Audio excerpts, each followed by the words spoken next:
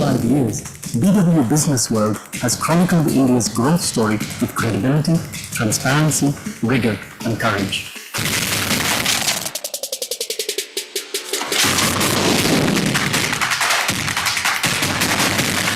Insightful journalism, conversations, and dialogues that go beyond headlines, decoding policy, powering innovation, and shaping how India thinks business. Editorial commentary from industry captains and business leaders.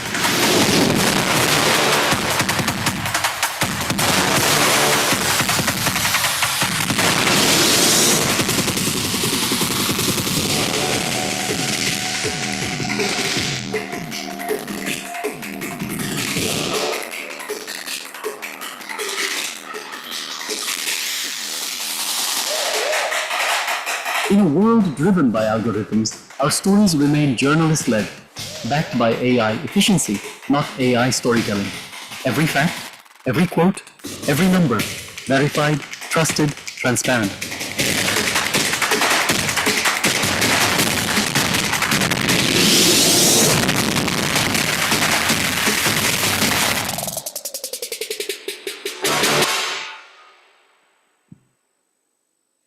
Very good morning, ladies and gentlemen. Requesting everyone to kindly put their mobile phones on silent or vibrate only mode.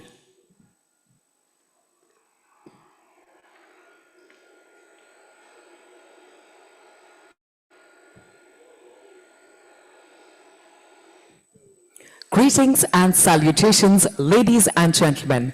My name is Sahibjeet Kaur and I will be your host for this fine day on behalf of BW Business World.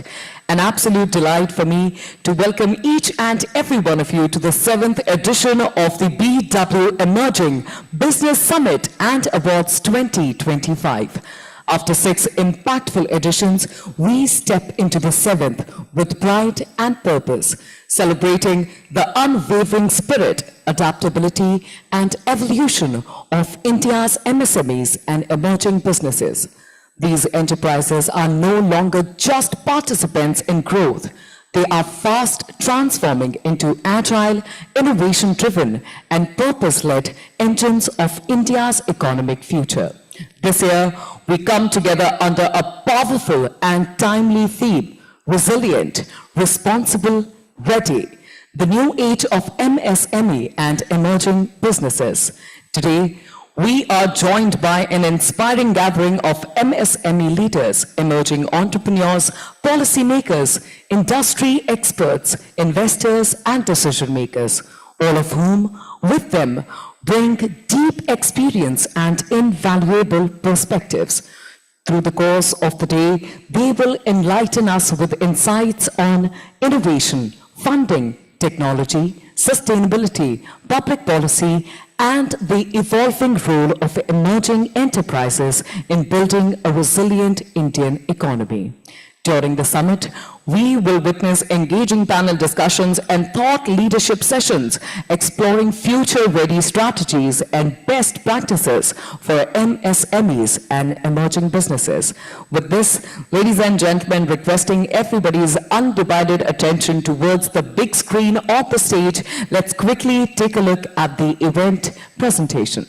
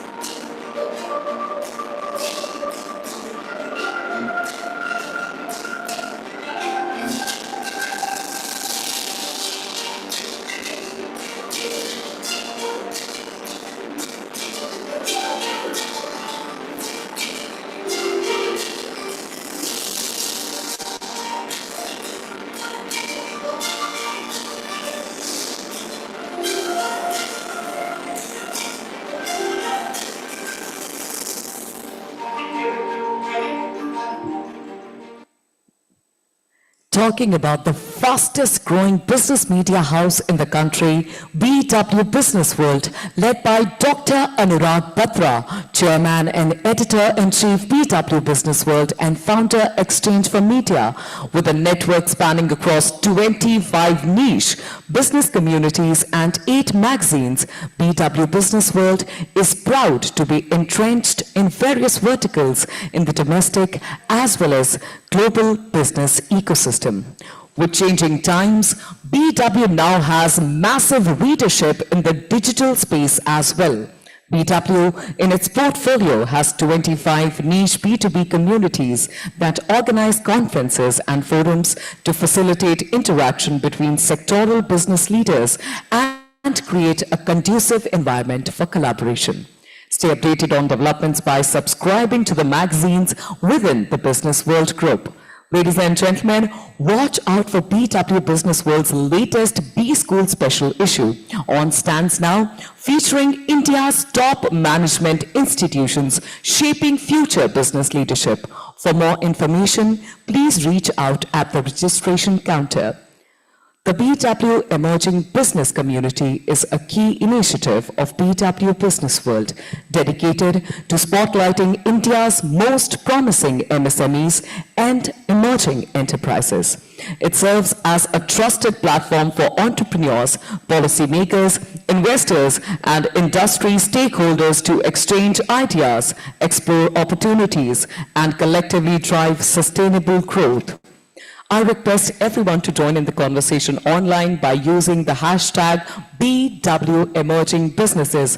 I'm certain through the course of this event, you'll be taking pictures, videos. In case you are planning on posting these pictures, videos, or any comments related to today's event across any of your social media platforms, please do not forget to use the hashtag.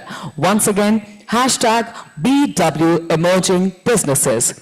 With this, ladies and gentlemen, before we move forward, I'd like to take a minute and express our deepest gratitude to our Lanyard partner for helping us turn our vision into reality. Lanyard partner, Moneybox. Let's quickly take a look at what Moneybox is all about.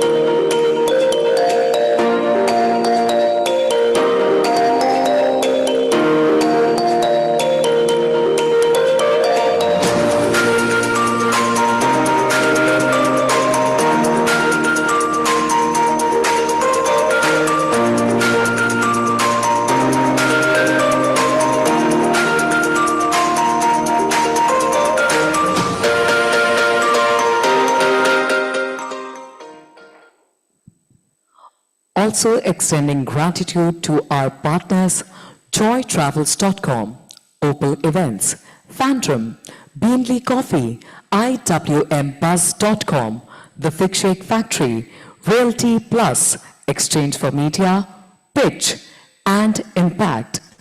Now, I might be an unfamiliar face up here trying to talk your ears off, but it's time for a renowned personality to get onto the stage, set the context for this day to follow, and to deliver the opening remarks.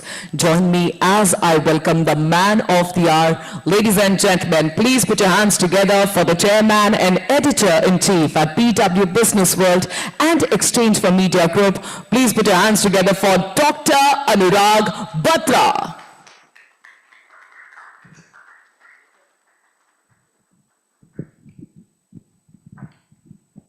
Good morning. It's my honor and privilege to be at the 7th edition of the BW Emerging Company Summit.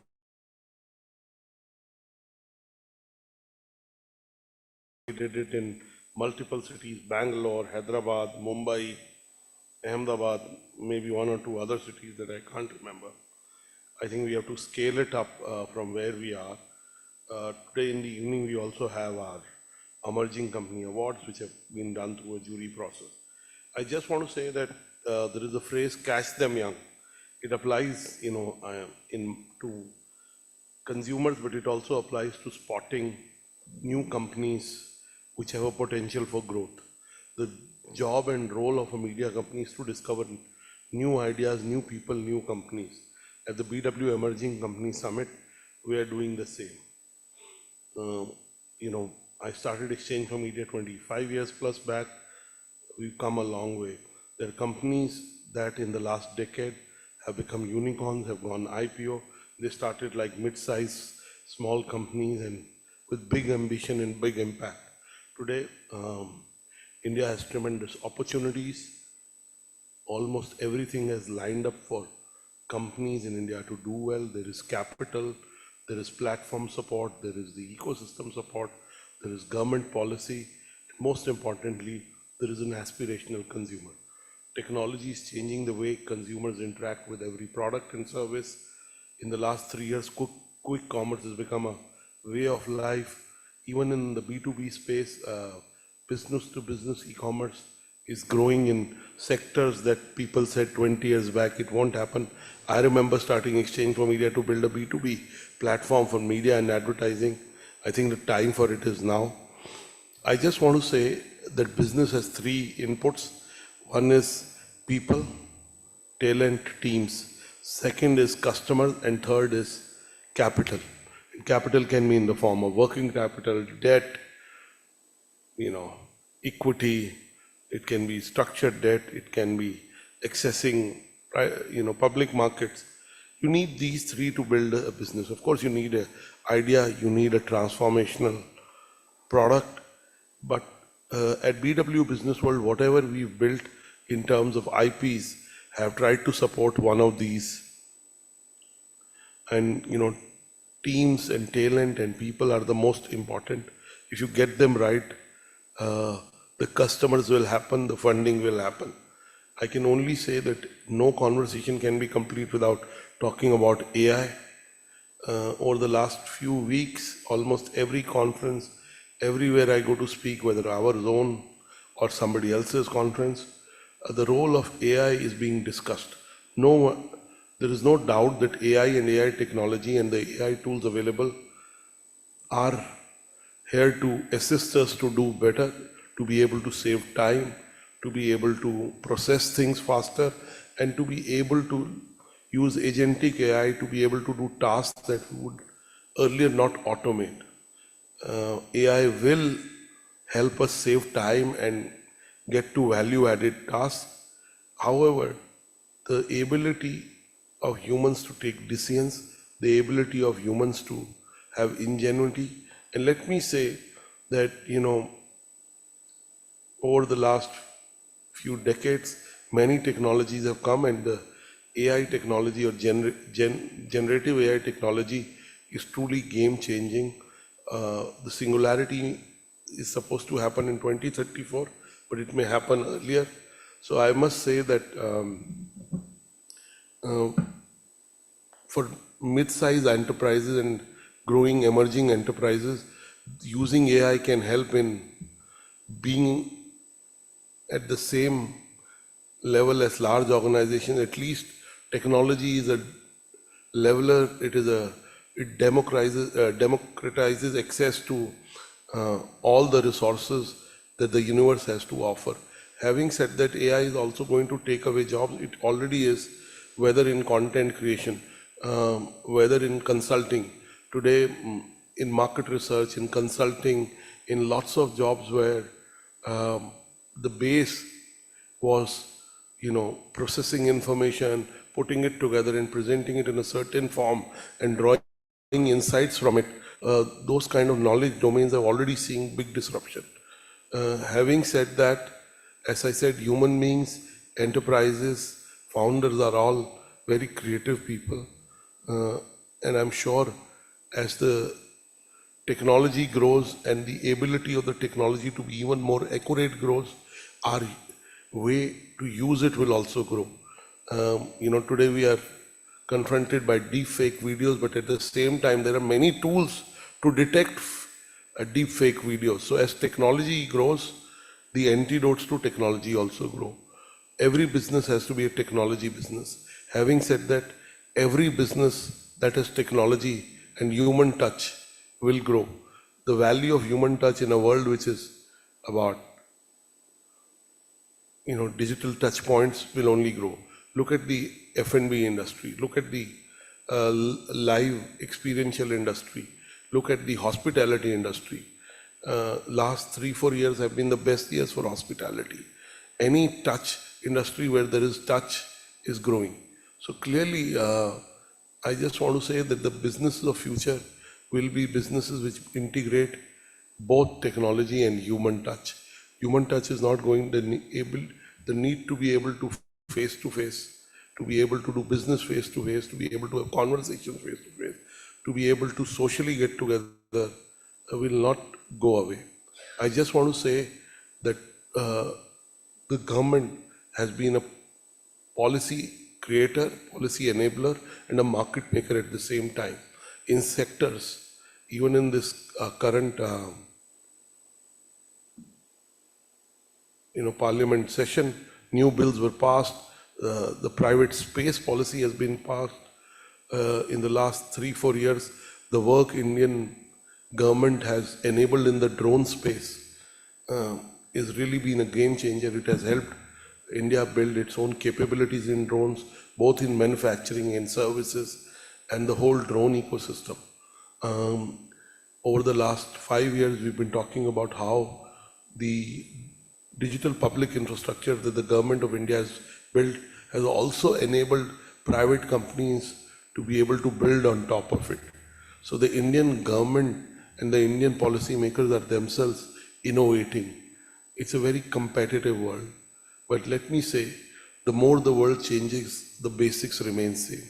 The basics of customer service, the basics of getting a product right, the basics of giving value, those won't change. So for those entrepreneurs who are building new companies, new ideas, the ability to stick to these basics while you embrace new business models, new ways of doing business, and even looking at old problems with new solutions will stay.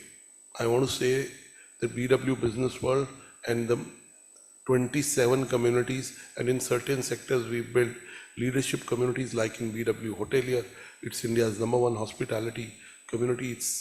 We complete on 12th Jan, we'll complete 12 years. So clearly in many communities we've become a leader. In some of the other communities we're in the top 3 and we have ambition to be better. I always keep saying it's better to be in the play and improve while we aim for the #1 spot. That's true for individuals, founders and companies. Being in the play is most important. I also want to end by saying that the most important thing is health. We all entrepreneurs spend too much time, effort, money building our own enterprises. I think health is the only irreversible thing that you can't change. So focus a lot on your health. Sleep is the most important thing. I keep talking about, sleeping 8+ hours every day. I follow that myself. And I can only say that a book that I read 22 years back called Tuesdays with Maury is more relevant today than it was then. It's a book which basically says, spend time with your loved ones. We live in a very materialistic world. Yesterday I did a couple of interviews and I met a young girl and she just returned from Canada and she wanted to work and we hired her. And I asked her, what's your ambition? She said, to make money, which was very honest, but it's become a very materialistic world when I meet young people. And there are all kinds of young people, I don't want to generalize it, but the ambition has to be much more than making money. I just want to say that. Tomorrow we have the BW Social Impact Summit here, and I can tell you the most important thing is the impact you have in other lives in a positive way. What is the impact you have on your environment? What is the impact you have in the community? I also want to end by saying in life, what is most important is 2 words. One is, I'll say it in Hindi and then I'll say it in English. One is umeed, which is hope. The other is koshish, which is efforts. If you have hope and efforts as part of your DNA, you will be able to build large companies. And God's grace will help you build bigger companies. I keep saying grace will get you to places where hustle can't. So I wish you grace, I wish you luck in building the enterprises you are building. The emerging companies of today are the large companies of tomorrow. And I keep saying it's not the size of a company that matters. It matters in the business world and corporate world. Entrepreneurs look at their top lines, they look at their profit. The ability to make more money also helps you attract better talent, and it's a virtuous cycle. But what matters is the impact you're making on your immediate environment. So I wish you luck, and we at BW Business World will be there to chronicle your journeys and take things editorially. Thank you. God bless you.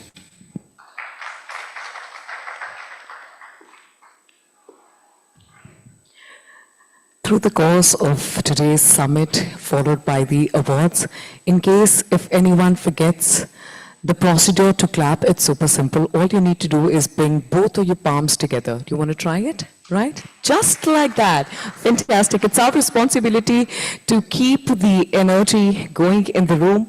Ladies and gentlemen, this brings us to the first keynote address of the summit, the future of India's emerging businesses, building resilience, driving responsibility, and staying ready for global growth. Join me as I welcome the chairman at Selectronic. Please put your hands together for Mr. Veer Sagar.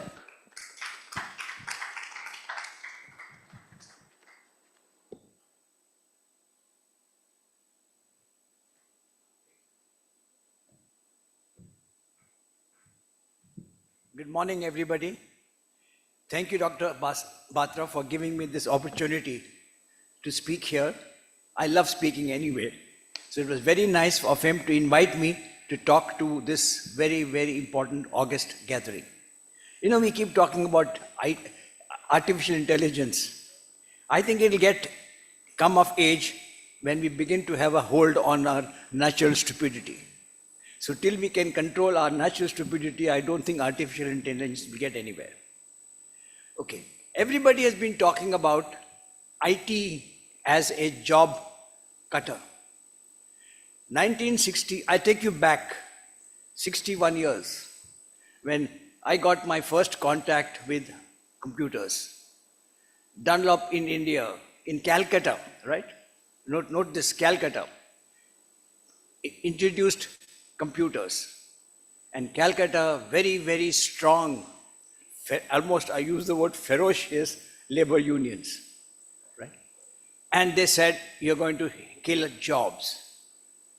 The mandate given to the company was, you will not employ any more people. And yet, at the end, what happened? Right? I got thrown into this computer division, and at that time, the only members of the computer people were programmers and systems people who were highly educated, spent 4 to 5 years getting degrees in computer technology from very, very good. And I was a plain vanilla MSc sitting there. And I didn't know what the hell I was doing here. Now, everybody there was focused on technology. They were looking at computers, what computer can do. Since I did not understand what computer can do, I started seeing I'm in the company. Let me see what does the company want. So I changed my total focus from the computer to the end user. My knowledge I was fairly good in applied mathematics. So I used that to see what can I do for the company with using the technology, computer, which I could not do manually.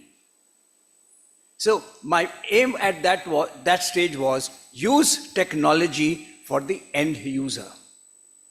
Once you did that, right, you find, of course, not only I got a lot of benefit, but the company got a lot of benefit. Initially, all companies, whether it's an SME or a large company, has only 2 requirements. The rest is all PR. One is to reduce the cost or increase the revenue. Effectively increase your profit. Rest is all nice, good words, but without this you can't go anywhere. So I used mathematics to how the company can reduce cost or increase profit. So once you change your focus and you say, I am not focusing on technology, but I am focusing on the end use of technology, you'll be surprised how technology can help you, how you can create so many more jobs. But part of the problem, I used to say when I was selling computers, and I was also manager management services of a company, that means the head of computer division, that the biggest bottleneck to computer growth use are the computer guys. Because they are so head up on technology, right? They want to ask the supplier, do you have this technology? In those days, Oracle was the big thing. Do you have Oracle? Damn it, you don't need Oracle. But you need it on your resume. You look good when you say, I have used Oracle. Company may or may not need it. So a lot of things was happened because you were forcing technology. Without using it the end user, so technology keep coming. And every time technology came in, there was hue and cry, oh my God, what's going to happen now? Look at programming. Today we are saying AI. AI basically what is it doing? It's doing your programming for you. It's going to make programmers out of job, which is probably a good thing, right? So what is AI doing? It's taking care of your programming jobs. Programmers have changed right from the days when it was machine language to autocoders, to COBOL, to C++, to Java, to all kinds. And every time a new language comes, there's a hue and cry, oh, what's going to happen to programmers? Nothing, they're there. They're growing. They will do something else within the computer and survive. But their relevance becomes less and less. Because now, the end user is getting his value. When I started creating computer division or computer stuff, the end user had no say in the output. Right from the data that he had to give to what information he had to get, he had no say. It was the IT division that drew everything. Today, the thing is gone. IT is no more a silo. You're not growing this way. It's broken through the silo. It's come spread all over. It's now democratized. So the guy in the lowest level of an organization, whether he's a truck loader or he is the CEO, all of them are using IT. Similarly, when you go look at India, we say, oh, India is uneducated, has all this problem. Right? I had a problem, I was buying flowers last week, and I have this bad habit of not carrying cash. I normally borrow from my driver. That day he didn't even have. And the guy said, sir, UPI kar dijiye. I don't have UPI. But the guy is strong enough to say, get UPI done. So there is this spread of technology right at the lowest level. So everything we can do, we can create use. Technology will not kill if you remove technology from the center and put it to the side. You ride on technology. Make technology your slave. And I give you another example. Years back when all this was happening, right, I started a thing called back office. Back office is there's somebody doing some work in a far off place. In this case, it was America, and we were taking that job, doing it here in India. Why? Because at that time, the big thing was H1B. Everybody and his cousin wanted to go to US. So there was everybody learning computers, everybody learning software so that they can go there. And then came this big hit on H1B. And this is going back now 25 years. What's happening today also happened 25, 26 years ago when they said, this is killing American jobs. So the number was cut down from whatever it was then, 128,000 or something, to 75,000. The amount of money that you had to pay for this, for getting the H1B visas had gone up. The salary that you had to give to the employee, Indian employee who went there had gone up. Almost exactly the same thing is happening today. And at that time, I was head of a computer company, right? Doing the same thing, sending guys to US. When this happened, instead of this hue and cry, I said, if we cannot send people to the jobs, let's bring jobs to the people. How? Use technology. So at that time, using telecom, there was no internet incidentally, point-to-point technology, we brought in jobs, doctors dictating in the US to Indians sitting here in Gurgaon and typing it out and sending back. Start of back office in India, medical transcription. This is 1997. Then what happened? Technology came in, right? Word recognition came in, voice recognition came in, and we sort of anticipate, not anticipate what will come in, but technology will always come in. So be ready. We have a plan B. What happens if technology comes in? Don't let technology knock you out. Learn to grow. So we said, okay, if this goes, what's the next level? So we said, okay, let's train ourselves that when voice recognition takes over, we are ready with some other offering to this customer. We have got a customer now, so we started doing medical records, database. Then that became again mechanical because technology came in, we did all the sorting it for you. Then we said, okay, we do records review, which in today's jargon is known as KPO. Now, AI is coming in, something will come. So we assumed, not AI, but we assumed some technology will come in, which will close this. So we said, okay, what do we do next? We looked at games. So today we have cricket telecasting and coaching, remote coaching, using technology for these people. So always as a company, you keep looking at what is going to happen. Reposition your company. See, as SMEs, and I'm sure even big companies, we do not have the wherewithal to control technology. We can neither stop it, nor we can bring it. But instead of getting scared, let's take technology and ride on it. The first technology which is supposed to have killed jobs created back office. And that back office created millions and millions of new jobs. Now we are looking at artificial intelligence. Now let us look at artificial intelligence. The part of the problem is like the elephant, the blind man and the elephant. Nobody actually knows what it's all this about. We are led by the VCs in the US and the companies in the US.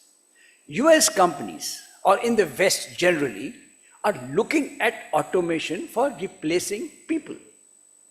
The same thing as they use H1B. They have people shortage. So they want to use any automation which can replace people. If you look at their calculation, they would actually at one stage say if you replace one person, you can get one PC. This is going back a few years. Now the equation has changed.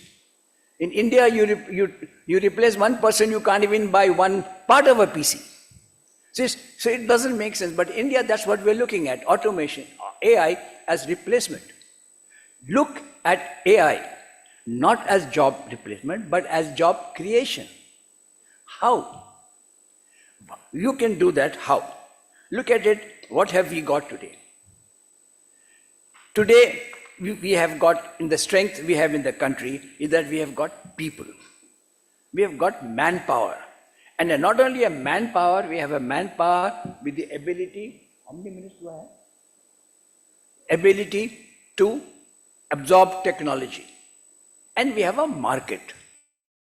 So let's use this manpower and see how can we use this technology to create happiness, take it down to the lowest level. And when I look at creating happiness and spreading technology to the lowest level, two things come to mind. One is health and the other is education. If you see in India, we have a major problem of health dissipation.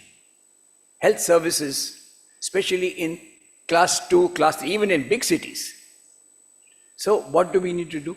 We use AI for providing health services to people in tier 2, tier 3 cities. This technology is well suited for that. Similarly, look at education.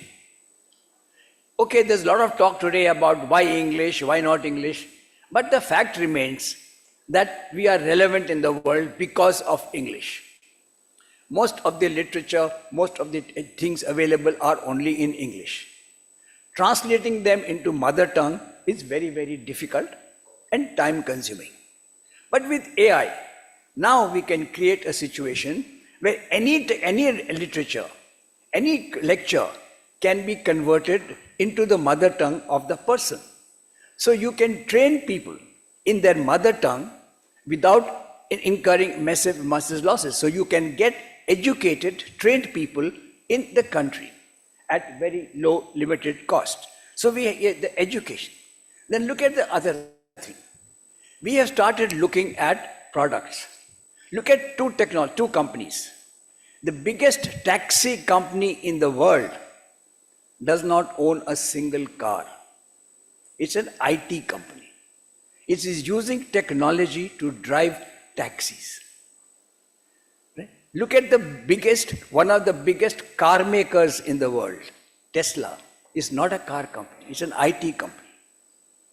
So what is happening? People today are using technology for solutions. Cars, so it's going through the product. Today, technology is an enabler. It's not a product anymore. Previously, we used to look at technology and do MSc in IT, MCAs, learn more and more. Those will become more and more irrelevant.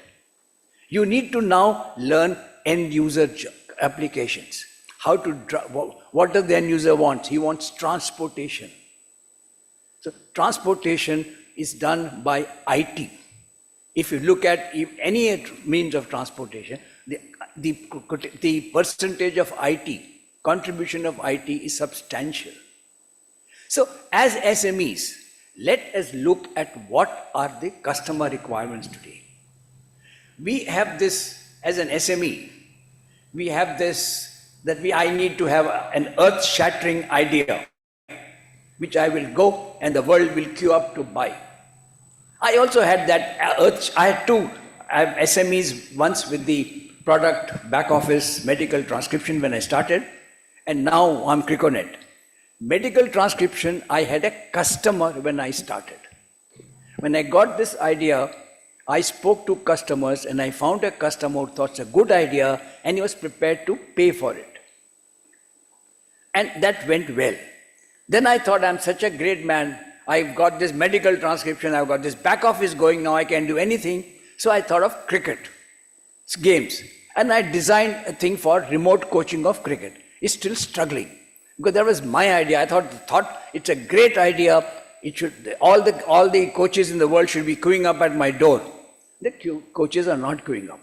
Because if you have a great idea which nobody else wants to buy, it's a worthless idea. So you look at an idea which fulfills a need. So as an SME, you need to have ideas that you can fulfill a need. Either do something better, cheaper, or which is not there, which makes life of the user easier. I think, you switched me off? Sorry? Okay. Okay, thank you very much. Ladies and gentlemen, a bigger, better, bolder round of applause for Mr. Veer Sagar. Could I please encourage everyone to empty out their hands and stand for the next 30 seconds? Everyone, yes. It's a slow winter morning, right? You'd rather be basking in the sun with a cup of tea or maybe a cup of joe in your hands. But here we are, charting the discourse of emerging businesses in the Indian economy. Are we to do it with this 50-50 energy? No. Let's quickly shake it off. Come on, with both of your hands, let's quickly shake this energy off. Fantastic, fantastic.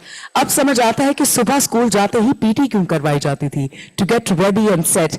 Ladies and gentlemen, now I encourage each and every one of you to clap for the next 30 seconds so that the room is filled with energy. Louder, louder. Fantastic. Thank you very much. Thanks a lot. Let me assure you this was not a ruse for me to get an applause for myself, but for rather for all our speakers and event attendees. Thank you very much. I see happy, woken up faces now. Could I please request you all to take back your seats? Thank you. Applause for you, of course, by default, Mr. Sagar, by default. With the same, I hope that our mobile phones are on silent or vibration mode. Ladies and gentlemen, this brings us to the first panel discussion of the day. Resilient through disruption. How MSMEs, emerging businesses and startups adapt, thrive and lead in changing times now. Join me as I welcome our panel. Founder and CEO, Prism Consulting and ex-Chief Business Officer, Network Expansion at ONDC. Please put your hands together for Mr. Shirish Joshi.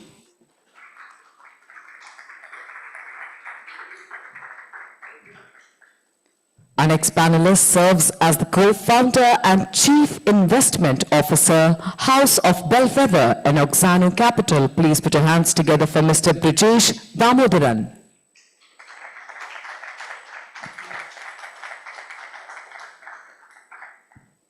Welcoming the Senior Vice President, Marsh India Insurance Broking Limited. Please put your hands together for Miss Shaina Taneja.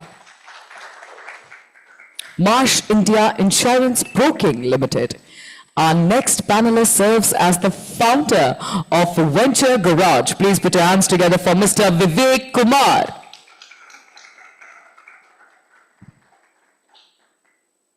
Ex-Google, startup and VC business, founder and CEO at EduWest, a wealth tech platform for families. Joining us on stage is Mr. Vaibhav Jain. A bigger, better, bolder round of applause for the man.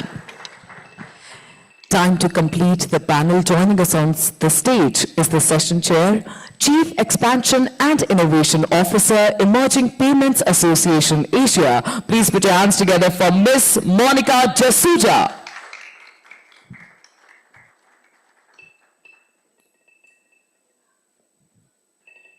Good to start off the discussion with actually not just stories of resilience, but also a lot of courage. And we have practitioners all around the room who are actually going to help us set the stage for the day ahead.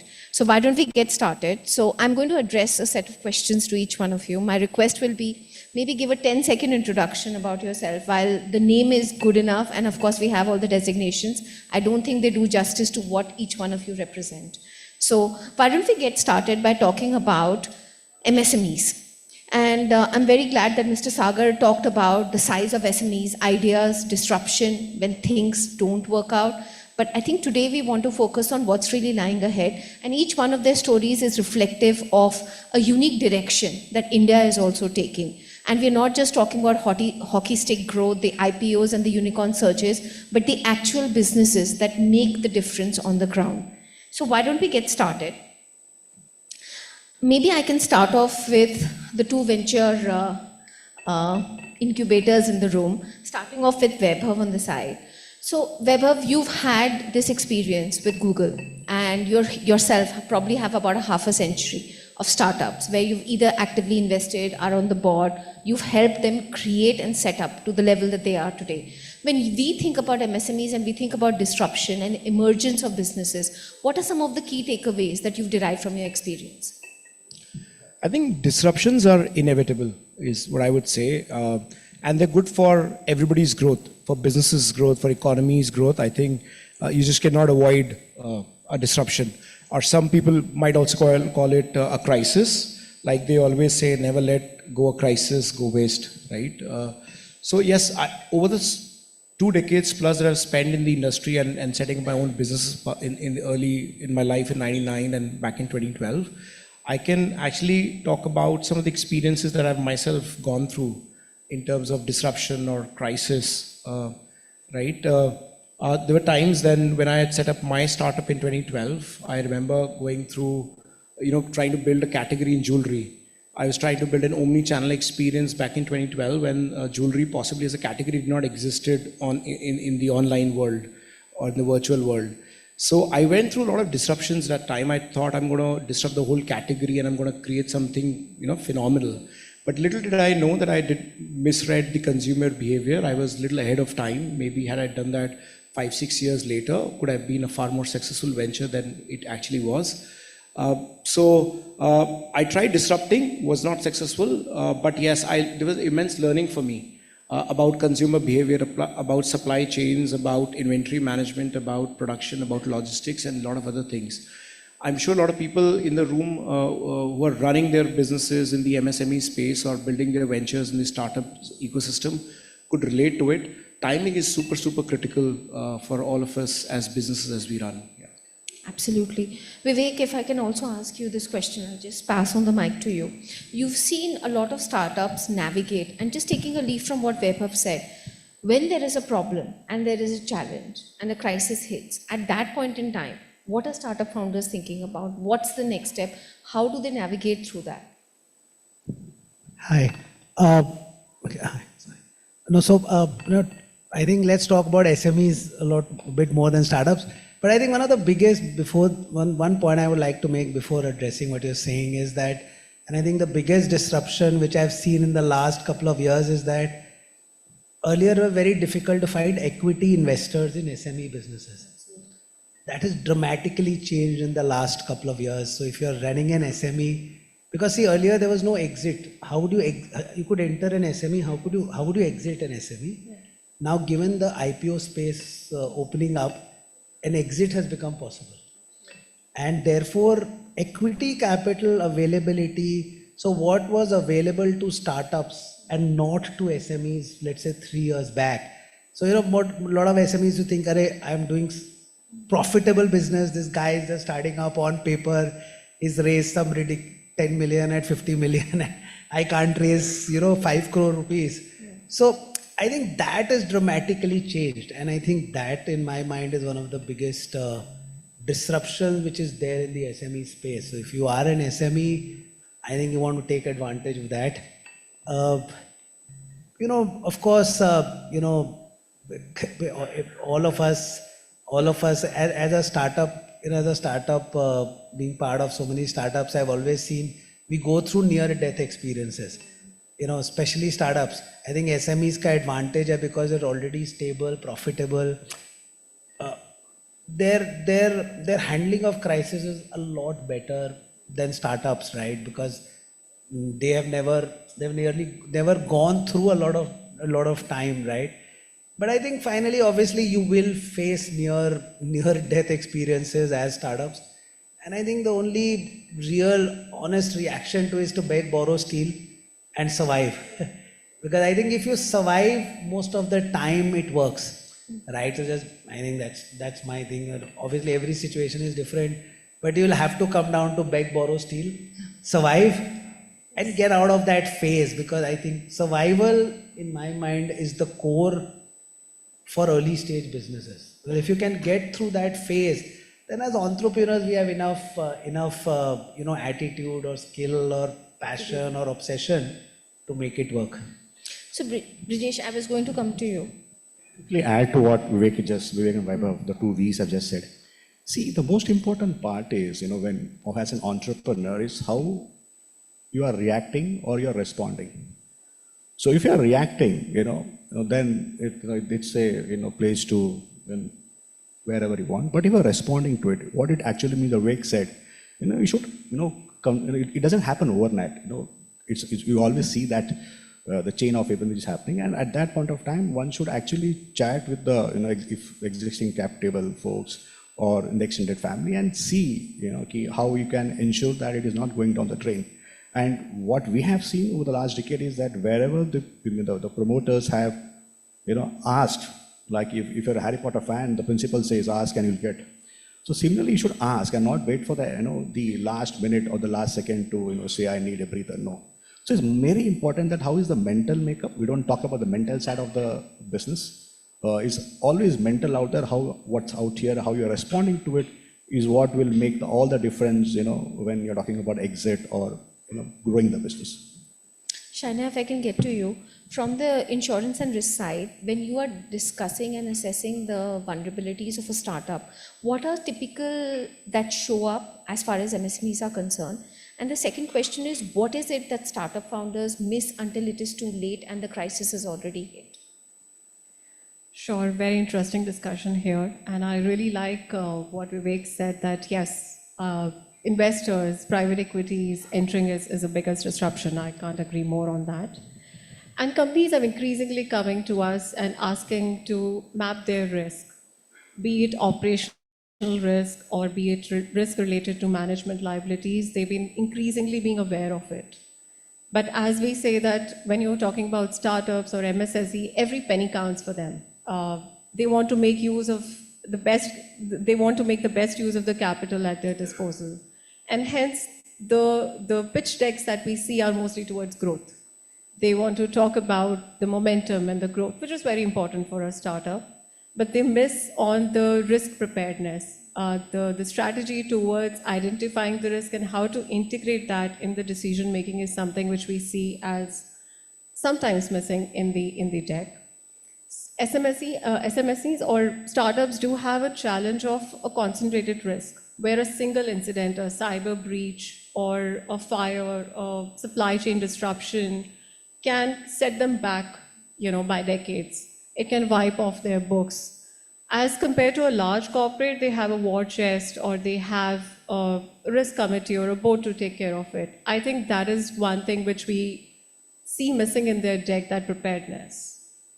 That's interesting. You should also add, in trying to save costs on legal, Trying to save costs on legal and finance, that it is being penny wise and pound foolish. Never ever try to, have an underserved or, an SHA or a term sheet, which is tomorrow can cause trouble to you as you grow. So that is one thing which we have seen multiple times, that you try to save costs on legal and financing.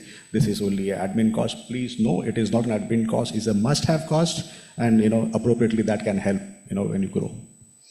I can only draw from the experience I had of a very young person yesterday who was managing his business because his father was very sick, and he said सबसे बड़ी problem India के अंदर होती है और अगर आपने ये सीख ली तो आप कोई भी business संभाल सकते हो. He was interviewing for a master's program, and he said लोगों से पैसा निकलवाना और समझना कि लोग पैसा कैसे निकालते हैं. This was a 22-year-old. So in terms of business, I think MSMEs get it. It's the startup guys which probably learn from mistakes, as we've learned from fintech. But I'm going to come to Shirish now. Shirish, you've heard the problems, but you've actually helped create a marketplace and to actually get merchants onto a platform. And that is more difficult than one expects. The network effects are different. The scale effects are different. What are some of the challenges that you saw? So at the first stage, it was to explain the idea. And in fact, ONDC was also born out of a crisis. It was born out of COVID. When you lock down 1 billion people, how do they shop for things? Because you can't walk into a store. So out of that crisis, and solution wasn't to build another platform, because platforms existed. Collectively, they were making only 2% of the economy. So obviously, they weren't solving it. So the first step is to teach, to help people understand, yes, this is also e-commerce, but in what way this is very different from the e-commerce you see today. So that's one phase. After that is then to do the enablement phase. And once you enable them to join the network, is then to help them grow. And at each stage, and these are things we discovered. So nobody's built a network like this. One of the first set of organizations that came onto the network were tech companies. They were able to build the software because they understood how to work with APIs. They built the software, but they never had a sales team. They never had to have customer support team. So how do you go and pitch this to Kirana stores? How do you go and pitch this to garment stores? They didn't know. So they needed help there.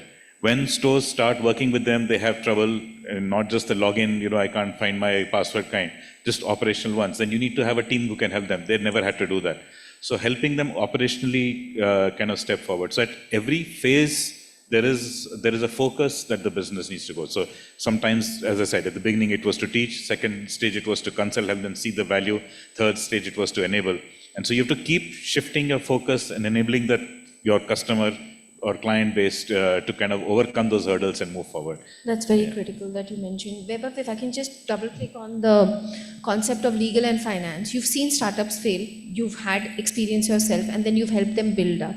When we talk about legal finance, does it seem like a mature part of the journey, or is this something that you would expect in startups to invest in right up front? I think it's a double-edged sword. One, it is expensive to have the right legal firm aligned to your business. But at the same time, it's an important investment that you need to make.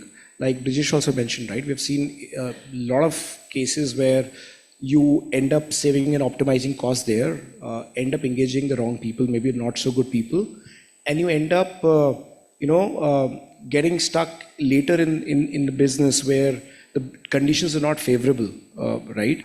That's where you actually realize you've made a mistake because the legal firm maybe omitted some of the important clauses that should have been there as part of the contract. So it's super important, even if you have to take debt, do that, but get a best legal firm on the job so that you're saving yourself from long-term trouble perspective.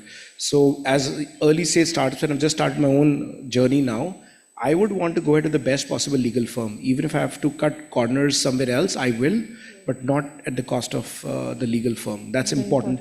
And finance is again something very important. I think earlier in the days, a few years ago, CFO was not a known position in startups. You will rarely find a CFO in a startup construct a few years ago. Unfortunately, we had a lot of financial governance issues a few years ago. That's when I think the entire ecosystem woke up to the concept called CFO, which has existed forever in MSMEs or SMEs or even large corporates, right? So I think finance and taxation, extremely, extremely important, or legal, extremely important. One must not cut corners there. Super. So now if I can actually ask another question. We've talked about and we've heard about the word that is already mentioned like 1,000 times a day nowadays, AI. So if we can actually talk about, when we think about startups, and there is always a need to change, need to upgrade, accept technology, adopt to technology, and then something changes. But if I can ask you, between that process itself, where do things fall off? And if we can specifically talk about the aspect of AI and emerging technology, what in your perspective is both the reaction as well as the action needed? Hi. It's a tough one, right? See, so I was in corporate life for 10 years, right? I think one of my biggest learnings while now working, I've done multiple startups, working with SMEs and startups versus corporate is, in corporates now, we used to build capacity first. In startups, I think it's a disaster to build capacity first. You have to build business first. In my viewpoint, if you're an early stage company, SME, I think that's why a lot of the SMEs have done right, is उन्होंने focus किया है कि boss पहले धंधा बना लेते हैं, then we will figure out the rest. So a bit contrary to what Vibhav and Brajesh ji are also saying, I do believe, I agree that finance, legal chahiye, and it will come down to that. But I seriously believe that first and foremost, build your business. यदि business धंधा आता है ना, तो you will find people like me or better people like me who will come around and try and tell you कि boss इसको ठीक कर, right? But if you've not built business, we can't do much, right? So I think technology is also there. Same thing with technology. See, I don't think it's important not to get lost in हर रोज 4 नई चीजें आ रही है. It's impossible to keep up to it. You have to figure out what technology will enable you to build your business better. I think the wrong thing to do is to suddenly start trying to implement ERP in an organization which is doing 1 crore a year. Bro, get your business up. Forget trying to implement ERP in your organization or try and sync multiple things and figure all that out. My thing is, build technology which enables you to first get to that, get to some serious business. I think at the core, get there, and there obviously there is you want to get your back-end things on. Use Zoho for example. It's a very simple software, right? Kuch fancy nahi hai, kuch AI nahi hai. But if your leads at least put it on Zoho. It's a very cheap software.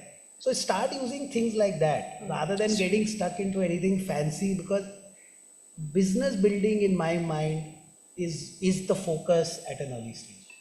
Brijesh, what do you think on this?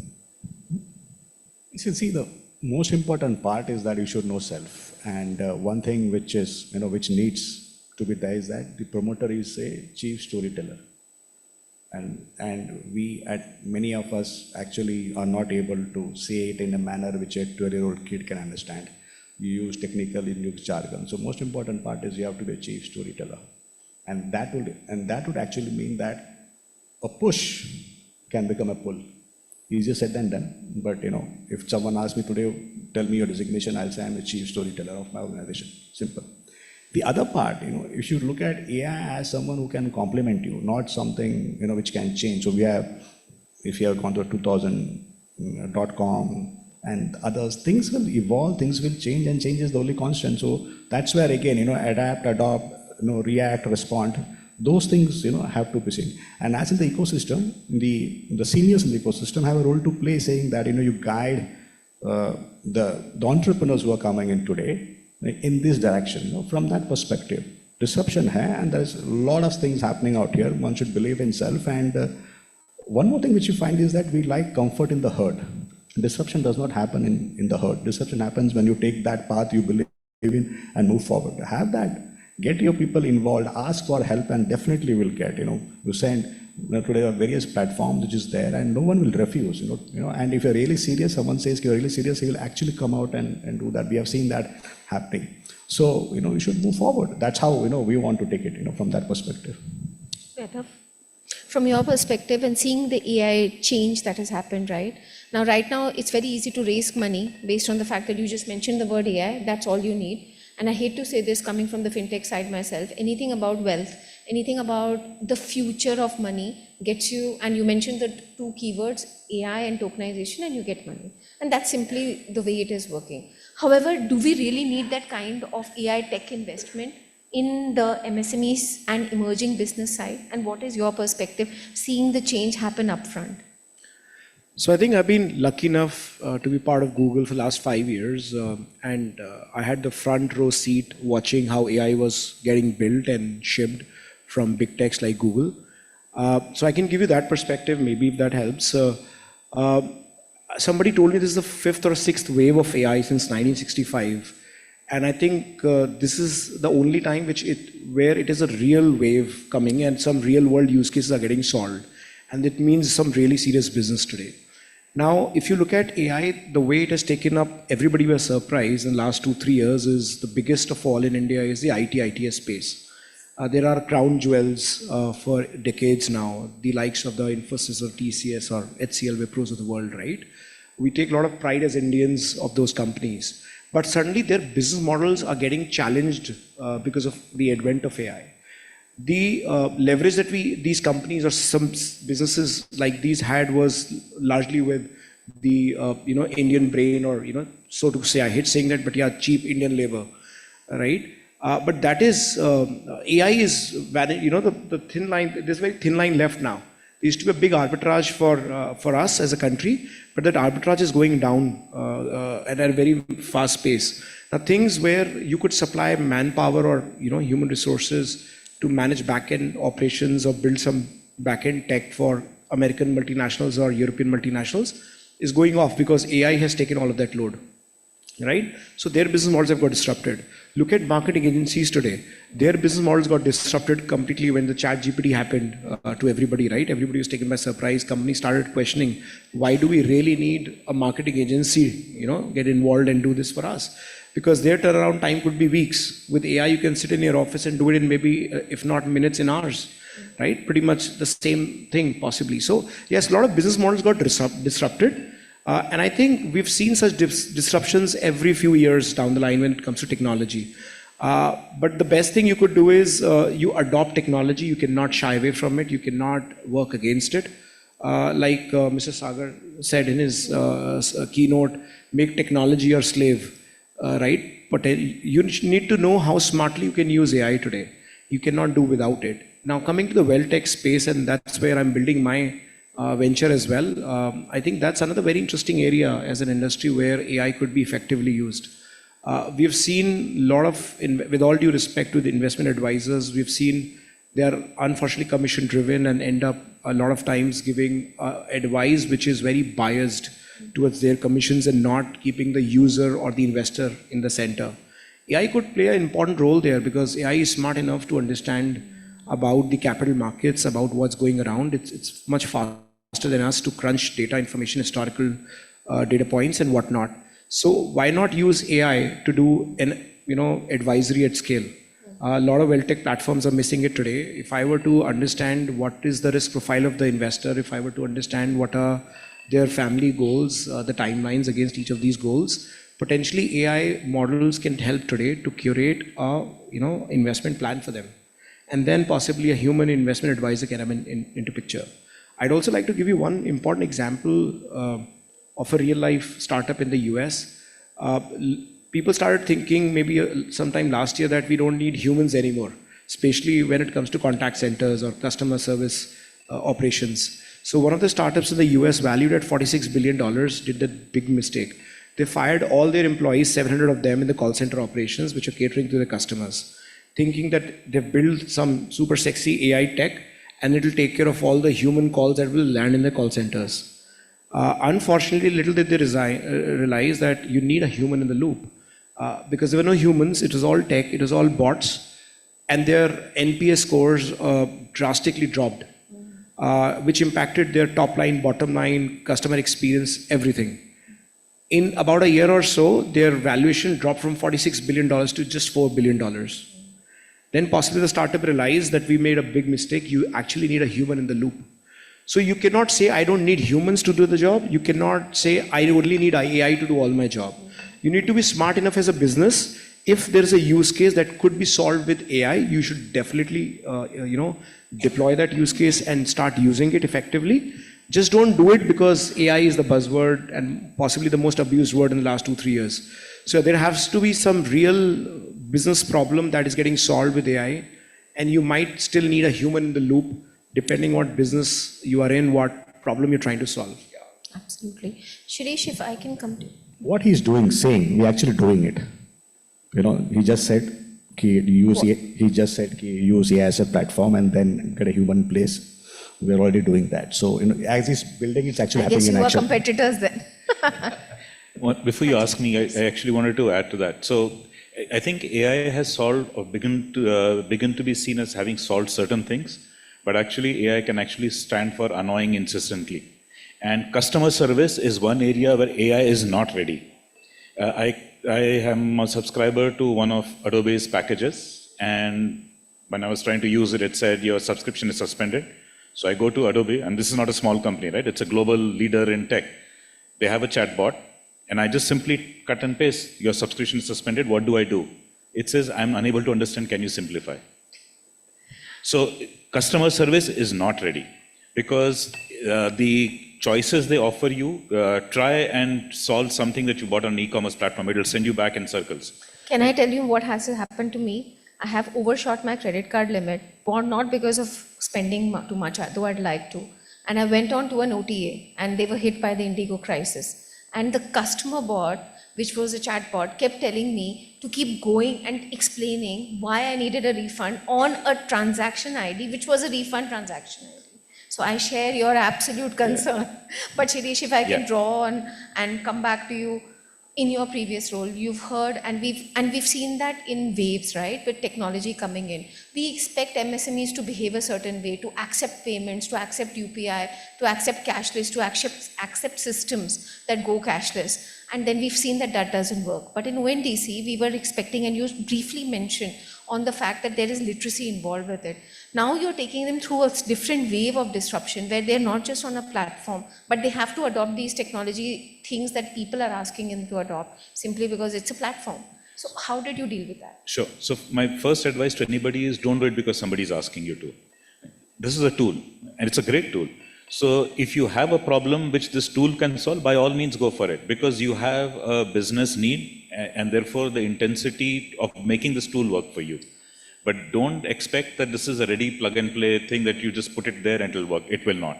So if you do have a problem, let's say you do not have an entire analyst team, but you do need to review a lot of data. Okay, if you're using AI to visualize charts and show it to you, by all means, that will speed things up. But don't expect, as I said, customer service it can't do. Consumer insights it can't do. It can summarize information at scale, but it cannot find cross connections yet. I have not seen that information. So you do need to use your own eyes and ears and judge things and not take that out of the system. Where AI can help is simplify some journeys, but I think the yardstick of the performance should be the same as if a human would be there. It should be that, okay, I've decided that I will use AI, then I use whatever is the best AI. Then you're, Ando mein kana raja. So it should not be that situation. So Shaina, if I can, so we definitely have validated the need for humans to be in the loop. But from the risk perspective, you're using a lot of AI for obviously the right reasons, but you still need a human to make decisions. But at the same time, when you're looking at startups, you're looking at small businesses and evaluating the risk side and any red flags, how much of human versus technology would be used? So AI is definitely the talk of the town, no doubt about it. And not just startups, I think even the large corporates are kind of, in worry about what is coming out of it. We have the privilege of working from the largest to the startups, and we see very varied reaction coming from everywhere. I was with a client last week, and he's signing a very large contract on AI with the customers. But the customer is saying that you've been doing this work manually for us. Now that you have to transfer this to an AI, which is more effective, much faster, you're going to be delivering me this in a 2x speed. But what guarantee do I have that it's going to work and it's going to be error-proof? It's a first-time venture. They don't know how it's going to be. So he comes to us and says that, how do I cover this in insurance? Can I transfer this? Yes, you can. And that is where AI is buzzing in the insurance world also. It's an uncharted territory for the insurers, for the risk takers, for people who are giving you capital and indemnifying you for such kind of losses. But it's inevitable. I agree with Vaibhav. He said that it's a technology which is there ahead of us, and it's inevitable. So awesome. So in the interest of time, in the last 10 minutes, and to also lighten up the room a little bit and to help get the energy going, one question, like we have to do a rapid fire, but I only have time for one question. So if I could get your quick and short responses to complete this sentence and then talk about why you actually believe that, that will be great. And this time around, we'll start this way. So you have to complete the sentence: startups that survive crisis always have ...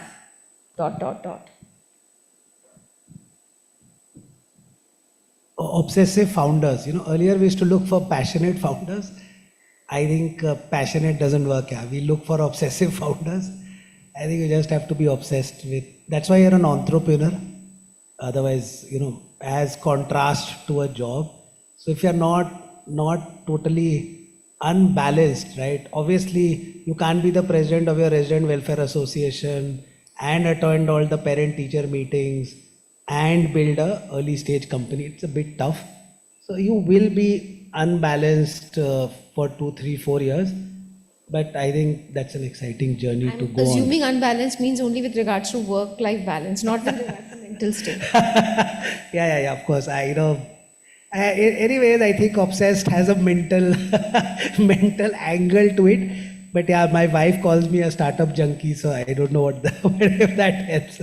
But actually, on behalf of the audience, if I can just double click on this, when you are evaluating what obsession looks like or feels like how do you evaluate that? I was chatting outside now, and somebody was, mentioning a plan B or a plan C. I get scared if entrepreneurs talk about plan B, plan C. There is plan A. This is it. Burn your bridges. You just have to make it work. That's why you are there. So, ye nahi chalega to wo kar lenge. It's a very, very scary thought. So if a founder comes and tells me if this doesn't happen, I'm just super scared, right? So and obviously ways to judge is what he or she is doing should know 100 times more than I do about that topic.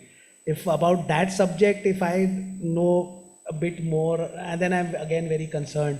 So their understanding of that subject should be super deep. So there are obviously signs to kitna obsessive आदमी है, but that's what we look for. People who are planning to pitch, like, be careful of what Vivek just said. Show a lot of obsession. If there's a plan B, hide it or run away. But Shaina? Yeah, I'm on the other side. I think clarity that comes to my mind. Clarity on what protects me and what is transferable as a risk. I would say that is very important. It's important for the founders to know what risk remains with the board, what is insurable and transferable, what risk needs to be governed internally. It helps them eventually to decide in a more confident manner. It helps them to use this as a tool in event of a crisis. That's important. Brijesh?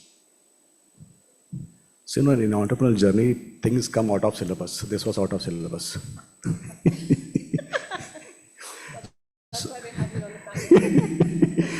See, I think I agree with, Vivek when we say, obsessive, and at the same point of time, it is something like, when what Buffet said, it should not look like work, you actually enjoy doing it.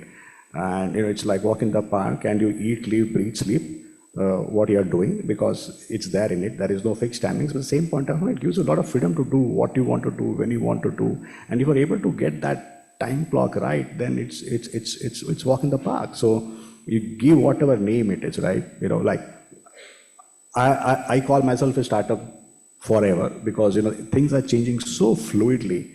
Like if you think I'll make the perfect product and move forward, absolutely not. If you like a stream, then trust me, you can create the biggest of the enterprise, which can actually happen. That's how we look at it.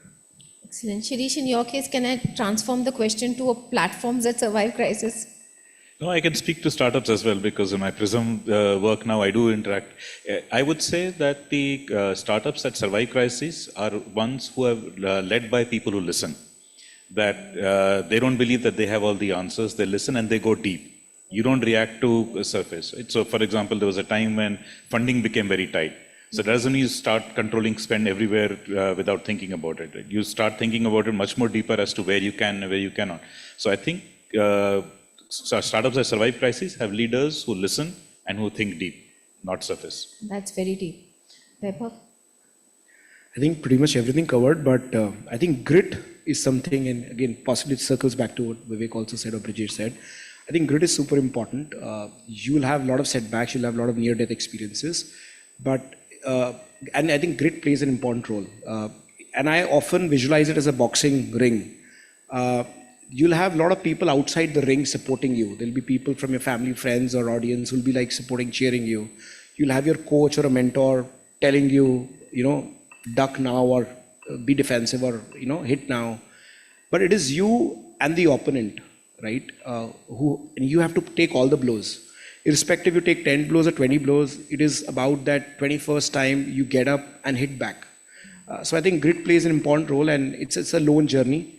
Right? So mental toughness is extremely, extremely important if you were to build any business, whether it's a startup or an SME or MSME, however you want to categorize it. But I think it's the man who's running the ship really makes the difference. And a woman running the ship. And, and also since Brijesh and you, I hope no blows here, competition, but mental resilience. But I'm just kidding. But actually, we can't sign off from the session without going into that last topic, which is we are at the end of the year, we are facing a lot, and I'm talking more from the global perspective, not just India, in terms of there's a lot of uncertainty in terms of what the next 2 to 3 years looks like. And it's not just in terms of funding. And you mentioned about the IPO route, and of course, there is a lot of conversation also whether that's going to be sustainable. But we are very clear that the next year is also going to be equally tough. I think that consensus is there. So what will be that one prediction that you believe will separate the winners from those that will actually fall by the wayside?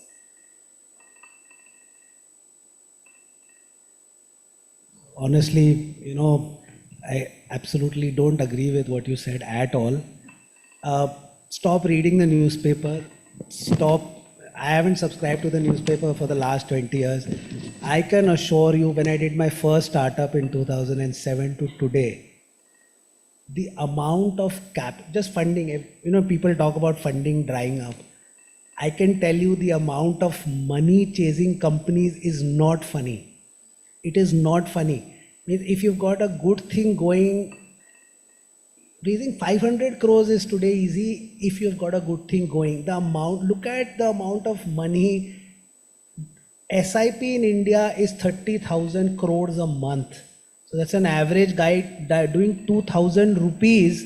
We are collecting 30,000 crores a month, which is projected to go to 60,000 crores a month.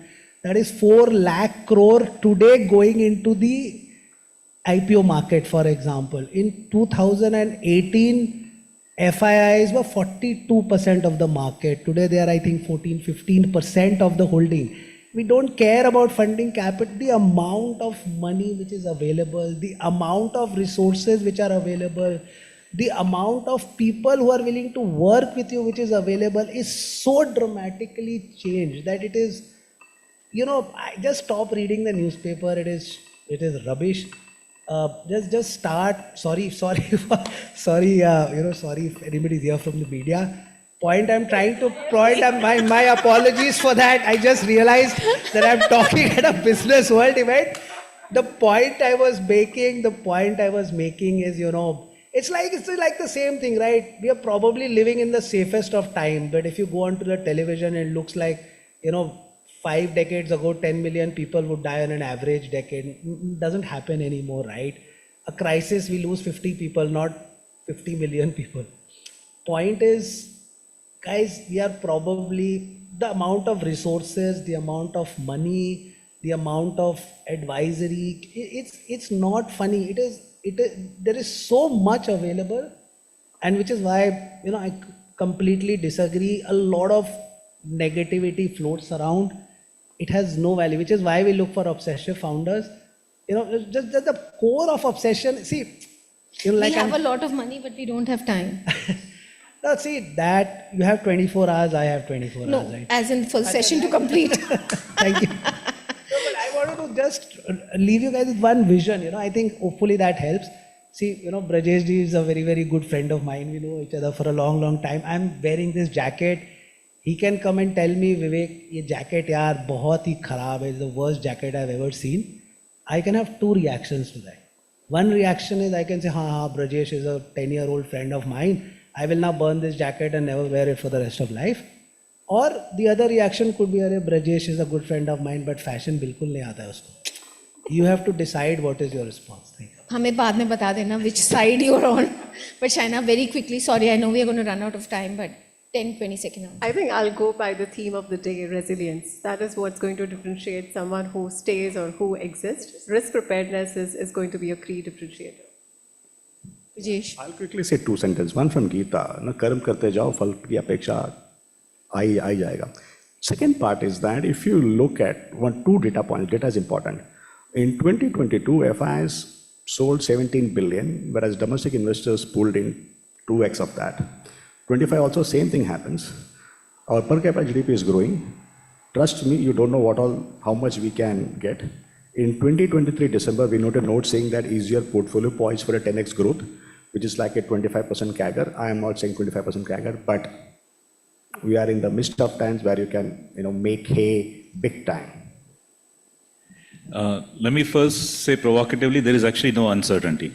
Because I've been working for more than 3 decades, there is no more or less uncertainty than any other point in time. Right? If things were so predictable, all companies would run on autopilot, none of us would be employed. So that's not the case. Reason we are employed is we are there to solve. So do the right things, do them right. It sounds very banal, very trite, very cliched, but do the right things right and you'll be fine. I think short one, stick to basics. Keep the customer in the center of everything. I know we all are greedy as entrepreneurs. We want to build large businesses, very profitable businesses, but we should do that in the right way. Whatever is right for your customer, your user, stick to that. Super, super important, I think. Yeah, that's it. Thank you so much. So I'm glad that I'm sure the audience would agree with me, but though the panelists don't, which I'm sure I'll have a conversation with them later. But I think just putting blinders on is the best way to actually not just survive, but thrive as an SME. And thank you so much for BW. And I know we've run out of time, but I'm going to blame this guy. Thank you to all the panelists and thank you to the audience. Well, I have to say that, first and foremost, could I please request all of you to kindly come in front for a quick picture? We love to commemorate special moments very much like this one. Ladies and gentlemen, a bigger, better, bolder round of applause is in order for the first panel. Thank you very much.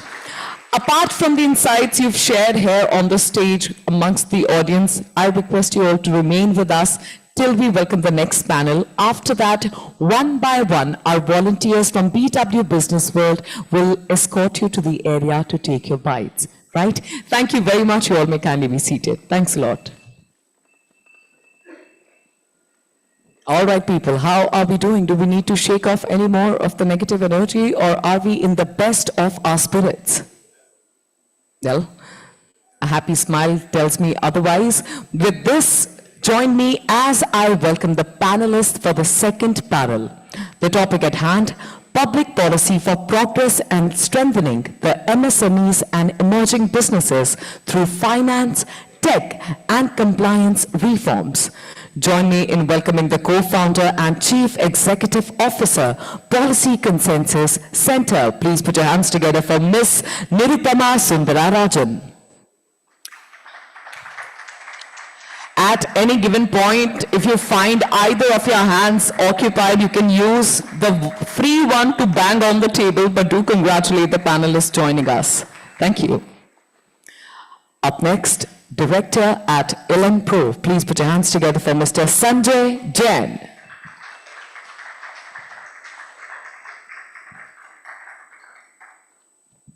Joining us up next is the Chief Digital Officer at Charge Up. Please put your hands together for Dr. Satish Mittal.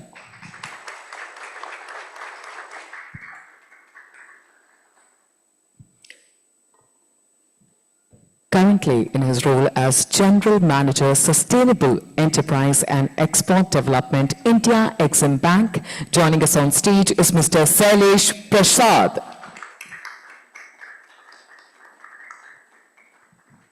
Our final panelist, the Chief Executive Officer, India at Tide. Please put your hands together for Mr. Gurjot Pal Singh.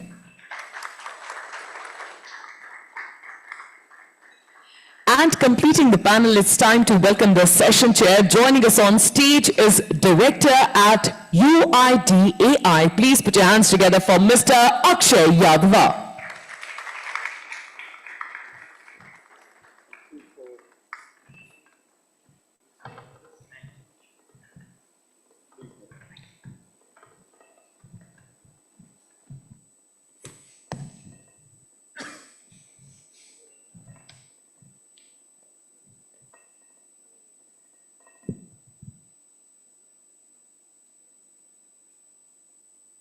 So, namaskar and good afternoon. I think at the outset, my gratitude to Business World for getting all of us here.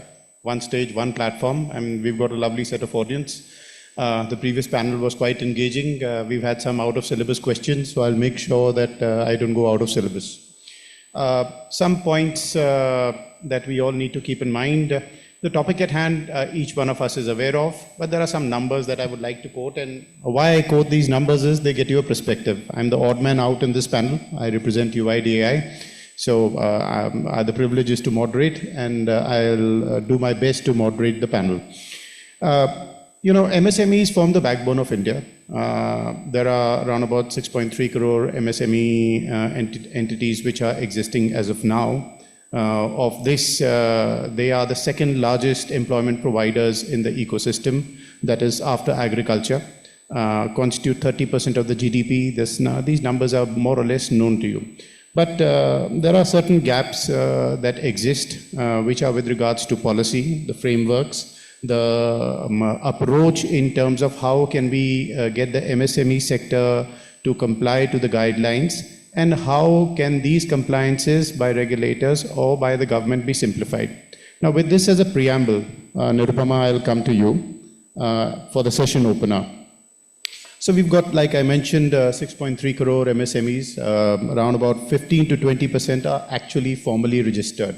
And from here, I take the cue that, in terms of public policy, what do you feel needs to change in Tier 2 and Tier 3 cities for ensuring that MSMEs get the right impetus? Yeah, thank you, and good afternoon, everyone. So it's interesting, right? I think one of the first problems that we face as a country is our data on MSME business is still lacking, in my opinion. So you quoted the 6.23, which is a figure that's been kind of floating around since 2011. But your Udyam registration as of December itself shows about 7.28 crores. So there is, and that's only a small percentage of probably those that are registered. So I think the starting point, whether it's tier 1, tier 2 or tier 3, I think we need better data collection tools, and we need better data for better policy, always. Specifically, and that's a very broad point that I'd like to begin with. But very specifically, if we were to look at tier 2 and tier 3, I think one of the biggest challenges, at least with my interaction with many of the MSMEs from there, has been access to information itself. So there is two. There is either an information overload, which means there's a lot of bombardment, or there is very limited access to the information. So to kind of put it together, access to the right kind of information at the right time has also been a bit of a challenge. I know there have been quite a few initiatives where there are district centers that have opened up, where there is a lot of hand-holding that is expected to be provided. I'm still not very sure how successful they've been. Not to say that they haven't, but whether they have been as successful as envisaged, because you're seeing more and more businesses coming from tier 2, tier 3 cities, and therefore the information overload also needs to be streamlined, and it has to be balanced with the lack of information. So I think this would be one of the biggest challenges that MSMEs face today, and I think this is one big policy question that we need to grapple with and we need to address. I'll stop here for now. Thanks. So I think key points, correct data, right amount of impetus, and a little bit of accountability of what's happening in the ecosystem, if I can summarize it correctly. So Gurjodhal, coming to you, we are all aware that UPI transactions crossed around about 14 billion a month back. And in the last panel, we were discussing about the use cases of why ONDC came up and how MSMEs can leverage such initiatives. So there's always this dilemma that is DPI being rightly exploited or leveraged by the MSME sector? So your views on it. So, it's a really good question. I would just start with a bit of background about what we do. So we work with the micro, part of MSME ecosystem. We are a company, we started out in the UK. There we have around 14% market share in this segment. In India, we've been in business for around 3 years, and we have around 1 million members on the platform. So, I believe DPI has given a really good push to, bringing a very large, what we would call informal, sector to the, formal part of the economy. Like, she mentioned, if you just look at the data, right, different surveys, different data points say 65 to 70 odd million, micro and small businesses in India. If you look globally, right, as a percentage of population, this number is around 10% of any market. And India being so, entrepreneurial, we would expect it to be at around 8-10%. So our own guesstimate is that, there are this missing 70 odd million. So 140 million should be the number of micro and small businesses in India. Now with DPI, I think we've come a long way, and then, there are other things which could further help. But, what we have been able to accomplish is, of course, with anybody who's getting formalized is moving out of the cash thing and, has a push to run business digitally. And collecting payments digitally with this entire UPI flywheel going in, I think that's pushed a lot to formalization. Then along with that, I think GST has been really great. Any small business, right, can take these input-output credits, etc. With the way this system works, it's actually positive, cash flow for that business. Then third, Udyam, and with ability to share data through account aggregation, etc. But, Udyam has given this access to formal credit. I think that was the second biggest reason that we see for any small businesses which is conducting business in cash to formalize. So ability to collect payments digitally, UPI, and access to formal credit. So I think all these are seeing really good, good positive impact. I think one piece which would, we are moving towards that, but which would really help even the ecosystem to bring a lot more to these businesses is that how do we, connect this stack and essentially, bring verification, KYC, access to the same level as individual, right? For businesses, there are proprietors, directors, they today have their PAN Aadhaars, there is business PAN, there is Udyam.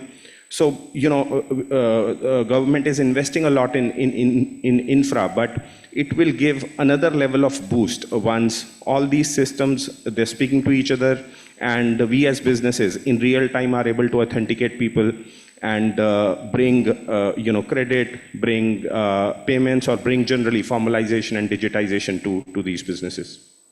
So, if I may add to it, it's the right time for the institutional KYC setup to come up as a stack for the MSME sector so that businesses can leverage it. And I'm talking from the perspective of Aadhaar, definitely at a personal level.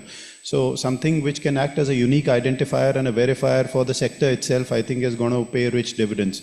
So Sailesh, Gurjotpal touched on a very subtle point with regards to the credit gap. And, there's a credit gap which, again, if you quote numbers between 20 to 25 lakh crores, which exists within the sector, my numbers may be 5-10% off the mark. This requires some amount of, innovative solutions to bring forward for kind of addressing this issue. So what are the points that you would look at and the solutions that you would suggest? Yeah, good afternoon BW for having me here, and thanks.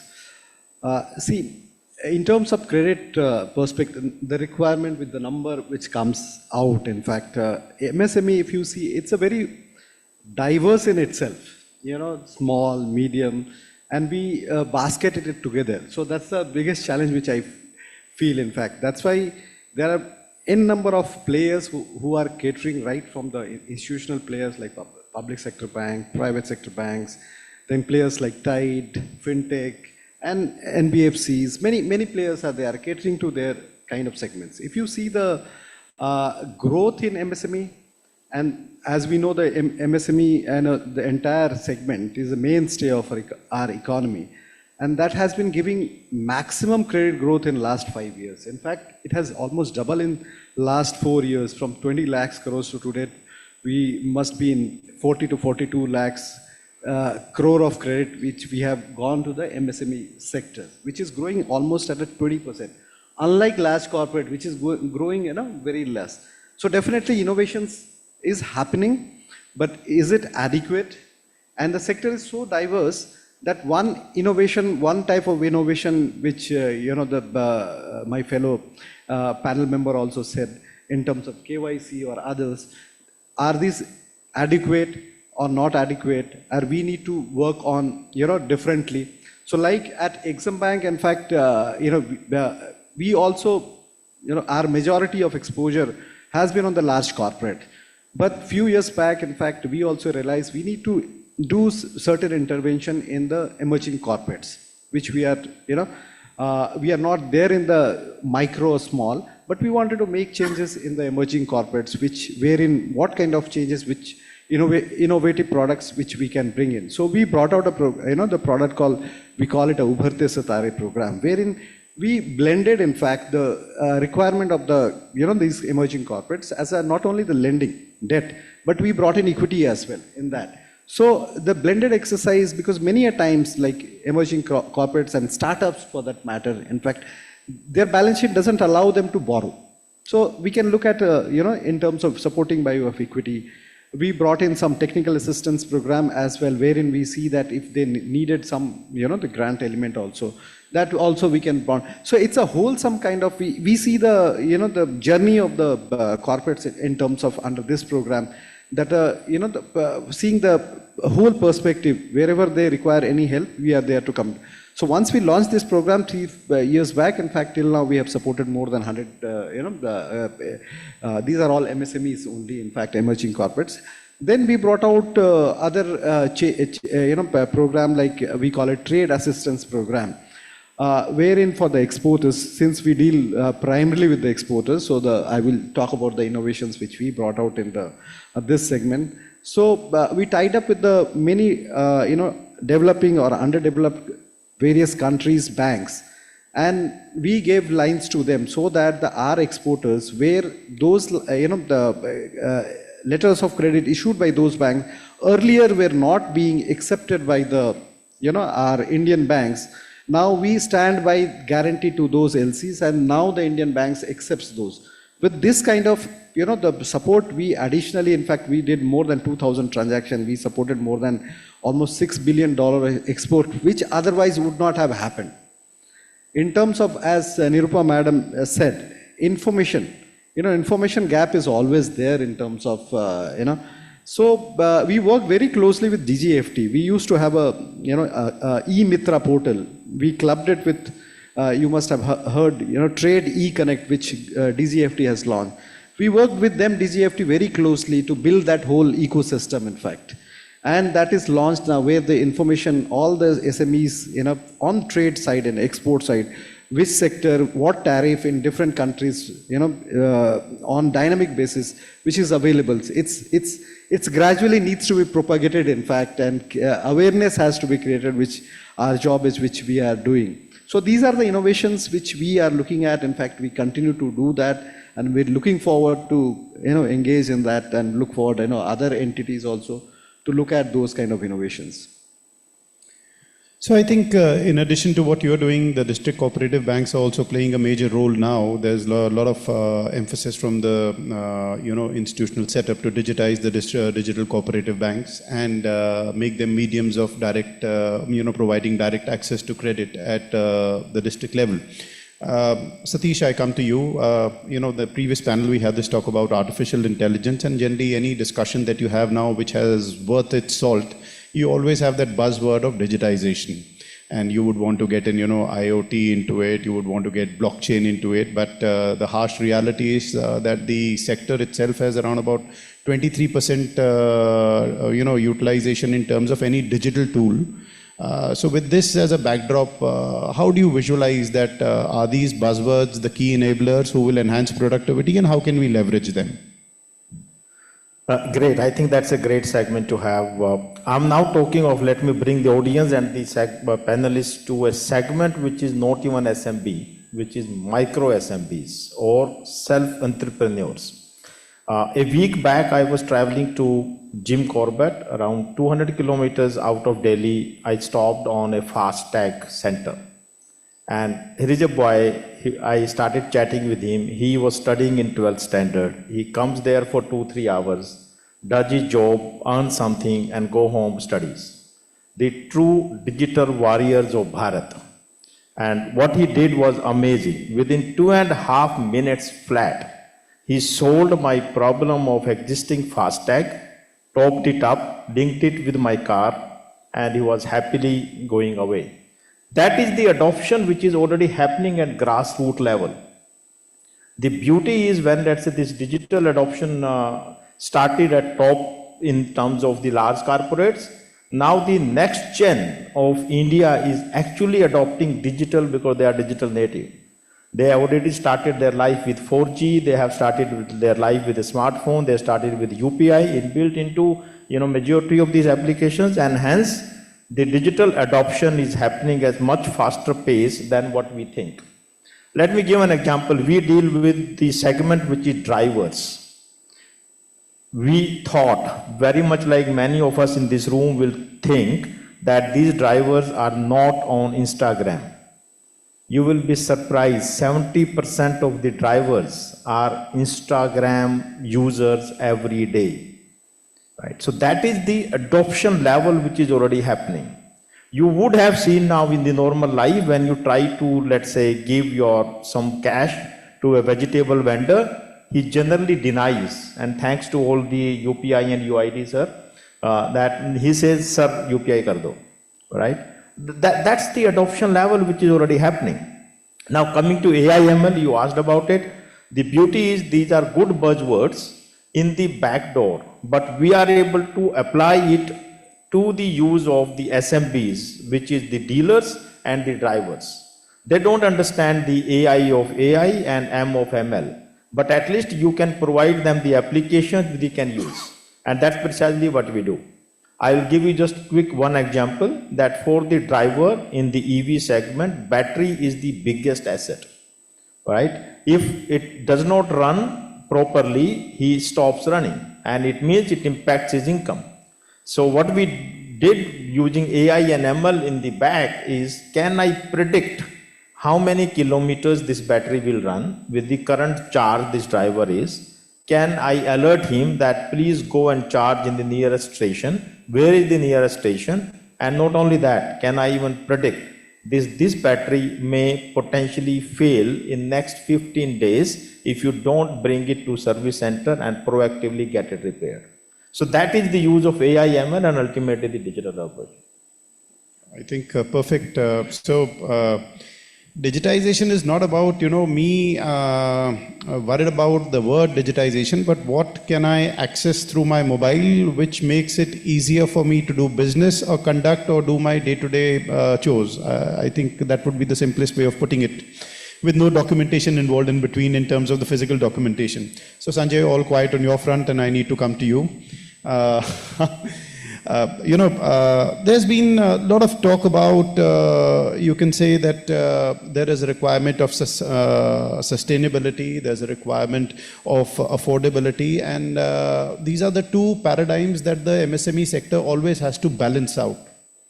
So your views on it? Thank you. Good afternoon, everyone. I come from MSME, and I started this journey about 20 years back, and I'm still struggling with this. I think we have overdose of information. Now with ChatGPT, everything is instant, but the more you dive into it, the more confused you become. So we work in our business with, say, Coca-Cola and Pepsi and all of these global companies who insist on ESG certification. As a MSME, the challenge is, if you do it, A, the cost is humongous. B, you don't know where to go, because it's like your own organization will not have very competent people who can pursue those things and get it done. If you don't do it, you lose business. So personally speaking, I feel that, and this is my belief, and in fact, a couple of months back, I was having a meeting with HSBC, because they are our bankers, and they asked me, Sanjay, how can we help? I said, the biggest challenge we face is knowledge sharing, because subject matter experts in MSME is largely not there. You are probably, if you are the owner or the director, you probably know more than others, unlike in a large corporate, and you can't really go to McKinsey or Bain for the thing, you can't afford them. So coming back to our ESG, I think there are two things which as a MSME we practice. One is the, I call it PACE, which is use a practical, whatever you can reduce, so optimize your resources, adjust to the environment, whatever are the things like in our system. Common thing people talk about is what refrigerant you use. We come from refrigeration. So you adopt to new technology and all that. Bring more efficiency. However, what actually will help us, and like you have done so much in Aadhaar and other things like GST is very simplified and it is really helping us. So if government can create a portal where you have listed partners, we're not saying make it free, but somebody has to subsidize. If I have to export, they'll insist on ESG. And if they have to insist on ESG, either I will not export or I can't afford, so I'll lose a lot of money. And if I pursue that, and if I don't get the order, then I'm always feeling, oh, how will I afford this? So if government can do something, the right example is like you have those empanelment of all the hospitals and insurance where they have fixed the rates. So you go for a cataract operation, the insurance guy knows, okay, I'll get 30,000 bucks or whatever. So if I choose those vendors who are validated, which are globally accepted, because currently I don't know if I go for a ISO, you can't actually differentiate between a right and a wrong. So if there are empaneled vendors, there are rates are fixed by government, and government can choose that, okay, if you're going for this and you are going for export and so far you do it, like we have something called EPCG for big organization. They used to get a custom duty waiver which you can comp off over a 5-year period. I don't mind going for it.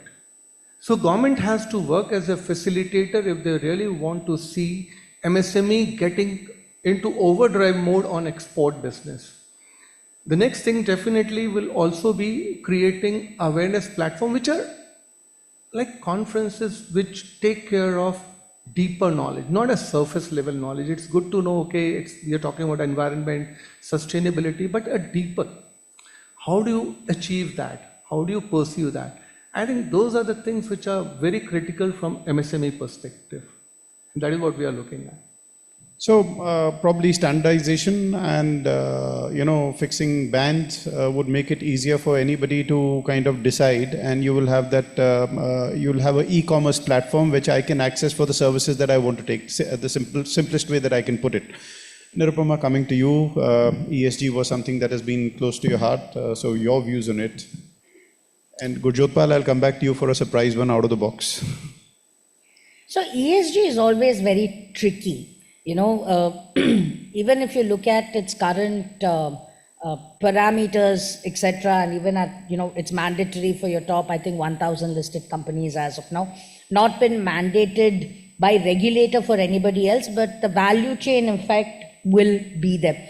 But anyone who's been reading on ESG will also tell you that standardization is never really the key, because you cannot, compare,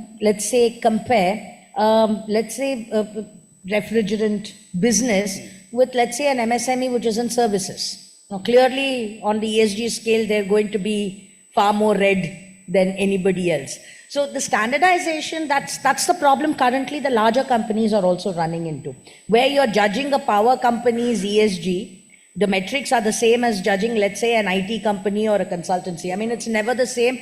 And if you're going to make lending and lending decisions on that, credit decisions based on ESG, then certain sectors are going to be very adversely affected. But the thing is that ESG today is a reality. Even if it is not made a regulatory must, there is demand side, but basically from consumers themselves or from the businesses that you're dealing with, which is what you were saying. So what's the way to do it?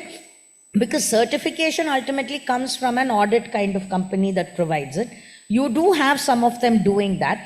I think the conversation for ESG and MSME has to be a far more nuanced and deeper conversation, which today isn't happening. It's still more surface level where everyone's talking about ESG, it's important. It's more of a buzzword than anything that is implementable in that sense.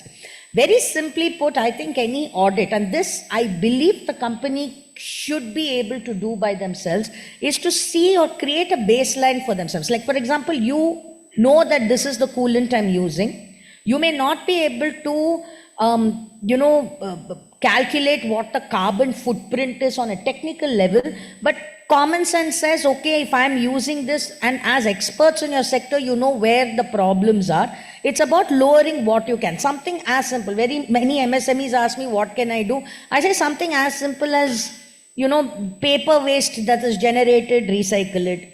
Use double-side printing instead of single-side. Use one-sided paper. Try and do away with as much plastic as you can. Very small baby steps, because with ESG adoption, it's not always a bigger, larger things also. Particularly in the context of MSMEs, the smaller things that you can do, the differences will itself add up, I think, quite well. The G probably is the easiest for MSMEs and where most of them also have trouble. G is the governance bit. So where governance is required, I think that's a very, very important aspect, where you have a proper board structure, where you have your governance principles in place. And I think this falls on the head of the MSME, as in, whether it's the proprietor or the CEO or the operations person. And that's something that you can very, very easily espouse. The S, again, is something you could also look at as an MSME. The S becomes social, which means what are you doing? So you may not be required to do CSR per se, But what is the social initiative that you are doing? How engaged? And social here is not just with the outside community. Being engaged socially is also with your own employees. How well are you engaged with them? How well are you taking care of their requirements in that sense? So that becomes the S. So the point is, I think for MSMEs and ESG, it's not the big things. I think it's very small bits that are there. And for that, I think what's required is for MSMEs to actually understand what the E and the S and the G mean in the context of their size and their business. So S need not be grand gestures of, taking up for reforestation in areas, which works for big corporates. But S can be making sure that all the people in your organization have clean washrooms to go to, that there are separate washrooms for men and women. Or it can be a question of saying, okay, let me make sure that you're well taken care of in any other way. So I think these small steps itself attribute. And because you don't have metrics saying what is E, what is S, and what is G currently for MSMEs, these things will also work in your favor. What is ESG at the bottom line? Saying that you are running your business in an environmentally friendly manner with good governance and being socially conscious. And I think it's up to us and for businesses at this stage to see what those look like before the regulations come in. And I think that's the important aspect to keep in mind. And I would probably pursue this in this direction rather than outright say, get me, because the government idea, while it's a great idea, is going to take long. Going back to the KYC, and sorry, I'm just taking a minute longer, where you're looking at, we have had unified KYC in this country now for, I think, almost a decade. And it really means nothing. Even today, if I go to a bank account and open my KYC number, is of absolutely no use. I have to do the process again and again and again every single place I go. So I'm incredibly skeptical of any kind of unified, KYC kind of business that comes, because it's been there, they've done it, and it's been absolutely, forgive me, but useless.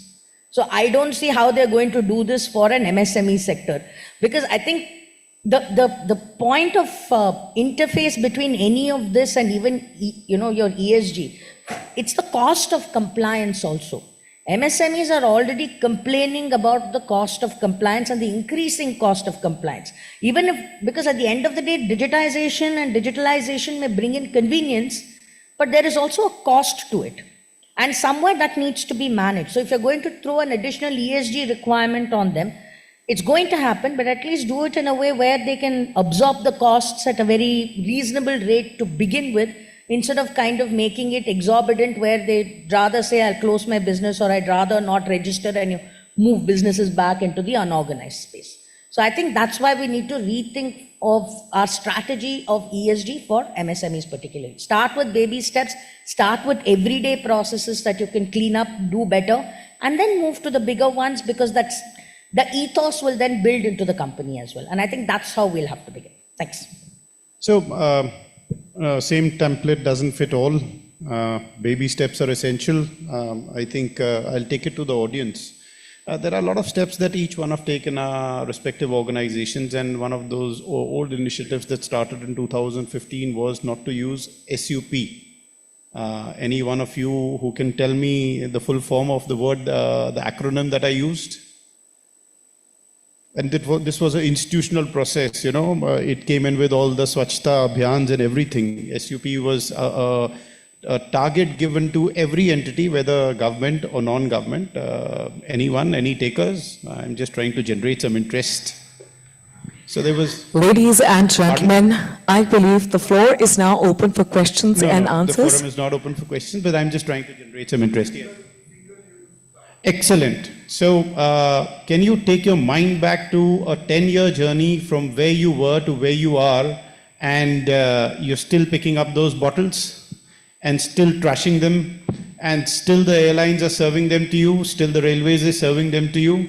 So, the effort, the directions, the guidelines, everything gets legislated. The adoption part is with you and me. Nobody else. That's the most simple example that I was trying to bring forward. So, Gujotpal, I'll come to you. Nirupama touched a very, touchy nerve, compliance. It's a very touchy topic, and that's why I said out of the box. So, there's always this dilemma that compliance is something that I should be worried about. It's going to, set me back by a couple of years or set me back by a couple of processes and timelines. I am expected to get into certain conflicts which are going to force certain retrospective penalties on me. So how would you look at compliances? Well, I think the way we have progressed in the ecosystem, let's just take GST and, prior to this, the sales tax and all that regime, right? But you look at GST, it essentially, for a very small business, it does not come as a burden, but rather, a way of transparency helps them, have some cash flow saved, because all their lives, they were always paying some tax on whatever input they have. Even imagine a chai shop, right? Whatever they are buying, the GST is included in the price, right? Now, how do you get credit for it? So compliance does not always have to be a stick. I think the way we have approached it as an ecosystem, there is a lot of carrot as well. Similarly, Udyam or accepting payments digitally, right? Now with the UPI flywheel, I think the change which has happened is it's almost impossible to conduct or think of conducting your business in cash. There is no change. You would, have to have a QR and start accepting payments. Otherwise, the business stands to lose the customer. Now, all these are in a very positive direction, and it gives someone, business identity, access to formal credit, convenience of running business, etc. And once you have tasted a step in this direction, like people do move in the direction of compliance. But what we need to solve for is convenience of it. It is more than from a governance standpoint or a fear. It's more than fear. It is the amount of effort and time this takes. Because imagine a small business, single person business, the person is always busy. Today, to ensure that they do all the compliance, they have to sit with the accountant, they have to run from here to there, etc. You take out 1 or 2 working days from the month, it's already catching up. And then slowly these go below. So if the more we digitize it, the more convenience we bring to it, I think that will enable us to have more governance in micro businesses. Okay. So, Satish, you brought forward this point with regards to drivers, and anybody who's dealing with manpower at scale is aware that the labor laws have changed. It's a touchy point right now. 40% of the requirement for compliance originates from the labor laws. So I will come to you first and then to Sanjay. Your views on it. It's an out-of-the-box question.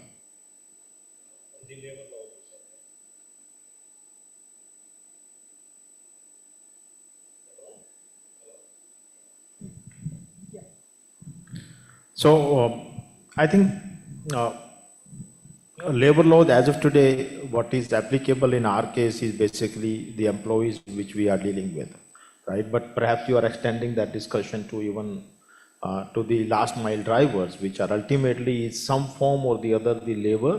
I will say that they are micro entrepreneurs in their own space. At least I am not aware of anything which right now in terms of any changes which really brings any change in the labor laws which is applicable to these particular last mile drivers. But love to learn if there is one. Okay.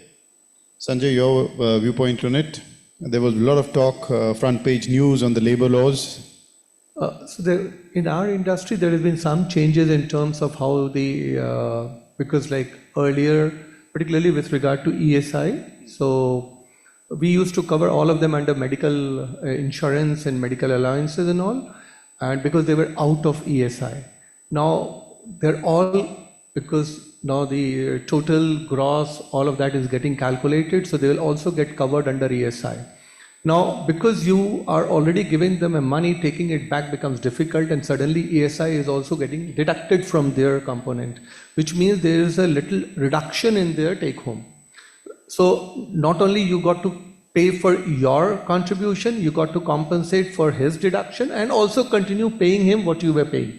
And they're not very happy going to ESI because they feel ESI is like, yahan to kuch hoga nahi or whatever else. So that's the only thing. Otherwise, I think it's pretty straight. So, yeah, please, Nirupama. And Shailesh, I'll come to you after this. Just very quickly. So I think, with the labor code changes that you've seen, and this has been something which was a problem from the beginning, where there was a mandatory requirement for MSMEs or any businesses to have a canteen if your total number of employees went this way. And these were all actually very serious concerns that came out even then. For one, there is a lack of space. So you were looking at different ways to maybe do that through food coupons and things like that. But currently, I think the biggest changes is, and I'm glad you mentioned this, is also in terms of what they're doing with the gig economy. And with MSMEs today, and we still think gig economy is something probably related only to the larger companies, but you will have MSMEs also hiring a lot of gig workers because it does actually lower their own costs. But now with the kind of social code that's come in, where you're expected to also contribute a certain amount to a fund which nobody knows today how it's going to be utilized and what's going to be done with it. But also that some companies like yourselves are already offering insurance products for gig workers and for their employees in maybe a better manner, because obviously the disbursement is better. Now you're putting companies at problem, or with an additional cost. So what is actually working efficiently is probably going to be traded in for a less efficient system. And I think these would be the concerns that will affect even your MSMEs. Okay, fair point. So Shailesh, in brief, there's always this point which comes up in anything that we do with regards to awareness, and more so from the government's point of view, the awareness of the government initiatives. The sector kind of, again quoting some numbers, has around about 60% awareness of the government schemes, and there are gaps. So how do you feel that this awareness aspect can be brought about and made proactive? We've talked about digitization, we've talked about, reaching out to the last person, we've talked about labor laws. So from this viewpoint, how do you look at it? Yeah, see, this is a very relative term, in fact, awareness, in my opinion, because if you see the government's efforts toward the awareness, creation of awareness and the kind of investment, in fact, they are doing, it's a massive, of all the programs. I'll give you examples, in fact, kind of changes which I have seen, to be very frank.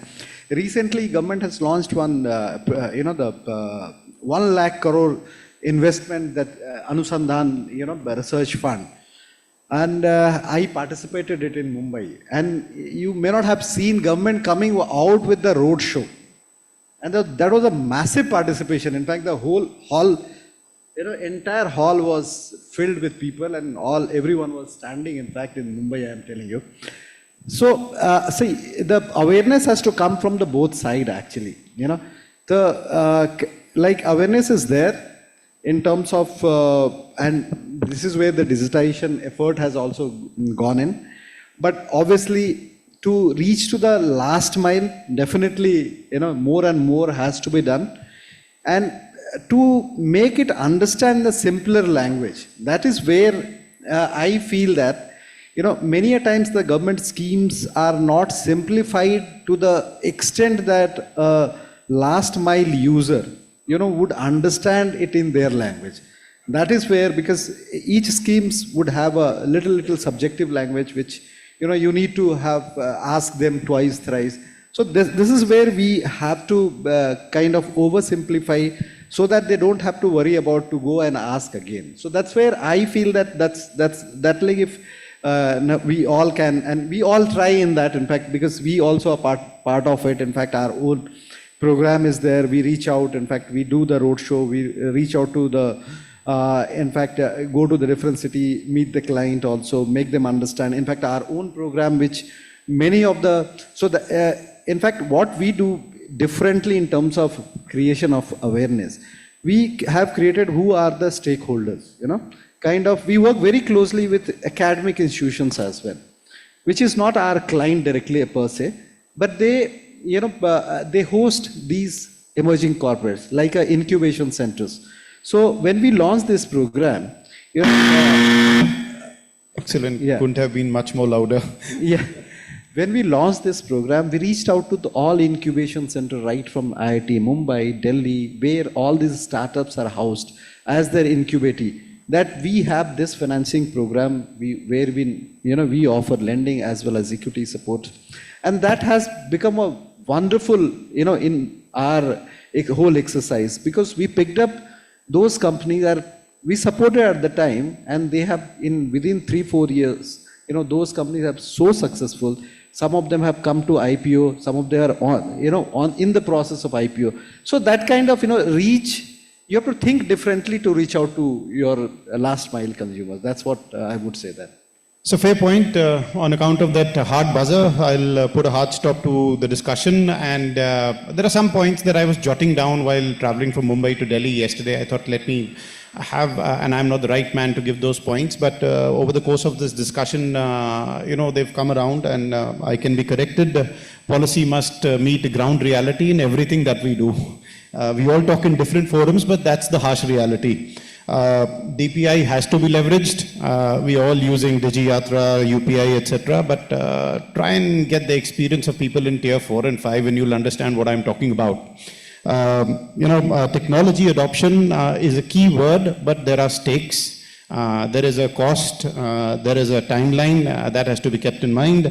And lastly, sustainability has to be embedded in any initiative that we are taking. I hope the panel agrees to it. My gratitude to each one of you for allowing me the liberty to moderate this discussion, and thank you to the audience. In case there are any queries, please feel free to reach out to us when we are down below, and gratitude to Business World for getting us together. Thank you. Thank you very much. I cannot let you eminent people leave without requesting all of you to join me up front for a quick picture. Thank you. Thank you.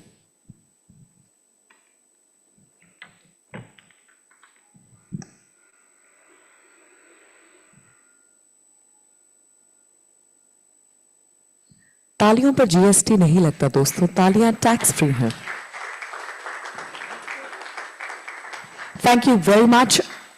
A volunteer from team BW Business World will shortly contact you one by one to escort you to the area where the bites are being taken. Thank you very much.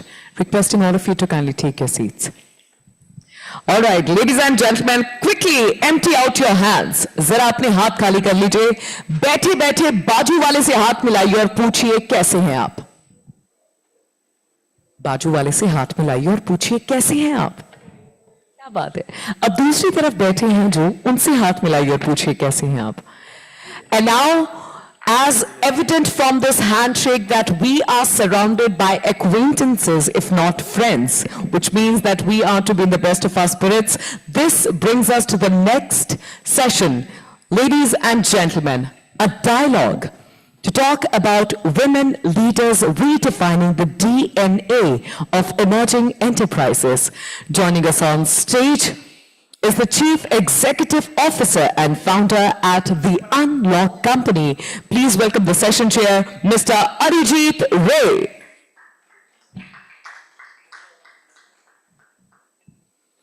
In conversation with Chief Executive Officer, PM Relocations, please put your hands together for Miss Akanksha Bhargava. Joining the lovely lady is the former civil servant, ID and public policy expert. Please put your hands together for Miss Dakshita Das.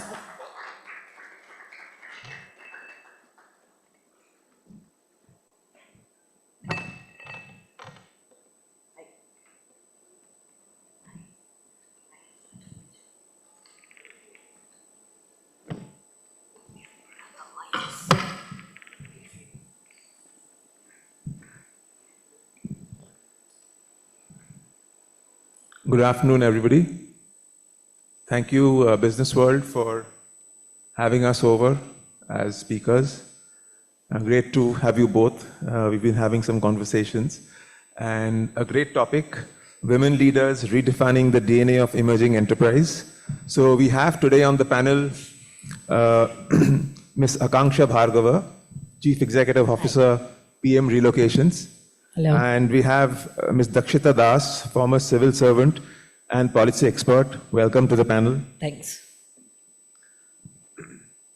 So it's actually very interesting and to have a conversation with both of you. Both of you represent the emerging breed of women leaders who have actually redefined convention and setting new trends. You actually shared that document with me about so many women in Ministry of Finance and across. Today, women are doing exceedingly well at every area, whether it's policy making, whether it's governance, whether it's scientific pursuits, in corporate, in philanthropy. I think women are excelling everywhere. To quote Swami Vivekananda, he had tirelessly worked for the upliftment of women. He said something very interesting. He said, women will shape their own destinies far better than men can ever do. And a lot of the problem that we face today is because men have tried to shape their destinies. And he goes on to say that the thermometer to the progress of a nation is the treatment of its women. So without any delay, let's jump into the topic. We'll start with you. You've actually led the transformation of your company, PM Relocations, from about 2 crore turnover to around 200 crores. It would be interesting to know, get a snapshot of some of the challenges that you faced, how you circumvented it, and especially some of the challenges that you faced as a woman leader. Why don't you talk us through it? Good afternoon, everyone. So I represent an industry which is highly unorganized. The sound of it is not very women-oriented, as people would think. Yes, we deal with a lot of blue-collar team. We have a lot of core jobs like managing partners, vendors, transport. So very, very varied kind of tasks in the entire process. So we relocate families across the world, within India, any pin code, and we don't just move stuff, we pack, move, settle them down, even find them a house when it's needed.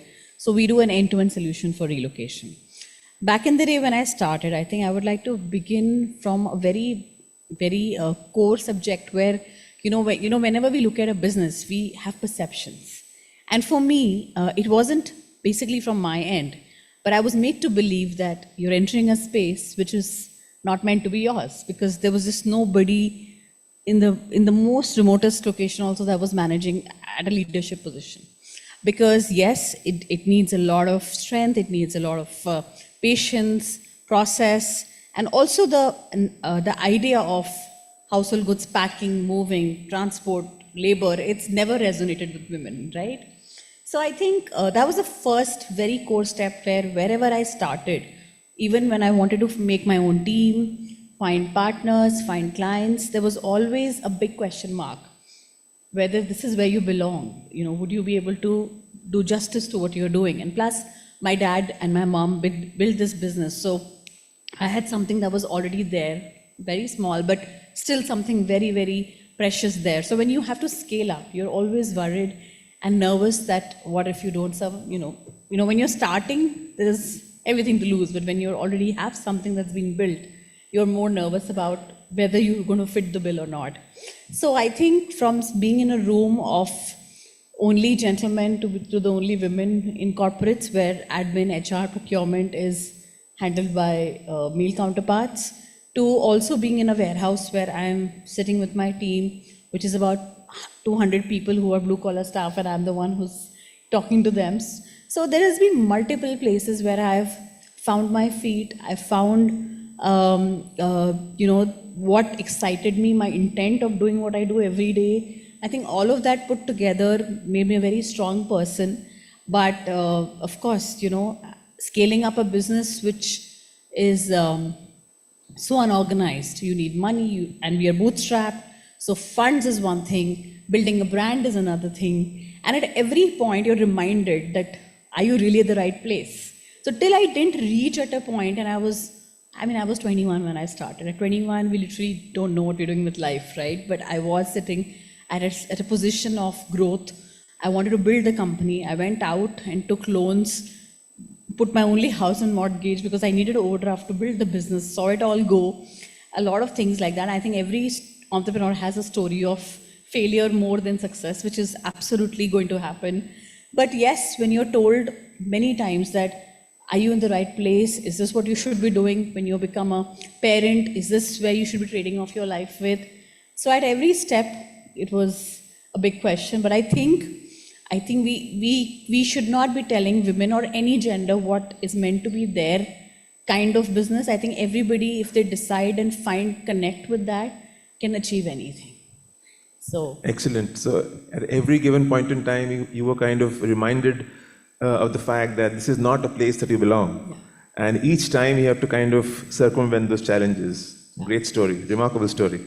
I mean, imagine when you travel as a young girl and you're going out there, going out aggressively finding clients, you're told probably by someone that you're flying too high or you're spending too much money to do this. So there's always going to be someone telling you that. Yeah. So. Great. Dakshita ji, you've been a civil servant, you've worked in the Ministry of Finance, you still work as independent director in many boards, and in the course of the conversations you were mentioning that you still think that there's not enough representation of women in the corporate sector, although probably we have covered some ground. But what do you think is a realistic picture? The realistic picture is out there in the open. You have about 56% of Indian companies having 10 to 30% women representation. When I sit on boards, one of the biggest gaps I see is the women HODs sitting across. And largely the woman I see is the woman in HR. Yeah. Now, there is something I wish to say here. Sometimes I wonder myself, am I on a board because of my own credit worthiness, or am I there because of the government policy, which forces all of you in the private sector to have one woman on board?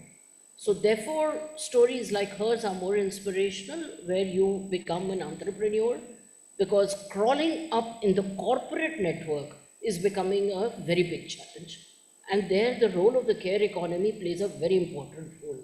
So if I can quote her data to you, Ministry of Statistics and Program Implementation gives you a macro approach to the representation of women in various fields of life. More than 45%, or let's say close to 50% of the women drop out from the work because of the compulsions of care economy. The child, the parent, the health, or maybe whatever. Now, when they try to re-enter once these compulsions are over, they've already lost. So I think the corporate world, government is better. Government does have a lot of representation of women. I don't have the data with me, but it's very visible. Corporate India is still harsh as far as women are concerned. So representation in today's context is still a problem, and there is a lot of work that needs to be done. Huge amount of work. Huge amount of work, Arjit. I mean, it's a long way to go. You can educate your girls, but you want to make them professional women. Sorry, it's a big bridge. Yeah. I think 2 generations. Yeah. So if I can, the World Economic Forum regularly studies the Indian women and compares us to other countries. Our rating is abysmally low. We rank something like 136th amongst a group of 164 countries, and they say it's going to take 5 generations before women achieve parity with men. Now, these are very clear indicators that, as she said, 2 generations. I think some people are fortunate when they have parents who support them into entering corporate world as promoters. But if you want to be the child who did an engineering degree, did your MBA, did your finance, and you want to enter corporate India and make your own mark, sorry, it's a very tough grease pole to climb. Challenges ahead, a lot of challenges ahead. Kanksha, one of the remarkable aspects of women leaders today is that the fact that they are successful also because they've been able to wear many hats. Right from managing the home, the household duties, managing the children, the responsibilities as a wife, and managing the responsibility as a leader in an organization. This takes a lot of courage, a lot of fortitude. What has been your experience in this regard, and how have you managed this entire wearing of multiple hats? I think most of the women do that. Like she said, the care economy is, and I think somewhere down the line we are just wired like that. That if there is a family situation there, you will always activate your SOS and you will attend to it before. And it's amazing how beautifully we end up doing that also, and we end up not making the other part also go wrong. So it's very, I think women are just wired differently to kind of act on multiple things together. Having said that, I think when you are on a leadership position, you are at an accountable role, it just becomes very taxing because you are needed to be there to make sure that nothing goes wrong without your absence. And it's the same at home. It's the same with children. You are needed physically, mentally, with every part of your life. And as you grow older, your mind, your body, everything starts slowing down, but your heart doesn't want to. I mean, at 20, I think I could just, I could just fire up. And today I'm like, I have to sleep by 10, otherwise I don't function. So I think your overall system starts slowing down, and also the responsibilities keep adding. So I think there is no formula really. I think for me, I came to a point in my life when I had my daughter. I had built the business in a way that I knew that when I have this opportunity, I want to not make a choice, but I want her to be part of this system in my life. She was 1 month old and I got her to office. I was breastfeeding till she was 5 years. So I went really far with that. We traveled a lot together. I took her to every conference, every meeting. I actually took her to boardrooms and I said, I'm sorry, but I have my child. And she was in a pram, a separate place, and smaller, she was easier. She grew up, it was harder. But my point is, I was lucky to be able to have an ecosystem where I didn't really have to make that choice. It was hard, of course, because when I took her to those long flights, I was the one who was up. I got there, I was the one who was making sure she was eating and whatever that was needed to make sure she's fine. And then I would work all day and then come back because she's missed me, so I want to spend time with her also. So I basically was on like 20 hours routine. So it's obviously harder to kind of juggle everything, and you don't have to if it's not needed. As I said, I was fortunate to be able to bring her to work or take her everywhere. But I think a lot of times women are told that they cannot do some things. If you don't function like this, it will not be right. If you don't give this much time to your child, it's going to affect the baby. I think so much of information just comes which is not needed. There's so much we can do with our own gut. If one wants to do 10 things at a time, let them. If someone doesn't want to do it, they want to take a break, just focus on one thing in life, that's also fine. So too many opinions around always have happened. I mean, this has been a journey that I think every woman has taken right from childhood. But I think it's changing. And for me, I was just lucky, and I built my journey in a way that I wanted to enjoy both parts of my life. And here I am, still doing what I love doing. Excellent. I think what you rightly mentioned, societal frameworks actually bog us down.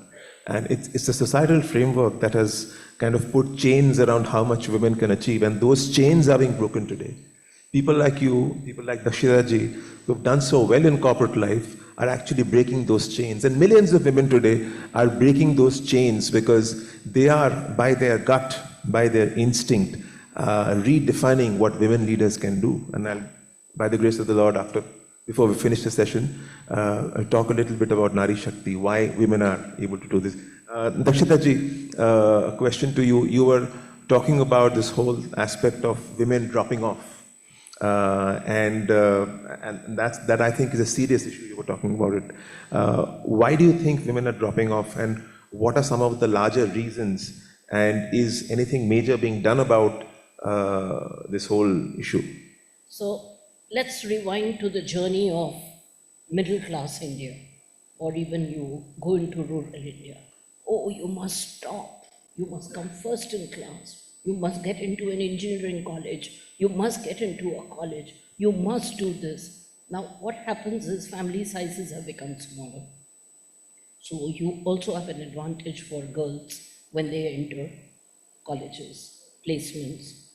But how do you retain them? Are you changing the basic psyche? You are not. And that's where the failure of our educational system is. We are still first generation discordant node between reality and aspiration. You are only giving very token lip service to growth and development without changing the ecosystem.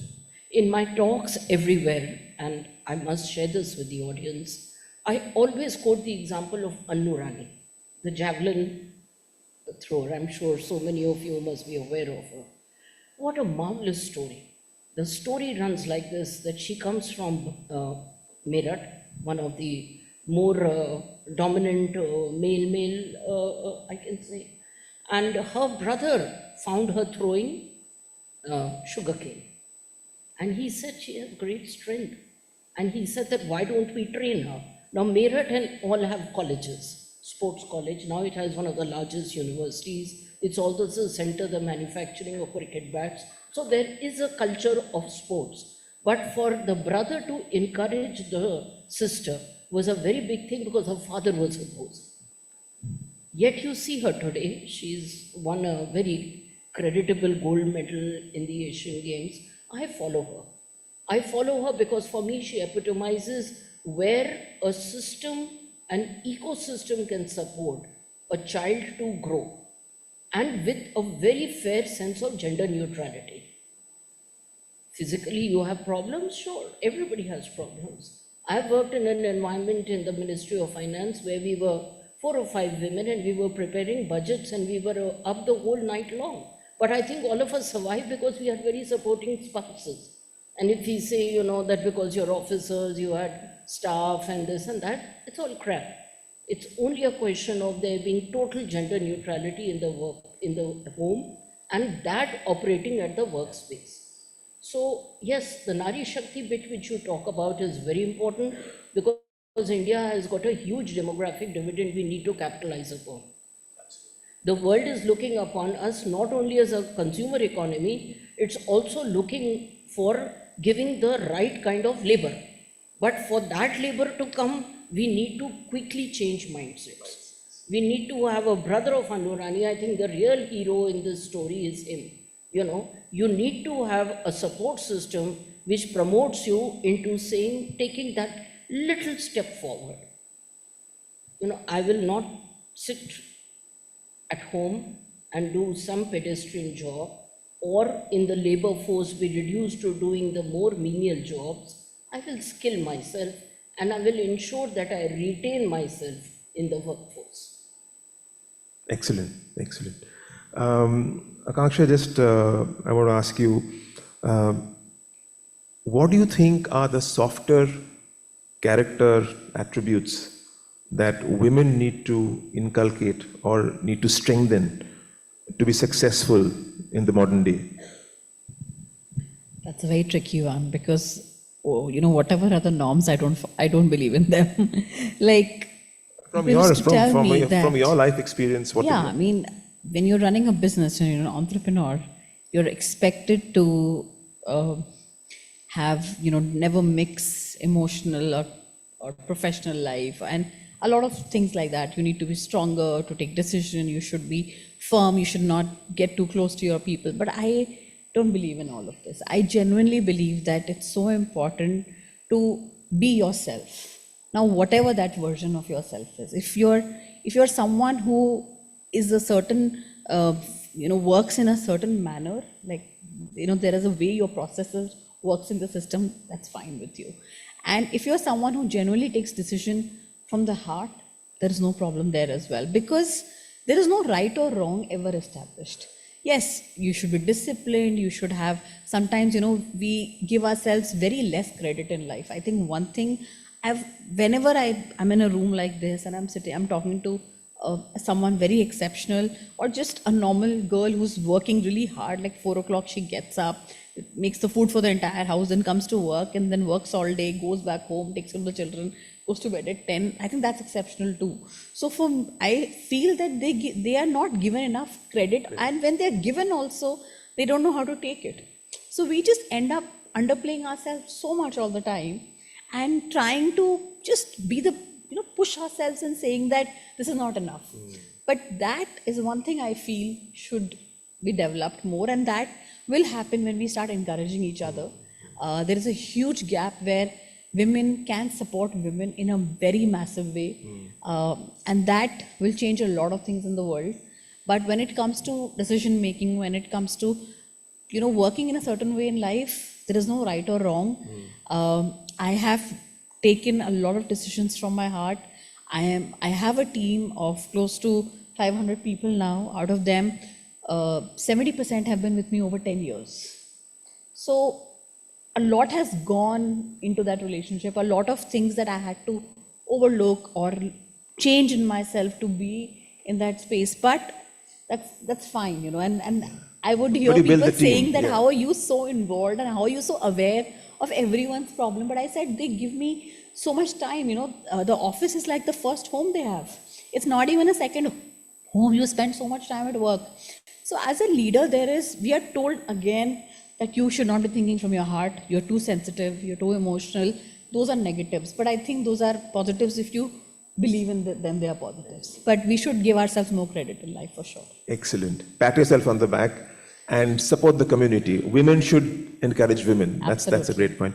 Dakshina ji, since you've been a civil servant, one question I would like to pitch to you is, at the policy level, what are some of the things that can be done to increase representation of women? I mean, a lot of things are being done. Few things. Fair enough, Rajit. The amount of schemes the government has come out with, financial enablement, you have that entire JAM trinity, the Jandhan accounts, and I'm talking rural India, because urban India is choice ridden. Guys like you and I, our daughters, our sisters, our mothers, if we are not working, I think we are wasting our education. But let's talk rural India, let's talk lower middle class, let's talk a class lower. For them, the government has done huge amount. But yet again, we come back to one thing, the failure of our education system to instill the correct values with each other. Now, when you create something like a POSH Act, or you create something like a sexual harassment act, it shouldn't be that in the workplace you say, I'm not engaging a woman, my God, I'm going to be likely to be in trouble, which is the psyche which is there. You've got to actually have modules in the schools which encourage a fair amount of gender neutrality, which is the word I used earlier. I mean, we've got to de-link the awareness of a gender with the performance in the workplace. And that can only happen when we start teaching the right way in schools. And that's where I'm yet to see modules which are being taught in schools which bring in a principle of equity. Otherwise, we have a very, very fair advantage as far as girls are concerned, provided they are willing to avail of it. And we need to also be very cognizant of the fact that we cannot create an India where the male feels that she's got a better deal. I faced it when my child was doing campus placements. He said, they've got a quota for girls. Today, 8 years down the line, you ask him, how many of them are still there? Some of them just moved out. The boys hang on, because still in our minds, it's an occupational necessity. So we have the opportunities available for urban, middle class, upper middle class. It's for people down below where we need to have a very, very strong educational system. And let me tell you, Arjit, even now with my age, I continue to face glass ceilings. Even in the entities where I'm there right now, there is a glass ceiling. But it's okay. It's my job to break it. And I can break it with my experience. So what I think is that the government needs to have a greater input at the educational level. And I hope that in future award ceremonies like this, we have people coming up with educational modules, which can be replicated. And second thing which we need very clearly is greater showcasing of role models. She spoke of mentorship. I say that we need to have greater successful, ordinary successful women out there to teach the next woman waiting in line that, hello, this is the way you can enter the day. So, two great points. One is starting at the education system, the sense of building the sense of equity and showcasing role models. Great points. Great discussion. Before we'll have a couple of questions from the audience.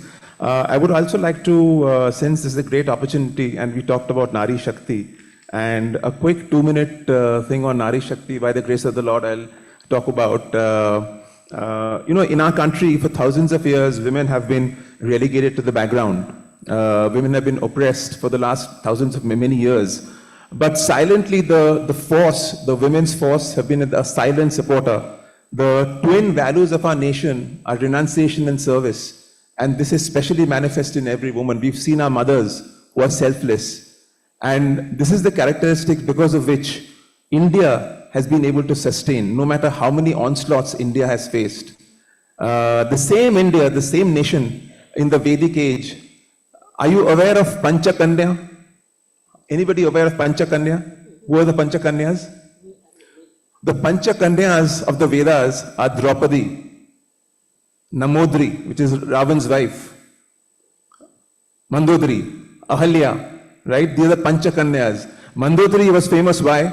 Because Ravan's wife was a very spiritual woman, a very erudite woman. Similarly, in the Vedic age, we had somebody called Gargi. Is anybody aware who is Gargi? Anybody aware? Gargi was the Brahma Vadini. A Brahmagnya is somebody who's got knowledge of self, a man. And a woman who's got knowledge of self is Gargi. Gargi entered into a debate in the court of King Janaka. She actually defeated 8 sages and then got into a debate with Yajnavalkya. And Yajnavalkya started feeling uncomfortable. In the same land, we produced Rani Jhansi. At 29, Rani Jhansi said, "Main Jhansi nahi dungi." And she died in the battlefield. So we must understand what is Nari Shakti. Ab Shakti ka matlab kya? Ma, Jagadamba. Now everything that is actually plying in the external universe is energy. And the same energy is plying through everybody. Every man, every woman. And this Shakti, we have to, ye Shakti ko hama jagana hai. And in every woman, there is a special manifestation of Shakti. That is why a mother can achieve so much. In spite of the work pressure, she can do all this. I will end the session with a interesting advice from Swami Vivekananda. Swami Vivekananda says that Sita, Mother Sita, has gone into the vitals of our race. We are all, every man or a woman, we are the children of Sita. If our women have to be educated and we have to modernize our women, we cannot leave the ideals of Sita. Every woman has to grow and modernize along the footprints of Sita. She says that in the land of Savitri and Sita, we see tremendous amount of spirit of service, courage, fortitude, and reverence, like I've seen anywhere in the world. Then he says that if we can preserve these beautiful characteristics and educate our women intellectually, the Indian women of the future will be the ideal woman of the world.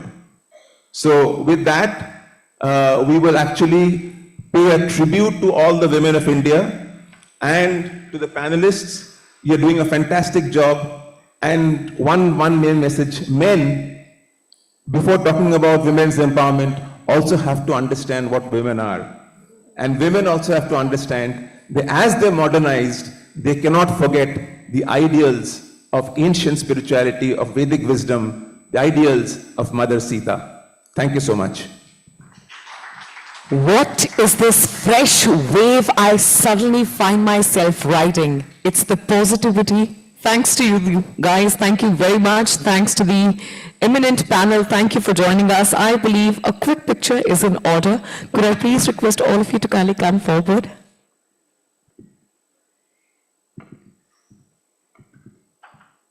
A dialogue that resonates with the masses.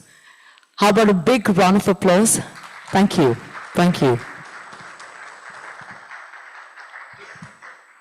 I do not fancy myself a mind reader, but I'm certain what everybody's thinking about. A plate with something delicious in it. With the same, ladies and gentlemen, I invite all of you to join us for a celebratory lunch, requesting all of you to kindly join us back in the hall in exactly half an hour. Let's match our watches, can we? Requesting all of you to kindly proceed towards the buffet area with a request that I get to see your lovely faces inside the hall in exactly 30 minutes. Thank you. Please enjoy your lunch.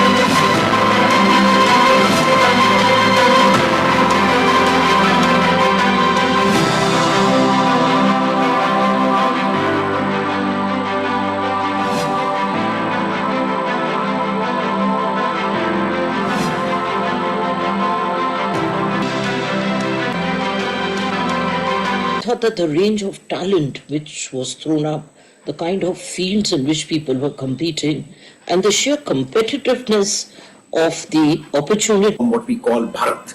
They came from interior parts of the country. And some, of course, were jury and Patients, their intent, need of the hour, and I would like to wish all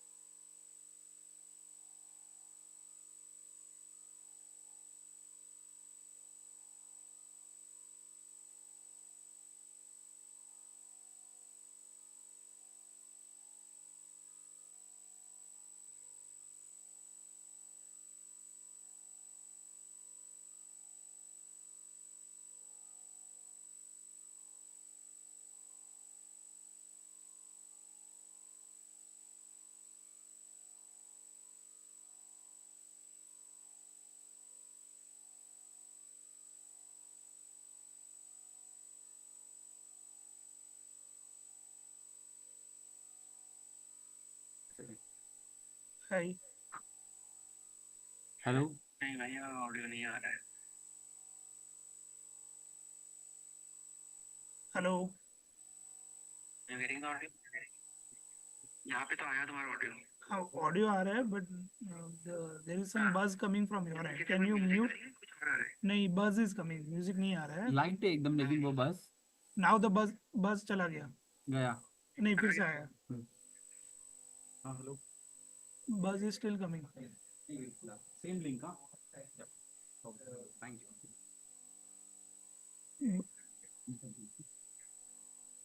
दिखाई दे रहा है कि तुम्हें कुछ दिखाई नहीं you. दिख रहा है प्रॉपर्ली कि चार चेयर्स लगी हुई है। लेकिन बज आ रहा है, बज देयर इज अ बज व्हिच इज कमिंग। बज आ रहा है। सुनो तुम वहां से बोल के देखो।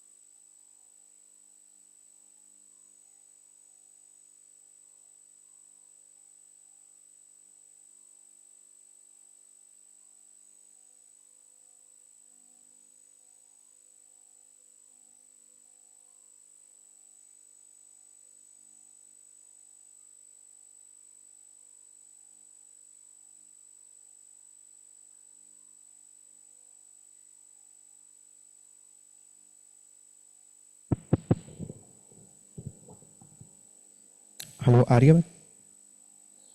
हाँ आ रही है। आ रही आवाज। बट बज है, बज इज कमिंग। हल्का सा माइक के साथ जो बज आता है ना बहुत बार। हाँ प्रोबेबली शायद से। खाली एक बार आया था, आवाज आई करके एक बार आवाज आई। टेस्ट।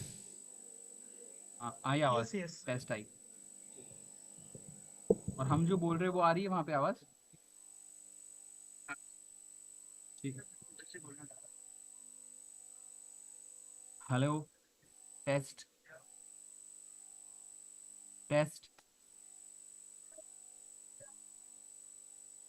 तुम रिप्लाई दो। Test test test test.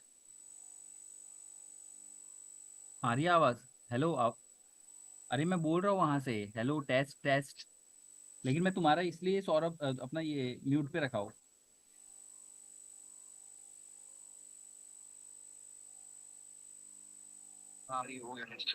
हाँ मैंने तुम व्हाट्सएप का इसलिए म्यूट पे रखा था बिकॉज फिर वो एको ना हो वैसा। हाँ हाँ ठीक है समझ गया। हाँ मेरी हाँ और कैमरा नहीं ऑन करना है ना। कैमरा ऑन नहीं करना है ना। अभी नहीं करना, नहीं नहीं बॉस लेकिन आएंगे तब करना है ना। ऑफ कोर्स तो करनी है। तब करना है ना। ठीक है चलेगा फिर ऐसे ही चालू रखते हैं फिर फिर। Okay okay.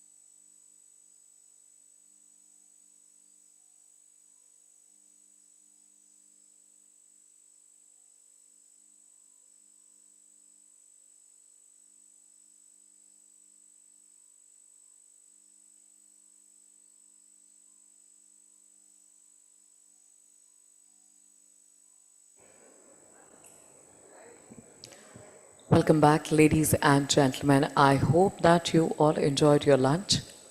Requesting everyone to kindly find their nearest way to the seating area. We are to resume the festivities of the day in an absolute short while. Requesting everyone to kindly settle down.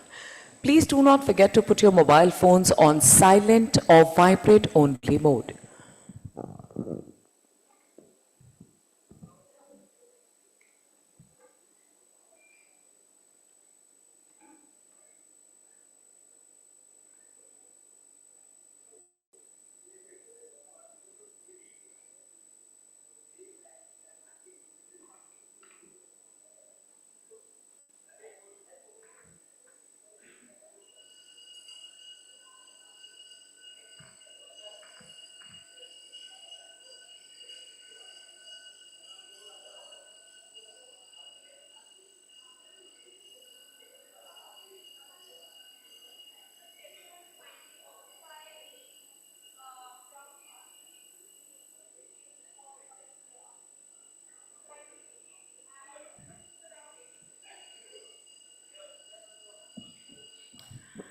Well, this isn't a classroom, so there's absolutely no upside to being backbenchers. Might I encourage people seated at the back of the hall to kindly find suitable seats at the front tables? Thank you.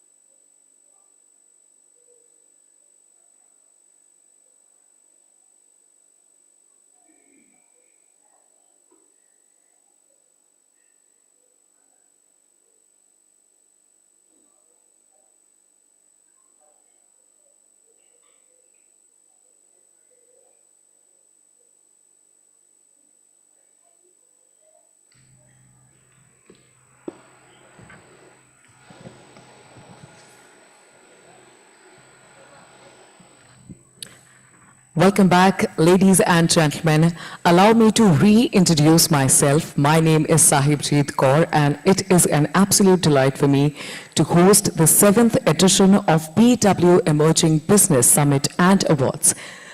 I've been doing this for over a decade now, so if I request you find people to assist me in a few things, then I look forward to your cooperation. Could I please request everyone to put their mobile phones upside down on their tabletops and stand for the next 30 seconds? Now, the reason why I shared unwanted information about me that I'd been doing this 10 years is that post-lunch sessions are involuntarily little dizzy because, of course, we've just had food.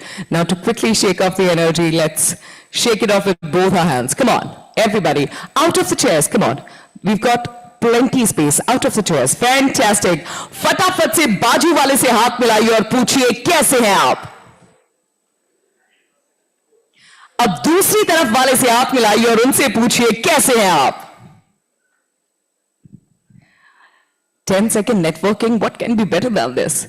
And now, as evident through this handshake, that we are surrounded by acquaintances and not just colleagues or our competitors. Ladies and gentlemen, welcome back. Requesting all of you to bring up a very enthusiastic cheer for the second segment of the BW Emerging Business Summit and Awards. Come on, everybody. Thank you very much. You all may kindly be seated. Thank you very much. Thank you.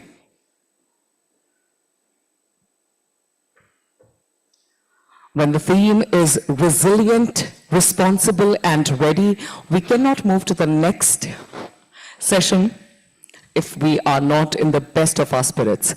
Ladies and gentlemen, time to check out the growth playbook, financing skills, and partnerships for MSME success. Joining us on stage is our eminent panel. Join me in welcoming the Regional Head, New Economic Group at IDFC First Bank. Please put your hands together for Mr. Supratik Roy.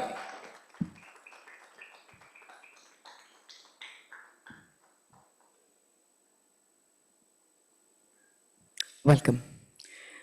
Up next, the Chief Executive Officer at FIDC. Please put your hands together for Mr. Raman Agarwal.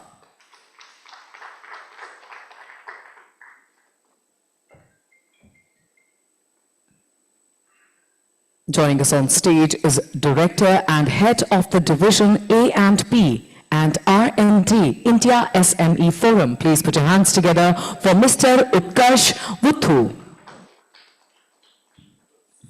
Joining us virtually is the Head Startup Engagement and Investments at ICICI Bank. Please welcome Mr. Hitesh Sachdev. Well, he'll be joining us momentarily. Time to complete the panel. Join me in welcoming the session chair, Director Advisory Financial Services at PwC. Please put your hands together for Mr. Prithvish Sinha.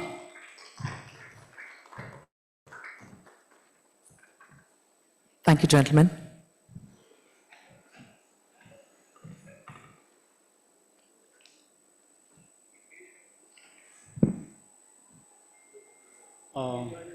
Mr. Hitesh Sachdev from ICICI Bank will be joining us momentarily virtually. Okay. Hi, am I audible? Hi, everyone. Should we start or good afternoon. wait for Hitesh to... Please, go ahead. Okay. Hi, good afternoon, everybody. I think as the anchor said, this time slot is the most difficult part post-lunch. And I think in my last Business World event also, I was given a session post-lunch, which is why I tend to miss out on the desserts as well. So yeah, coming back to the topic. Hi Hitesh. Coming back to the topic, which is financing skills and partnerships for MSMEs. We will obviously touch upon, we have eminent panelists who are lenders, who are investors, who have worked in the MSME space for quite some time. So if you see that, as per the recent IMF data, India will reach the $5 trillion economy by 2028-29. And, MSMEs being the backbone and which continue to be the backbone, there's still, MSMEs, we see that there's still difficulty or challenge in availing a loan, right? While yes, we have the Indian government working on various initiatives, we have large lenders, investors working on various initiatives, like, from the RBI side, we have the ULI, right, which RBI launched, Unified Lending Interface, where, it is not just financial service data, but non-financial service data also flowing in, which kinds of gets aggregated at a lender level for better credit underwriting. We have the Udyam portal as well. We have a lot of lenders like Aditya Birla had launched a Udyog portal for MSMEs. Hitesh from ICICI is here. We have InstaBiz app for MSMEs. In IDFC Bank, IndusInd, all of them have launched several banking interfaces or platforms for MSMEs as well. In terms of MSME contribution, right, we see that they have contributed around 30% to the GDP, around 45% to the exports happening, and they employ around 210 million people. But still, we see that there is a lot to come, lot to happen, and we are touching upon three pillars, right? Financing, skills, and partnerships. So in terms of financing, right, we just spoke about the credit gap. What MSMEs, what I believe, and of course we will delve into the matter, topic more, is that we require smart credit, flexible credit, investor friendly solutions as well. In terms of skills, again, money without capabilities is like stagnation for growth, right? So we need to upgrade probably the digital maturity of such MSMEs. We need to have a future-ready workforce. In terms of partnerships, again, there are various fintechs, various ecosystem enablers as well who can kind of collaborate together and help this segment, and which is again happening, right? We spoke about a lot of these super apps who kind of bring all together these various service providers, not just banks giving loans, but we see that accounting softwares like Tally and other ERP solutions, which typically MSMEs need, which are embedded into such apps. So yes, I'll come to my panelists now. The first question is for Supratik, for you. So you've played a pivotal role in building the bank's startup banking initiatives, including equity debt funding and ecosystem partnerships. How do you think can MSMEs leverage such structured support systems to scale efficiently? Thanks. So basically, see, whenever we talk about MSMEs or the startups or the new age companies, the foremost, they are currently facing two problems. One is, how do I grow my business? And second is, how do I reduce my cost? If these questions are answered, I believe they will be preparing themselves for the next level. So going to the first question, how do I grow my business? Of course, the foremost and easiest answer is if there's more capital available, they'll be able to grow. Now, capital can be either equity or debt. What we do in IDFC is we've partnered with various venture capitals. We've gotten them on board. When I say we've gotten them on board, it's not that we just know them and we're referring you. We've signed MOUs with them wherein we would basically pitch for you to them. The moment you do that, of course, right now in the day and age of LinkedIn's and all, everybody can reach. But mind you, the most important thing is saving the time of the founder. So what we do is we link you, we would introduce you, we would make those introductions, take you to the VCs and pitch your product. Obviously, then we take a step back, the discussions between both of you.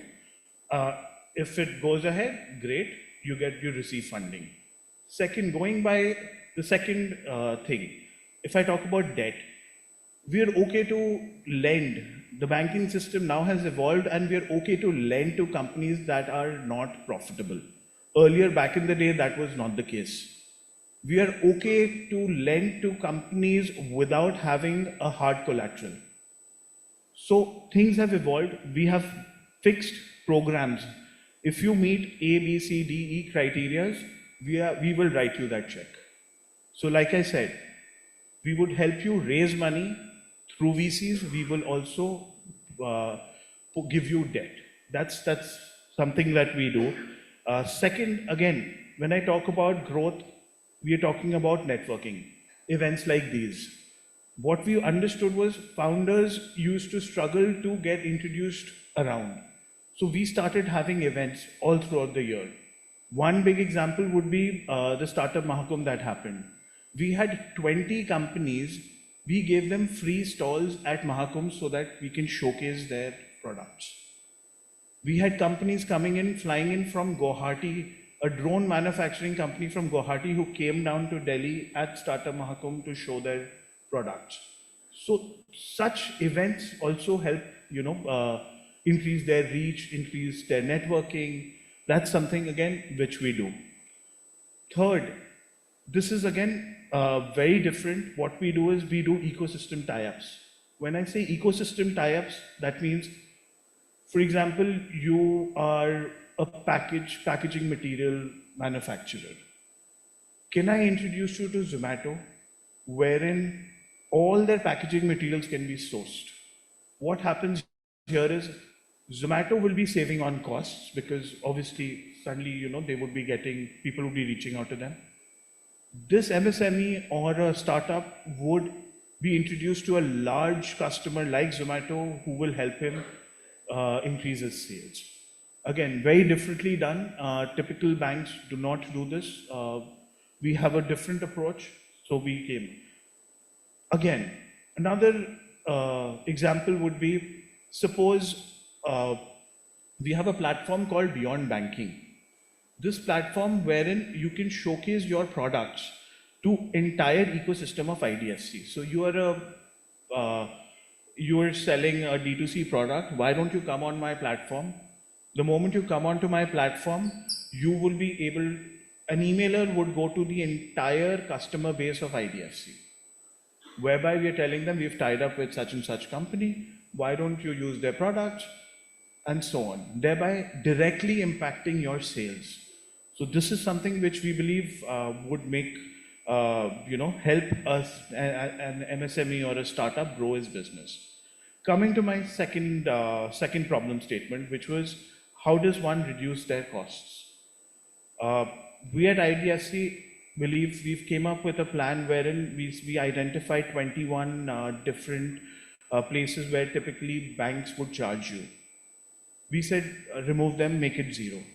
It's not about the 5 rupee, 6 rupee IMPS charges that you're paying. It's not that important, agreed. But it's very irritating to look at a bank statement and see some debits happening wherein you don't know why this debit is happening. Next reaction is, let me call my relationship manager. You will waste hours and hours to understand why it was charged and to get it reversed. Like I said earlier, the most important thing for a founder is to save his own time.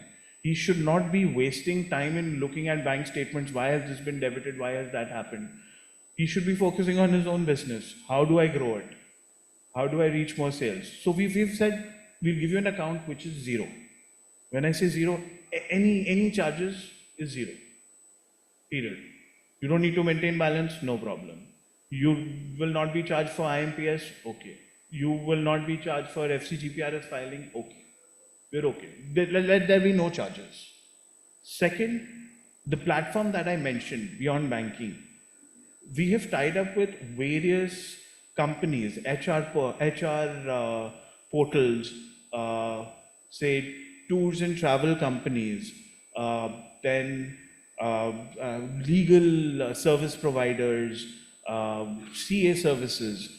If you use any of their services, you would get a discount on it. You were mentioning about Tally. We said, why not bring Tally onto this platform? We're giving Tally completely free, no charges at all. As an MSME, every penny saved is a penny earned. So we said, we will help you do this. We are giving Amazon free credits. Some things which would help the MSME grow. The whole idea behind that, creating this portal was this. So the idea is to save everything. Again, lastly, the whole idea of doing this is to strengthen this ecosystem. Rightly mentioned, we would be reaching a $5 trillion economy. MSMEs are going to be the majority play here. If this segment grows, becomes a large corp, that's what everybody wants.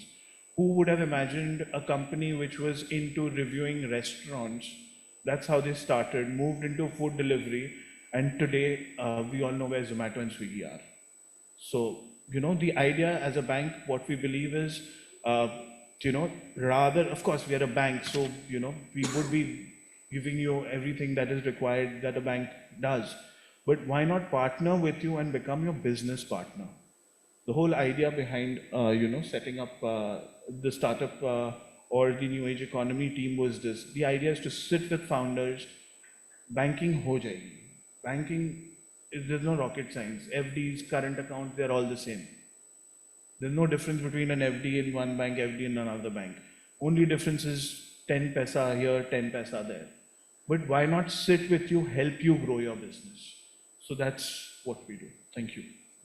Thank you. I think it also helps as for a bank to build that long-term relationship, and in future you might become that go-to banker, because during the initial days or the struggling days for the MSME, as you said, you're speaking about the value-added services, how you're thinking of reducing the cost for just MSMEs. So it builds you to, helps you build that long-term relationship as well. Absolutely, absolutely. See, IDFC, if I just take a couple of minutes, if I talk about the history, IDFC was started by Mr. Vaidyanathan, right? He was on the board of ICICI when he decided to put down his papers and start his own venture. So he has been through it. He knows the struggles one faces to get their first investment. The moment first investment comes, if they leave, what happens next? How do I write back the check to the first investor? How do I get another investor on board? So he's been through this journey.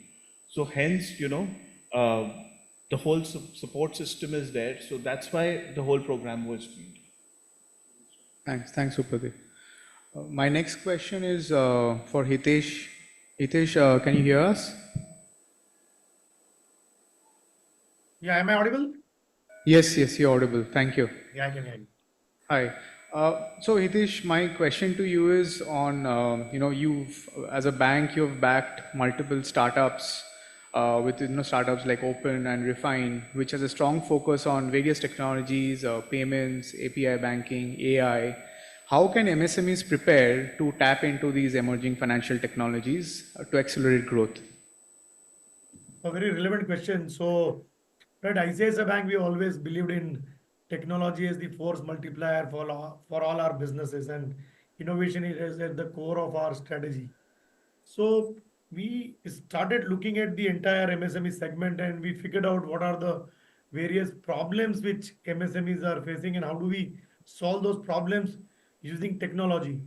So, one of the important aspect to invest into Open was that when we looked at the problems, like when we're talking to MSMEs, one of the problem was that we are having banking as a separate thing, accounting is a separate, and there is a lot of recon issues which we face. Second was that a lot of businesses were going digital.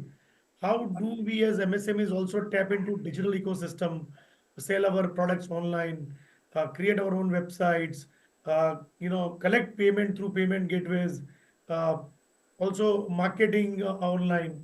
So a lot of these problems where we thought where Open was actually combining all these problem statements and providing one single window solution. And that's where we thought that how do we make banking embedded into the Open's platform, and that's where API banking comes into play. So for us, partnership is way of life, and for ensuring that partnership works well, once the commercials are done, the second biggest block, or roadblock is integration. So that's where we developed an API portal, and we are hosting more than 250 plus APIs on our API portal, which all the startups can actually consume it, toggle around it, create products around it.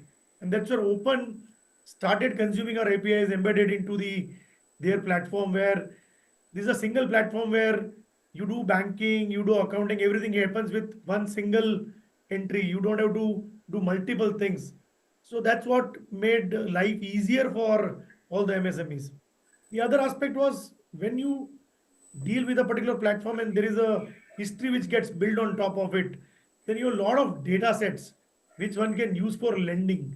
So a lot of MSMEs which were not getting lending earlier, now there is a data set available on their cash flow. So one is, doing lending basis your P&L and balance sheet, and we all know how profit and loss account and balance sheets are made, right? It's always the other way around, where you ask a chartered accountant, or chartered accountant will ask you, or your tax consultant will ask you that how much tax you want to pay, and basis that the balance sheets are drawn, right? I mean, and many times you keep relying on those balance sheets and do your lending. But rather than that, if you build an alternate data model and do it on a cash flow basis, I think that's a more realistic way of doing lending. And that's what Open also enabled, right? Where a lot of these data sets about the sales transactions of the MSMEs, the collections of MSMEs, if they have a visibility on those data points, you can actually create a model of lending it in a better way, which is cash flow based lending. So that will also combine lending also alongside other aspects. So I think in totality, the way we looked at it is, you also spoke about Instabase, right? Our idea is to ensure that we create an ecosystem for MSMEs where whatever problem statements they are facing, how can we solve this, each of these problem statements, and those solutions are made available to them in a very seamless manner. They don't do struggle for, embedding accounting platform, recon solutions, everything. If it is available in one single platform, that makes their life easier, and that's what we are striving to do. And early on, we had really positive feedback from a lot of our MSME customers, and that's where the journey started, and we kept improving on it. And now it is being used by wider set of MSMEs, who are availing these services to these platforms. Great, thanks, Siddesh. So I think if I have to, you mentioned about flow-based lending, and in one of the earlier panels, one of the panelists was mentioning that as a MSME they have to accept QR-based payments, right? So I think yes, that's where I'm probably the dots are getting joined, where payments data is acting as an alternate data for an underwriter to underwrite more effectively or more efficiently. Yeah, thanks, Hitesh. So next question, Mr. Raman, for you. You have advocated strongly for a dedicated refinance window via SIDBI, NABARD, and TDS exemption for NBFCs to enhance MSME lending. How soon can MSMEs expect tangible impact from these reforms? Thank you for having me. So at the outset, let's understand that today, if you look at the RBI data or the data presented by SIDBI at various points of time, it is the NBFCs who've taken lead in funding MSMEs. And in fact, RBI data says the growth rate of MSME lending by NBFCs is 3 times more than that for banks. And today, NBFC stands at a position that we are the 3rd largest in the world, primarily focusing on what we call the unbanked or the underbanked. Now, why I say this is to lay ground to answer your question. Because at the end of the day, we are also intermediaries. And today, if you look at the borrowing profile of NBFCs, it's a very significant chunk which that comes from banks, right? Now, NBFCs, if you look at the numbers, which it's a very scary figure of 9,100, but out of that, 8,500 or 8,400 something lies in what RBI classifies as base layer. So that means a majority chunk are small and mid-size NBFCs themselves. Now, they are largely, they cannot access capital markets, they cannot access foreign borrowing, so their only source of funding remains banks. Or some of them are now resorted to that, okay, the larger NBFCs have started funding small NBFCs. All these adds another layer of intermediation, which ultimately raises the borrowing cost, and that manifests in the ultimate lending rates, which tend to be then become higher. That's one side. Regulatory increasing risk weights as well. That's one side. Secondly, in fact, before RBI voiced its concern, I remember Mr. Das having voiced this concern sometime 2 years back about over-dependence of NBFCs on banks. What if I tell you that I have myself been attending pre-budget meetings for the last 13 years, and last 10 years at least, if you pick up our pre-budget memorandum, the same story is repeated. We said, please let us not be made dependent on banks. Because, see, and the classic example in case was ILFS fiasco. One NBFC going down, and I don't blame banks. See, after all, they are also commercial entities out here to make profits. So one company going down, the sentiment all of a sudden becomes bad. And we had instances, without naming the company, what if I tell you that even AAA rated NBFCs, overnights the unutilized limits were withdrawn. So without doing anything wrong, you are suddenly, because somebody down at the bat has pulled the plug. So the moment you leave us at the, pardon me for saying this, at the mercy of banks, you're creating a huge instability in the system. So what we are saying here is basically to diversify the source of funding. And to do that, there is a case here for government to have a direct handle. We do not have any lender of the last resort. We don't have any repo mechanism available with us. So if whatever funding is, whatever fund allocation is earmarked every year for MSMEs, some carve out can be left dedicatedly for agencies like, why I said SIDBI, because SIDBI currently on one side is created for MSMEs. On the other hand, SIDBI today is anyway also refinancing NBFCs out of its own funds. So if we can give that fund allocation to SIDBI exclusively for financing NBFCs, it will do a world of good for all stakeholders. So that's the reason why we asked for a refinance window. That's number one. Second, you talked about TDS. Now, TDS is something which is actually mind-boggling. I mean, I fail to understand, and let me tell you, in the last 10 years, I have not received any logical reason from the department for not having done this. Now, imagine a scenario, any non-individual borrower, a poor small-time businessman, a partnership firm, borrows from a bank and borrows from an NBFC, every EMI he pays to NBFC, he has to deduct TDS, but not for a bank. Data shows that only we compile data for 10 NBFCs. For 10 NBFCs, there were more than 3.5 lakhs of borrowers who were deducting TDS. What are we serving here? What are we trying to achieve here? We are absolutely, on one hand, putting huge compliance burden on the MSMEs to deduct TDS, pay that, deposit the TDS, quote the right PAN, refile the returns. What are we achieving? Nothing. Because to say that if somebody can escape the tax net, I think we are living in a stone age. Today it is just not possible. Today here you were talking about cash flow lending. We talk about GST based lending. GST now is an account aggregator. Anybody can go and pull out the data. Where is the case for any tax leakage? So this again has a multiple effect. It impacts the poor SMEs, the small time businesses on compliances. For us, it's a huge nightmare.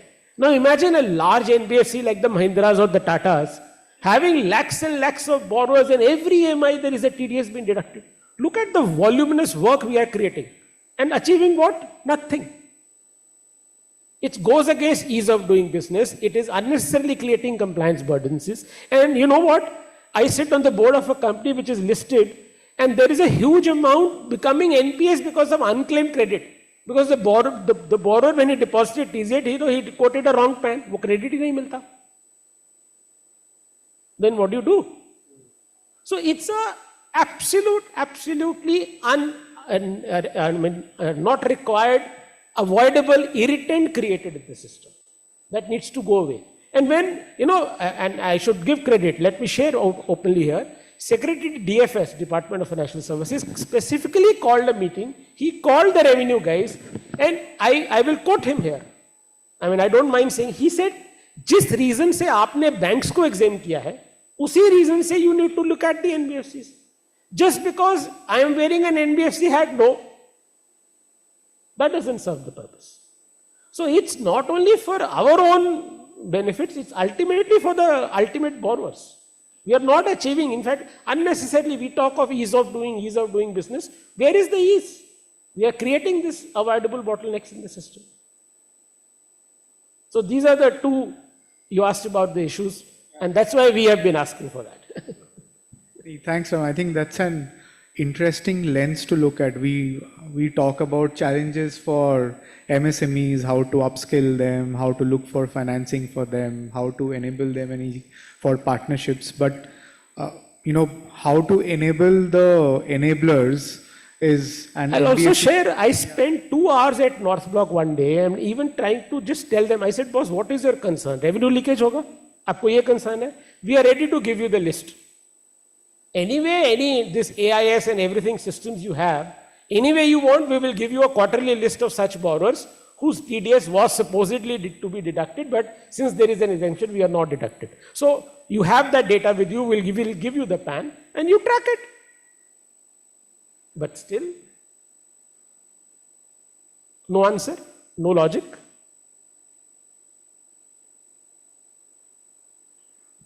Okay, thank you so much. Next question for Utkarsh. Thanks so much. Under your leadership, DigiShastra has digitally trained 476,000 plus MSMEs with many reporting sales growth of 20 to 30%. What next level digital competencies must MSMEs build to go from basic digitization to full scale digital transformation? Firstly, thank you BW for this opportunity, and thank you Prithvish for this question. Over the years, or over the past year, we've been thinking that MSMEs were really lagging on, understanding how digital transformation actually works. And what we saw was understanding the product or the tool is something that is necessary for them, right? And that is the reason we built this platform for them where they can understand and be trained upon these tools simultaneously and work upon at the same point of time and again implement it as well. Through which we saw, yes, you're true. That's true that we trained almost around 476,000 MSMEs. And yes, again, there is a growth in sale for 20-30% of them. But the reality still stands that only 10% of the MSMEs were actually transformed. And that is something that we need to work on. And which is why, when I consult MSMEs, when I talk to MSMEs, there are 4 pillars which I ask them to work on. 4 pillars which are related only digitally. First pillar is to do with, integrated digital solutions, which are already there available for you. We are using WhatsApp today for orders. We're using Excel for inventory. We're using UPI for payments and, so much more. But the ground reality is, are these apps talking to each other?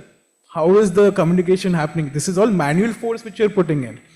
And that is one lag that we feel that MSMEs do not understand, that increasing the workforce may not reduce your working capital, right?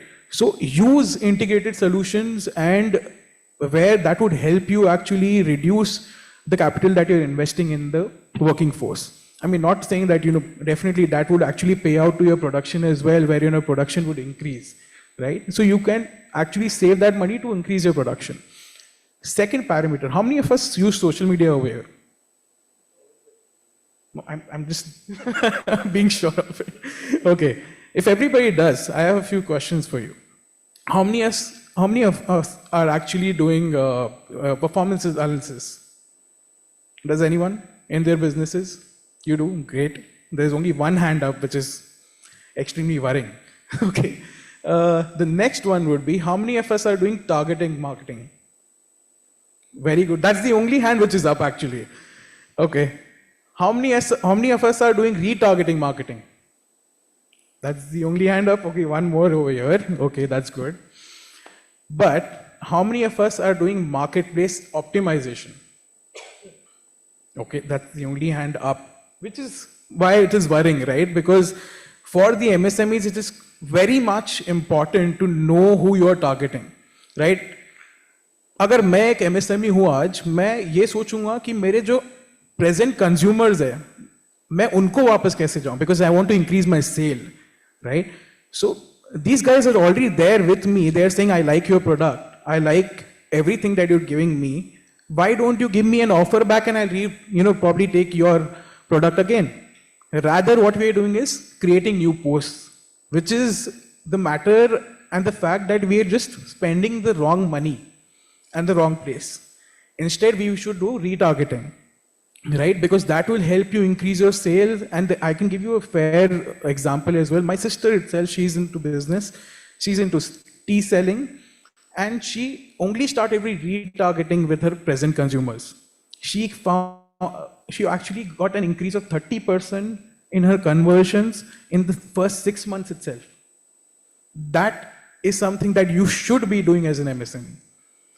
Third and most critical point actually in this pillar or these 4 pillars is digital financing that the banks do very well.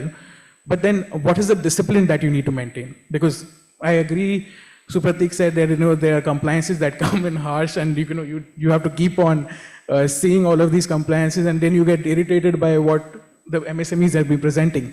Which is why knowing what you're spending, earning, whatever you owe to or whoever you owe to, everything need to be recorded day to day then at the end of the month. Because that will help you be bank ready, that will help you be investor ready, that will help you be GST ready, and these things like investors will be readily available for you over there. So that training needs to be done efficiently, right? So that they understand how these digital tools are to be used. Fourth and foremost, and I would leave up to the audience if you can guess what is the fourth pillar. It's very easy. Anyone? No? Okay. How many of us are using all of these apps in day-to-day lives? All of the apps, social apps or any apps? All of us? Cyber security, have you heard of it? Okay. So if MSMEs are scaling digitally, cybersecurity is the next most important thing that you need to be aware about. And for that reason, whether you're, everybody knows about the frauds which are happening, and everybody knows about whatever payment frauds that are happening. Banks know, and they're actually basically talking about this, educating all of these MSMEs. But then still, we only see them on Instagram, give it a like, and say, okay, we will keep in mind. But are we securing ourselves? No. Instead, the new and the ultimate high competency that we have is the new data and the AI-driven force. Are we utilizing that as well? Because if you do that, you can be ready for the next. How? Because if you know your demand patterns, if you know, your customer behavior, you know where to spend. Again, you know how to use AI for doing your plan in production as well. What is the next in step, right? So these things need to be kept in mind. And so I say that, technology, the transition of technology is actually dependent on what you want to give, right? So it should always be like whenever you're using a technology, the MSME needs to be, producing better, selling faster or selling smarter and scaling faster.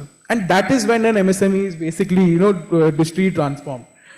And so with this, ending my topic as well over here is, I would want to say that, India SME Forum as an organization has taken that step and has signed an MOU with Meta and the Ministry of MSME in coming up with an AI chatbot only for MSMEs, for guiding them in each of the parameters, like, all the schemes which are readily available, whatever digital adoption is to be done, and also, and this is available in all languages and in all the platforms that you're already using. Okay? So this is available, you just need to be aware about it. Thank you. Thank you. Thank you so much. We, I think, have another 5 to 6 minutes time. So Pratik, you talked about cost optimization, how you're doing for MSMEs, right? In terms of maybe waiving of certain requirements as per, of course, the laws of the land, or waiving of certain fees for them. So from that perspective, what do you think from an MSME standpoint, that what are those inefficiencies, one or two inefficiencies you can say, which you believe that if MSME is proactive in that, which can help them attract funding, or, for, be it from investors or from lenders? What do you think, which they can be more cost efficient rather than you as a lender doing that? Okay, so inefficiencies can be of various types. The biggest and the foremost problem is, even though demonetization has happened, people still are on cash. A lot of companies are on cash. The moment you're on cash, if it's not recorded, it's as good as zero. The moment you come to me, if I look at your books and you say, I have 1 crore of cash income, it holds no value. This happens in majority of the MSMEs. This is something that needs to be taken into consideration. We have those,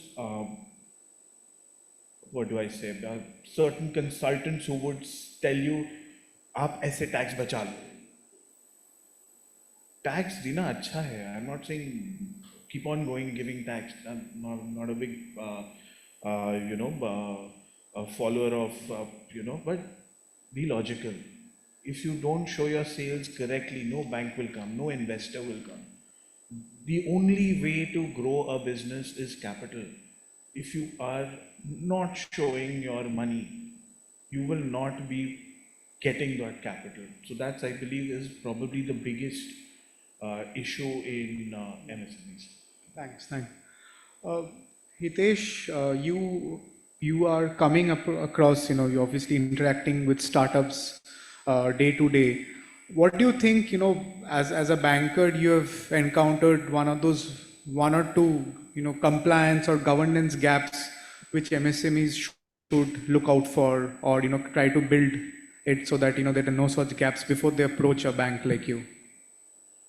So largely, it's about the mindset. When you are getting ready for getting an institutional capital, I think the most important aspect is the change in mindset. So most of the time you see promoters running one-man show company. While as you grow and as you scale, you need to build a team and you need to ensure that there are people underneath you who would be available to take over even if in your absence. Second bottleneck we find is that most of the time people think that you know you juggle with a lot of problems. You have to build product, you have to build systems, you need to do sales.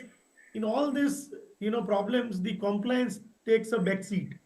So for us, I think we advise entrepreneurs that compliance has to be built from day one. It should be like compliance as part of the culture.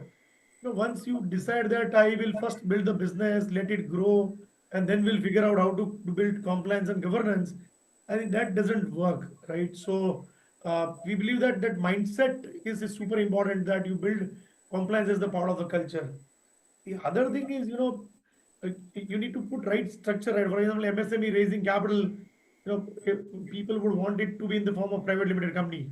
So anyone is running an LLP or partnership, it's very difficult to get institutional capital. So you have to put right structure, your documentation around it, whether it's your memorandum of association or other documents, need to enable this kind of fundraise from institutional investor.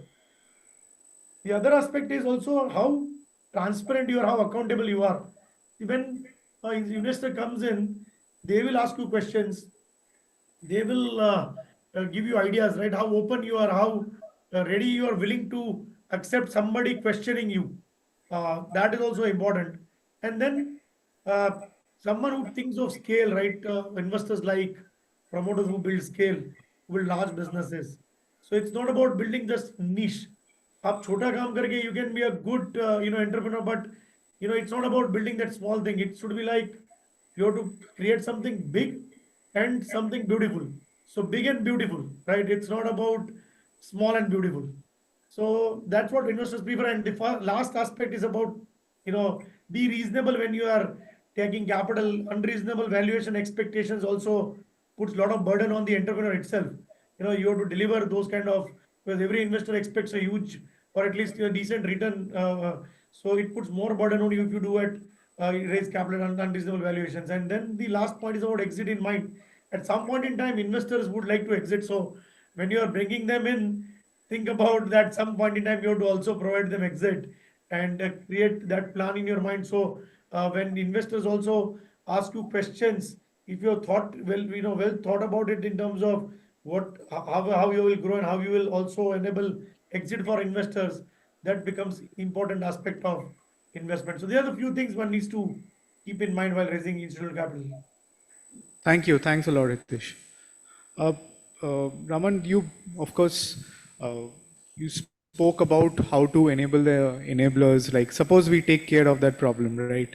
NBFCs are also able to lend, as like the banks, right? They're on the same page we are. So what, from a MSME standpoint, again, what do you think what are those one or two pointers which MSMEs need to have built so that, today, be it a bank or NBFC, they can lend? Yeah. See, and to my surprise also, because again, from my personal real-time experiences, for some strange reasons, I find a great lack of awareness among people amongst the various incentive schemes being offered by the government. I mean, I've come across highly educated people, pardon me saying that, running businesses, they are not even aware of that something called credit guarantee exists in this world. They are still living in that era कि loan लेना है तो collateral देना पड़ेगा और वो सब करना पड़ेगा. So, and that ultimately, it is all interlinked. The point which he raised about cash. And the larger point I will bring about here is the financial literacy. That is, I think, the key word. Because the moment you make them aware, tell them, boss, these are the various things available. Now, if you suppose somebody knows there is a guarantee available to that kind of a loan and I don't need a collateral, I think even the point which he raised would also get addressed. So it is that lack of awareness and overall lack of financial literacy which needs to be taken care of. Thank you. Thank you. So, yes, all of us have to play a role. I mean, including the lenders. Yes, of course. Definitely. It's the role of the entire ecosystem. Yes. So, Utkarsh, just quick question before we wind up is that you spoke about AI, about the program which of the government for MSMEs. So, he spoke about awareness, right? So, how do you make the MSME ecosystem or the MSME segment aware of such initiatives? How do they kind of build tech into their?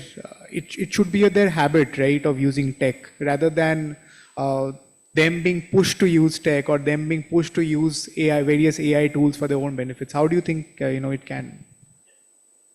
I mean, it's very simple here. I mean, if you're an MSME, you're in need of that education.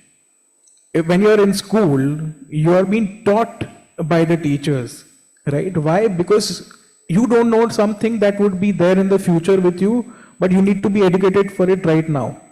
And if you do not know about AI today, how efficiently you can use it and effectively it can give you back, then you're lagging. Boss, you're lagging way back towards your traditional footsteps itself. And you are not working on the new generation and you will never succeed. And I can write it.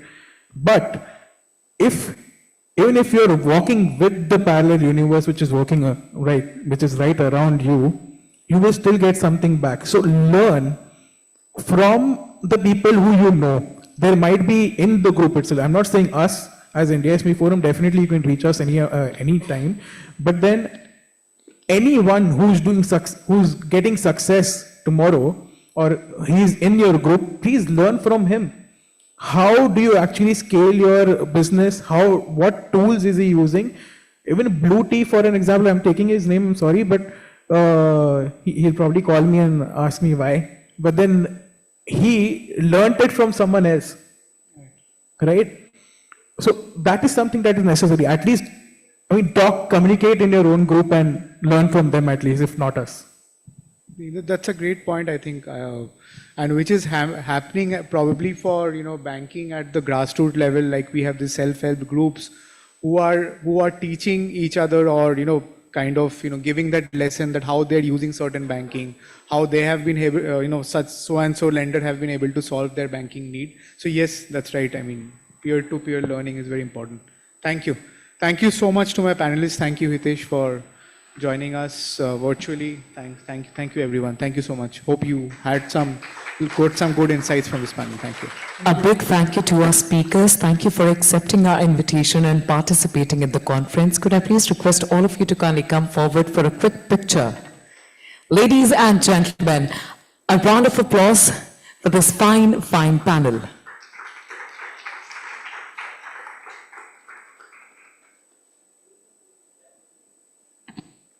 Thank you. Well, I'm certain through the course of today's event, you'll be taking multiple pictures or videos. In case you are planning on posting these pictures, videos, or any comments related to today's event across any of your social media platforms, please do not forget to use the hashtag BW Emerging Businesses with an ES at the end. This brings us to the trialogue, branding in the new age with digital marketing, content and conversion for MSMEs and emerging business visibility. Join me as I welcome our speakers, the Head Advocacy, Branding and Communication, India Sanitation Coalition at FICCI. Please put your hands together for Miss Eden Menon.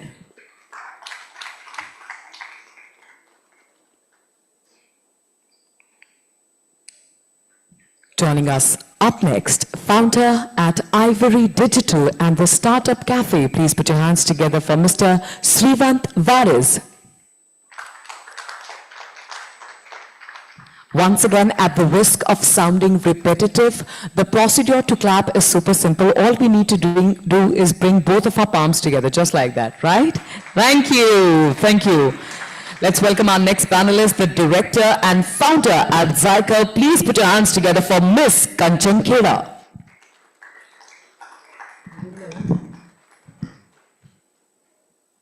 And completing this panel, it's time to welcome the session chair, co-founder and managing director at Table Turn Tech. Please put your hands together for Dr. Vaibhav Joshi.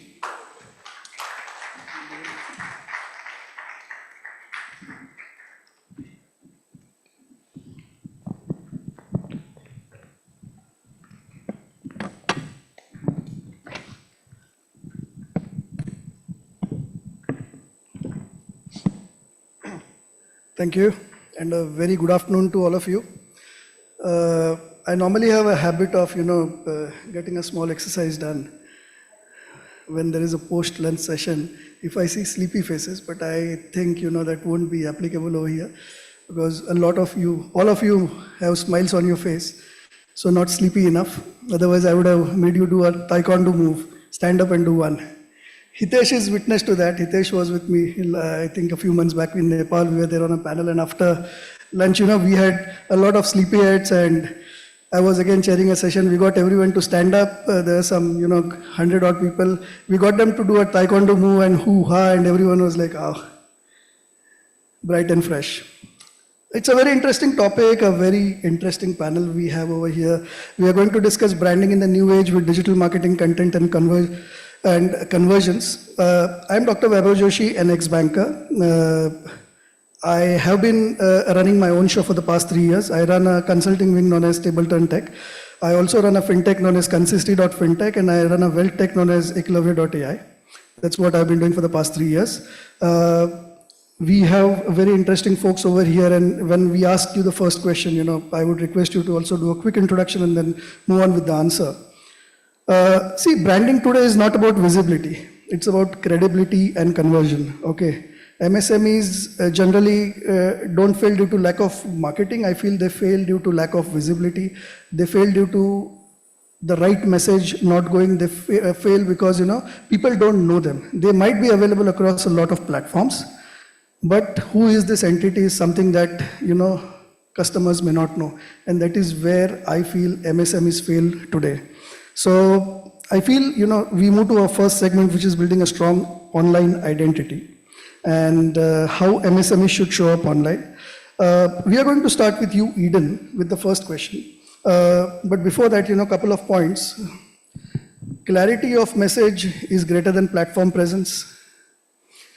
Website plus Google plus social is equal to online presence. Founder visibility and authenticity is extremely important today. It's not just about the brand itself, but the founder visibility and authenticity is extremely important. And last but not the least, consistency in tone, visuals, and promise is very critical from a strong messaging perspective. So Eden, the question to you is, what does branding mean to you in today's digital world? Thank you, Vaibhav, and good afternoon, everyone. My name is Eden Menon, and I work for the India Sanitation Coalition, which is a non-profit sector under FICCI. So branding, as you said, I would have answered it differently had I been working for a profit-making organization. When we say branding for a non-profit organization, the first thing we have to keep in mind is budget. So branding is a completely different ballgame when you are working for a non-profit organization. In the year 2014, the Swachh Bharat mission was launched in India.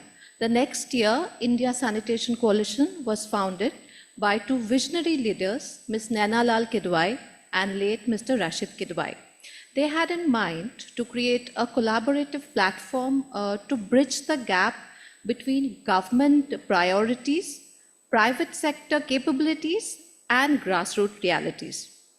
So the first thing a brand, for what I believe is a brand needs, the trust factor.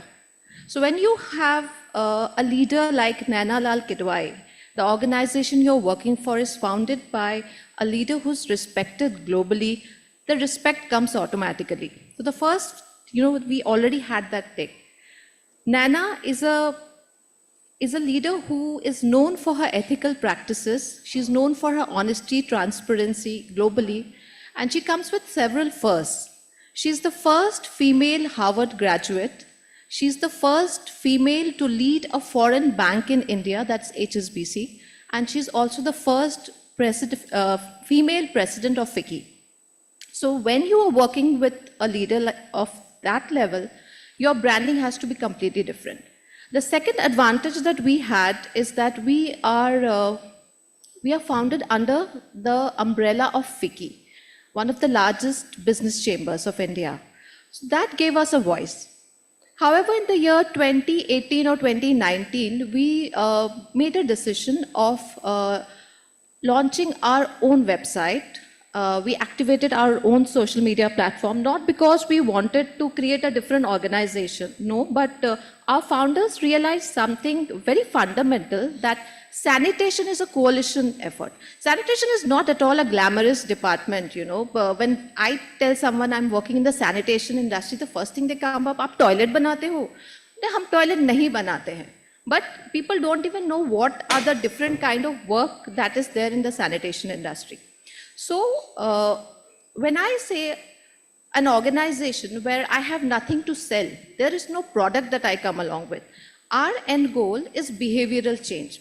So that is where, you know, digital amplification actually helps us scale impact.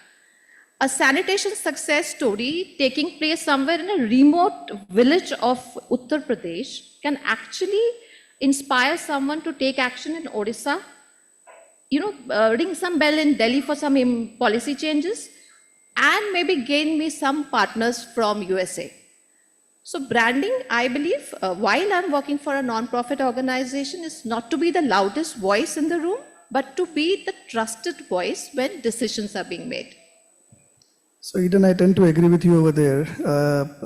In my personal capacity, I'm an advisor to Grameen Foundation, and there is a lot of activities that we have done with respect to, you know, women entrepreneurs, micro entrepreneurs. Right. And one of you know, the projects that we ran diligently this fiscal was to help them create their digital identity. Absolutely. You know, we did trainings with respect to digital marketing, social media marketing, how to create your personal branding, how to create your Instagram, how to market your goods, how to use Canva for that matter.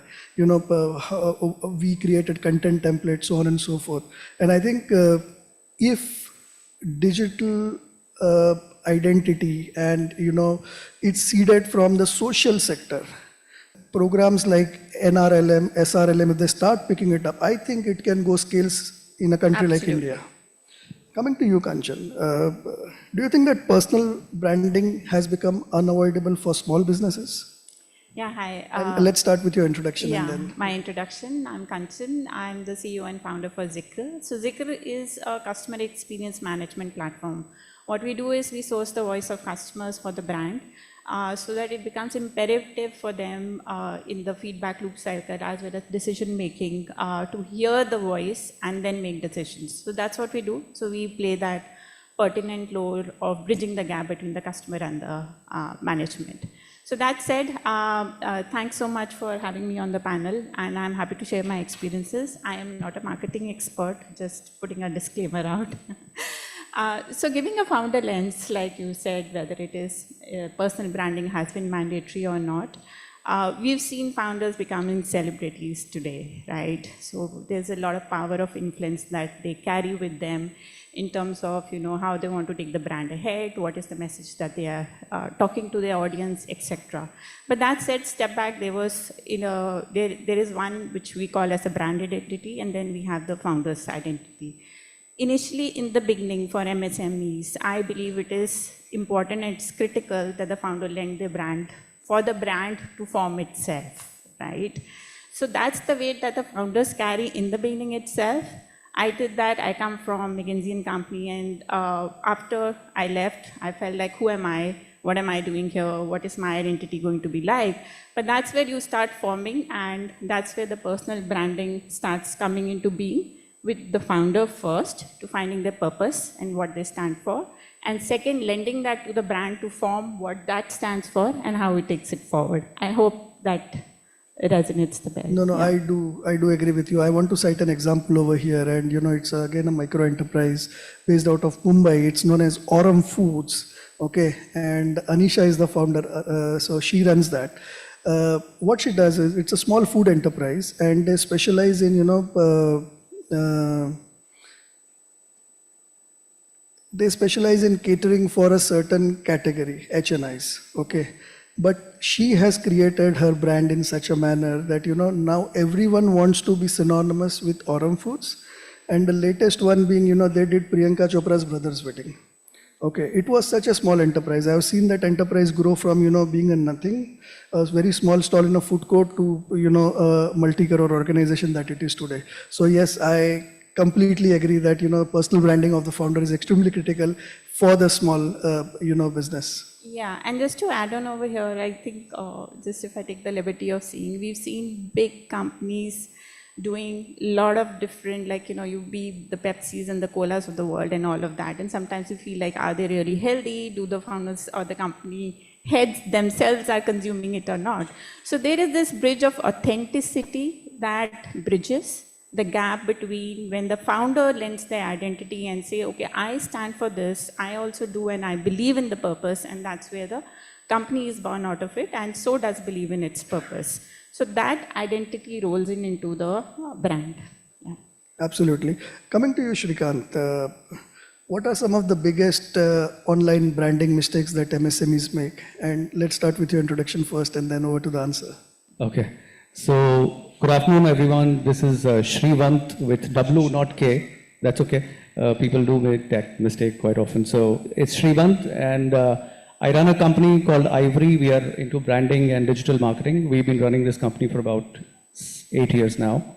And in regards to this particular aspect, this discussion about MSMEs and their branding challenges and the founder branding challenges, which has become totally critical today, that led me to start my another platform called the Startup Cafe, where we talk to MSMEs and founders and we bring their story out, we do PR and stuff like that.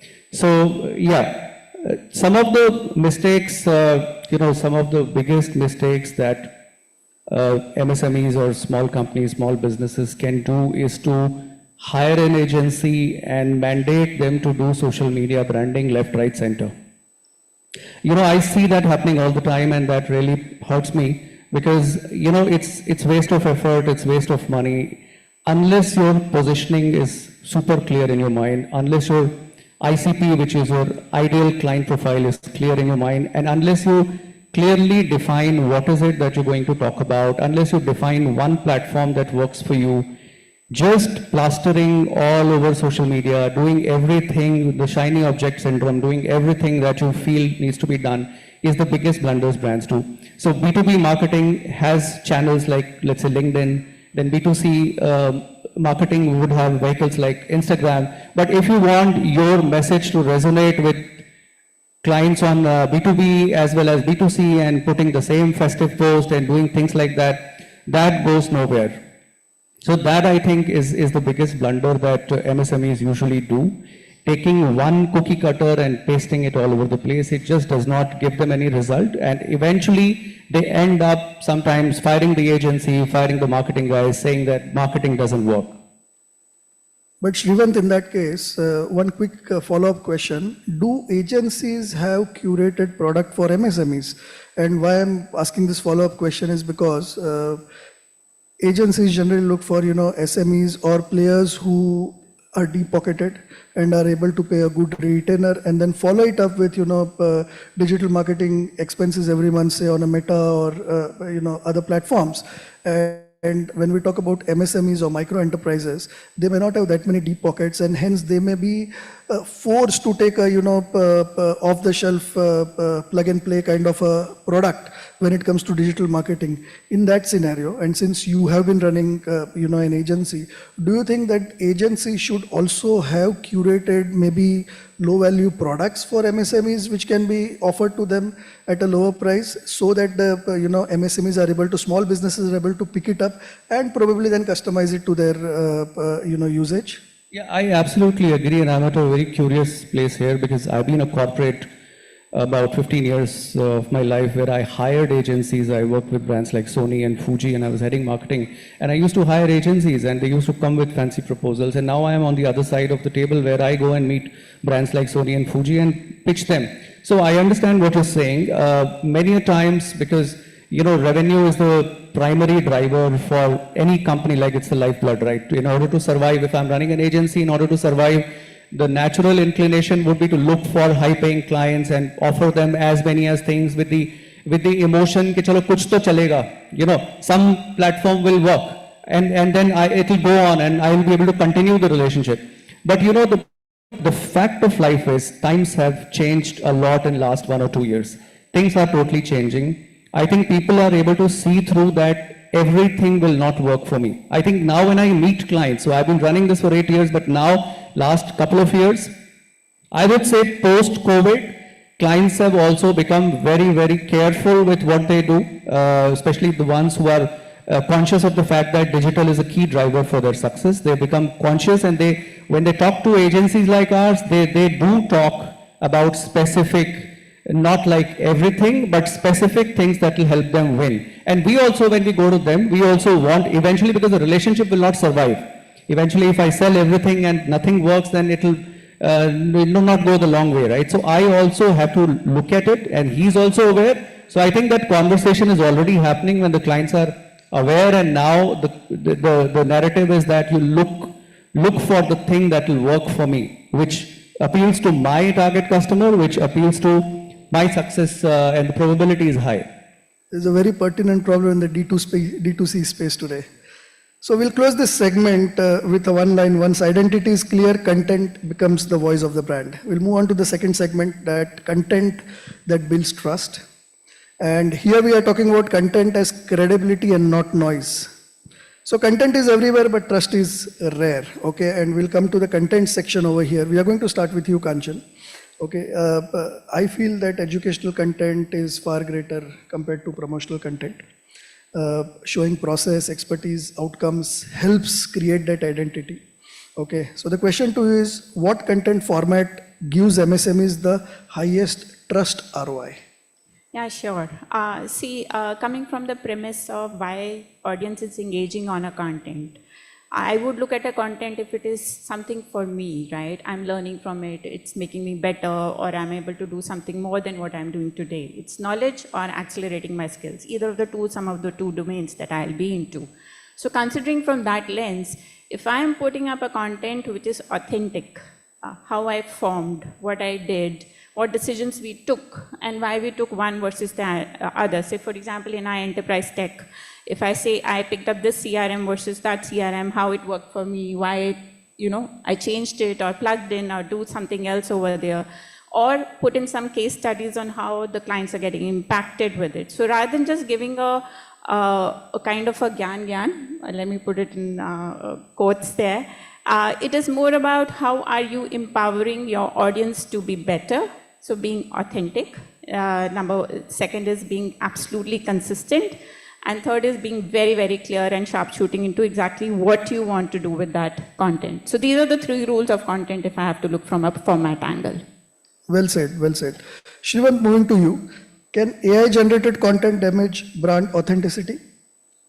So I see that question a little invalid now, because you can't really generate content without AI, right? That's the direction, that's the future we've already moved into. It's not something which is a distant future, it's already happening with us, people like us. So when it's textual content, you have, support in terms of ChatGPT. When it's video, when it's graphic, your softwares of past generations like Adobe also have, moved on to AI-driven support. So the question is invalid whether AI is required or not. Of course, you will have to learn to live with AI.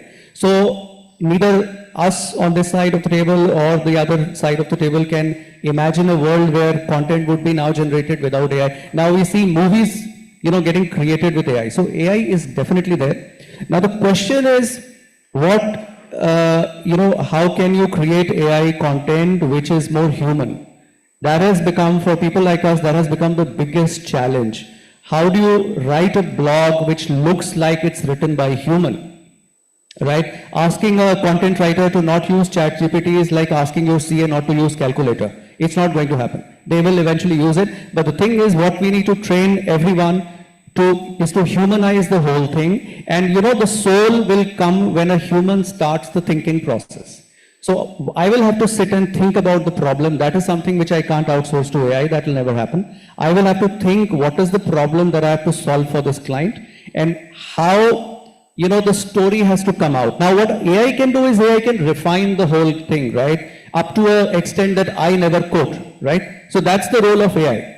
But the generation of idea and the generation of how we solve the problem has to be from our side. And if that is getting solved and AI is visible as a let's say a cover or a jacket on the whole content, it's fine. I think it has to solve the problem. Could I add just a bit over here?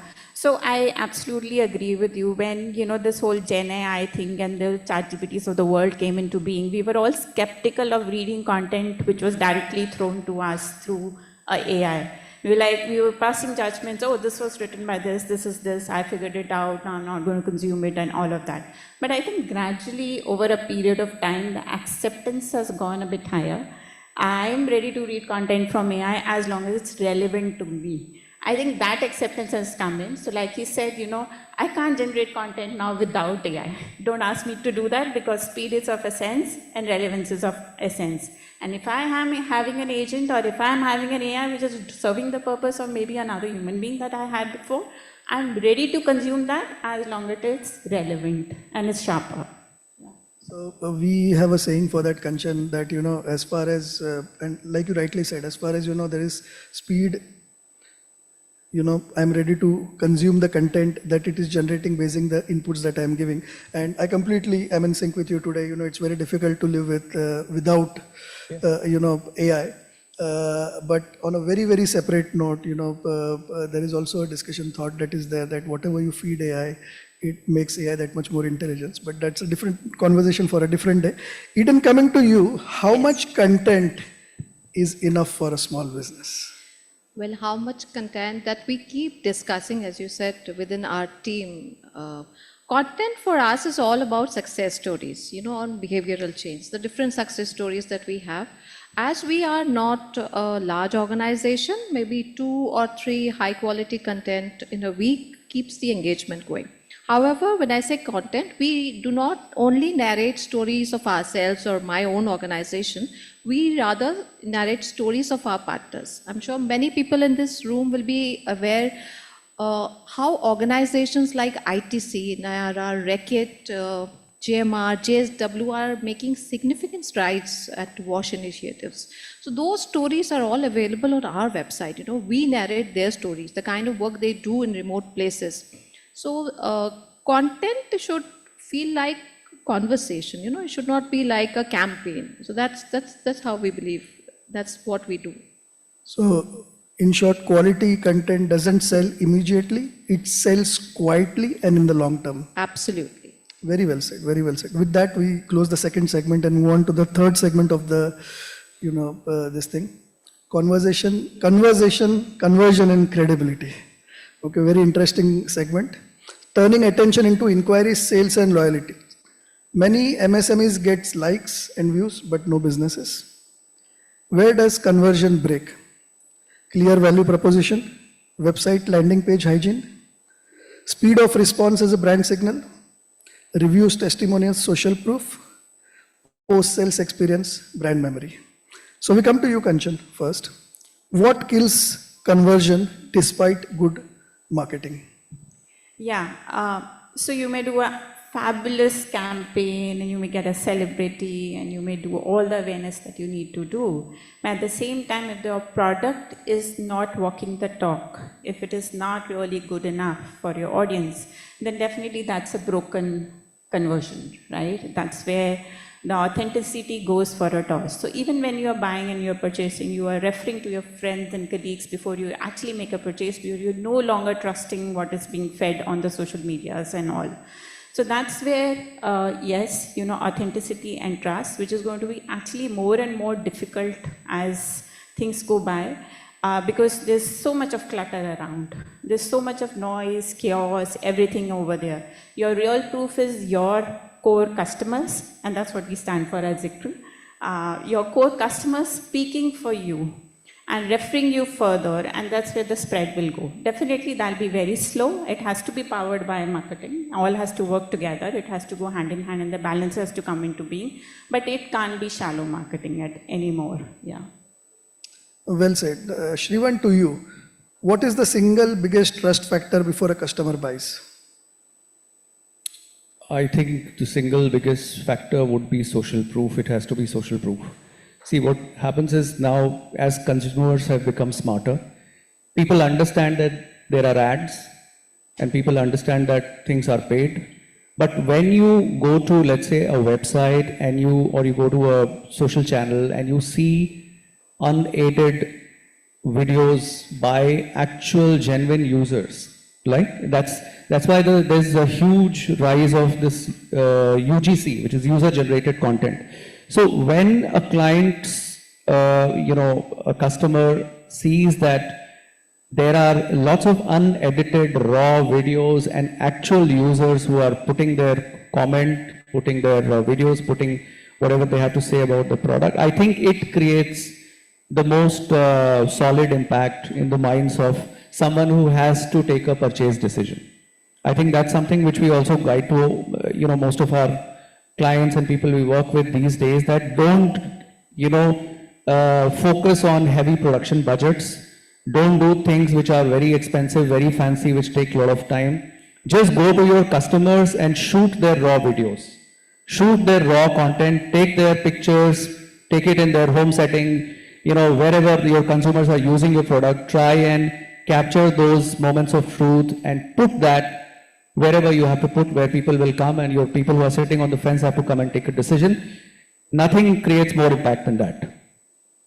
So essentially, what in the older days we used to call testimonials, customer testimonials, but yes. social acceptance when it comes to smaller businesses. It would be very interesting to also probably, have a offline discussion, not on the panel, but, how do you differentiate between curated testimonials or planted testimonials vis-a-vis the true testimonials? Because from a plagiarism perspective, or from a, rather, taking the customer in a particular direction perspective, that would also be very interesting to know. Yes. Absolutely. So yeah, of course, it's easy to guess that there is a rise in knowledge of this kind. So people know that you need to create user-generated content, and hence every brand is trying to do that. And how do you differentiate is, I would say, a level 2 problem for MSME. I think most of the MSME where they are failing is they are not able to fix the level 1 problem, which is what is their clear positioning, what does their product do, and how does it impact their customers. I think once you solve that level 1 problem, that is when you can upgrade to level 2 and talk about how do we now differentiate and how do we create variety of this content. Well said, well said. Eden, coming to you, is branding incomplete without a conversion strategy? Absolutely. Branding without conversion is like storytelling without listening. So if, suppose I'm successful in creating a brand awareness for my organization, but I'm unable to track the journey of my client. Where does he start? If I'm not able to encourage him to take the next step, that is maybe to inquire, sign up, participate, meet, then the credibility breaks there. So as a brand manager, I have to monitor his journey. For us, for a non-profit, it is from being discovered to participate. Having said that, each rupee that we spend on branding must translate into measurable impact on ground, because for a non-profit organization, conversion is not about clicks, it's about changing lives. Very well said, very well said. Branding ends where customer experience begins. Absolutely. So with that, we end this segment. And do we have 5 more minutes, 2-3 more minutes? Or are we done? 2 minutes, okay. Oh, there, I can't see that. Okay, 1 minute and 41 seconds. So then we have a quick, time for a rapid fire round. I put 3 questions over there. Eden, let's start with you. 1 branding mistakes MSMEs must stop immediately. Stop designing your campaign like a corporate. Be true to yourself about what you can do, and then draw a campaign strategy around it. Fantastic. Kanchan, 1 digital channel MSMEs must not ignore in 2025. I think it will be your website. I know there are a lot of instas and everything around, but your website is a source, true source from where everything's getting picked up. So please don't ignore it. Shrivant, one metric that actually reflects brand success. Repeat customer, I would say. Fantastic. How many people are coming back? Fantastic. I love that answer. Thank you, everyone. That's all from this panel. Thank you for your wonderful attendance and the patient here. Thank you. Thank you very much. That was full of insights. Thank you very much. Could I please request you all to kindly come forward for a quick picture?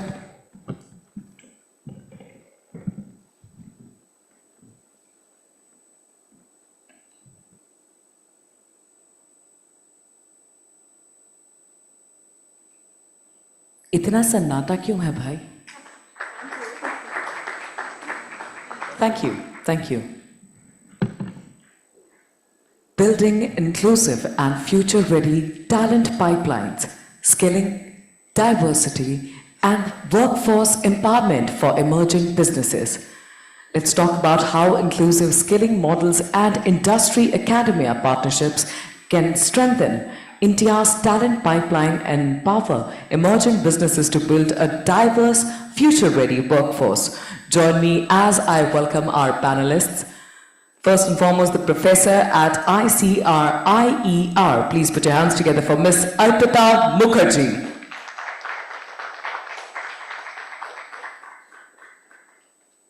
Up next, Head Talent Attraction and Engagement at PepsiCo. Please put your hands together for Ms. Gayatri Das. Joining us virtually, Founder and Executive Director, Just Jobs Network. Please welcome Ms. Sabina Diwan. She'll be joining us in a short while. Virtually, up next, joining us virtually once again, Vice President and Head Human Resources at Art House Financing India, Mr. Anil Sahni. The final panelist, the Director, Data Security Council of India. Please welcome Mr. Deepak Bura. Completing the panel, it's time to welcome the session chair, the Chief Executive Officer and Founder at the Unlock Company. Please welcome Mr. Arijit Ray.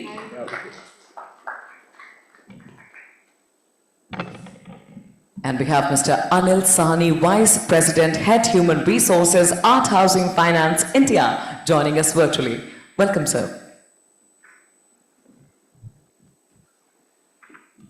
Hello. Hello. Yeah.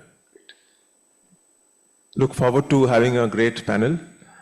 Thank you, Business World, Devika, for inviting us and once again putting together a very diverse panel. Today we have quick introductions. Ms. Arpita Mukherjee, who is the Professor ICRIER. Ms. Gayatri Das, Head Talent Attraction and Engagement, PepsiCo. Mr. Anil Sahni, who is joining us virtually. He's the Human Resources for Art Housing Finance. Deepak Bura, Director, Data Security Council of India. And this is me, Arijit Ray. I run a branding and advertising agency called the Unlock Company. My last stint in the professional sector was CEO of Dentsu India. And I also run sessions in organizations called Unlock Your Potential from Vedic Wisdom. When we start talking, you can just add a couple of lines about what you do. So today I think we've got a very good panel and issue and a topic that's extremely important for the future. The workplace of the future is, I think, changing so rapidly as if it seems that the future has got pushed back. Eclectic changes, spellbinding changes, tectonic shifts are happening, and conventions and frameworks, old frameworks, are constantly broken down in front of us. So today we'll spend some time discussing the various issues that are involved in building the talent pipeline of the future. And all of us understand that if the future is a measure of what we are seeing today, then tomorrow's talent has got to be far more talented, skilled, competitive, and at the same time ready to adapt. So my first question to Gayatri. You've actually played pivotal roles in large global organizations. You're a head of talent at Pepsi, and would like to ask you, what are the various things you are doing at Pepsi? Because it's also important to get a perspective of what large organizations are doing. What are you doing at Pepsi towards skilling employees to face the dynamic world? Okay, I think that's a very important question considering how our demographics are changing currently. I will probably take a step back. I will talk about skilling for people who might see Pepsi as one of the future employers for them. And there's this initiative called as Revolutionary, which is one of the flagship initiatives of PepsiCo India, which is Revolution for the Nari, empowering 1 million women, impacting households. And this initiative is a lot about skilling. It's a lot about driving awareness opportunities, just not for women, but everybody who wants to be a part of this initiative. I'll tell you what exactly we have done differently. This is just not PepsiCo initiative. So when we embarked on this journey, we looked at that there is this early talent pool which exists for everyone. All of us who are operating in industries, large, mid, small size organizations. How do we kind of create that talent pool which each of these organizations will be able to extend that opportunity to? So what we did is when we were reaching out to this early talent, we looked at like-minded organizations, right? So I have to give you a few, like Vadhvani Foundation is one of our AI skilling partners who joined hands with us saying that we will reach out to rural, semi-rural, urban parts of the country wherein we are going to skill students on employability, because that is one of the biggest gap that our country is currently facing. There are courses, there are curriculums, academia that exist, but children do not have the right skills on employability. And when we started reaching out, we realized that PepsiCo can only hire as much, right? There are many other organizations like us who would want to hire students who may not be privileged enough but have the right skills to be absorbed in organizations. So we have partnered with many other organizations. We have looked at possibilities with organizations like Diageo, Pernod, etc., where we say that we skill together, we provide you those opportunities. And those opportunities that they're learning in terms of skilling are all AI driven. Now that is the part which comes before someone joins Pepsi as an employer of choice. But when you join Pepsi, I think one of the most important things, and I was hearing the previous panel as well, everybody's talking about AI. But what we don't understand is that how do you use AI, right? So, I mean, the organization is heavily invested in training, skilling people on how do you use AI for business problems. Now, again, as one of the gentlemen from the previous panel said, that the creative thinking has to come from you, right? AI is there to refine. So how do you smartly use AI is one of the skilling opportunities that we're looking at. Also, as an organization, we have pivoted strongly on digital transformation. So very simple examples, our HR business partners are in true sense HR business partners. Our managers are the ones who are so digitally savvy, they run most of the employee lifecycle processes on their own. And that requires a lot of digital enablement from the training and the learning and development teams of PepsiCo globally. Excellent. So on the one hand, you're doing a program called the 1 Million Women, which is through ecosystem partnerships. That's great. When large organizations start doing this, I think it's a great example. And secondly, creating digitally savvy professionals in the system. That's great. Devika, is Savina ji joining?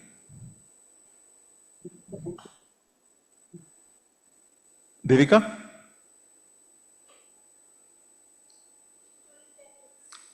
10 minutes, okay. So I'll have my second question to Deepak. Deepak, you're a part of Data Security Council of India and dealing with cyber security and awareness. And in today's context, it's very important to have awareness about cyber security, right?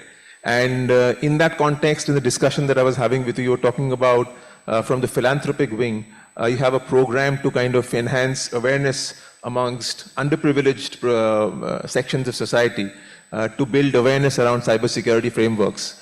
I think it's a very praiseworthy initiative. Can you just talk about it? Yeah, thank you, Mr. Ray. First of all, good evening to all and hats off to Business World for inviting me out here. Plus, the sessions are on time. I think that's the biggest positive I've seen after attending so many events. Even our own events are not on time. So thank you to Devika and team. Plus, they're also having an online webcast, which I was following when I was on my way to the venue. So big thanks to BW team, and hopefully you keep the good work in future events as well. And the panel before this one, we talked about AI and all the parameters. See, the one thing that we need to understand is AI is just an enabler. AI will not operate itself unless somebody is planning to prepare a Terminator, right? We need to have that human element always, and human intelligence cannot be ahead of artificial intelligence at any given point in future times or present or in past. So what we have to do is that we have to scale our employees, our future generations, that they should be better prepared to use AI as a tool and not consider it as a freebie or something which will make them lazy or avoid their hard work. So it can be sort of a tool to just make their work more effective. Now coming to the question which Mr. Ray just asked. So, folks, I am director at Data Security Council of India, and what I do is I lead a philanthropy initiative known as Cyber Siksha and Cyber Vahini, where what we do is we train young women folks from tier 2 and tier 3 towns in cyber security. We train them for 4 months and then we employ them in cyber security jobs. Because what we feel and what is happening today is data is the new oil. Tomorrow, whosoever controls data will be controlling economies, geographies, and world, ultimately, right? And the next war will be fought on data only. For India's point, the next war will be on pani, parking, and data, sadly. So the point is that these young girls, they have the talent, but they don't have the wings to fly.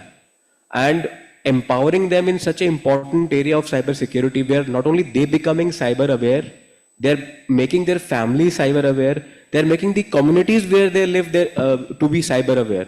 And I doubt if there is anyone in this room who is not getting a spam call or a spam message, right? Or a lucrative message to take advantage of a free gift or a free trip or a free bonus coming your way. So we need to train our folks in cyber, and the world that is trying to counter it, they're actually getting more and more advanced day by day. So this is a small start that we are, trying to achieve by empowering these young girls, and we are thankful to big corporates like Pepsi and others who have actually supported by hiring these youngsters, giving them opportunity at such a young age.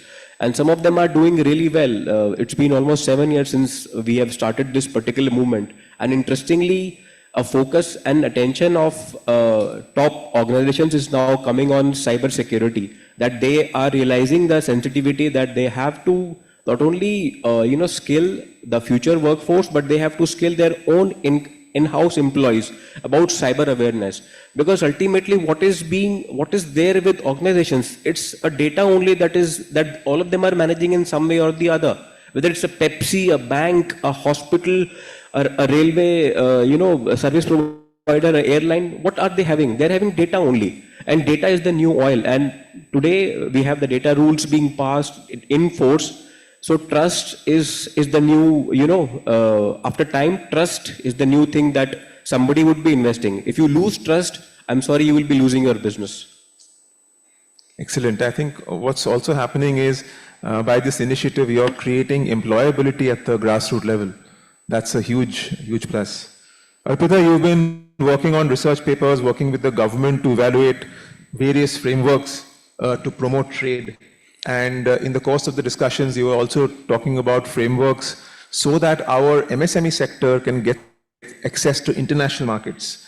So in that context, what are some of the training requirements are you looking at for the MSME to access more and more international markets? Thank you very much for the invite to this event.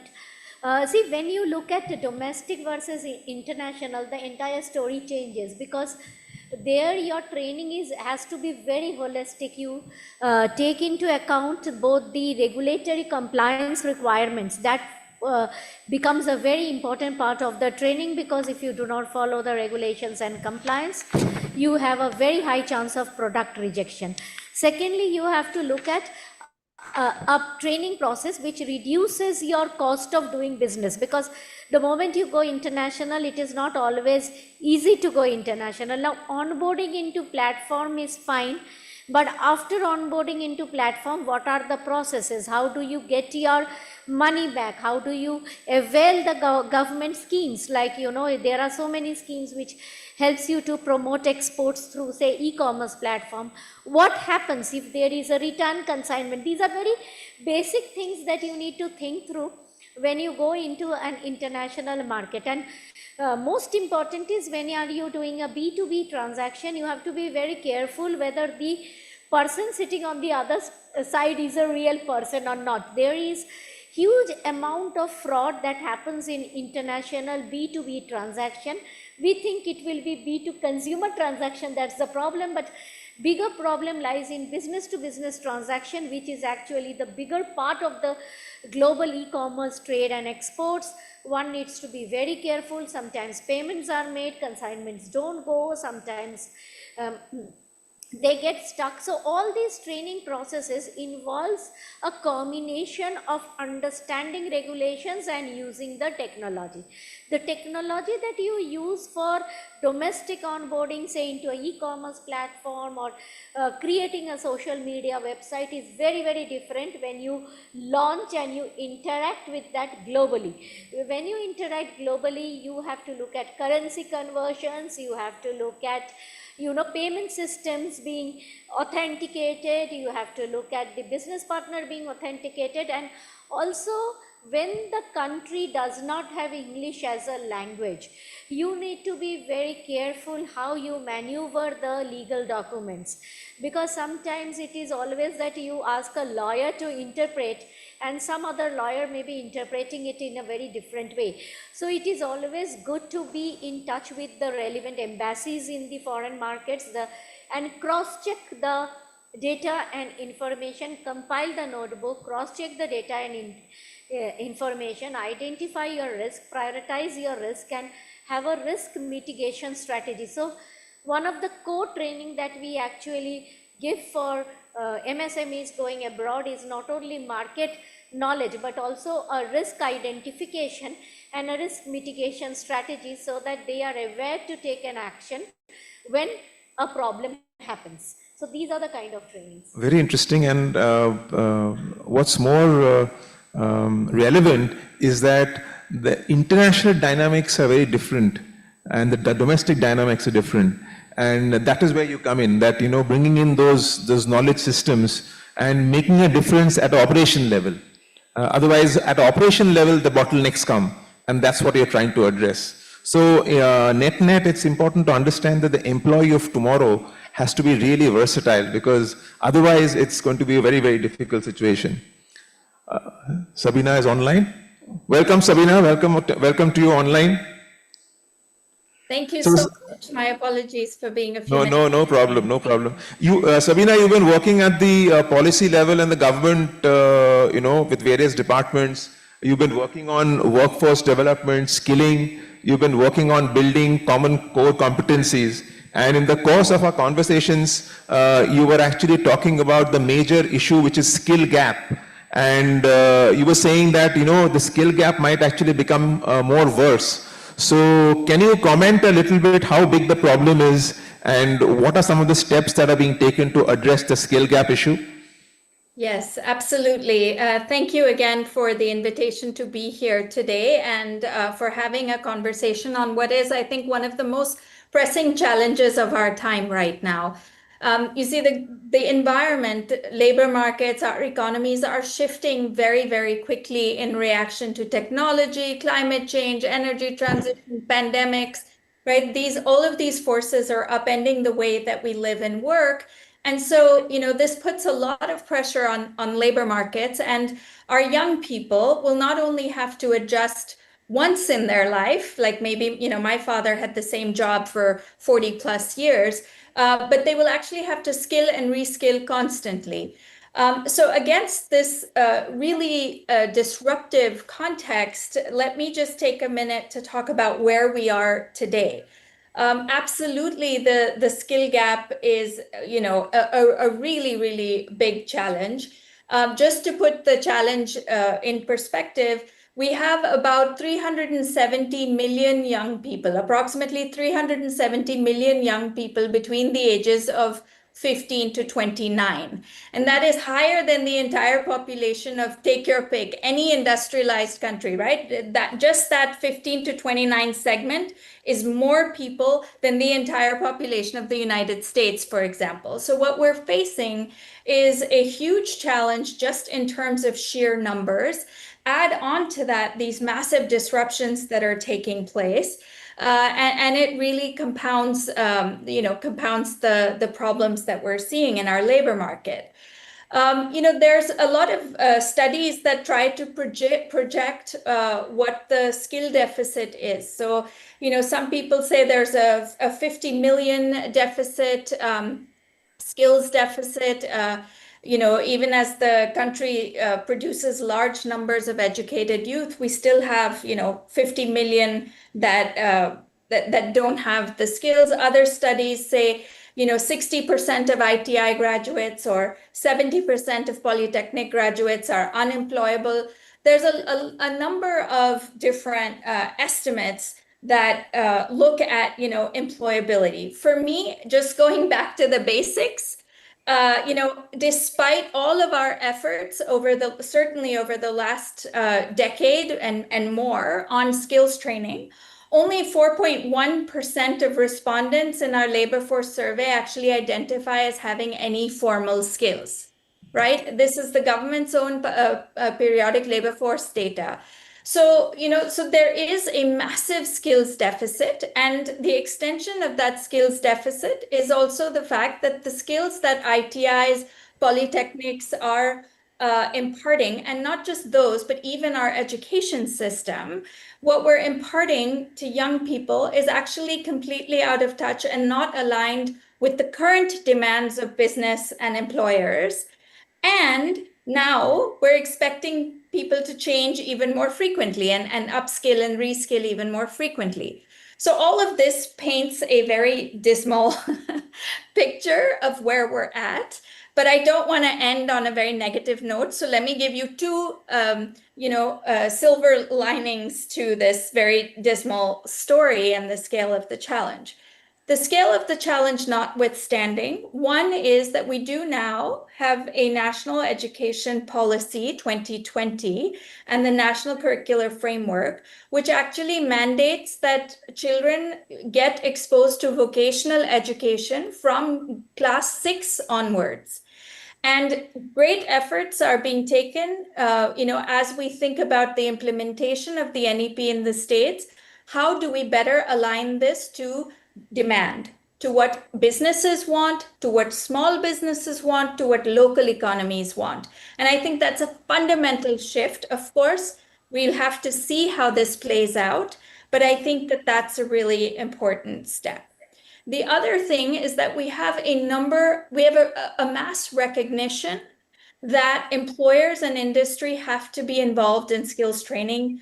And you can pick your mechanism, whether it's through apprenticeships and under the Apprenticeship Act, whether it's better implementation of the Apprenticeship Act, whether it's internships, whether it's dual system of training programs.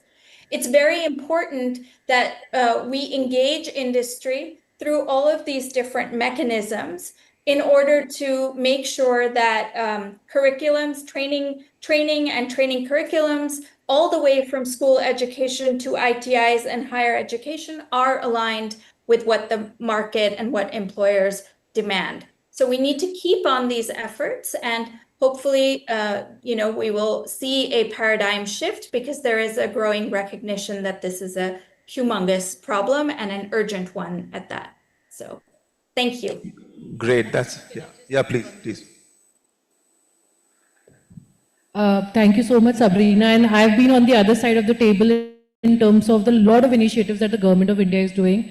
A couple of them, because we've been talking about ITIs, and especially when we talk about manufacturing setups, the one like ours as well, ITI graduates play a very, very important role. And I think one of the biggest positive step that FIXI has taken right now is that they've invited industry partners to identify that what are the skill gaps, not just technically, but even when it comes to management, right? So oftentimes what happens is management is a function of, as you become a manager, that's when you need to understand the management skills. But now the direction has been that as early as you graduate, you should understand the importance of time management. You should understand the importance of performance management. You should know what does quality mean. So I think that's a very, very positive step. And I think the second one, and all of us would have heard about it, would have been the Prime Minister internship scheme, right? I mean, the magnanimity of the initiative that was taken. One thing was really, an outcome that came out of it was that there is a need from both the sides. There are enough number of talent outside that organizations want to hire, and there are enough opportunities across organizations where these talent can be also absorbed. So I think these are some of the excellent points. Yeah, very good points. So on the one hand, you talked about scenario which is alarming to some extent, but on the other hand, there are some positive linings which tells us that a lot is being done, and hopefully things should look up. So that's a good thing to be aware of. Anil, now next to you, you have actually had a multifaceted career from sales to training to housing finance to insurance to telecom, and then finally to HR. So what I want to ask from you, because you're a major proponent of AI, and how can, in the lives, especially of MSME, where the systems and processes are not so robust, how do you think AI and AI tools can play the role of an enabler?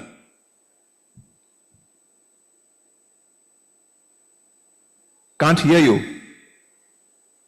We can't hear you. Yeah. You're on mute. Yeah, I'm so sorry. I didn't notice I am on mute. My apologies for that. And I also apologize for not being able to present in person. So coming to the question, if you talk about technology or an enabler, let me give you a little background of what we are and how do we actually do the business. See, we are into affordable housing finance segment. And if you see this segment, there are more than 200 NBFCs which are currently active in the country.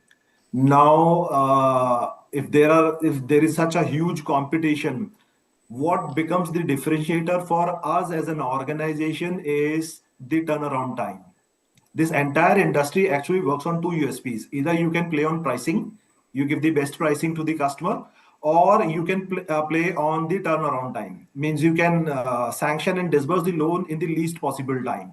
And therefore, if you see the name of my company, ART, here T stands for technology. Because if you see the housing business, housing finance business, which used to happen a few years ago, it was more of a physical process wherein a physical file used to move from customer's place to the office, and within office from one department to another. But today, if you see all of my field staff, they have been provided with tabs, and the entire loan processing means picking up the documents from the customer, everything is through digital mode.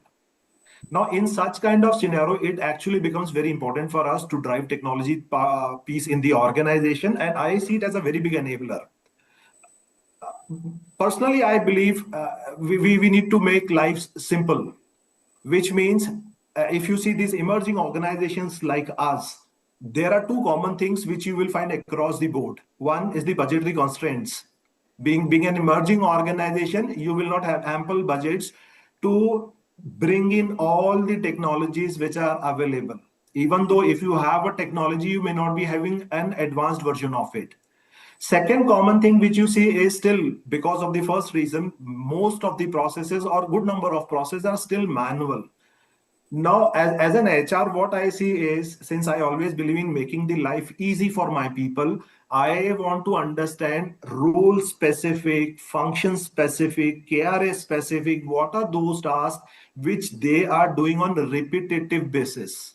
Because most often I always talk about one thing, that in today's scenario where everybody is extremely busy, what is being missed out by majority of the people is a dedicated time to think and strategize the next steps, which is most crucial if we want to grow in corporate hierarchy, if we want to succeed in the competitive world. So keeping this as a backdrop, what normally we do in our art housing finance is we have identified various challenges, challenges in various roles, and we are trying to link those challenges with the available technologies. I can give you very basic examples, like the one which I personally use also. I'm a very big fan of Microsoft Copilot.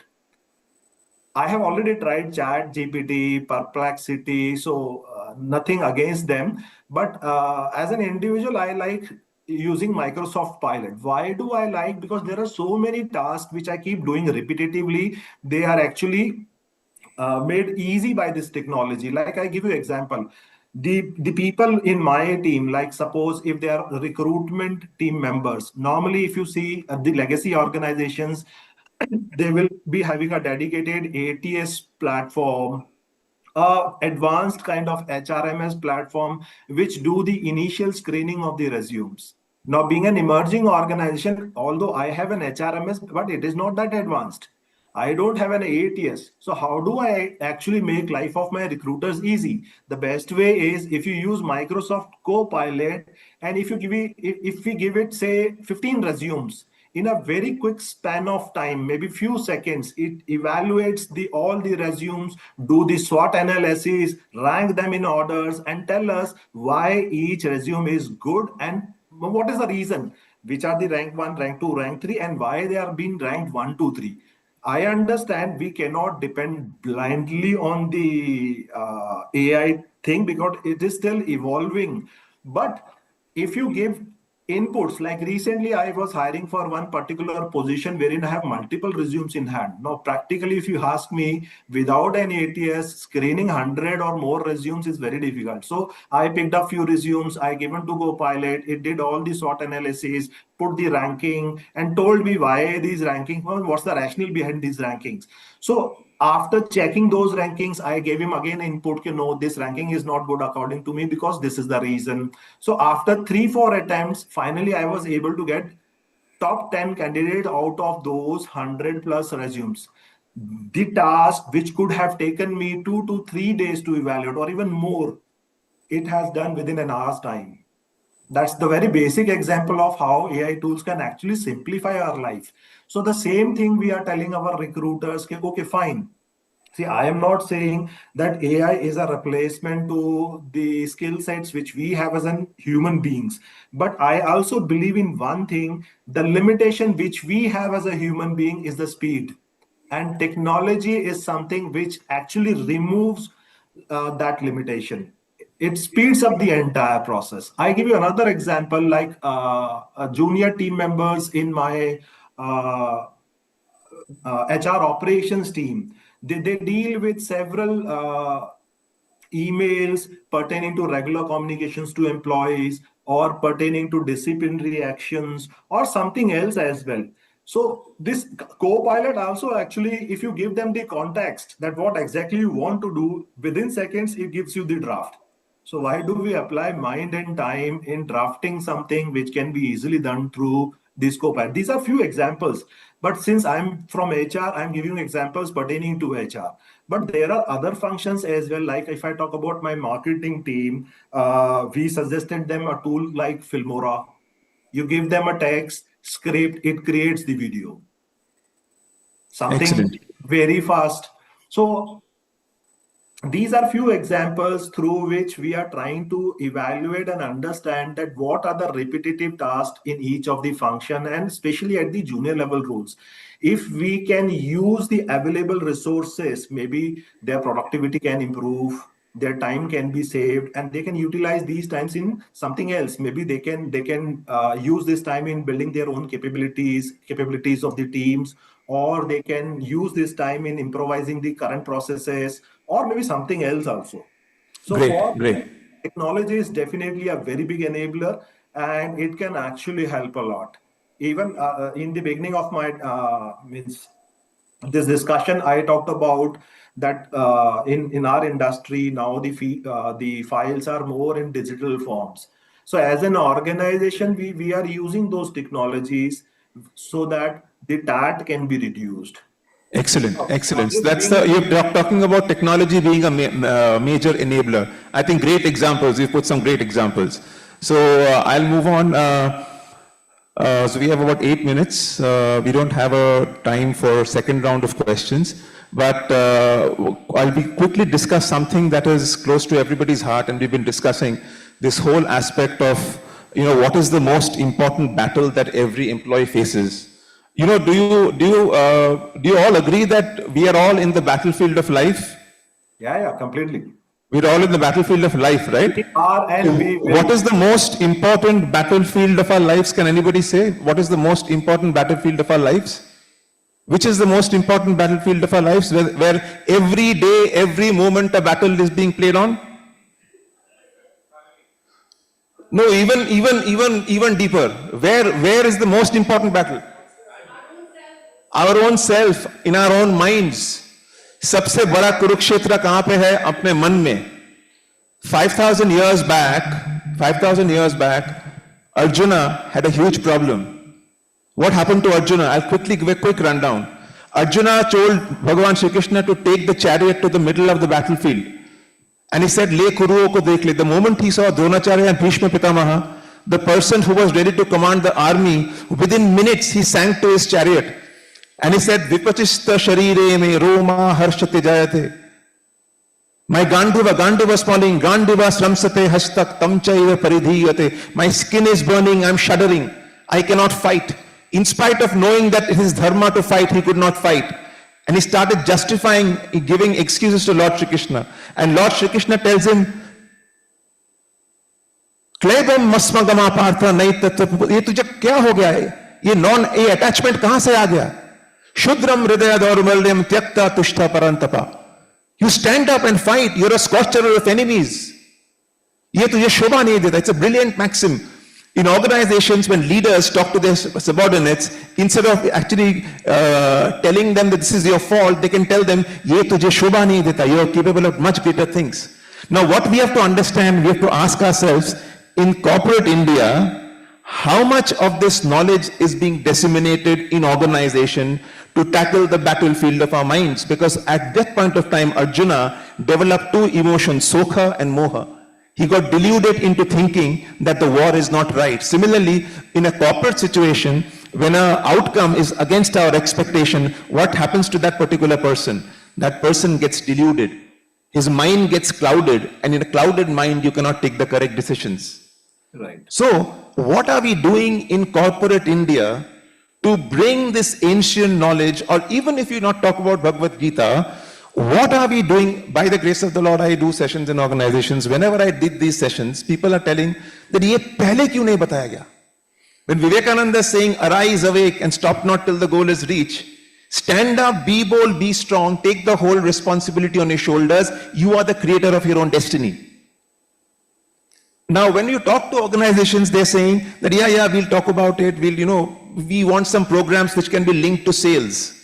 But if we are actually making a difference in aiding a person to deal with their minds, you are giving him a framework which will help that person not only in his house, in his home, with his friends and at office. So I want to ask all of you, what are some of the things that is being done? Is this discussion happening? Are we proactively hand-holding our employees' hands to make them more proficient in terms of developing a positive and healthy mind? What about? I think this is my favorite question. I was just, yearning to kind of respond somehow. But I think there is a very, very famous terminology that we all use during a performance appraisal, which is called feedback, right? And there's another terminology which is called feed forward. There's a difference. Oftentimes when we talk about feedback, feedback is a negative term. And in the back of our minds, all of us subconsciously related to negativity. Feed forward is to your point, Arijit, where we say that, this is what you have achieved. This is how you could have done it differently. Okay? This has a huge impact on the person who's listening to this. And we have seen this happening every day across all the organizations that I've worked for. It takes a lot of maturity, even of the person who's giving that feed-forward input, because they are not attuned to that way of providing inputs, right? And oftentimes a lot of organizations talk about lead indicators, lag indicators, which is more important, which is not important. So in PepsiCo, if I have to say this, I think there's a lot of impetus on how managers are holding those critical conversations. Because at the end of the day, we don't want that the person should move out of the conference room disappointed, as if this person is not capable of doing anything more. Anybody who is coming in for a conversation is looking forward to something developmental. And when we're talking about so much of AI, as an organization, we are also leveraging AI to give us that input. This is the performance of the individual. This is the behavioral feedback that we have got. How do we kind of create a developmental conversation? So in PepsiCo, it is called ACE, which is developmental conversation. We don't have feedback conversations, right? And very rightly said, I'm so happy that you called out that the Arjuna story, but this is very important. And especially for emerging businesses, this is all the more important because by 2030, 30% of our workforce is going to be Gen Z. And for Gen Z, the most important thing as per research studies is the purpose that they achieve at the workplace. And if it is full of feedback, I don't think so we are meeting that objective any which ways. Great. This development conversation, I think this development conversation is important. How does every person expand his or her, sphere of influence, not just think about himself or herself, but expand. Arpita, would you like to kind of comment on what you have seen happen in organizations, or is enough being done in this space? Sticking to my kind of training in international trade and conversations related to that, we have signed many MOUs for joint training and capacity building with multiple countries, and many countries are actually bringing in their traditional practices as a part of the trading curriculum.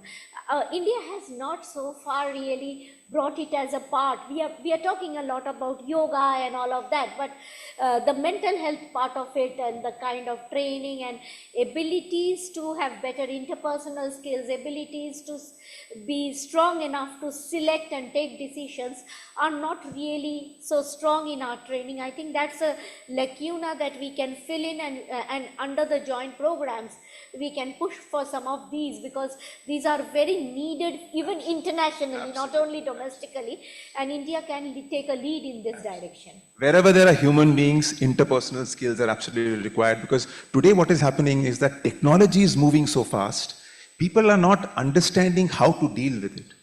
But if a person had a very strong mindset, because see, there's so much chaos around, and if there is chaos in the mind also, it will be chaos everywhere. But if the mind is stabilized, our ability to handle the chaos will be far better. So I think we have 44 seconds left. If you want to add a point. Yeah, I would just like to, make a quick comment. As Gayatri ma'am said, that feed forward. I think that's a fantastic concept, and at least our public organizations and corporate offices should take an example out of it. But the challenge is, she said about Gen Z, right? So how do we inculcate this mechanism? I think we need to start way early in our schools, because we see our kids are also into so much of tremendous pressure, whether it's school, peer, home, plus mobile is it's very easy for them to reach to their mobile, so many applications. Sadly, few of them are on social media also. So I believe this feed forward mechanism, if it can it can start from schools, I think there'll be nothing like it, and it will make our task more easy when these youngsters, when they come to college and further advance in their careers. Absolutely, because this education has to be started at a level which is far ahead. And I think who made the point that the NEP, I think NEP is a great step towards that process. Thank you so much, everybody. Thank you, audience, and thank you. It was a great panel. Thank you, Anil. Thank you, Sabina, for having this discussion.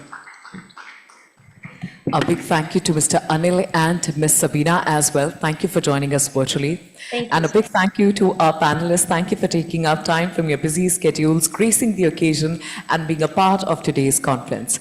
I cannot let you leave the stage without a commemorative picture. Could I please request you all to kindly come forward? Thank you.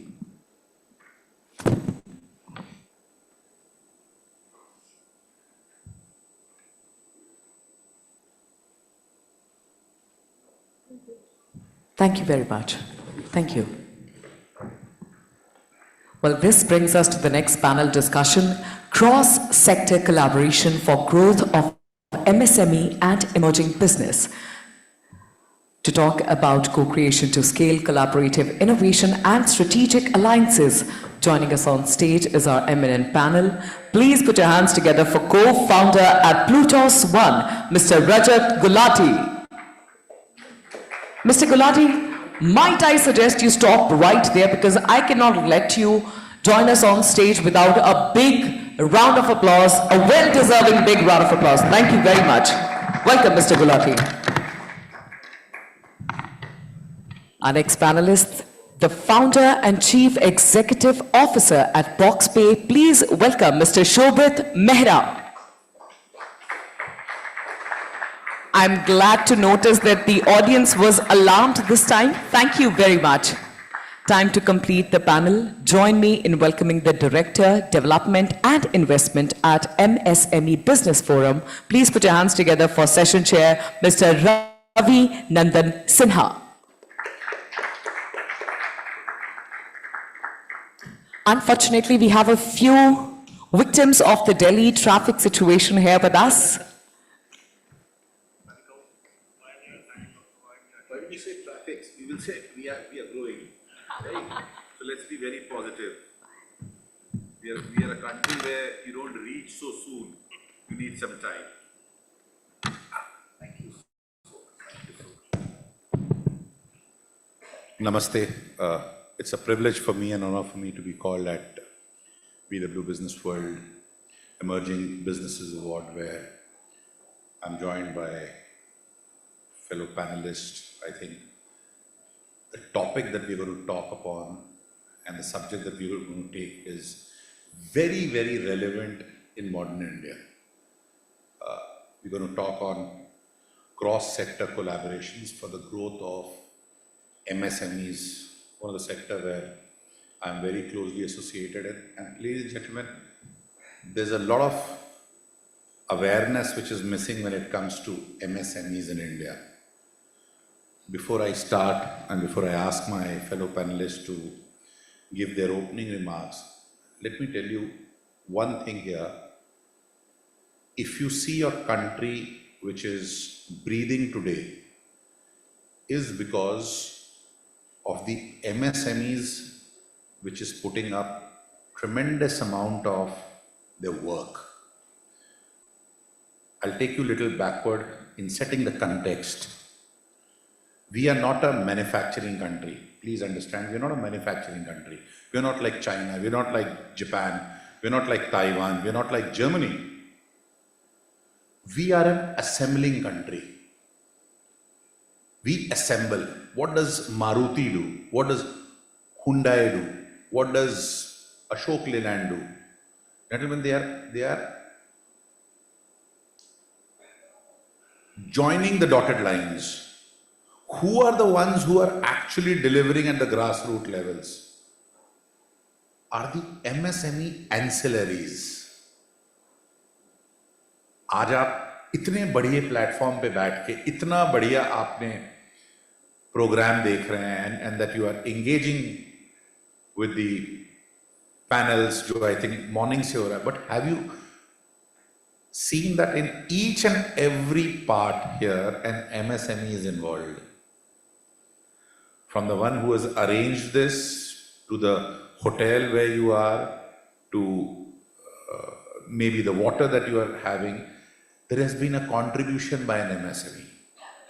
And today, ladies and gentlemen, we are talking of how cross-sector collaborations can help this MSMEs.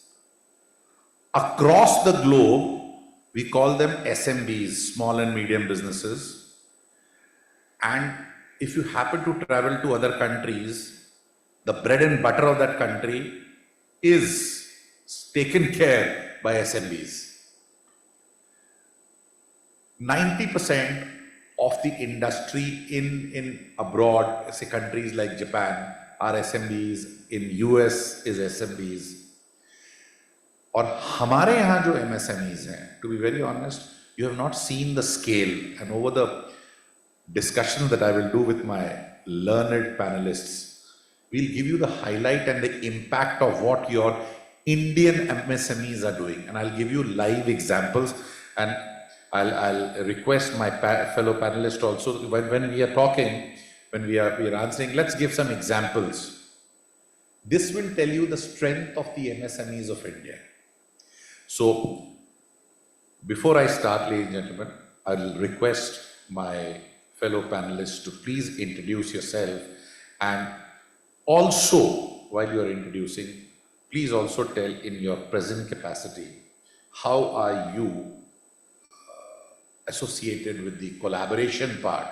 Because then that conversation in the next 30 minutes that we do becomes more scalable. So, over to you. Hi, I'm Shobit. I'm the founder CEO of Boxpay. We are a payments fintech company wherein we help young startups, MSMEs, SMBs across the globe collect better payments. I've been in payments 20 years. I was at Expedia prior to founding Boxpay, and we had a payments team of 500 people just helping Expedia collecting better payments. Now, not even a mid or a large size company can afford that kind of a payments team, right? And what we also realized was that often these people don't even have seats at the table in terms of negotiating better rates, better commercials is one thing, but even terms of payments. So we started Boxpay as a tech enabler, but also helping small organizations in terms of creating Expedia, Amazon-like payment experiences for their customers, because it's very important. It's even more important for an MSME to not lose that customer because of payment issue, right? If it's an Amazon, there are hundreds of or thousands of visitors every second that are coming in and checking out. But for the MSME, well, that one single customer can make or break, right? So that's what we do. I think in terms of today's topic, it's a very relevant one. I think even before this panel, we heard panel 3, IDFC Bank, talking about beyond banking, right? Why is a bank trying to create a platform which is not at all related to banking, right? That's the biggest proof. I think even large organizations are realizing that it's a joint collaborative effort in terms of providing value to the end customers. And also it could be a big differentiating factor for everyone. And in the previous panel, we heard the role of AI being able to do the same task that we humans do in a much, much better way and much faster, right? So there's going to be a lot of clutter out there in the market. We are going to be exposed to more and more information, and genuine voices are going to get subdued in that clutter. So if you have the right partners, if you have the right collaborators, your chances of reaching to the right audience is much better. Yeah, we'll talk, Shobit, about more of the cross-border collaborations, yes. Right? Thank you so much. And let me tell you, you're sitting on the hot seat because personally speaking, with so many FTAs now happening, your payment gateway plays a very important role, because coming from a think tank of the policymakers, I can understand that what all questions now I have to ask you, which is out of syllabus now. So ladies and gentlemen, Shobit is one of the very important persons sitting here. Over to you. Thank you. So I'm Rajat. I'm one of the co-founders at Plutus One. We're a technical service provider for a service called Bharat Connect from the NPCI, from NBBL actually, a wholly owned subsidiary of NPCI. Bharat Connect covers consumer to business bill payments. It covers, so all your bill payments that you would make via bank apps, Paytm, PhonePe, they run on this platform called Bharat Connect. That's the underlying digital public infrastructure. So that infrastructure is built by TSPs. We are one of the TSPs. So Bharat Connect covers bill payments. It covers now internet and banking interoperability between banks and payment aggregators. And it also covers business to business invoicing and all the other features that come built on top of invoicing, which would be invoice-based lending through the Treads platform, etc.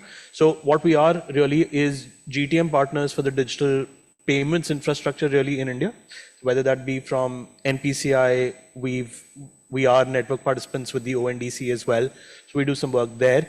But our job is essentially to connect. We primarily serve banks and payment aggregators, but what we're really doing is serving their customers, which happen to be their corporate accounts, and in this case, within this context, the MSMEs, to do their collections, to do their reconciliations, to do then their invoice-based credit acquisition.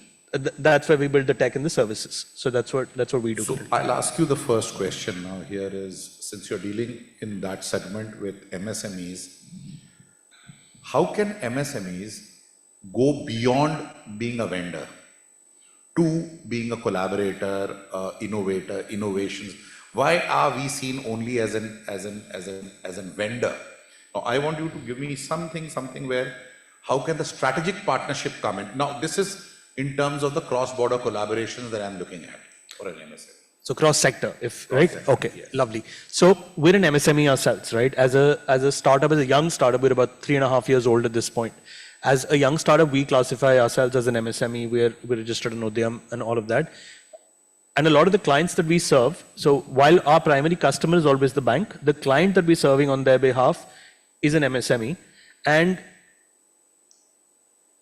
I think what's happening today is you're seeing a lot of specialization in, say, TSPs, which are essentially outsourced technology partners or service partners, being able to connect you to the DPI that's already been built in India, right? So what used to happen and what happens in a lot of places in the world is every organization is then left to fend for themselves and build their own stack or find partners to be able to fulfill their entire stack of services, right?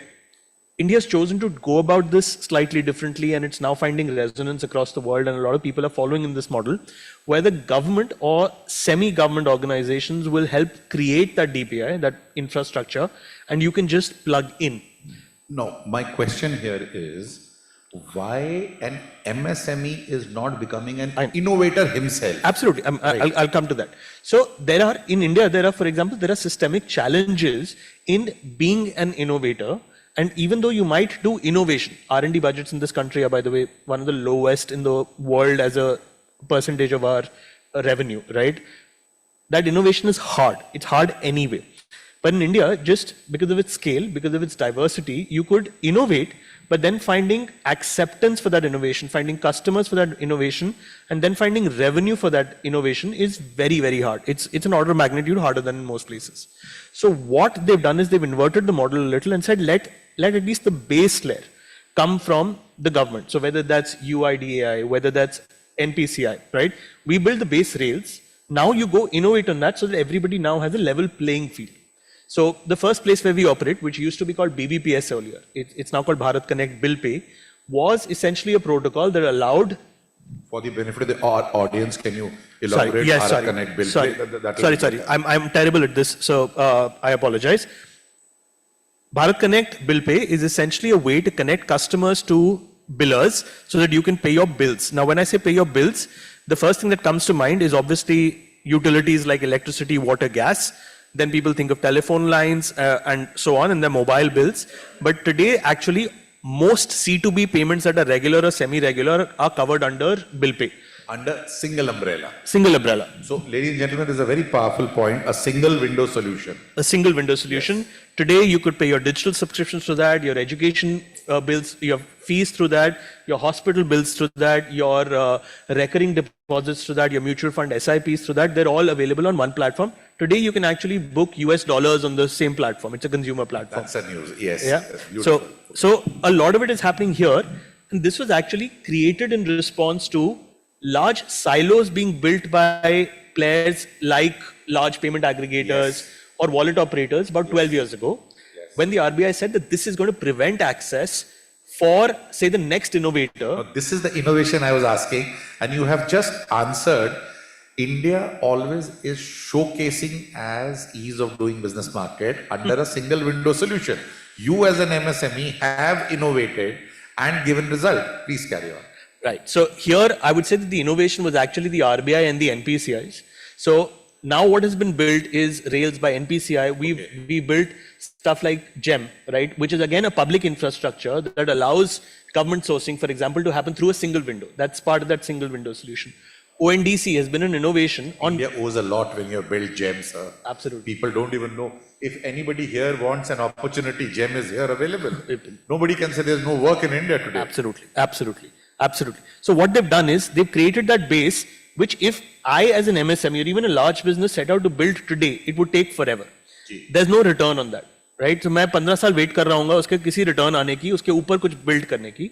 When it's been done at scale by the DPI providers in India, and now you can all start, a small startup like us, right? We're a very, very small team, we're 70 people today, can go compete with a 20,000 strong team, and some of the larger incumbents in the space are billion-dollar companies with that kind of workforce, and offer exactly the same services. Today, we're the second largest player in that field by number of clients, right? Without that DPI, we could not have done. So my question was, now with first innovation, you are ready for the second innovation also. First, you got a government support. Are you ready to do it without the support now? Yes and no, because when you talk about scale, the bigger scale projects will always come from the government support. There will be DPI for the next big thing. So when we talk about, for example, invoice-based lending, there are a lot of private players trying to do invoice-based lending, but there is now new digital rails that the NPCI, that the RBI have built, which will allow you to do that at scale. And this will be at standardized rates, it will be at standardized protocols. That kind of scale is only achievable, or is most likely achievable only using these rails. But what that lets you do is it lets you solve for individual use cases that may only affect, say, 10,000 merchants in India, which it wouldn't have been profitable for you to do on your own. But now, because that bulk of your work has been taken care of by the DPI, you can go focus on these very interesting niches. But I want a direct answer. Are you going to do it without the government, the innovations? If I don't put a DPR from a government side, are you still going to do that innovation as an MSME? Yes, absolutely I am. So that's... Absolutely. But that gives me the wind in my sails, right? That DPI is the wind in my sails today. It's a tailwind. So you put in a caveat here. There are always caveats. Your take, Shobit, on the same. I'll just ask you to be short because then I'll go to the next question. Sure. I think what Rajat was saying, well begun is half done, right? Like, so we need to have that first right step in achieving scale, which of course provides a level access, which is very important for small businesses, right? Like, I may not have the top seat, but we may be better in innovation. We may be better at delivering quality products at a much better speed, which is why, at BoxPay, what we see is existing payment aggregators partnering with us in terms of launching new solutions, in terms of bringing new technologies and new capabilities to the market for their clients. No, my question was, will you continue as an MSME the innovations now? The short answer is yes. Yes. And of course, with some terms and conditions apply, but the benefit of having a level playing field is that my return on that investment on the innovation that I'm making is far better and a far more enabling choice for me, rather than, at the end of the day, we are also for profit. Okay, thank you. So now, Shobit, to you, because you were talking of innovation, so my one question to you is, innovation today sits at the intersection of sectors, right? Be it technology, finance, manufacturing. Now, I want a specific answer. How MSMEs plug into this ecosystem without losing control of the value? Think from an MSME perspective. How does an MSME fit in here without losing a value? I think in today's world, having control on the customer experience and the answers that I'm providing may have some connotations or inspirations from the payments ecosystem that I come from, but having control of the customer, not just in the terms of experience, but also the data, which is also becoming, with the new rules that have been notified and will come in. It's very important to have the full control of the customer from experience, from data, and that will be defining as an MSME in terms of maintaining and building trust with the end customer. Give from your own company's perspective an example how technology you have brought in without causing any or enhancing the value from your own show with BoxPay? So we are pretty similar in terms of age, our startups, right? Like we are almost 3-year-old startup and small firm of about 20 engineering staff. What we do is leverage the technology tools, solutions which are existing to us and available to us to make lives of our people better, lives of our customers better, and always in search of solutions wherein we can focus on the core of what we are solving and not get deterred by something about, hey, how do we manage time, for example, in terms of HR? How do we, with the previous panel about feedback, feed forward, how do we manage some of those things without necessarily losing the focus on what we are building? So for the audience, can you tell me any kind of collaborations that BoxPay has done, cross-border collaborations, which is adding value as an MSME for the audience to take a note? So I come from the intersection of travel and payments.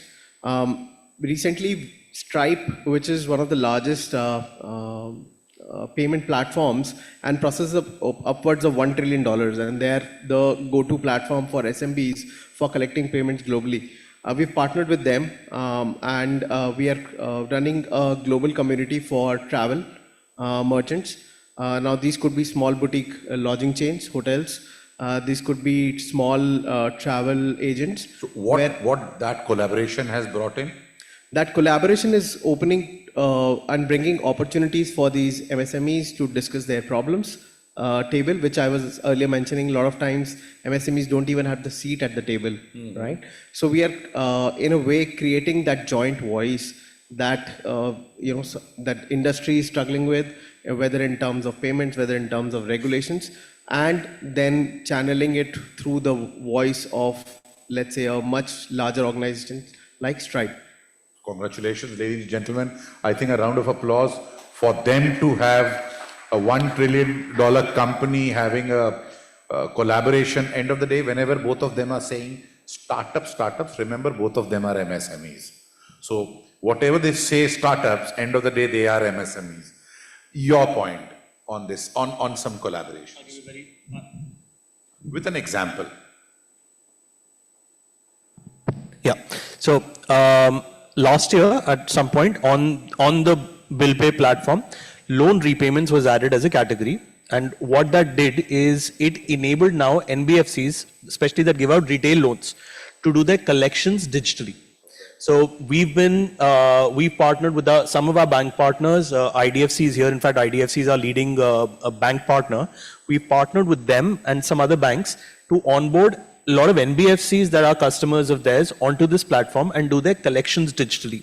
Now, what that's done is it's done a couple of things. One, it's obviously lowered the cost of collection for the NBFC itself.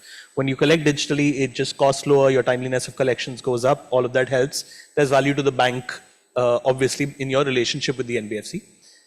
What we've been able to also innovate on is actually give the NBFC its own consumer-based digital solution. Even if the NBFC systems weren't digital, if they were offline, if they didn't have a public-facing API, we now have solutions that let them not just collect through the 1,400 digital platforms that today are connected to the bill pay system. So Paytm, all the banks apps, right, big and small, but they can also create their own apps that they can go give out to their groups, their retail customers, and say, here's a really simple way for you to pay. There are solutions we built atop that where earlier what used to happen was collection was done as cash. So you'd have an agent go and collect them. But now the problem with that agent thing is it still needs to collect in cash, go back to a depository place, put that money in, handle all that cash, there's risk involved, right? So now there are solutions where an agent can go and present just a dynamic QR code that says it's only for your bill payment. Rajat, I want one example, the way he said.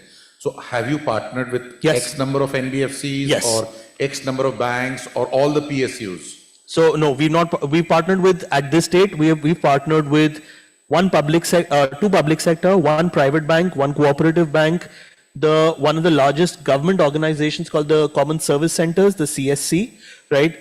And with three different payment aggregators who are all allowed to now onboard their customers onto this platform. So we have 8 such clients today For 2 of them, we are actually doing their NBFC collections Round today. of applause for Rajat too. Thank you. And Rajat, if you need any help for PSUs, please come forward because we want PSUs to come in Boxway. We're a small startup. We always want help. Yeah, I will come to you. Now, from a collaboration point of view, now you've done brilliant collaboration, both of you. What are the measures you're doing as an MSME? Please think you all, say your cash flows have come up to a levels, your profitabilities have come up to a level. Shobit, to start with you, and I want a very small and precise, what are the measures you're doing for de-risking it? And what will be your suggestion to other MSMEs? Collaboration to aapne kar diya. Aapko bahut acha laga. You have highlighted it. It is giving you value. Let's see the negative side of it. I think one of the things that probably we have challenges and some of the other MSMEs would also have is that you've won a big client, you've put in a lot of effort in winning that client, you've gone live, revenue has started kicking in, or at least you're recognizing that revenue, but that cash flow from getting a payment from a large institution or a large bank is still going to take a lot of time. So something you have to be very watchful of. We are a VC-backed organization, so thankfully we don't have that much issues on cash flow. But if you are a small MSME, you need to be really watchful on how your cash flow is. Why I'm asking Shobit this question is, India today does not do no longer a kind of a trade relationships. We have FTAs now coming up. Now with FTAs coming up, and you must have seen recently, we have just signed out with New Zealand government, right? Altogether, as of now, we've got 13 FTAs. You'll play a very major role here, right? How are you de-risking? Because cross-border payments will come in, right? Now, when cross-border payments will come in, there will be a lot of bottlenecks. You have already told about the lot of collaborations you have had. But with India expanding, sir, abhi tak to hum America sochte the, ASEAN aa gaya, SEPA aa gaya, APAC aa gaya, New Zealand, Australasia aa gaya. Now, controlling risk, your view. I think again it goes back to payments in terms of being able to, you have probably dispatched goods or provided services, and how do you collect that payment and in a certain way and in a de-risk way, right? Like, so we are a growing economy. We have a depreciating rupee as well. From your company perspective. So from my company perspective, we de-risk in the way of putting more customers on top of the funnel, just making sure that we have enough of those cycles going at various customers so that we can Very honest answer. Very honest answer I have found. Your take on this. So our operations currently are only domestic. We don't do anything that's cross-border. So we identified early on that there are going to be clients in different categories, and we've basically made sure that we have clients in every one of those categories. So we serve what is called an operating unit. There are 5 types of entities that can be operating units on the Bill Connect platforms today. So we have clients across all of them. So like I mentioned, PSUs, private, cooperative, non-governmental, government organizations, and private PAs, right? So we have clients across these 5 categories because they all behave slightly differently. Payment cycles are different, the kind of customers that they chase are different, the size of the transactions, the volume is different. So our hedge has basically been to operate in all 5, make sure that any one is insured against by the other 4 categories. And we've had a lot of surprising findings here. In fact, some of our fastest paying customers are actually in the PSU category, right? We get the... Very nice to hear that the fastest paying are the PSUs. Yes. Ladies and gentlemen, can we have a round of applause? And people say there is a delayed payment. No, I'm as surprised as you are, right? But the data bears that out. The scale of business is, so the biggest customers tend to come from the PSUs, but the maximum number of customers tends to come from another category. So it's all over. And by doing it across those 5 categories, it's now a healthy portfolio and we don't feel very much at risk. So, Rajat, you just said that you're only in India. But when UPI can go out of India, absolutely, nothing stops Bharat Pay from going across. Absolutely. And we can, and I'll tell you some of the countries which will be very bullish for you, where you can try is ASEAN. Because Philippines is looking for that. So we currently don't work on UPI specifically. UPI is a payment mode. What we do is build the collections engine, collections infrastructure, and the bill discovery infrastructure. So we don't actually handle the payments part of it. It would still be a PA and a payment solution But provider. I would love to see you going out, right? We would love to see ourselves going out. Yeah. That's the presence that we are more interested upon. Absolutely. Okay, now Rajat and Shobhit, one thing for the audience, if you have to give them one actionable collaboration, think that there are so many MSMEs sitting here in the audience, and one actionable collaboration advice that Rajat and Shobhit is going to give, what will that be? Shobhit. I think for us, what has worked is that we are a 99% tech organization, but we don't have distribution in terms of having more feet on the street or mouths talking about us. So we've been very thoughtful in the partners that we collaborate with, specifically looking at people who have been well entrenched in the ecosystems and have a good, well-oiled distribution mechanism, people on the street or sales engine working for them, but not the technology. That is domestic. That is domestic as well as international. So you mean more of a distribution network, more of feet on street, so you're talking more of a horizontal growth. Absolutely, right? Like, so someone brings the customers, we bring the solutions. Okay. Yeah. Rajat. Okay, I'm going to overlap with Shobhit a lot in that, because the distribution for us also is our bank partners. Right? While we provide technology to the bank, we provide services to the bank, the actual distribution for that service, for that tech, comes from our bank partners. And if there is one piece of advice that I could give to my MSME peers here, it would be go knock on your bank store, right? The bank has a vested interest in being able to deliver more value to you, create more solutions for you. Most of them have now partnerships in place, even the smaller ones, with specialists like us, right? Like BoxPay, to be able to offer you more value. It's just that most people don't know that the bank can do this today. I'll give you an example. 5 years ago, every payment aggregator in this country was out trying to acquire clients for themselves, merchants for themselves. Today, that model is all of them offer their PA to the bank. Yes. The bank creates distribution for them, right? So some of the private banks that we work with actually have third-party PAs that they give to us also for our payment processing. And we use those.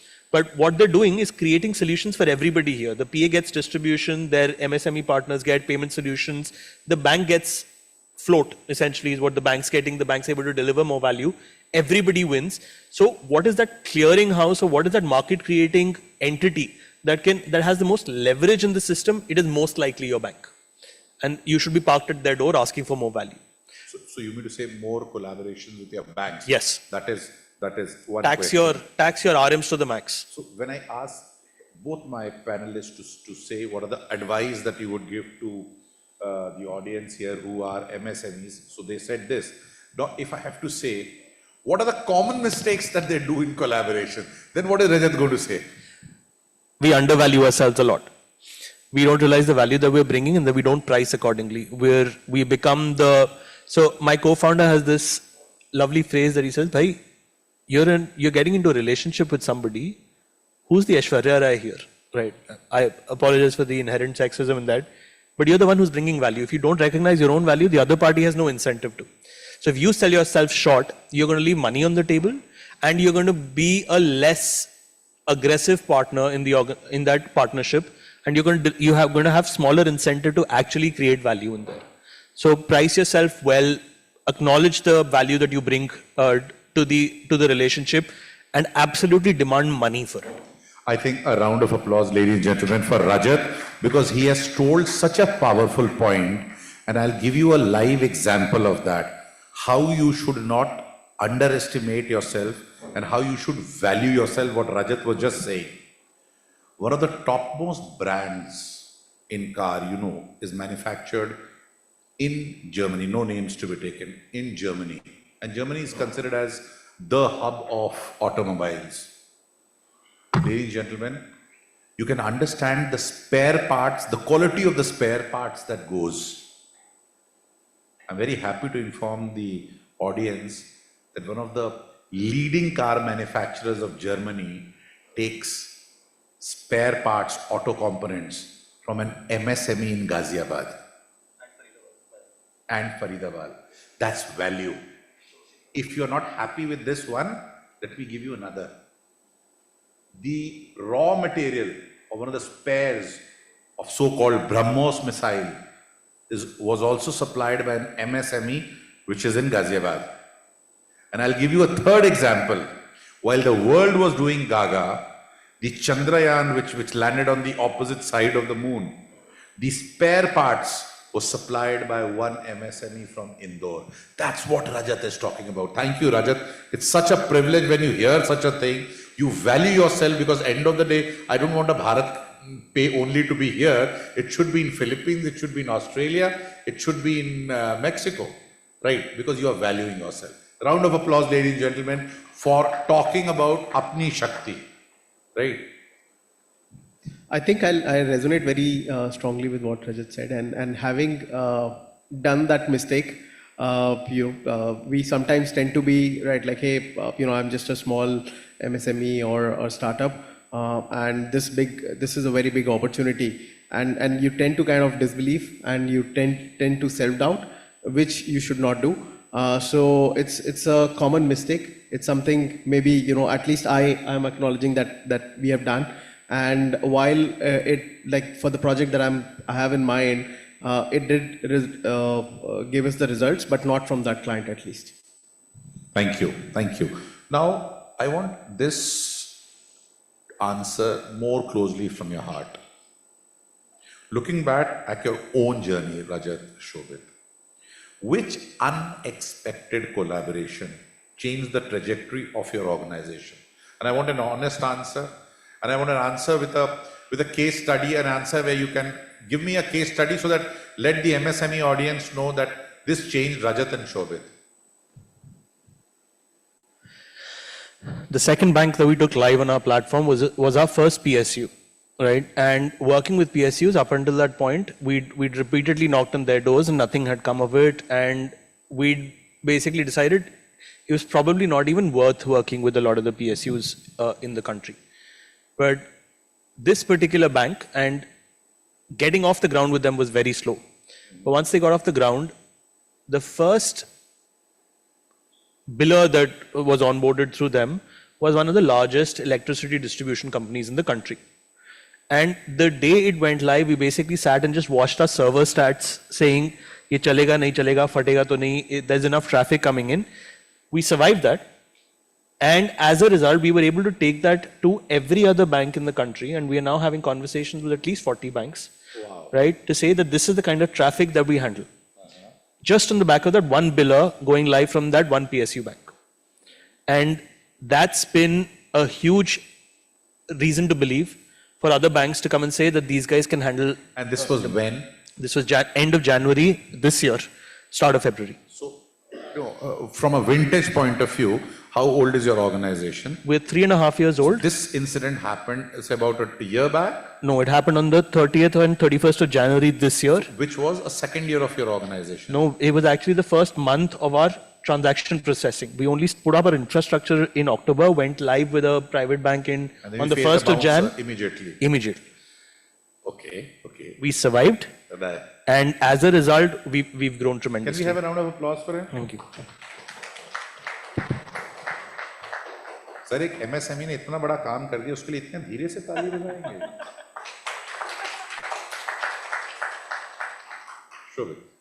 I think the biggest punt for us was we were sitting in one of the largest insurance broking platforms, and they came up with a problem. They were doing business with one of our competitors, and they say that our competitor is 10 years old in the industry. And they said, hey, no way we are going to give this business to you. But they at least were kind enough to share a problem statement that the other player was not solving. We went back home, huddled with the entire team and said, right, like, hey, can we solve this challenge for them? We took that one punt and we got an entry into that organization. We are doing, it's around reconciliation, so not a fancy sort of business. We are working deep in trenches with them now, and they see us as one of their own. We run 5 different recon processes for that large organization, and it has opened again, like for Rajat, it opened a door with banks. Now every insurance broking platform, insurance companies, they want to work because we instantly processed about 20 million transactions, reconciliations with the I didn't hear, how much did you say? 20 million transactions. Ladies and gentlemen, what should you all do hearing 20 million? In fact, just before this panel discussion started, our friend sitting here said a very nice Sanskrit slok about the power of Arjuna in front of this. Now here is the Shakti of Hanumans that we are seeing here, right? So I think it's very correlated what you said, and I'm sitting here. So you were sitting with Arjuns, I'm sitting here with Hanumans.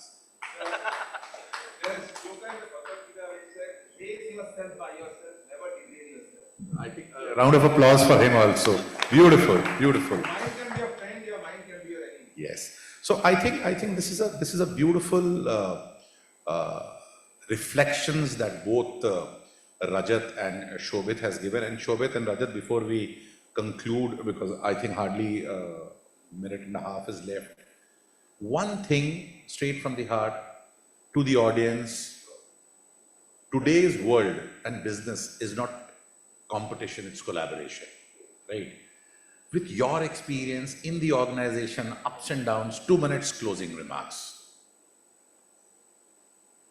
Rajat. So when we founded our business, we were a firm looking for a problem to solve. We've done a couple of pivots trying to figure out exactly where it is that we can operate at scale.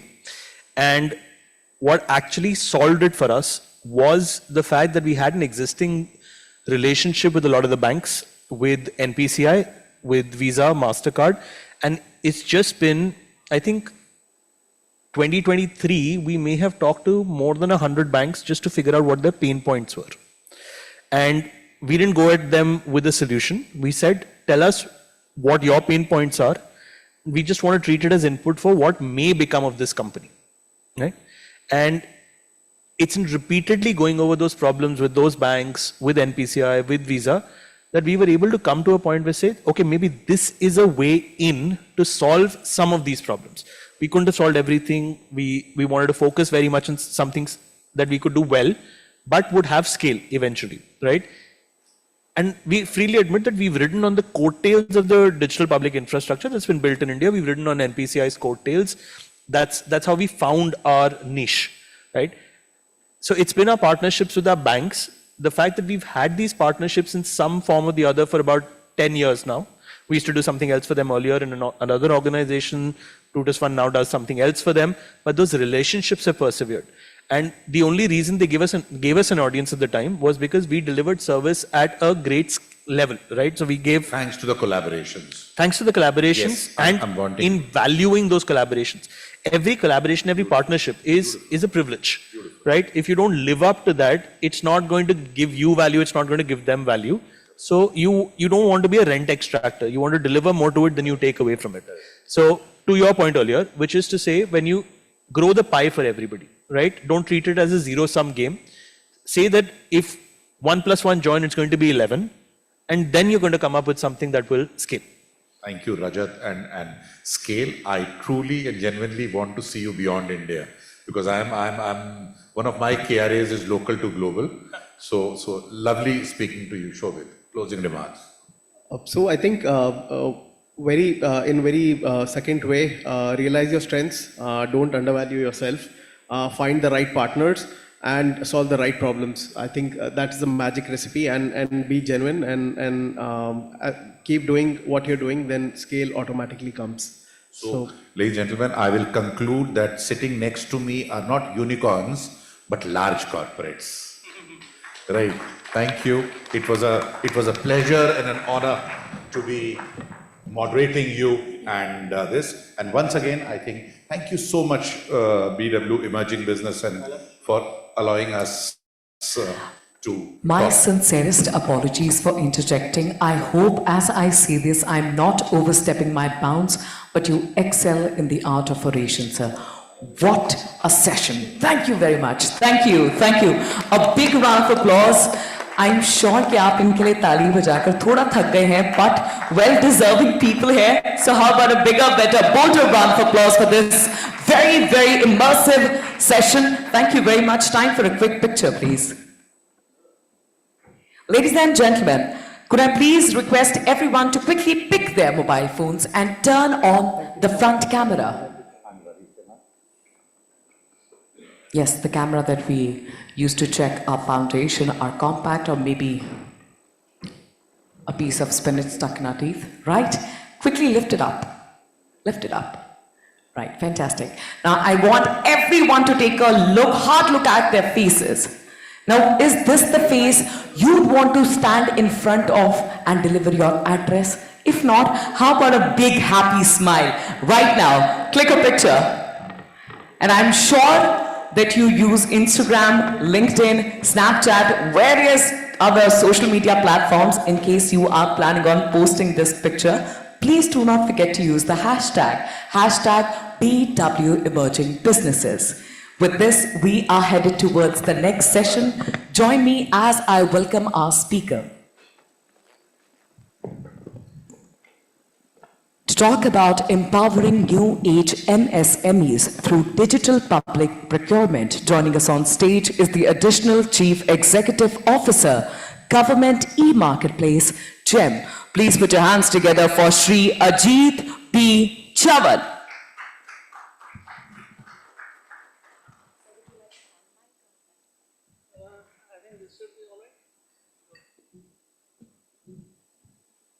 Good afternoon, ladies and gentlemen. My name is Ajit Chavan. I am Additional CEO. I'm Joint Secretary in the Ministry of Commerce and currently posted as Additional CEO in charge of seller vertical in government's digital portal called Government E-Marketplace. I don't know how many of you are aware about that, but that's one of the very important tools, policy tool in the hands of government to empower micro and small enterprises. So I'll just take you through a few stats and we'll set the perspective as to why and how it came about. Prior to 2016, let's talk about government procurement, public procurement. Public procurement basically means anything that the government buys with the government's money. So typically in any country, 15 to 20% of the GDP of a country is dedicated to public procurement. So you can imagine the scale and size of procurement. Of course, these are ballpark figures. Depending on the level of country that you are, the figures might change. And public procurement, when I say public procurement, it would traditionally mean goods, services, and works as in roads and other projects. Goods, we all understand goods and services. So when I speak about public procurement and when I speak about GEM, it is about goods and services. All right. So 2016, GEM came about with the visionary, thinking at the highest level and with strong political will of the current Prime Minister. Prior to 2016, public procurement was done in a very piecemeal manner. Each organization would have its own rule engines, their own websites and their own portals, or even worse, they would do it, physically. So if you are a businessman, if you are a micro and small enterprise, or you are any organization who wants to do business with government, you have to run helter-skelter to get hold of those tenders. Firstly tenders and then fill it up, and everything used to be happening in a very non-transparent manner. So to address these issues and to bring about a transformation in the public procurement, GEM was envisaged, and in August 2016, GEM came into being as a special purpose vehicle of government. We started with 422 crore. Our metric for measuring business is gross merchandise value. That is the business transacted on the platform. So, and I'm very happy to note that this is the early startup experiment of Government of India. We are not a startup in the sense, but we are actually not a notified startup, but yes, we are a startup experiment of Government of India, which has done exceedingly well with the partnership with the businesses, policymakers, and good administrators. So we started 2016 with 422 crore. Last year we did 43,000 to be more precise, 5.43 lakh crore worth of business in the country, which is a meteoric rise in terms of business. I don't know, maybe more than 1,000 times. And very important is 45 to 46% of this business has been serviced by the micro and small enterprises of the country. So that's where I wanted to tell, that's what I meant when I said this is the most important public policy tool in the hands of government to empower micro and small enterprises.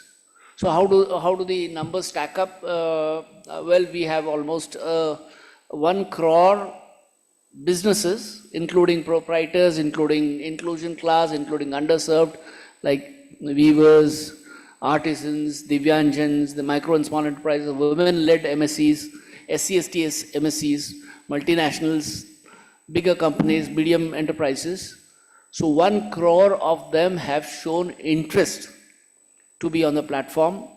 24, as we speak, 24 lakh of them have completed part of the journey, that is 40% of the journey. And 5 lakh of them have actually onboarded the train and are able to, have listed products and services and are able to do business. So that's how the numbers are. Numbers are staggering. I don't know if which other public procurement platform, rather e-commerce platform, boasts of that kind of numbers. I'm quite sure we are one of the largest. We are second largest in the public procurement space world over. And we plan, and God willing, we might become number 1 very soon, not very distant past, future. So as part of affirmative action, we are always looking forward to opportunities to reach out to businesses, reach out to micro and small enterprises, especially because one of the three founding pillars of GEM are, I would recount all the 3 of them: transparency, efficiency, and inclusion. So one of the 3 is inclusion, where we do this kind of outreach with the businesses, primarily with micro and small enterprises organizations, organizations dedicated to women, organizations dedicated to SC and ST entrepreneurship entrepreneurship empowerment. And we see if we can provide that, one is level playing field, one is equal opportunity, so that, people have access to this business. So as part of all of this, and as part of lot of innovative approaches, we have undertaken a lot of initiatives. One of them I'd like to mention here is that one of the major challenges for the micro and small enterprises in the country is access to capital. The other one is access to markets, and then there is a requirement of hand-holding support. So we've tried very diligently to work around all of these challenges. Market, of course, once an MSE or any business is on the platform, he has access to one of the biggest marketplaces in the world. Number 2 is we have started something called the GEM Sahai project, which is a frictionless, collateral-free lending platform. It's just being launched. In fact, it's being launched India scale informally, and formal launch might happen anytime soon. Where the principle is 10 by 10 by 10. The approach is 10 minute loan up to 10 lakh rupees in 10 minutes time, and preferably at 10% rate of interest. Of course, we are not there yet. 10% rate of interest. You are all, I believe, you are all in the businesses. You know the importance of cost of funding. Currently, we are at 14%, but our endeavor is to make it 10%. And 10 lakh is just a beginning. Initially, the idea was it was aligned to Mudra loans, which were 10 lakh. Now, of course, Mudra loans have also gone up to, I think, if I'm not mistaken, 20 lakh. So 10 lakh is just a number. The essential thought that I'm sharing with you is the access to capital challenge has been solved for the smaller enterprises. okay, who hold 45% of the business on GEM platform. We have launched a project called GEMSI, and maybe you would like to look up more details for that, and it's an evolving thing. So it is a constant endeavor to reach out to more and more people. As part of our reach out, we've entered into MOUs with a lot of organizations. A lot of organizations like UN Women, then FICCI, basically all industry associations we interact with. We have MOUs so that facilitation of businesses onto the platform happens, and that's actually my pitch to you guys also. So however you are connected with whatever businesses you are, please look up for the opportunities onto the platform. They are publicly available. It's a technology heavy platform. There's nothing that you have access to and I have access to and you don't have access to. So literally what I see on the platform is what you see on the platform. Of course, I can dig into more finer details, but then I have to go through a process. So that is where transparency comes in. That is the kind of transparency that we're talking about. So it can't get better than this for the businesses who would want to really do business with governments. We have almost 12,000 categories of products and 340 categories of services, kind of encompassing all the businesses that happen. We have almost 1.6 lakh government buyers, all the 3 tiers of government, that is Government of India, its public sector enterprises, then statutory bodies, autonomous bodies, all of them. Then we have state governments, again their statutory bodies, their public enterprises, autonomous bodies, so on and so forth. We have now added the 3rd tier of government, which is the local self-government. So even Panchayati Raj institutions, जो गाँव में होते हैं, उनका भी purchasing digital platform पे होगा. Of course, all of this requires huge amount of education, huge amount of work around digital literacy that we are seized of. We continuously look for partners who can help us reach out to more and more businesses, people who can help us make our message clear to as many people as possible, and join hands with us to facilitate this bandwagon called GEM. So that was what I thought I would share with you. There are so many other things that we do, but I don't know if there's anybody who would want to ask any question. You're most welcome. I don't want to, at the end of the day, I don't want to bug you with a long lecture. So if there are questions, they're most welcome. Otherwise, I can take my seat back. Ladies and gentlemen, the floor is now open for questions and answers pertaining to this address in particular. Yeah, and the MSMEs are new age. There are startups. There are around 44,000 startups on the platform, and 2 lakh women entrepreneurs, and 60-odd thousand SC/ST led MSEs, and all kinds of businesses from a pen pencil until lunar mission, strategic purchases, almost everything. Almost you name it, and it would be there on the platform. Yeah.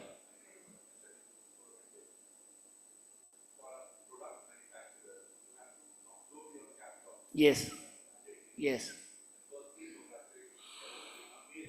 Thank you.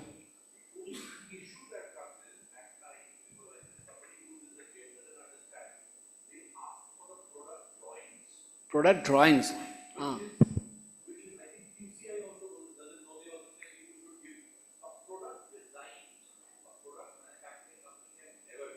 That's true.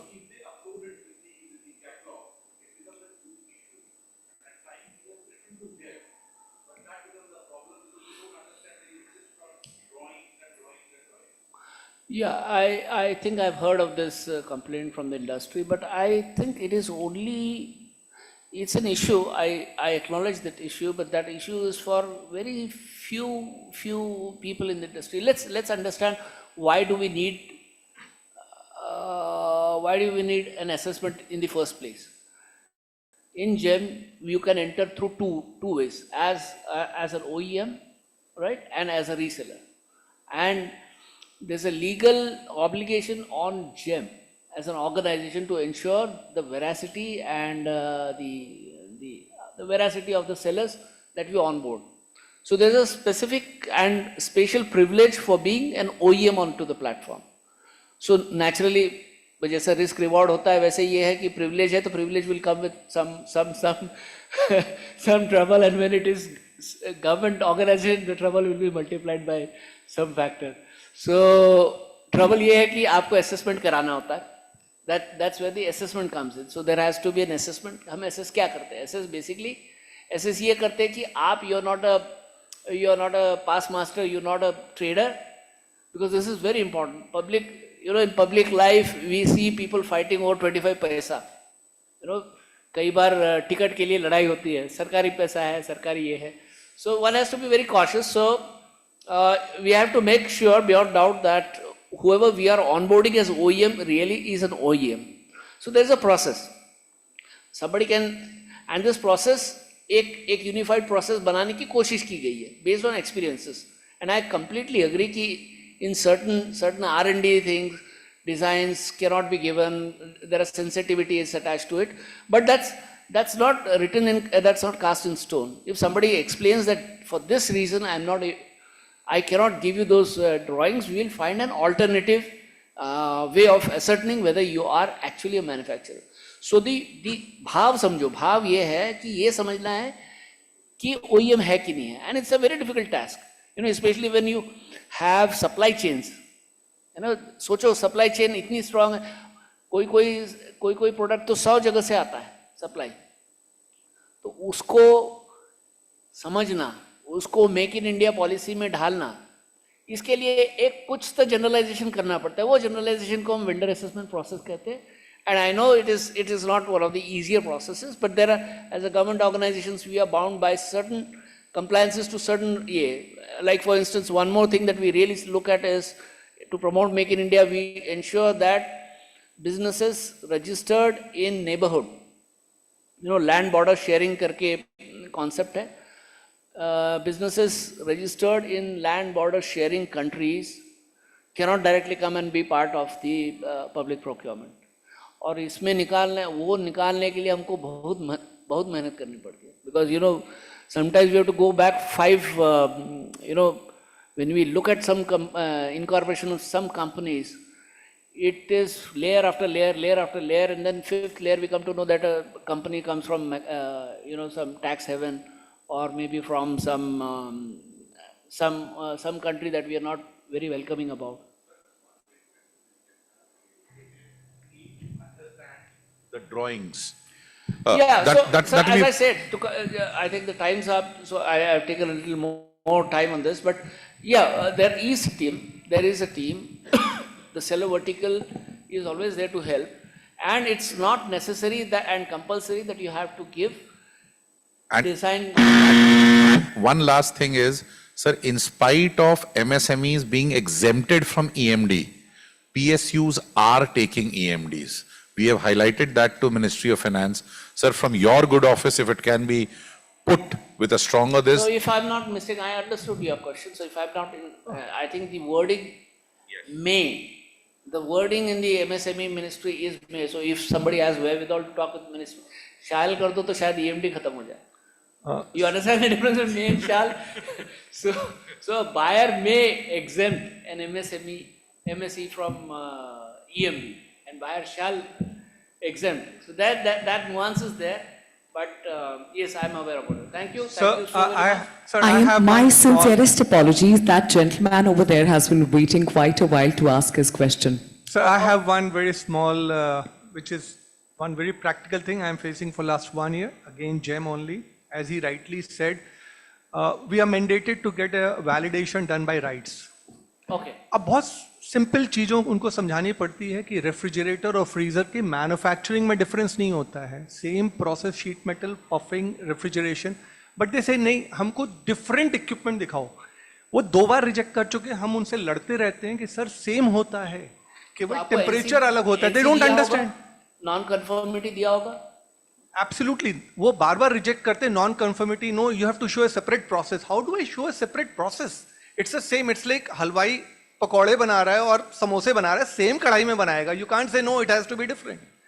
So that is number one. Number two is listing of products. We are finding now, I don't know how it happens. For example, I come from refrigeration. Now in refrigeration, there are only 4 categories: +4 degree, which is a positive temperature, then you have -20, then you have -40 and -60. I am on the dash as long as you guys are okay with. So we find every day a new category will get created and they will say, nahi, ye alag sa hai. Arre, nahi alag hai. You need to define, product can have a different composition, which is fine. So that's a challenge. We have been reaching out to them, but it is not getting resolved. Yeah, I think I'm aware of what you're saying. You're basically saying if you are, let's say if you are good for doing a table, you could be good for doing a wooden chair as well. That's what you're saying? Same line of business में बार-बार production का capacity production का process दिखाने की जरूरत है, right? Sir वो accept ही नहीं करते. मैं दिखाने को तैयार हूँ, एक्सेप्ट ही नहीं करते. हाँ ठीक है, I am coming to that. So there are some challenges as a technology platform. There are some challenges. What we're trying to do is we are coming out with a family of categories. You see, category में भी फर्क ये होता है. L1, L2, L3, L4. L4 is the low. It's like your HS codes, है ना? 10 digit का HS code हो गया L4. और chapter level पे 2 होता है, 4 होता है. So now in the new, we are coming out. We are transiting to GEM 2.0. And probably by June we will have a brand new platform where all of these things will be resolved. उसमें क्या होगा कि एक family of ये. So for instance, take your example. If you are able to do refrigeration, then maybe fridge you said? Yeah, would not be a problem. I think as long as they come into the same family. So this is a continuous process. Many times, we take policy decisions. हम तो फटाफट paper पे तो ले लेते हैं. But when it comes to writing a program and dealing with the technical guys, especially on a platform which started with 400 crore and which grew over a period of time in terms of scope, in terms of various rule engines, so on and so forth. It's a bit of complicated process. So kuch problems to have, but I can assure you the management, like one defining thing about success of GEM has been that we are not square-faced. We listen to people. So there is a forum, there is a management forum where every week or every fortnight there are senior most level meetings where all this kind of issues are flagged and निरंतर हम उस पे कोई ना कोई ये करते हैं, decisions लेते हैं. But bringing those decisions into implementation sometimes because technology is involved, because एक समय अलग-अलग technologies लगी हुई है और अलग-अलग patches है. But when we transit to GEM 2.0, it will be on the same platform, it will be seamless. Things would be much easier. But what we need to see is where were we yesterday and where we are today. I'm quite hopeful you'll all agree that we were here and now we are here. Yes. Maybe we could. There's a lot of space above. There could be a lot of room for improvement. We are mindful of that and we're working towards that. Thank you. Please, I'll pass on a mic to you super quickly.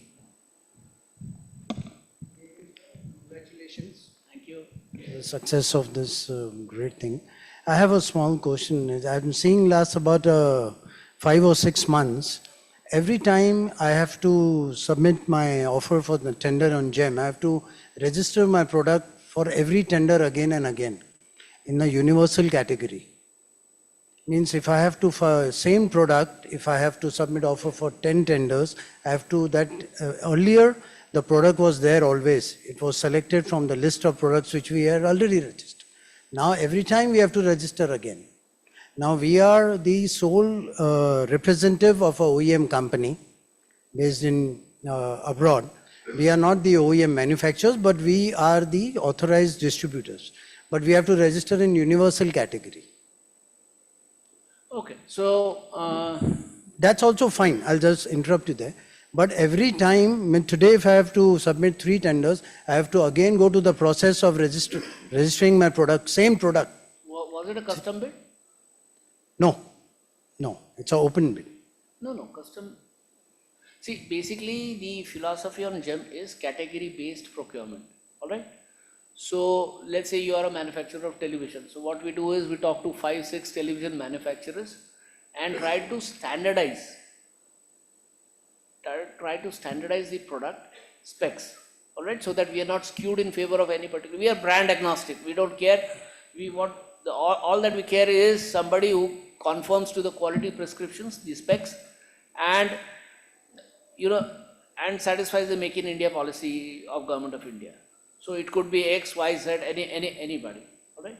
So all of this, इसके लिए हम लोग करते हैं category based. So there will be a category of television, then there will be 42-inch, 55-inch. But increasingly what we find is many buyers, don't take recourse to the category based bid. So there's a rational why category based helps. The rule engine is if you are listed in that category, you've listed your product in that category, if there's any tender coming on that category, you will get an automated notification in your mail. Okay, that's the rationale.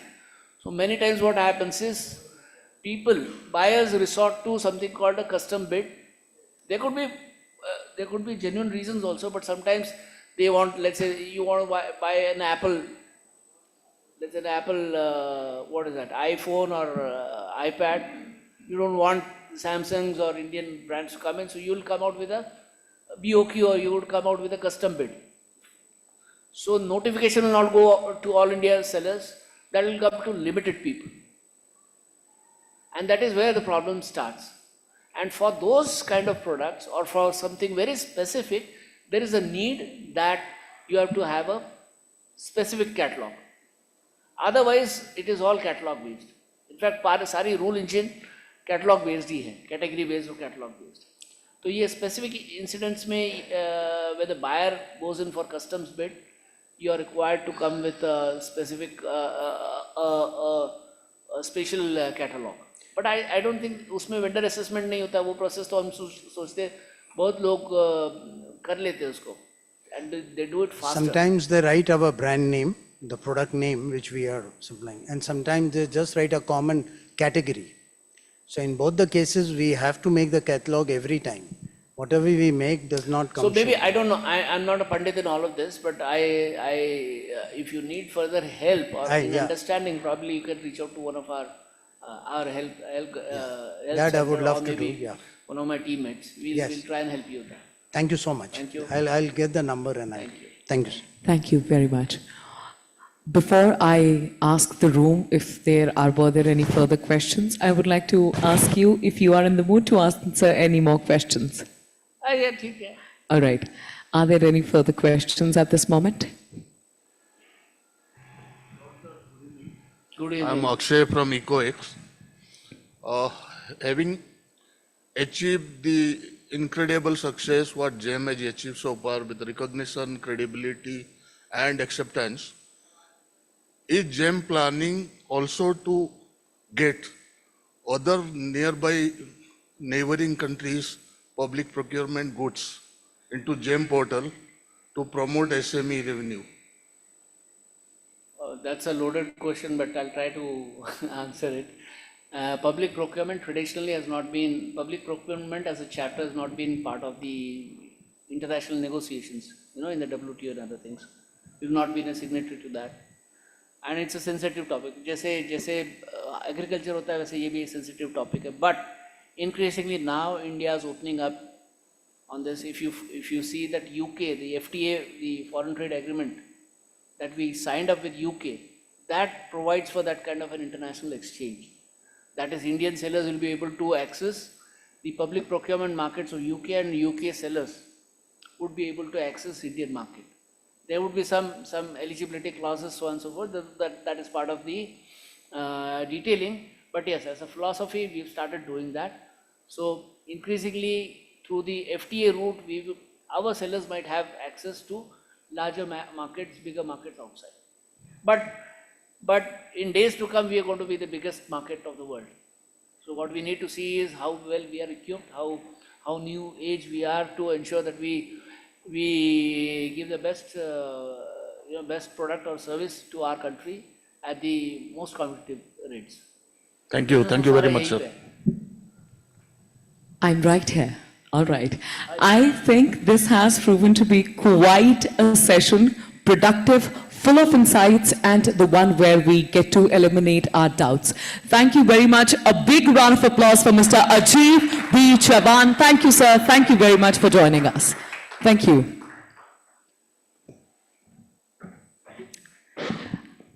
All right. I need 6, let's say 7 people up here on the stage with me. Kindly ensure that your hands are empty when you do that. Right over here in front of me. That beige sweater, could I please see you on the stage? Please ensure that your hands are empty. Anyone from this table? I assure you I'm not going to ask you for a push-up challenge. Thank you. How about this lovely young lady right over here in front of me? Thank you. Now, are you going to make me pick and choose people, or are you in the best of the spirits too? Fantastic. I'll see you right over there. How about you, sir? Yes. Don't worry, I'm not asking you out on a movie date. There's absolutely no reason to be that shy. Thank you. Thank you. And I will see you from here. Perfect. How about you, sir? Would you be interested? Perfect. Perfect. Ashokji, can we just shift the table a little bit behind the chairs? Perfect. Perfect. We're talking about charting the discourse of MSMEs and India's economic future. All right. What's your name? Please introduce yourself. My name is Manthan and I'm representing Agreezy. Fantastic. You are? I'm Lakshman, I'm a farmer. Lakshmanji, he's a farmer. My name is Ashok. Ashokji, I hope you are not offended by that little joke that I made at the table. Are you? No. No? All right. You are? Hi, this is Deepak. I represent EQX. All right, perfect. What I need you fine people to do is face that way. Super quickly. School में सबसे पहले सुबह जाते ही हम assembly करते थे. Might I suggest you take 4 steps to your right, all of you. 4 steps to your right, please. 4 कदम अपनी right की ओर. Perfect. Sir, आप बिल्कुल थोड़ा आगे चले जाएं. Face that way. Face that way, please. Perfect. पूरी तरह से शरीर घुमाकर. चलिए ऐसे कर लीजिए. Why don't you come stand here? Thank you.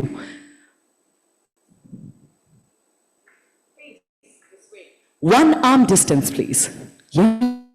One arm distance, please. अब इधर से लाइन शुरू हो गई है क्योंकि सर थोड़े confused हैं. Please turn about. Thank you. One arm distance, please. Sir, one arm distance, please. Kindly turn about, gentlemen. Turn about. Oh, can somebody call his wife? Maybe he'll listen to her. All right, perfect. इधर की तरफ चेहरा कर लीजिए और one arm distance ले लीजिए. जाइए सर. Thank you. Sir, आप ऐसा कीजिए, आप लास्ट में जाइए जरा. I'll see you over there. Why don't you come over here, sir? Perfect. One arm distance. अब आपको पीछे मुड़कर तब तक नहीं देखना है जब तक आपके कंधे पर 2 बार टैप ना किया जाए. और जब आपके कंधे पर 2 बार टैप किया जाए तो आप पीछे मुड़ेंगे. पीछे मुड़कर जो देखेंगे, जो सुनेंगे या जो समझेंगे वो वापस आगे मुड़कर 2 बार आगे वाले के शोल्डर पर टैप करके उसे बुलाकर दिखाएंगे. Right? You are not to turn about until and unless you get to you feel 2 taps on your shoulder. Once you do, turn about. Be patient. Be focused. Take a look at what's happening. Once you do, turn back about. And you have to pass on the message to the next person, right? And I have to request all of you to be my judges for this instance, right? Can you be? तालियों के साथ बता सकते हैं if you're here with us. Perfect. Now, starting this moment, you are not to look back until and unless you feel 2 taps on your shoulder, right? और ये भी बता दूं कि जब अपने शोल्डर पर टैप हो जाए और आपको दिख जाए कि क्या हो रहा है, उसके बाद आपको मैसेज पास ऑन करना है. Mobile phones in the pocket please. Can we have some music? Music please. Ladies and gentlemen, I am going to have to request all of you to offer a big round of applause to these amazing people on the stage with me. Let's turn up the music. पीछे मुड़कर तब तक नहीं देखना है जब तक आपके शोल्डर्स पर 2 बार टैप ना किया जाए.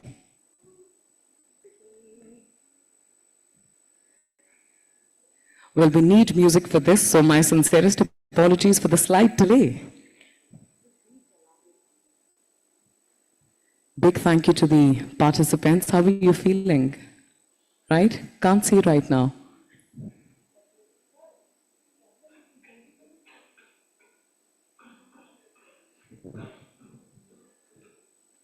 Thank you very much. 60 more seconds before we begin.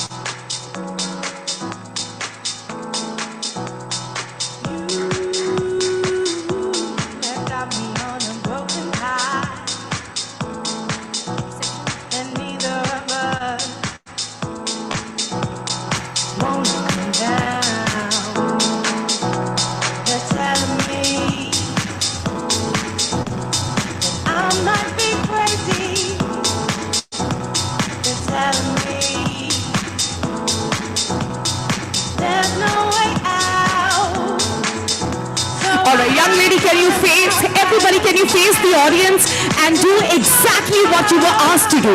Face the audience, please, and do exactly what you were asked to do. Come on. करके दिखाइए आपको क्या करने के लिए कहा गया था.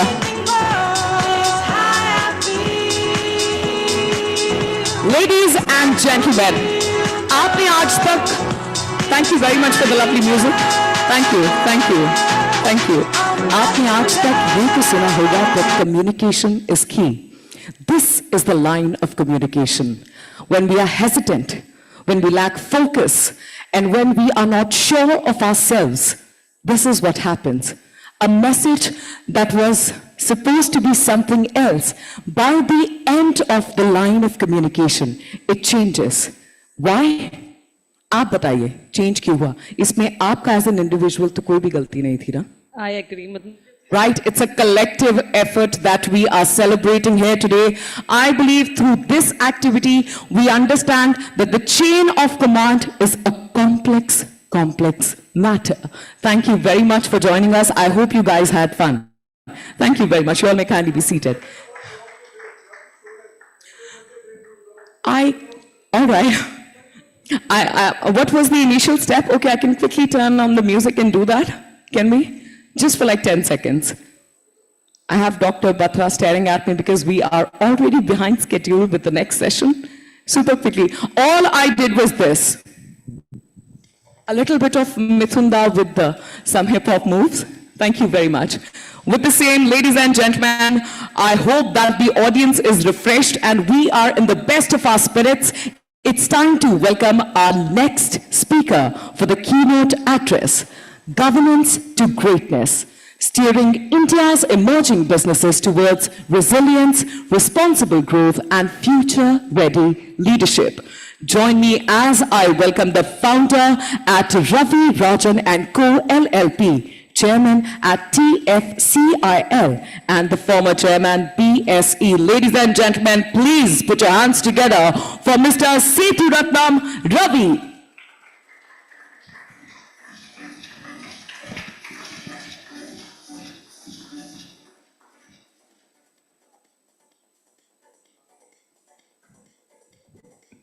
Good evening, everybody. Thank you, BW, for inviting me.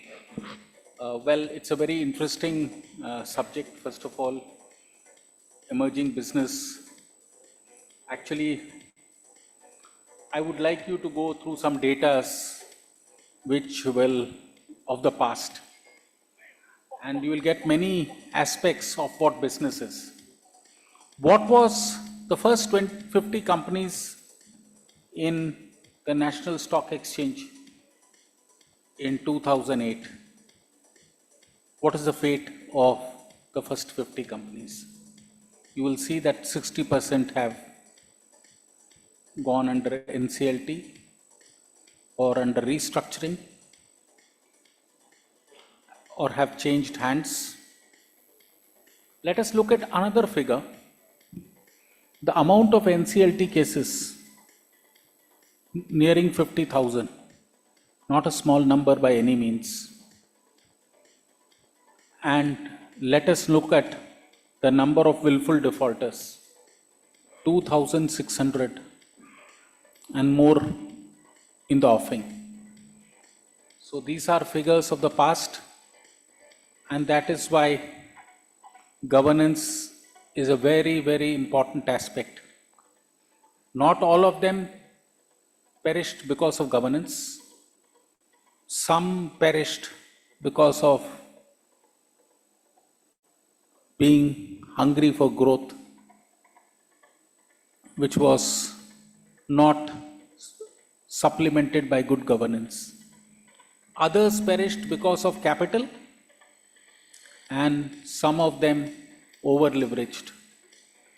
So we have to take the past and look at what the future is for us.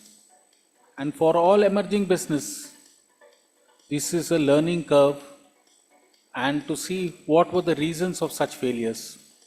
And if you look at all these failures, you can certainly be sure what path you are going to take. Business environment is not easy, it's competitive. Innovations are happening every day. Products are changing, and the market capabilities are also changing. So, for example, let us look something like even a small thing like a petrol bunk, which was very prosperous. In the next 5 years, how will you see that business model with number of EV vehicles coming high, and what will be the future of those bunks?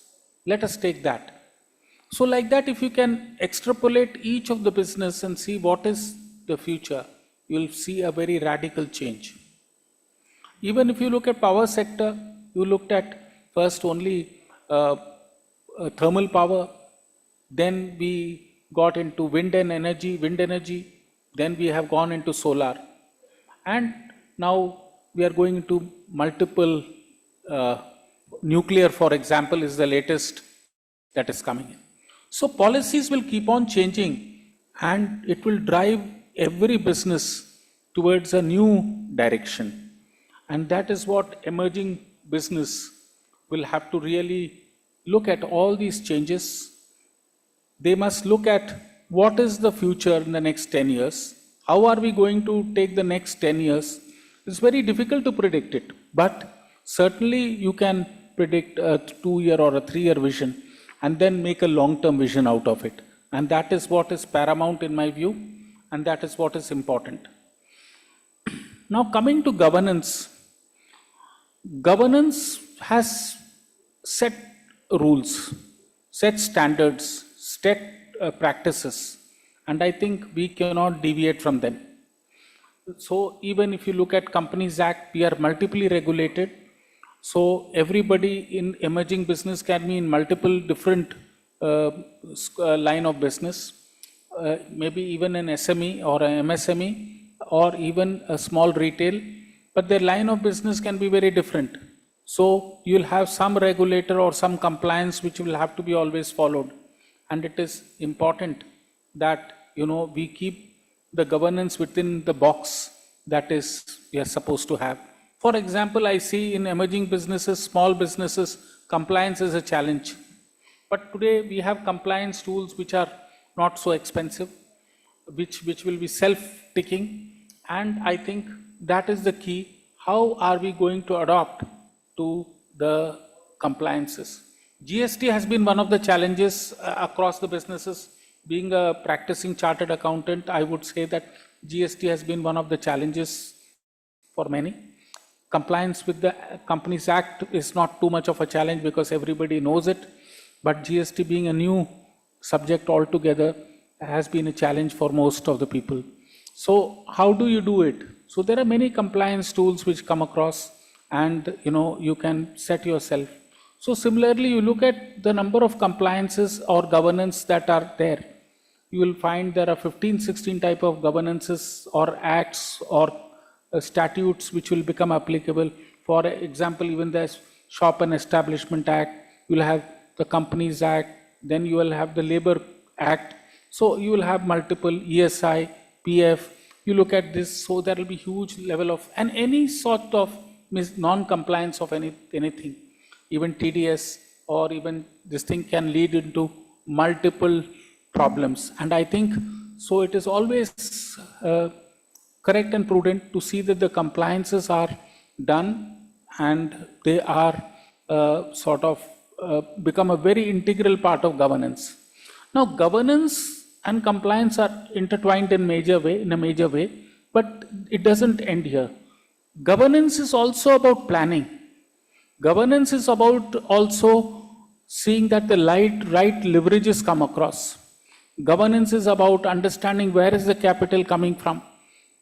Governance also looks at how are we going to plan our budget, and are we meeting our budget, and if there is a midterm correction that have to take place. So governance has multiple roles in my view, and it's a holistic approach that one has to have, and not a myopic approach. Governance means compliance. It's much more than compliance. It is about planning. It is about looking at the future, looking at how you are going to encounter the type of problems. For example, nobody anticipated, especially the MSMEs and SMEs, 30% of them went down when COVID came in, primarily because they did not know how to handle, and anybody could, it's natural. And even if you look at the number of restructurings that the Atmanirbhar policy gave, the number of restructuring were about 40% of the industry got restructured. So, of course, it was an external help from the government. But what really happens is, sometimes you come across uncontrollable problems, and that is where it is very important to manage it. But controllable problems, what is the problem? Main problem is people are not able to manage the controllable problems, or the problems which we anticipate, which we know, and which we can envisage. So that problems have to be addressed. We have to look at the business model. What is the change in the environment? What is the policy change that is going to come? And how are we going to encounter those policy changes? This is what is, in my view, governance is a whole, there's a large perspective to this. And I think we need to keep in mind that, this whole governance, principles of governance, especially in emerging business, because the capital is a constraint for emerging business. Let me be very clear. And it's not easy to get equity nor get debt. So in the emerging business, there is no tolerance for error. There is very little tolerance for error, and that is why you see that in the emerging business, it perishes if there is a small wrong move. Even in emerging businesses, there are partners. There is partnership agreement or shareholders agreement. It should be very, very clearly defined. I see a lot of emerging businesses having problem because of lack of shareholder agreements. And I have seen multiple cases where, shareholder agreements and the role of all the equity holders and the promoters are not clearly defined. That is another thing that is in emerging business. The second thing which I see is the succession. In emerging business also, there is always the succession. Whether it be a family succession, or let it be a CEO succession, or the managing director succession, or the CFO succession. So this is another problem I find. There's a huge gap. How do we manage succession? How do we manage the next level? So I think it's very important for business leaders to understand the human resources that are available to them, what is the strength of the human resource. And I think in the mind of everybody, every entrepreneur has this intuitive thing that this type of people will leave my organization, and are we prepared for those type of replacements of such humans or such people. So this is going to be a very ongoing challenge which is going to be there. The number of attrition again is a big challenge. On one side we talk of jobs not being there, but if you look at the average retention of persons, especially look at pharma or some other industry, insurance, etc., you know, the 33% at the first level of joining is what is the attrition there. So why are people leaving?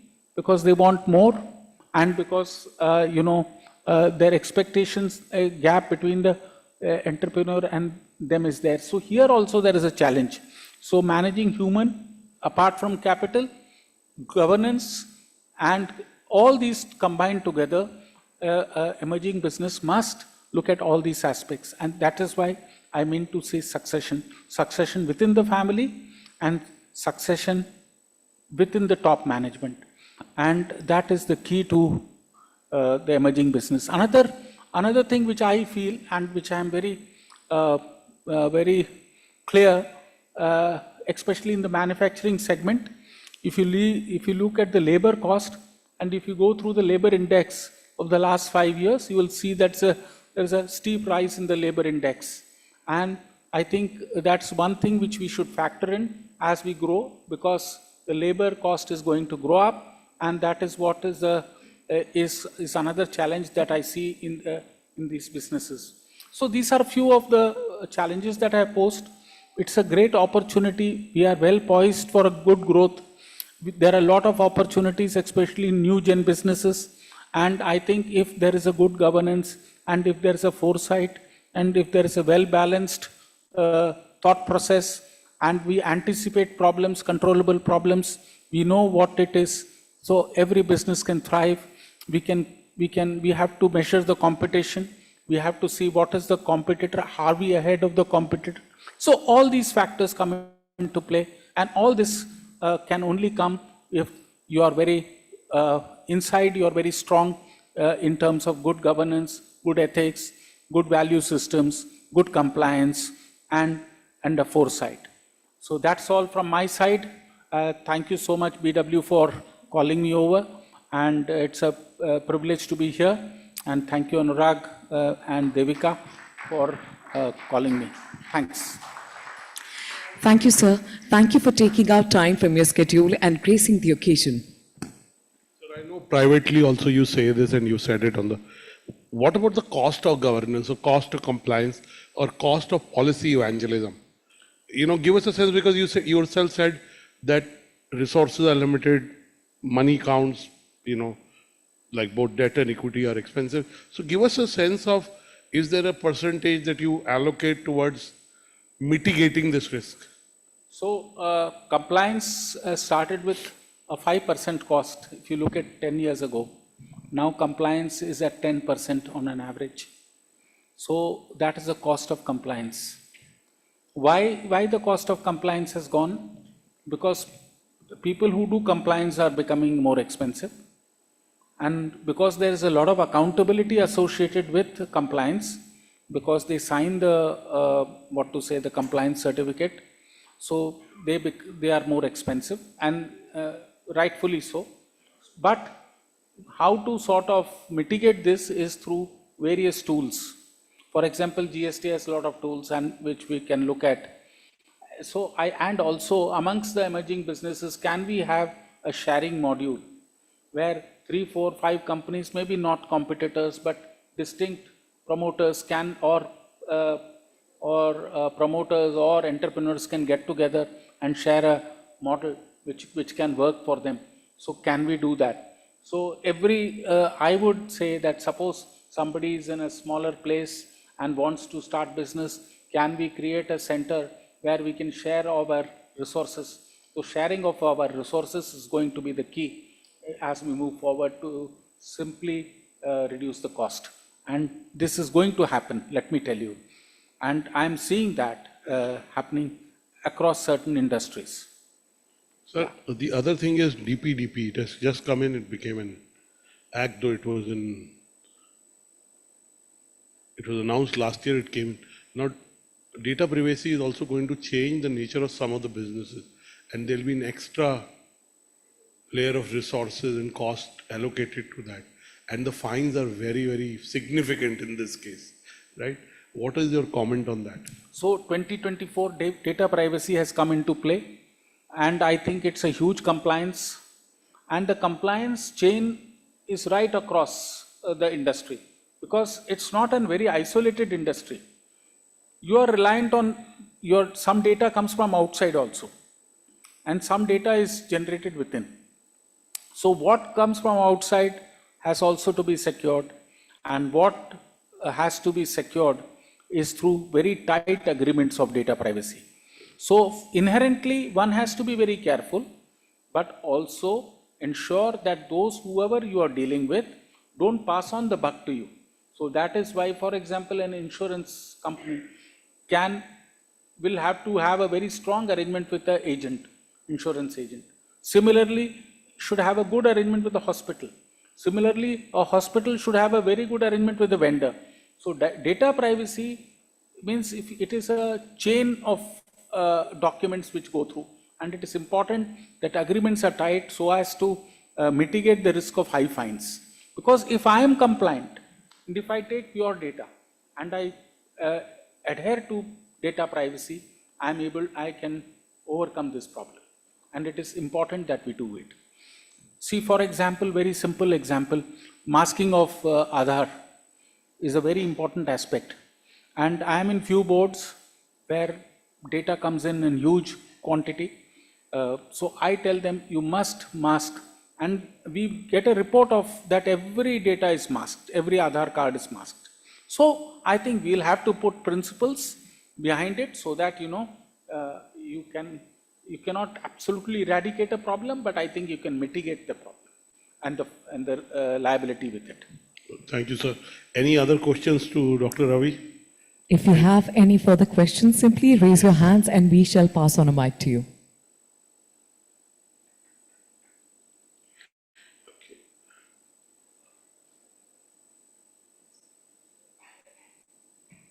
Hi.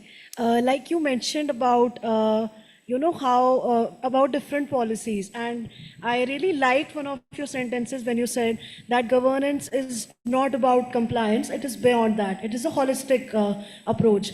So I'd like to ask from somebody who's learning and somebody who would love to learn more, what particularly do you think is like the holistic part of it? So holistic part, so one part is compliance anyway, and you agreed that it is a subset of governance. The second thing is compliance comes with returns, compliance comes with budget. So do we prepare a budget? Are we moving away from the budget? Are we paying our installments on time as far if there is a debt? Are we meeting the shareholders' conditions if there is a shareholder condition? So there are many, many aspects. It's not only that compliance, but the external compliance. How do you manage your stakeholders? How do you manage your labor? How do you manage the growth? And what do you see about the policy? Suppose there is a policy change, as Mr. Batra said, about data privacy. Can we close our eyes? We cannot. So we'll have to work towards, that closure of that. I'll give you one example. How many of the industries are protected towards insolvency? We are not.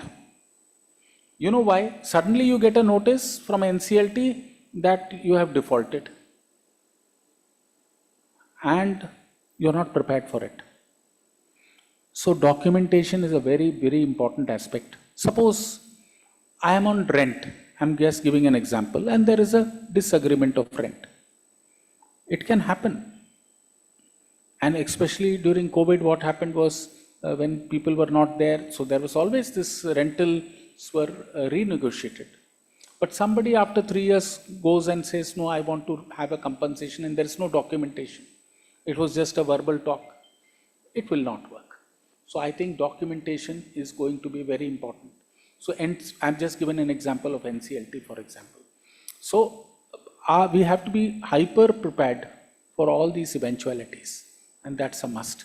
And the management must think through, what are my problems, what are my compliances, what are my governance, and I think that is very important.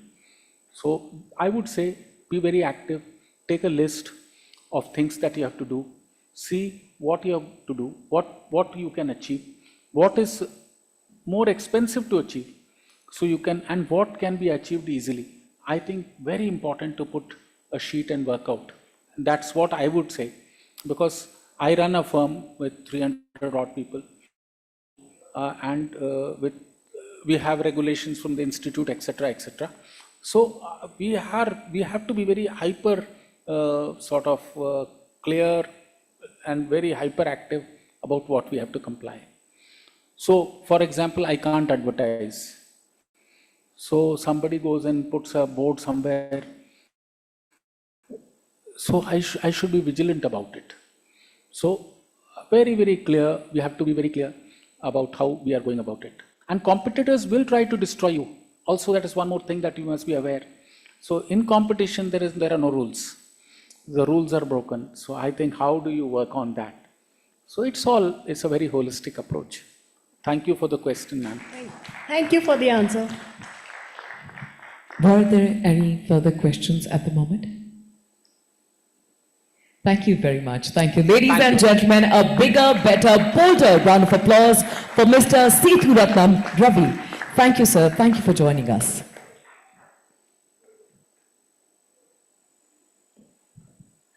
With this, ladies and gentlemen, we are headed towards the final few sessions of today's summit. Could I please encourage everyone to kindly put their mobile phones on silent or vibrate only mode? Thank you. Thank you. Time for the fireside chat. Power of collaboration, where policy meets entrepreneurship and inclusion drives scale. Join me as I welcome the session chair. Joining us on stage is the chairman and editor-in-chief, BW Business World, and founder, Exchange for Media Group. Please put your hands together for Dr. Anurag Batra. In conversation with Principal Economic Advisor at Niti Aayog, please welcome Ms. Anna Roy. Once again, at the risk of sounding repetitive, ladies and gentlemen, I must encourage each and every one of you to offer a loud round of applause for the lady of the hour, Ms. Anna Roy, and conversation with Dr. Anurag Batra.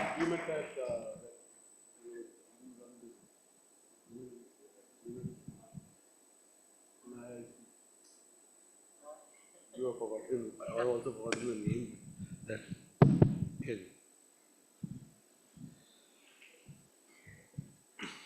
Here. Yes, it's like, I hope we don't have to, it is already broken, I have not broken it, okay? Prashant, please notice it, take a photo, otherwise blame it on me. But I think it's broken, right? Right? Yes.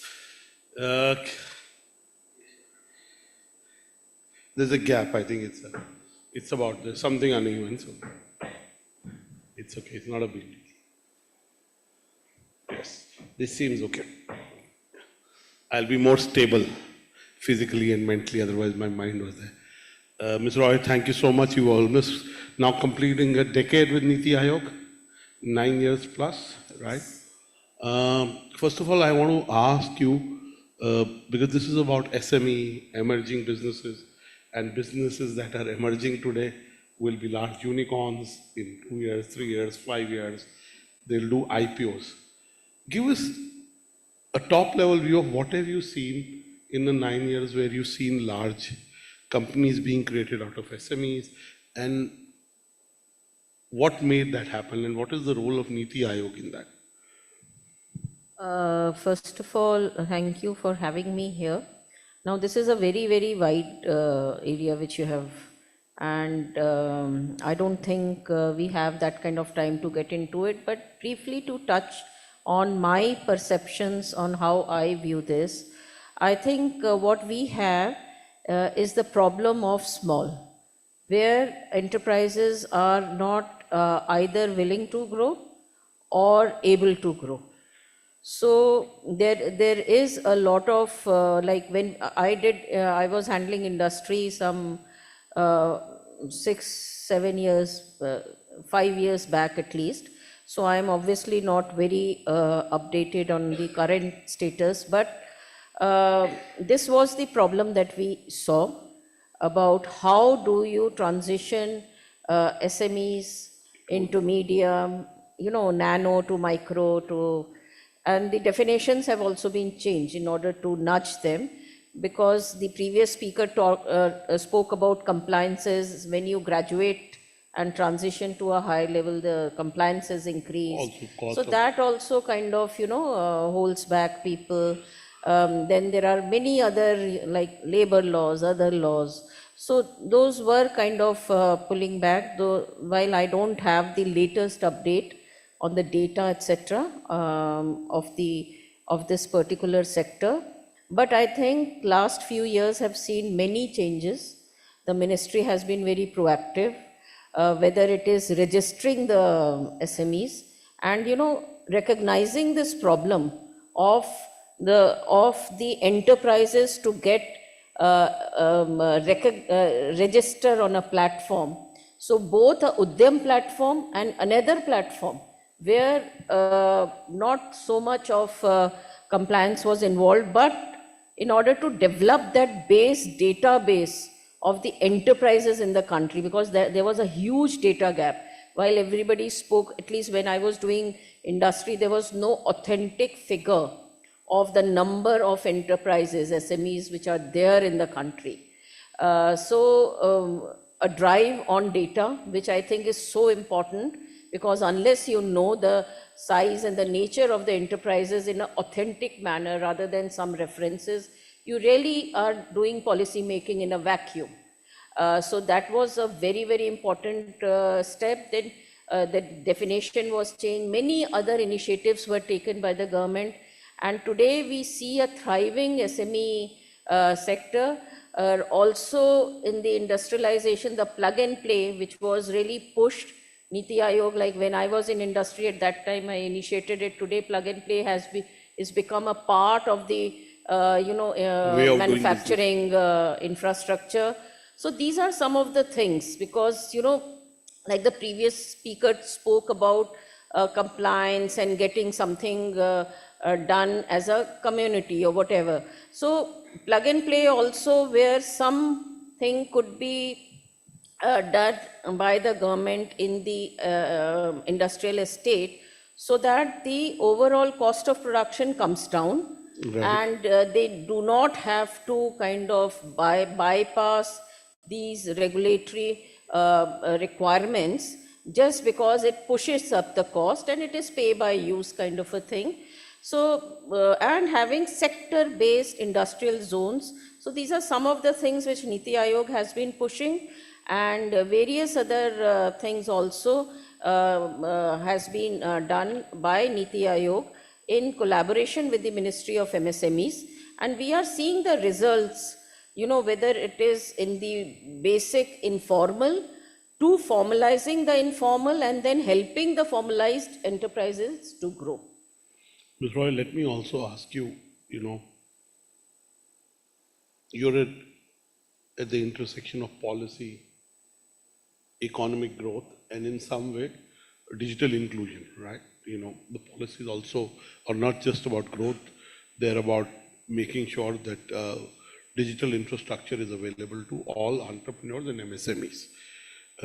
And dare I say, in some of the new sectors, sir talked about space, there is drones. 3 years back, the government not only brought in a policy that there'll be an incentive for drone makers in India, and we won't allow foreign drone makers to have a free run.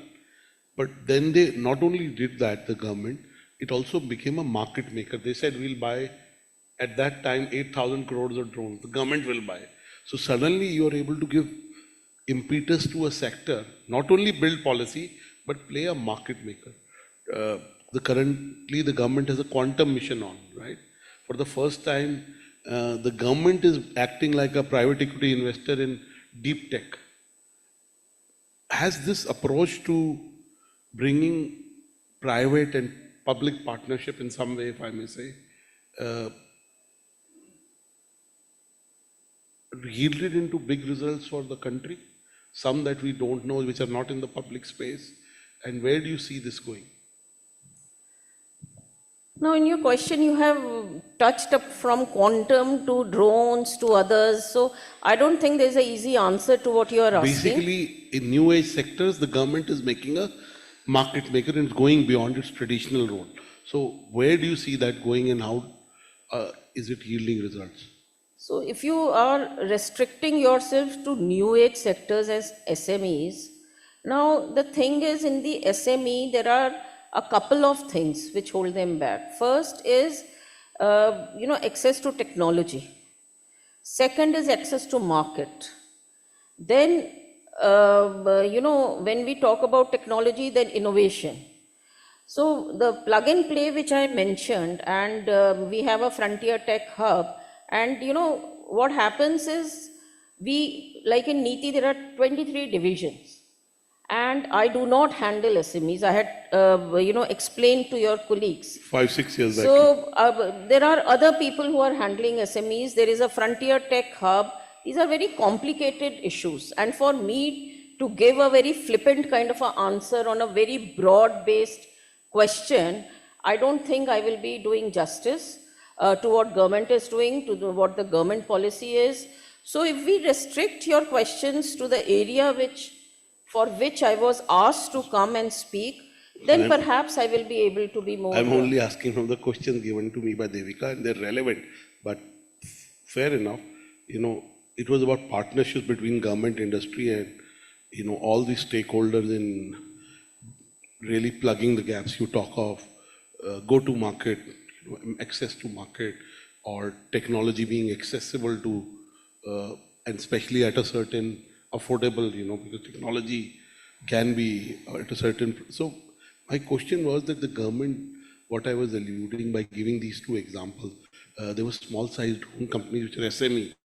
Suddenly with the market-making move of the government, they became big. A couple of them saw IPOs suddenly, So really the point I was trying to make is to ask you about more examples that you could give. But now let me ask you, since you talked of an SME has three things. One is to be able to recruit the right talent. Second is to be able to get to customers, go to market. And third is access to capital to enable either building capacity or building a product. Give us a sense of what Niti Aayog and the government is doing to be able to help entrepreneurs on these three counts. So I will not be able to tell you what government is doing and what Niti Aayog is doing. What I can tell you is about a platform which I have been running for the past 7 years. This is the Women Entrepreneurship Platform that promotes women in their entrepreneurial journey, both aspirational entrepreneurs and existing entrepreneurs. Our focus is on all, like Startup India is already there. So what we focus is on nano entrepreneurs, SMEs, and we closely work with Ministry of MSME and Ministry of Skill Development. So under WEP, what we have done is we have developed a 3-pillar approach, and we call it Ichha Shakti, Gyan Shakti, Karma Shakti. For Ichha Shakti, that is behavioral, both for aspirational, because when Mr. Ravi spoke about compliance, and in our experience, like 7 years I have been working, I see numerous examples where there is information asymmetry. People start businesses, but they are not aware. Ropes of the trade, they start the business, then they get into problems later on when they want to grow. So a lot of lack of information, availability of information is lacking. Second, we saw that, mentorship plays a very big role. Mentorship is not available. And that also we thought would be very crucial. Third, you spoke about technology. Access to technology is important, but where to go, what to use, digitalization, now the market is flooded with tools. So platformization, which helps them access technology, both for women entrepreneurs and overall for SMEs, is something that Niti Aayog has been pushing. I was part of this journey earlier till 2023, and I know that this entire access to technology, how you democratize it, so that everybody has access to the technology, that is the initiative. So and then skilling. And skilling is so important, and where do you get the right set of skilling? So what we have done in WEP is we have formed programs which help them, Retool themselves, upskill them. help them to understand where they are, what are the things that they need to learn or unlearn, and how do they grow. So there are 6 ecosystem needs which we capture. One is access to finance, access to market, skilling and training, compliance and compliance and legal aspects of a business, general business development, which includes digitalization, general business norms, etc., and mentorship and networking. So again, so this was a Niti Aayog funded research which said that each entrepreneur, and it's irrespective, on our platform around 30% are men who are registered, because a lot of information is available, and I'll just explain to you. So all our programs necessarily cover these 6 ecosystem needs, and I was so happy to speak Mr. Ravi, hear Mr. Ravi speak, because compliance is something which nobody talks about in workshop, conferences. It's not something which is really put forth. It is always funding and, market. And so unless what we do not provide funding to the SMEs who work with us, we make them financeable. We also don't provide them market. We make them market ready through various initiatives. And, painstakingly, we have developed plug and play frameworks where partners come together to address all of these 6 ecosystem needs. And so far, we have covered, like this new program was launched in 2023, and we have covered upwards of 1,000 women. And sector-based training is given, sector-based hand-holding is done, and mentoring is done. We have a mentorship one-to-one platform which has more than 850 mentors. We have a community platform where people can engage with each other, and we have experts there who address their concerns. Today we have more than 99,000 registered users on the platform which are availing these services. We have a knowledge portal which has, gives information about more than 835 government schemes, including 161 central government schemes, which had some component of supporting an entrepreneur. And these schemes are mapped to those 6 ecosystems. There is a smart matchmake, so I can write, look, I'm in leather industry, and I'm looking for some government scheme which will help me export. So then the system will tell me what we are now upgrading. So we are overcoming information asymmetry, we are handholding them, mentoring them, and we are working with all the SMEs irrespective of the sectors and helping them stabilize their existing business and also helping them grow to the next level. And Mr. Roy, I'm sure there are many case studies or successful examples of entrepreneurs or organizations that have taken support of the platform and the initiative that you run. Give us 1 or 2 examples. I'm sure there are... Yes, absolutely. So I'll not only will I give the example of the entrepreneurs, but also I will give you how partnerships have helped us. This is not a government funded scheme. We don't get money from the government. So just one example, Make My Trip. So Make My Trip is in hospitality. They have a platform. When I approached them, they said, we are willing to work with you. We allowed them, so we made them the anchor partner to design and run this program with us. So they said, we want to work in hospitality, specifically homestays, because we want to promote homestays. And homestays are registered on Make My Trip. They went to those homestays. And why did they come to us for those homestays? Because they realized that the women, our programs are specifically for women, so only women owned homestays were identified. They realized that the homestays, like you have a house, spare rooms, you open a homestay. You don't know the business model, you don't know the funding aspects, you don't know how to cater the hospitality issues. So they just kind of run a business. And that is what is pulling them back. So this is a service industry. So they identified a cohort of 30. ITC Hotels, as a partner, gave them a week's intensive training on all aspects. And then 3 of the 30 were selected who showed a lot of promise, because competition is part of each stage, and they were rewarded. And you should ask those women, you know, it is not how they are growing. I have sat through those sessions. None of them knew a book entry. How do you, make your accounts? What are the compliance issues in hospitality sector? How do you, in a room, how should you cook their meals? How should you welcome guests? How should you do the other aspects in that sector? So skilling, finance, and mentoring, they were all connected to mentors. So that is how they grew their business. And they're now fully engaged in these businesses. Yeah, they are engaged with us. And now we have gone into green tech. We have gone, the programs that we have done, they are in retail, both rural and urban retail, green tech, beauty and wellness, various other, and snack making, etc. Okay. Mr. Roy, I want to ask you, since women entrepreneurs have grown in numbers, they have a support system or an ecosystem that works on these 6 aspects you talked of, encompassing the 3 that I talked about.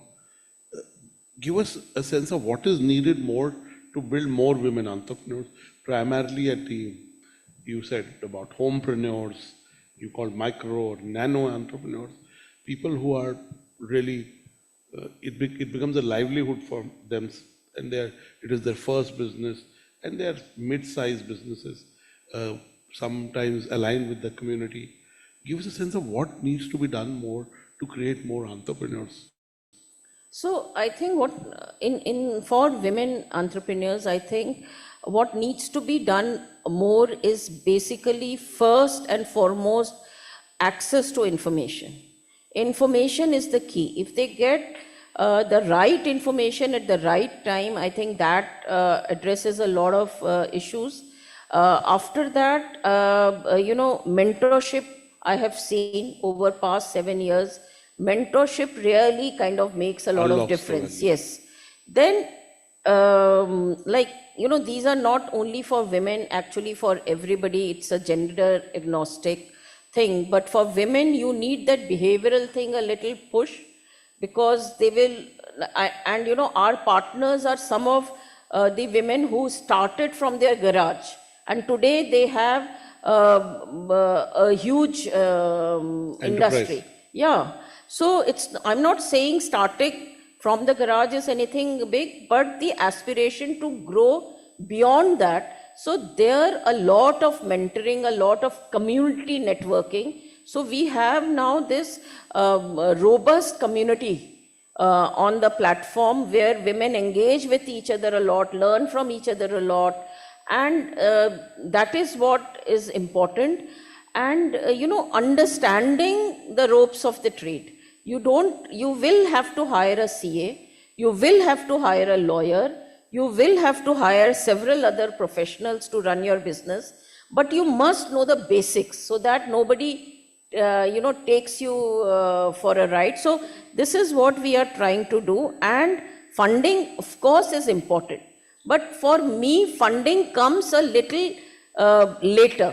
Unless your enterprise is financeable, you will not be able to raise funding. So what we try to do is tell them how to make their enterprise financeable, which automatically, because there is no dearth of funding, let me tell you. There is a dearth of financeable proposals. That is where we handhold women. So how do you think a platform of ours can collaborate with a platform like yours, apart from evangelizing and writing about what you do, getting you to the forum, and maybe if one person benefits from what you said and enrolls for something that you do, it will help. But what do you think is the role of media in helping the kind of mission that you are championing for women entrepreneurs? So, it's again, I come back to information asymmetry, and your platform could be one of the best ways, in number of ways. First, to get us partners. People who want to give back to society, who want to work, they can know about WEP, come join hands with us. Secondly, we are building a business development service portal under a knowledge portal, where whatever services you may provide, we will be hosting it and give a third-party disclaimer. So if I'm an entrepreneur, and I have lived through these past 7 years, I've seen women struggle, and they don't just struggle in tier 2, tier 3, even in Delhi, they struggle in their to build their enterprise, to find the right kind of professional entity. So the knowledge portal will then be able to, say, okay, you are looking for somebody for GST, getting your GST number or getting your firm registered. Such and such entities are available, you can reach out to them. Then the mentorship platform can help them, connecting with other experts who can guide them. Now, if these marquee assets of WEP can be presented on your platform through, and we have podcast, we have other aspects. So if these can be showcased on your platform just for wider information, so both partners or prospective partners can come join hands with us. The users will get to know, and they can come register on WEP and work with you. And then, we can work with you. We have a whole lot of data. We can undertake research projects with you to study the landscape, the ecosystem, and come up with suggestions. So I think there are a number of areas where media can really help in showcasing what we are doing, spreading the word around, and mobilizing people to come and join the platform. Ms. Roy, my last question. You talked about creating a kind of business development platform or a tool, or you already have ONDC, right? You have ONDC, which is in some way a gateway to business, if I may use that term. So do you think your platform and ONDC are collaborating? Yes, absolutely. We are right now collaborating with GEM. But these are platforms where, like GEM is for large scale procurement by government. This is not a platform, this is a portal where, suppose a young founder, a startup founder, she's looking for business. So she will just put that I have these services. Yes. So it's more a listing. It's a listing with a third party, more for information, both for providers and for users. So ONDC is something where you go and sell. Right. Here it is just by way of information. Good. Yeah, Ms. Roy here. Anybody wants to ask a question? Any women entrepreneur or any entrepreneur? No one asks. Okay. Thank you very much. Give Ms. Roy a big round of applause. Arijit is there. Me and Arijit worked in advertising. Now he helps entrepreneurs. He's based in Bombay. And Umang is a lawyer. He does a lot of work in ESG. He runs a law firm which works with founders and businesses. Yes, Umang, can we get a...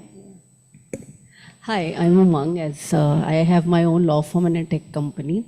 So a few things I want to share that, there are many efforts, even by private and government sector that I have seen. In my Wiki National Council role, we interviewed a lot of women entrepreneurs to understand the problems, that the challenges that they are facing. So you're right that there is a lot of money and there are a lot of businesses, but this is not matching, is what the journey I wanted to say. Women have found mortgaging their jewelry easier than seeking finance under any kind of government or a private venture, because going to incubators and accelerators, again, there is a straight up equity that they take into the business, which is a promising business. They have been asked questions like, don't you have a male co-founder? What I'm saying is that there is still a lot of gaps. I have experienced that getting a bank account made has been like 3 months, 6 months journey, because the ask and the demands keeps changing. Even if it is not mandated by law, banks have their own questions and policies and they keep debating on those things. So I think the ecosystem still needs to connect at some places, and which is where I think media and government and private sector needs to consolidate all these separate. So actually, WEP is not government, it is a public-private partnership. It transitioned to a PPP in 2022. I fully agree with you. We have just begun, I think. I would say 23 October was the first time we started doing some of these things, and before that it was more ideation, trying to get understanding, undertaking research and everything. And we are trying to connect. Just to give some example, we have formed a collaborative, Financing Women Collaborative, which is headed by SIDBI. And, there we have TU Civil, we have banks. We just had a third convening of this collaborative in Bombay earlier this month. So it's such a painstaking journey. There is no jadoo ki chhadi that you desire and it happens. Government also can do this much, and we need to join hands with the government to spread the message about the schemes, how to avail the schemes. Now, when we had this convening, SIDBI, IBA chairman was there, several bank EDs were there, and they were told about these problems.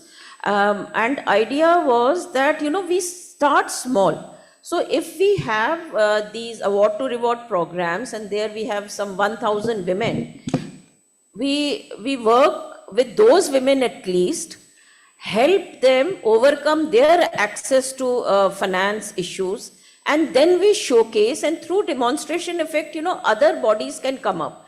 Now these incubators and accelerators, we try to map them also. Because today, if I want to go to any incubator, I really don't know which incubator I can go to. And what are they even doing? There is no consolidated information available. So to me, it all comes back to information that will bring in transparency, and that will bring in accountability, because all the incubators are raising funds from government, from private. But I see that, there is no kind of set practice. Okay, if I am in need for this particular thing, this is the incubator for me. That kind of system is not there. That is what we are trying to build. The other thing about the schemes, government schemes, there are no takers, because people don't A, know about the schemes, B, they find it very difficult to apply. We realize that the GRM is very, very undermined. So we are trying to instill a GRM. And it is not easy, because for each scheme, you need to find a nodal in that particular department of the state government or the ministry in central government.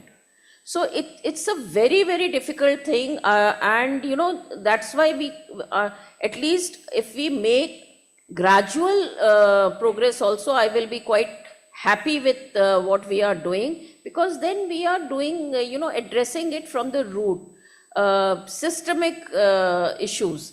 rather than being superficial कि भाई अब ये platform बना दिया, इसमें we have onboarded these many women or men or whatever, and we have sorted e-commerce. No. How do you ensure that they are able to sell on that platform? That is the biggest challenge. That is what we are trying to do. Thank you, Ms. Roy. I hope Umang, Ms. Roy has answered your question. Arijit, anything you want to comment or ask? I think it's a great initiative that you're doing. You all heard of NITI Aayog and especially this one. It's great. So I would love to have a conversation with you offline. Some of the stuff that, as Anurag mentioned, I'm in a branding and advertising professional. So anything on that space, and in the space of mentoring, I'm involved in doing sessions in organizations on Vedic wisdom. Just in case I can have a conversation with you. Give Ms. Roy a big round of applause. And Eros Hotel, you must own that this is not broken. I have not broken it, but there is clearly some unevenness here. It's not about me being unstable, but the chair is unstable.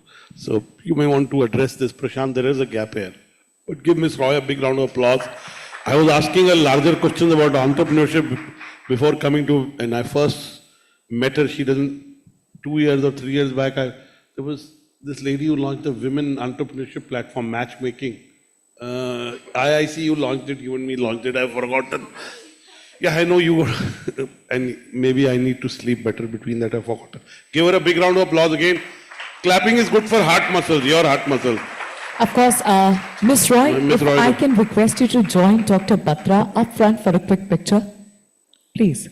Ladies and gentlemen, sparkling conversation. How about a big round of applause for the final fireside chat at the BW Emerging Business Summit 2025. Thank you. Thank you.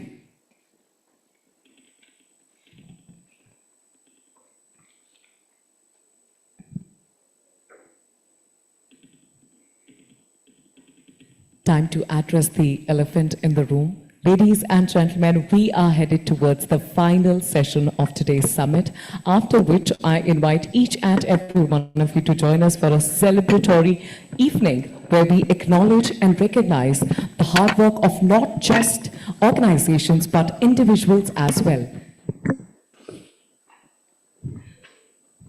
With this, requesting everybody's undivided attention towards the big screen on the stage, let's quickly take a look at the event presentation.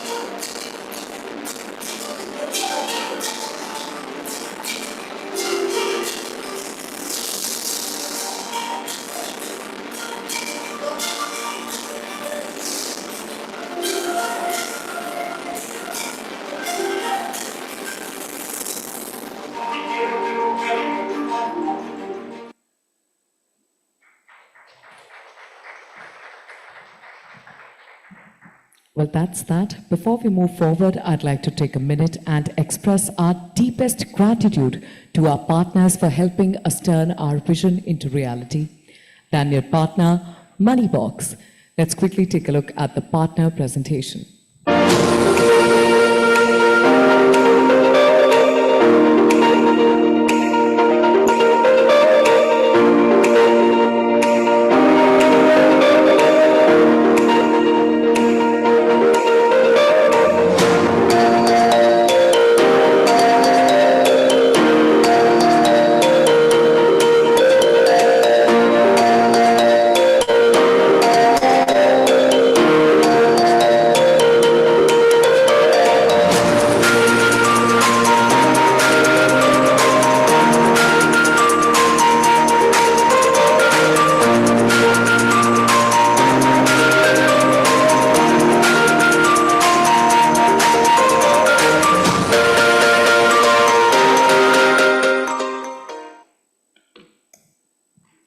A big thank you to our event partners, joytravels.com, Opal Events, Phantom, Beanley Coffee, IWMBuzz.com, The Fig Shake Factory, Realty Plus, Exchange for Media, Pitch, and Impact. With this, ladies and gentlemen, to talk about India at Next, the emerging business moment. Joining us on stage is part-time member, Economic Advisory Council to the Prime Minister, EACPM, and Professor of Finance. Join me as I welcome Professor Dr. Gaurav Vallabh.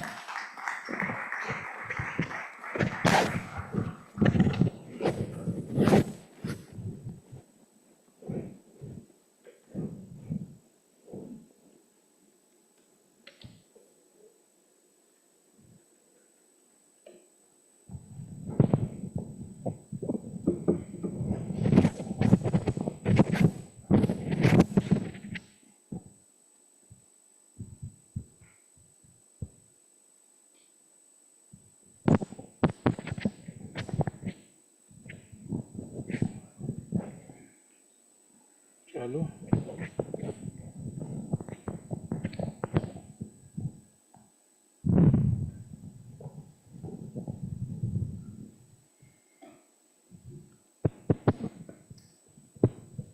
So, good evening to all of you.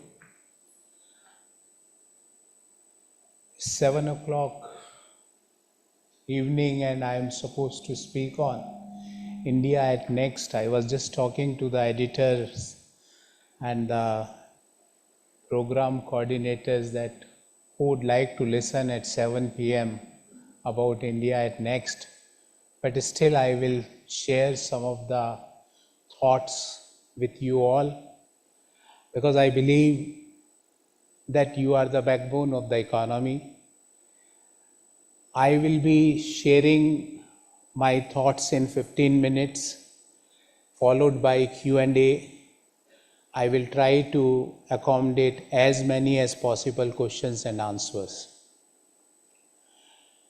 The theme on which I was asked to speak with you is India at Next, one of the topic on which I always love to speak on.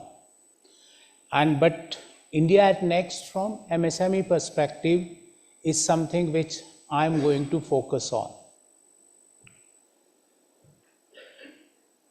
I will be sharing 7 points with you and devoting 2 minutes on each point, and the last 1 minute on the concluding remark, and thereafter I will open the forum for Q&A. When I was thinking to speak on India at Next, I thought of speaking on MS-RAT DC, where M stands for momentum, S stands for scaling up, R stands for resilience, A stands for accelerating the growth, T stands for technology drivers, D stands for the demographic dividend which we are having, and C stands for credit to the MSME sector. These are 7 points on which I would love to share my concern. Starting with the first, that is momentum. And I am saying about structural momentum. Now, I personally feel this is the best 5, 10, 15, 20 years in India for doing businesses, because no country in the world is showing a growth of 7+%. So there is a structural momentum in favor of India. No country in the world who is going for reforms after reforms in sectors after sectors. When I am talking to you, just few hours back or a couple of hours back, we had entered into a FTA with one of the country in the world. So there is a structural momentum in our favor. There is a structural base in our favor. We have to utilize it. Then coming to the scaling up, and when I used to say scaling up, there is always a problem which MSME sector used to suffer, that there is no middle. Either it is very small or it is extremely large. That is what we used to always convey in our interaction with this sector.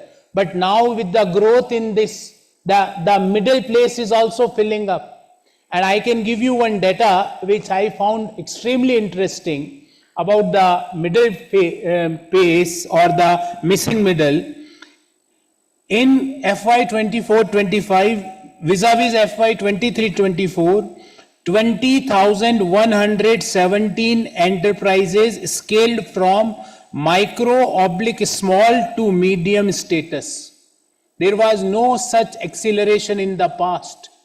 So there is a structural momentum. India being the world's fastest growing economy, there is a scaling up dynamics.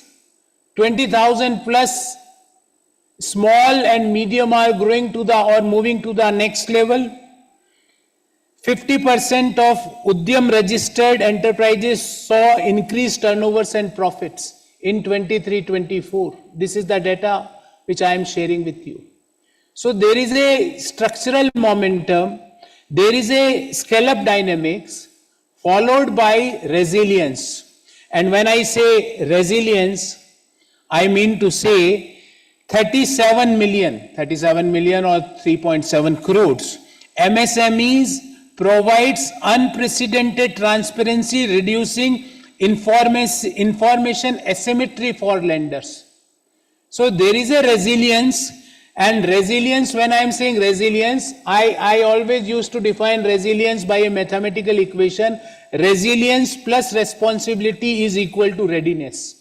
So there is a readiness in this sector also, because there is a resilience and there is a responsibility, whether the new areas in the area of green economies and blue economies in which MSME is entering into.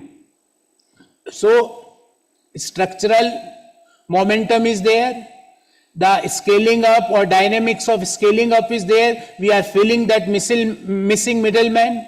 There is a resilience in this particular sector. Coming to the fourth one, there is a structural reform acceleration. And government is committed for 3L reforms. When I say 3L reforms, land, labor and legal. We had seen the labor codes just few days back. The land reform process is already in work in progress.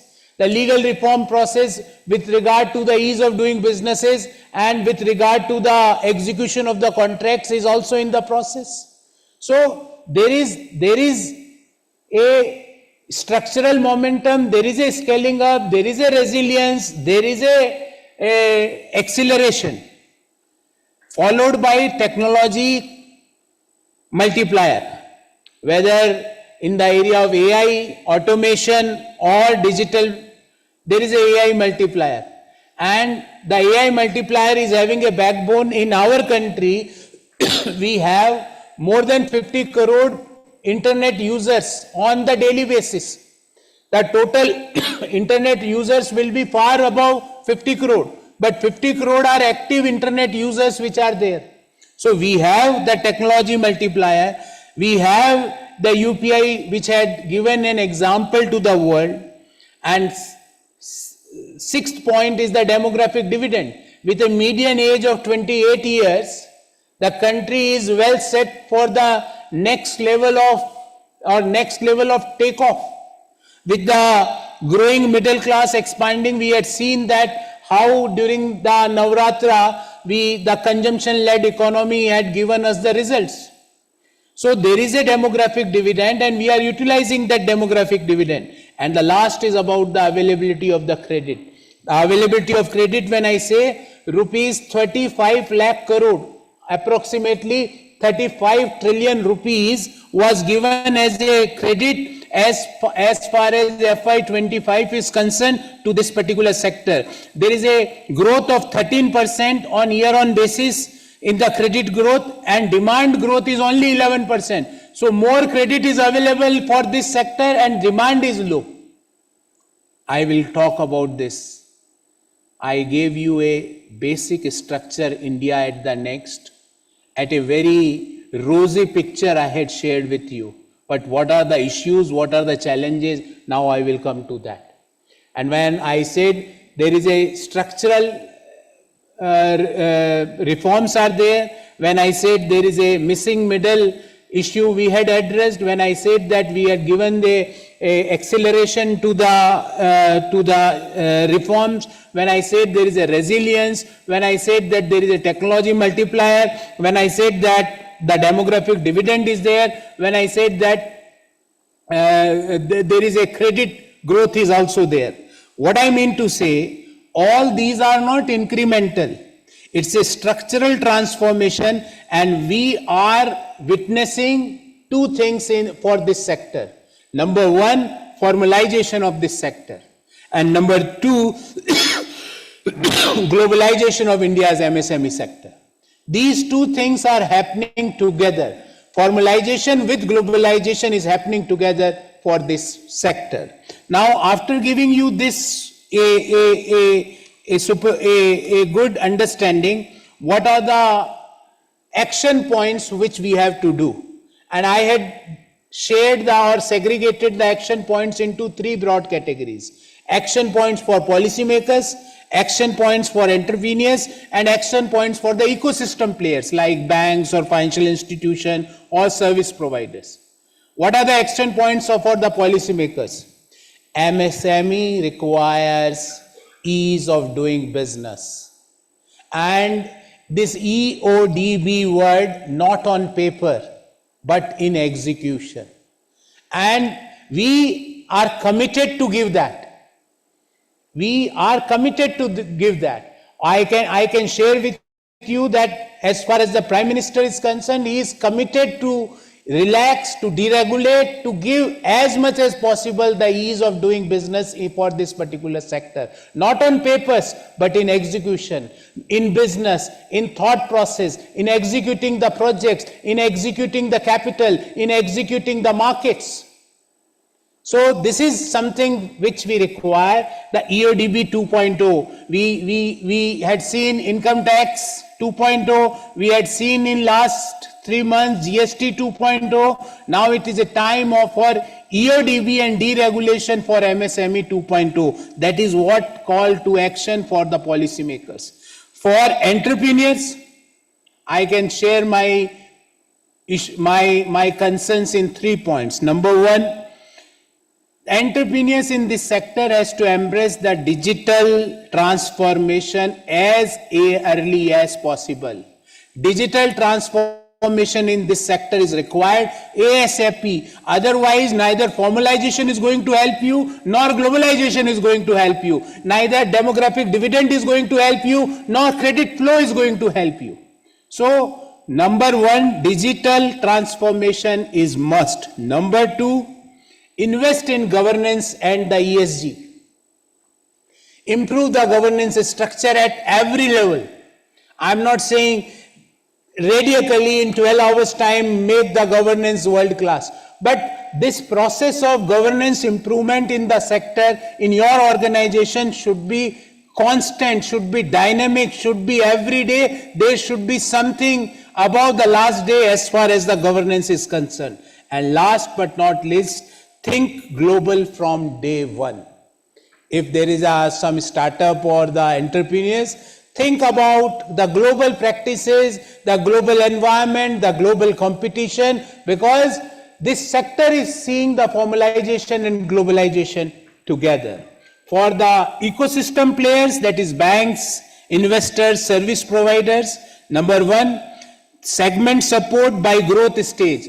What I mean to say, that micro requires different handholding, small require different handholding, medium require different handholding, and abnormally big and medium require different handholding. Point number two, focus on underserved geographies. We had seen that there are particular sectors, cities, regions where there is a very phenomenal growth of MSME. But other parts, that growth engines are not as strong as we are seeing in those particular parts. And last but not least, build sector specific expertise. When I say sector specific expertise, give the cluster approach to the MSME. When I say cluster approach, provide the best of the best technology from the cluster approach to the MSMEs. These are the call to actions for policymakers, for MSME entrepreneurs, and for the service providers. So this is what I thought of sharing with you in my first 15 minutes of deliberation. I will be more happy now to take questions, because I gave you an overview, what India at next, where this sector is moving. If you ask me where this sector is moving, I will give you a one sentence answer. The sector is consecutively formalizing, as well as this sector is globalizing. We have to think global if we want to grow in this particular sector. So I am open for questions if you have any, and I know there are many questions. I may like to answer if I have certain answers, otherwise I will say, give me some time, I will revert back to you. Hello sir, it was great listening to you. So I wanted to know, like we all know that MSME, when we say, then it is more of manufacturing, and we are promoting manufacturing in India. But there are people like us who are traders, and we are important for the manufacturing in India. So what are the, I want to know what are important things which we are doing for the traders in India, as you showed for the ecosystem also, like you have told that what ecosystem should do. Again, there should be something for the traders. Ma'am, one line answer, first of all, then 6 line answers, followed by one line. PLI scheme. This is the answer in one word, that what we are doing. The PLI, and we are seeing the benefits of the PLI. Yep. Especially in the electronics, semiconductor, or the high-end manufacturing is concerned. I can give you another example, and I always used to say that one of the collateral benefit of Operation Sindoor is that we are now having a growth of MSME in the defense sector. Correct. There's a collateral benefit we got. Yes. There is an order book of around 3 lakh crore for that particular sector. And you and me both know, and many of us know, that there are certain cities in our countries where there is a phenomenal growth of defense sector MSMEs. True. And not only that, they are patenting their technology. I met someone, just giving one example, a small, very small micro enterprise in some part of Maharashtra, and he is having a patented work which he is supplying to the submarines. Mm-hmm. So only one buyer, and that too in submarines, but the work is so phenomenal that not only in India, he is getting an order book from the other parts of the world where there are submarines. Because we know how to deliver the work at a particular economy, which other countries can't match us. So your answer to your question, what is our response? PLI. Then government commitment for the capex. Like for FY26, there is a capex expenditure by government of 11.21 lakh crore or 11.21 trillion rupees. And this capex is giving a particular infrastructure which may be leveraged by the MSME sector. So capex, defense sector, PLI, Gati Shakti, where the infrastructure commitments are there from the government side for this particular area. So what is the one line answer? PLI, the benefits are there. We had seen MSME sector are taking the benefit in a particular area, in a particular focused approach is there. But what are the bigger macro perspective? I gave you the answer to that. So, I had this question for traders. Yeah. So, traders, basically, the people who would buy from, say, one place and sell it to the manufacturers. So, if I tell you about my company, we are into defense.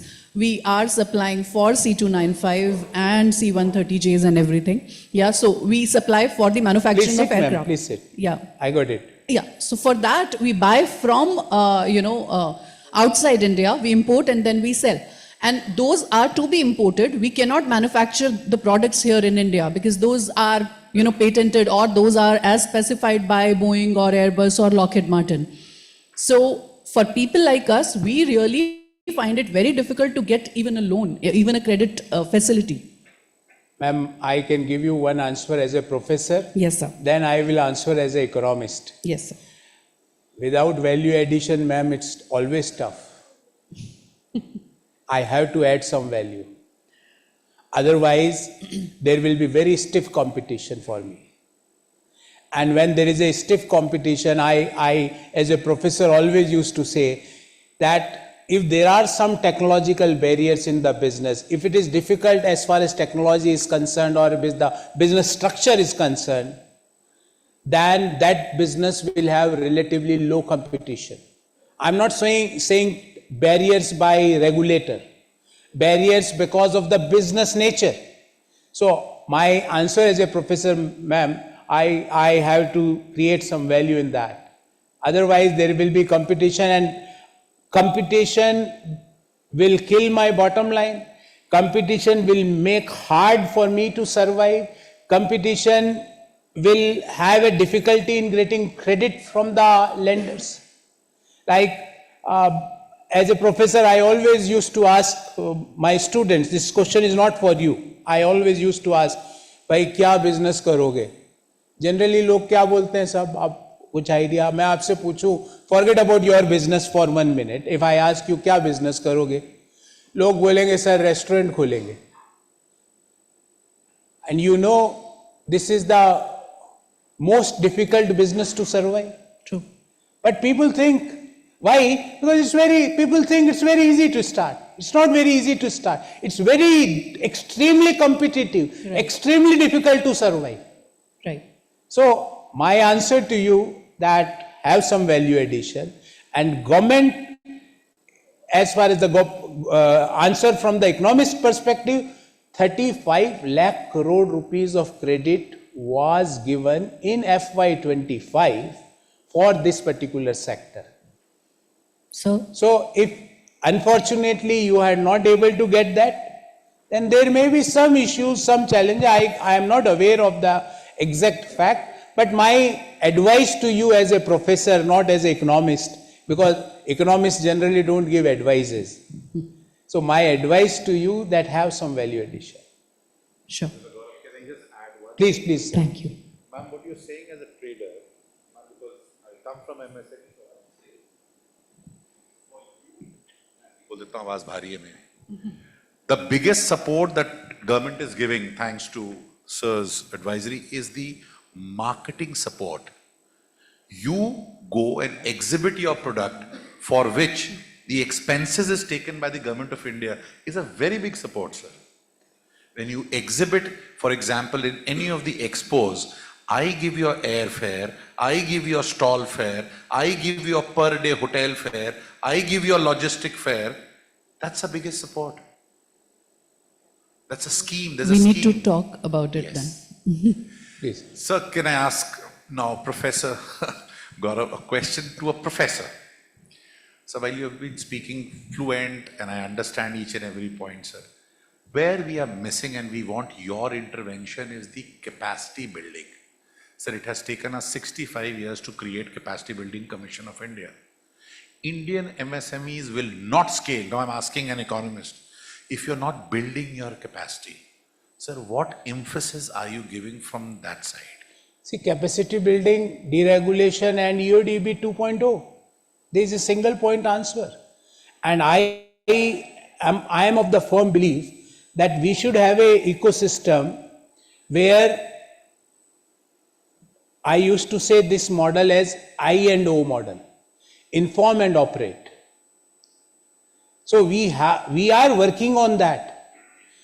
I can tell you government is very serious about that, especially for the micro, that inform and operate rather than filings and approvals, I&O model.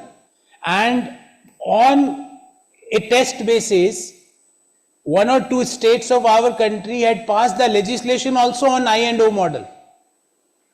Now that legislation is also because of the direction and guidance by Government of India. But we are thinking of EODB 2.0, and as I told you, not EODB on papers, that I am asking instead of 20 proformas, I am asking 3 proformas. This is required, but this is called as EODB 1.0.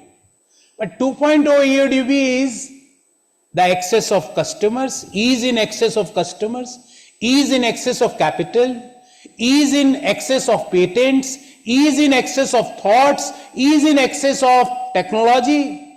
This is EODB 2.0. I am telling earlier I used to ask 40 forms from you. Now I am asking 1 form. That era, that level we had crossed. Now I want that with this 1 forum, you can get capital. You can patent your work. You can get your customers. You want to expand from this 1 forum from micro to small, possible. You want to change your organizational structure from LLP to partnership or partnership to private company or private company. You want to go public in the SME segment. That is with 1, if we are getting that with that 1 pro forma, that is EODB 2.0. So that is the answer, that what is the support, what is the structural reforms, the deregulation, EODB 2.0 and I&O operate. Inform and operate should be the punchline for this particular sector. I believe, unfortunately, due to the paucity of time, we will not be able to take any. Ma'am, I will take 2-3 questions because Sure, these guys, at least आप सवाल पूछ लो 3-4 लोग, फिर मैं सबके जवाब दूंगा. Good evening, sir. I agree with you that we are going through formalization and globalization together. But I seek your able direction on certain challenge we face as a manufacturer. Like formalization, the grind of formalization is adding a lot of cost in terms of compliance and all that. And globalization, because of certain reasons out of the control, like tariffs and certain restrictions on imports, which has shot up the prices of the imported material. MSMEs are actually facing a grind in this globalization. Okay, so what got it. Yes, sir. What's your question? Yeah, sir, it's always a pleasure listening to you. My question, I come from the upskilling space, and since you mentioned about the MS RAT DC, I was just wondering if there's a plan for government to incentivize people or businesses which use technology.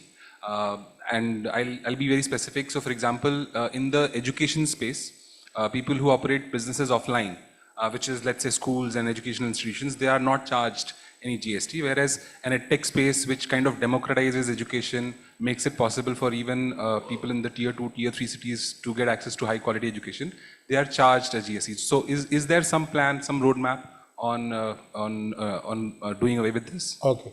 Any other question? No? I can answer these 2 and then conclude.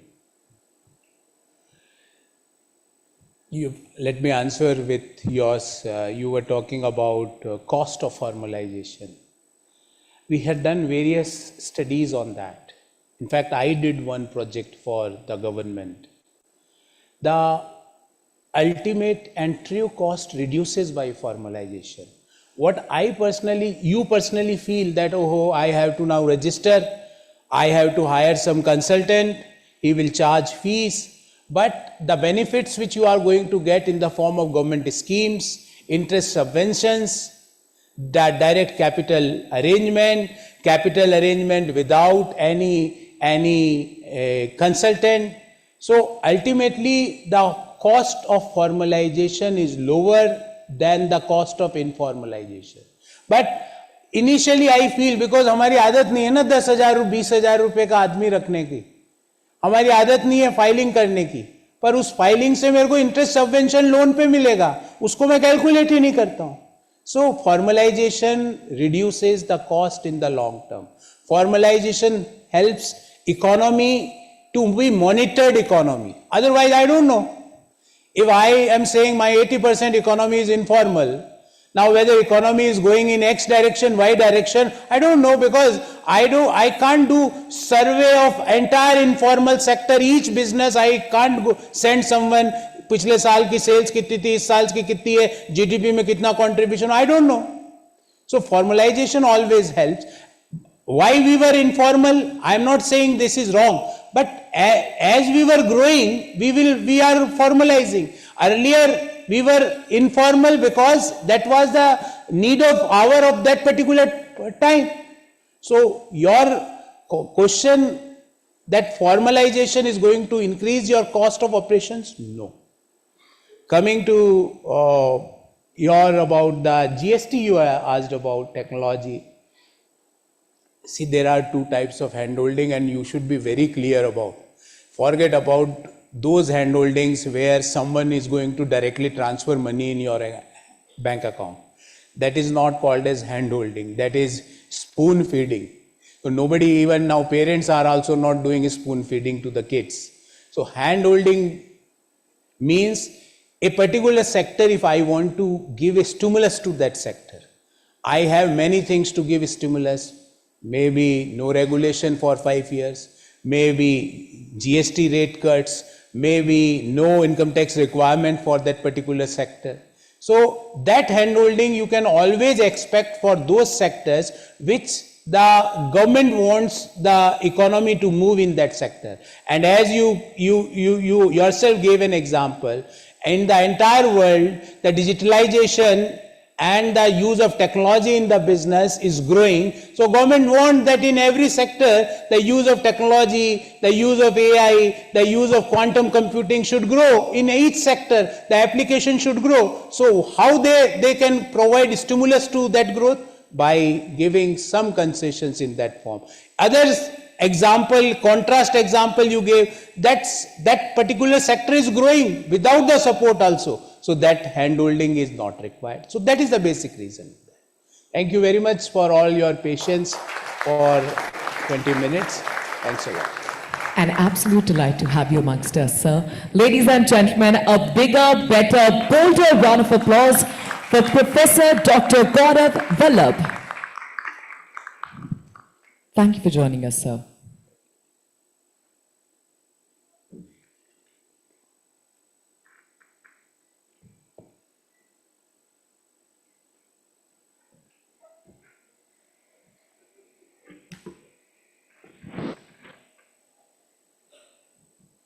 With this, ladies and gentlemen, moving forward from the riveting conversations that we witnessed today to the celebration, today promises to be an even more exciting evening as we have an exciting highlight to look forward to, the Emerging Business Leaders and Brand Awards, a celebration of trailblazing excellence in the sector.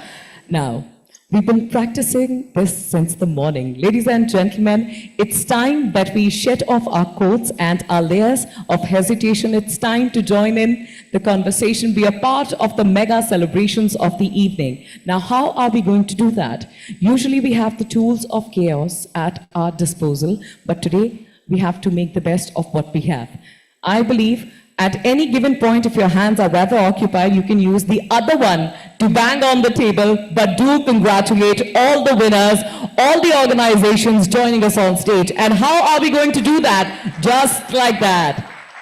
Fantastic. Thank you.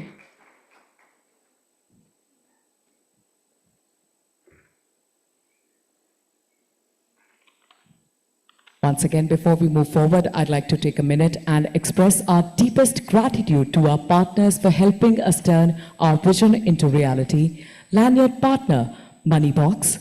Event partners, joytravels.com, Opal Events, Phantom, Beanley Coffee, IWMBuzz.com, The Thick Shake Factory, Realty Plus, Exchange for Media, Pitch and Impact.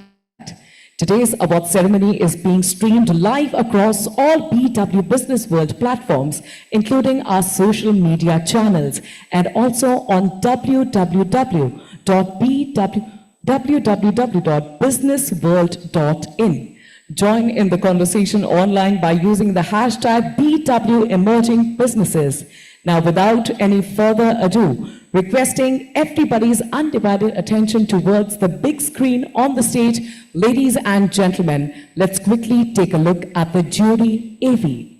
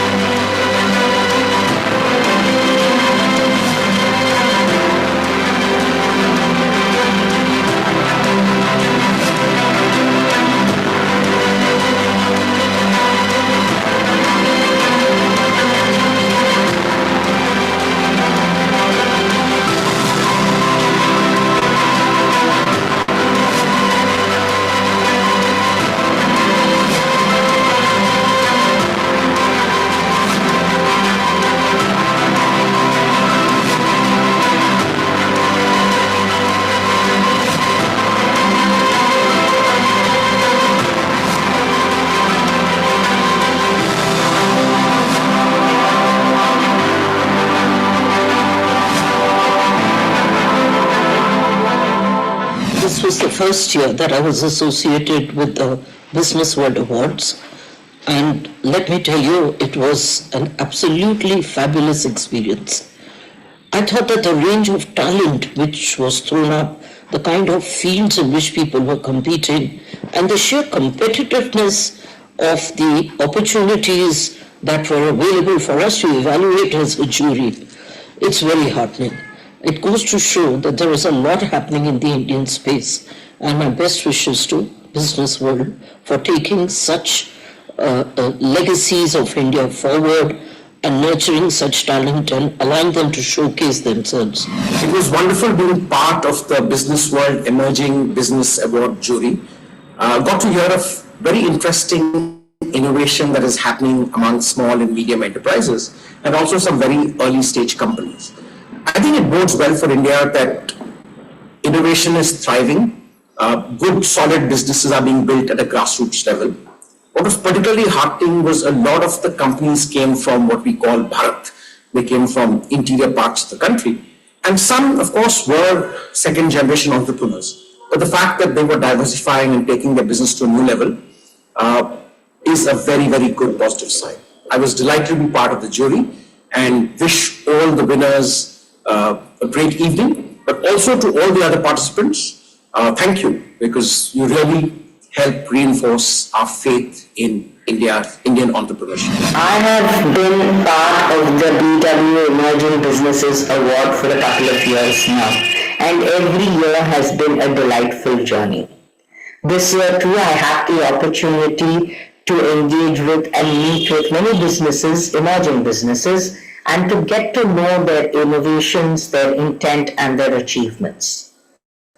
I was particularly happy to see that many of these businesses have incorporated green initiatives and sustainability practices into their business as usual. This is certainly the need of the hour, and I'm happy to see that emerging businesses have considered and taken this up seriously. I would like to congratulate Business World on this fantastic initiative, and I would like to wish all the emerging businesses here all the very best for today and for the future. Thank you.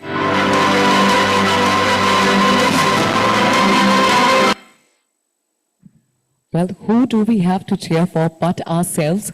With this, ladies and gentlemen, once again, a big happy warm welcome to the 7th edition of BW Emerging Businesses Awards 2025. Now, quickly about the awards, requesting all the winners to kindly stay back with us till the end of the program, till the end of the award ceremony for the group picture for the editorial coverage. With this, it's time to welcome the man of the hour on stage to officially welcome you all. Ladies and gentlemen, please join your hands together for Chairman and Editor-in-Chief, BW Business World and Exchange for Media Group, Dr. Anurag Batra. Good evening. I won't make a long speech. I just say that the role of a media company is to discover new companies, of a media platform is to showcase new talent, to bring forth companies that are on the cusp of breaking out, individuals that are on the cusp of breaking out, and through our honors, our awards, we do that. Every winner is an editorial story for us.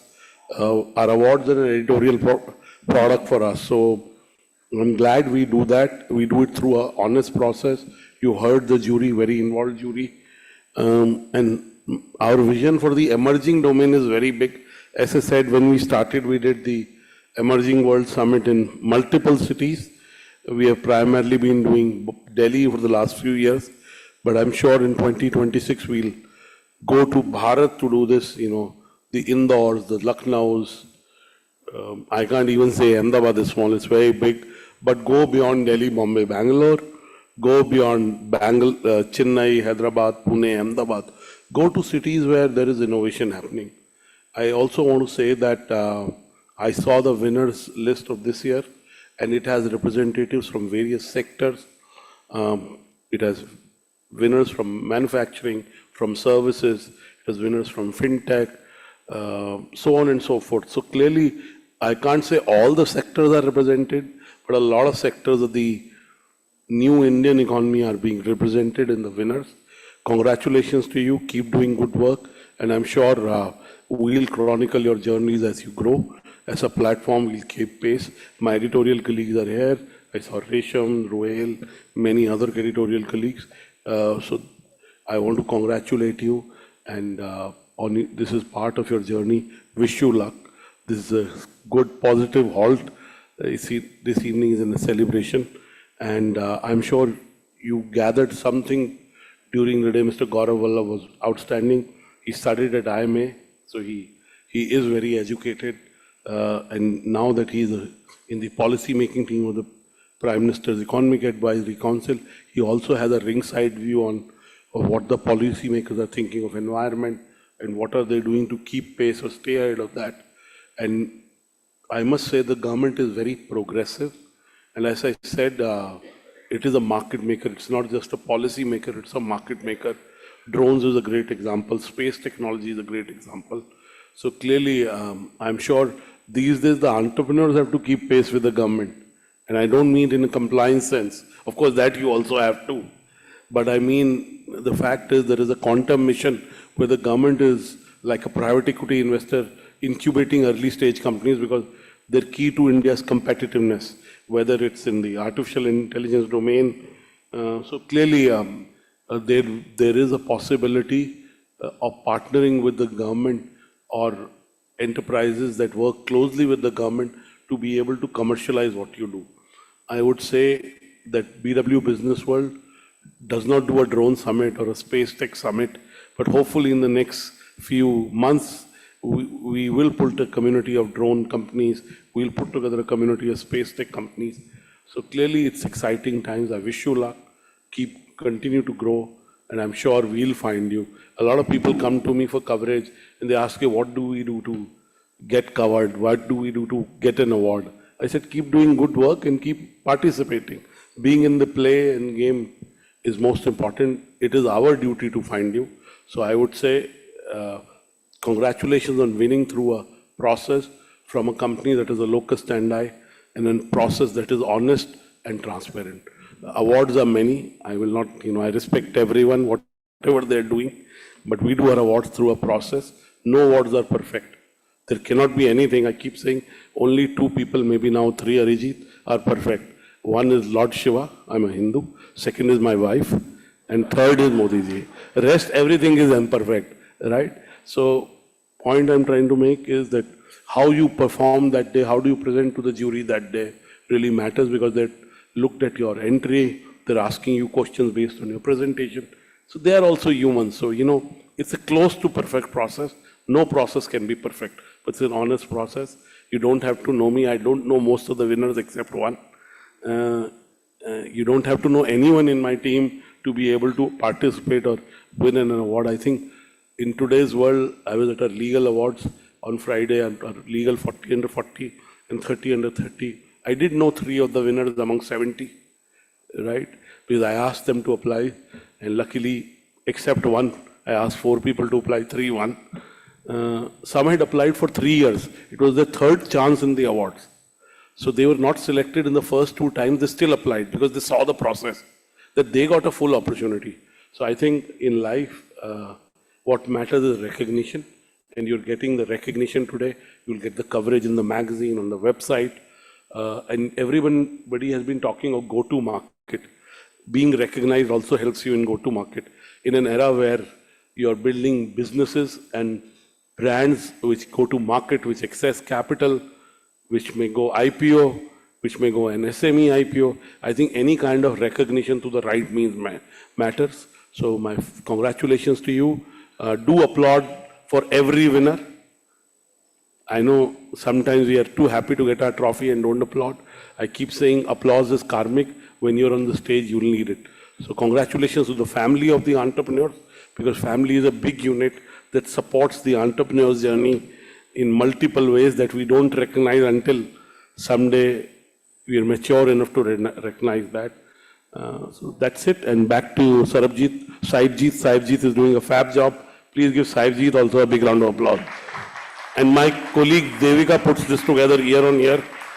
She does a fab job in getting the right speakers. Miss Anna Roy was not unhappy about 1 or 2 questions I asked. I was coming from top down to like narrow, but she was happy about the fact that we got a top-notch person to talk about compliance and how the cost of compliance is worth it, right? Now this is a small thing, but the fact is she thought of that. So give Devika also a big round of applause. Thank you, Dr. Batra. I am going to have to request you to stay back with me on the stage. Ladies and gentlemen, it's time for the final shindig in this major hoopla. Joining Dr. Batra on stage to present the awards. Join me as I welcome Director, Development and Investment at MSME Business Forum. Please put your hands together for Mr. Ravi Nandan Sinha. Super quickly, once again, requesting all the awardees to kindly exit the stage or hop down the stage from the left side for their individual portraits. And all the winners are requested to stay back with us till the end of the ceremony for the editorial coverage group photo. Now with the same, ladies and gentlemen, before I begin, on the count of 3, shout at the top of your lungs, put your hands together. I need to check the energy in the room. In 3, 2, 1, give it up! Fantastic! तो चलिए शुरुआत करते हैं. Time to honor the trailblazers who have made a difference. The first category at hand is Product and Service Innovation of the Year, and the Emerging Brand Excellence goes to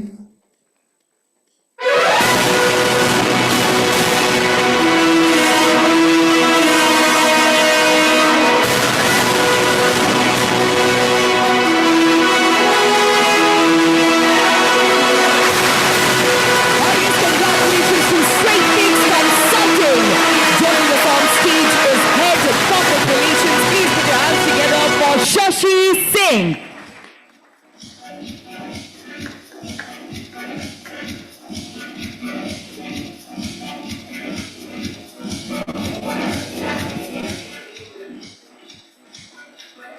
Heartiest congratulations. We are talking about Product and Service Innovation of the Year, Emerging Brand Excellence, and the award goes to Stratfix Consulting. Heartiest congratulations to Shashi Singh.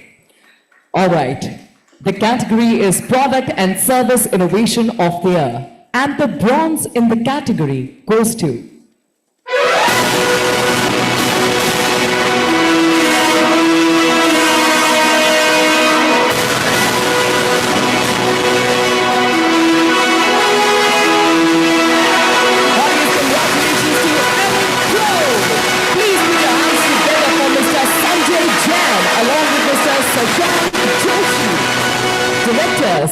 at Ellen Pro. Let's welcome Mr. Jain, Mr. Joshi with a bigger, better, bolder round of applause.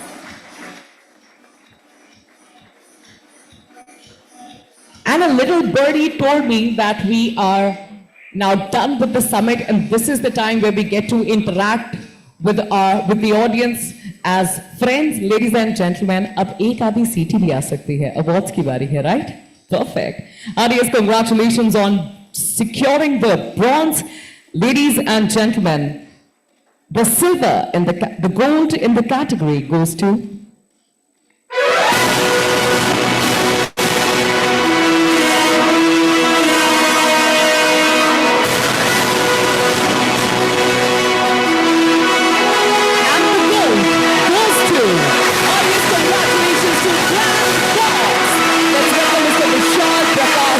the founder and the CEO of BlackRock.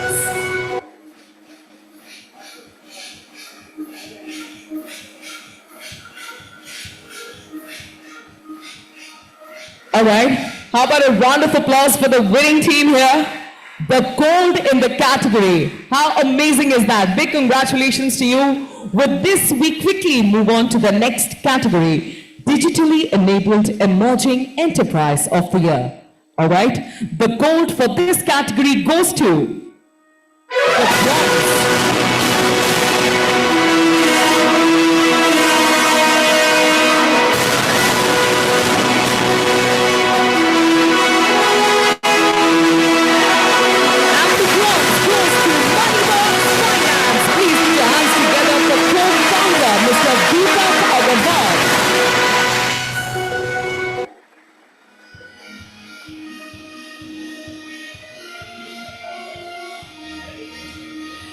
Ladies and gentlemen, ensure that most of you have to get up on the stage at some point of time today during this award ceremony. How would you feel when you are celebrating the highly anticipated moment and there is no applause to follow? Audience, congratulations. Digitally Enabled Emerging Enterprise of the Year, and the silver in this category goes to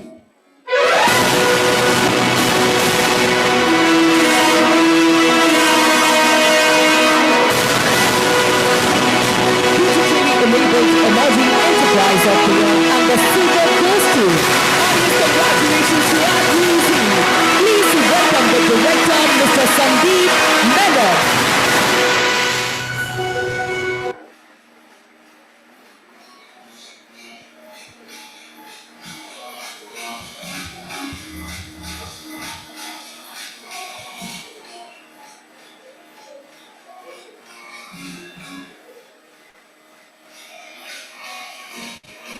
Ladies and gentlemen, if you find your hands occupied with the tikkas or with the cup of joe or cup of tea, you can, yes, thank you very much. All I'm asking you to is to register your excitement at this moment. Heartiest congratulations, and the next award goes to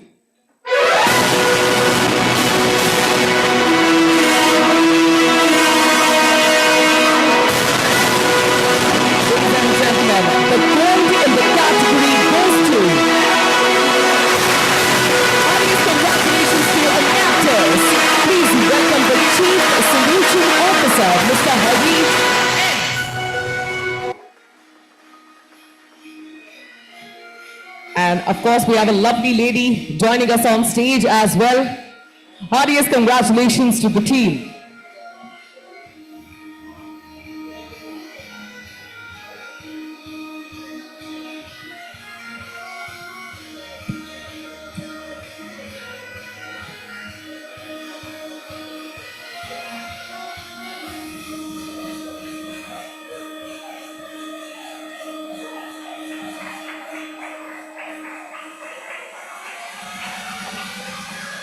Heartiest congratulations. With this, we come to the end of the category. Thank you very much, Mr. Sinha, for joining us. Thank you. You may kindly be seated. Dr. Batra, I'm going to have to request you to stay back with us to present the next set of awards. Joining us on stage, ladies and gentlemen, please put your hands together for Mr. Arijit Ray. A bigger, better, bolder round of applause.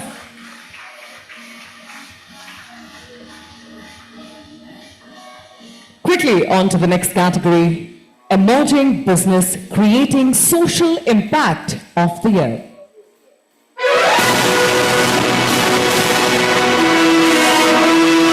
We're celebrating the best of emerging businesses. Emerging business creating social impact of the year. Outstanding contributor. Audience congratulations to El Gulab. Join me as I welcome the Associate Director. Please put your hands together for Mr. Rishikesh Dubey.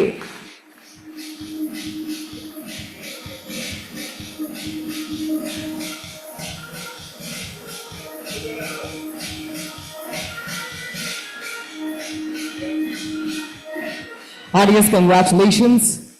Emerging Business Creating Social Impact of the Year and the Emerging Brand Excellence Award in this category goes to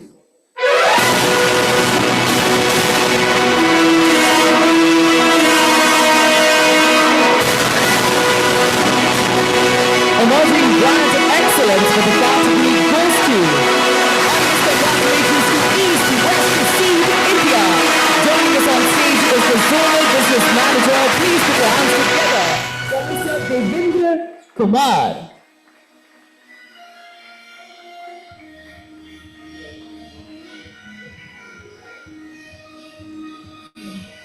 I usually pick my favorite tables at award ceremonies, but I'm still struggling. Thank you very much. Thank you. Thank you. Thanks a lot. Thank you. Audience congratulations to Team East West Seed India on bagging the Emerging Brand Excellence Award for the category. Let's quickly talk about the silver for Emerging Business Creating Social Impact of the Year.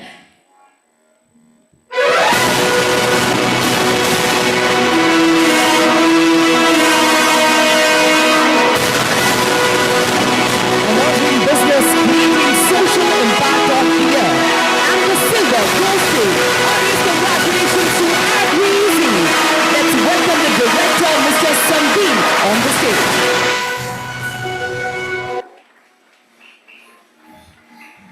Well, we also have another fine gentleman joining us. Ladies and gentlemen, once he turns about, you have to understand the gravity of happiness that this moment carries with it. I'm sure you're not doing well, but this is quite the moment that you're trying to celebrate. Ek aadhi seethi to baja do bhai, come on.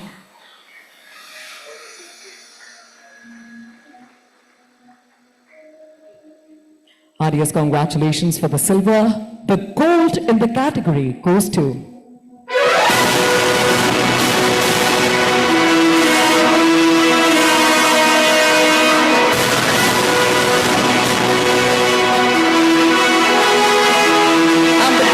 Strategic Caravan International. Joining us on stage is the founder. Please put your hands together for Mr. Brian Almeida.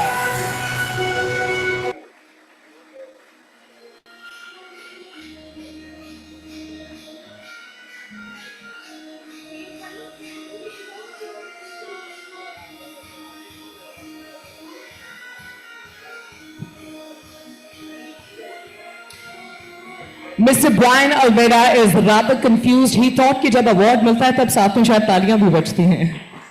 ऐसा ही सोचा था sir आपने? सही सोचा था. Audience, congratulations. With this, we come to the end of category. Thank you very much, Mr. Ray, for joining us. Joining Dr. Batra on stage to present the next set of awards is the founder at ESG Advisory Services. Please put your hands together for Umang Pathak.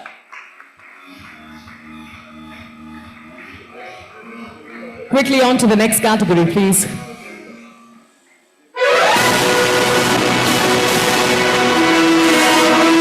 Celebrating the best of emerging businesses, the next category is MSME Lending Excellence of the Year. And the bronze goes to, audience congratulations to the Kerala State Financial Enterprises. Joining us on stage is the Managing Director. Please put your hands together for Dr. Sanil SK.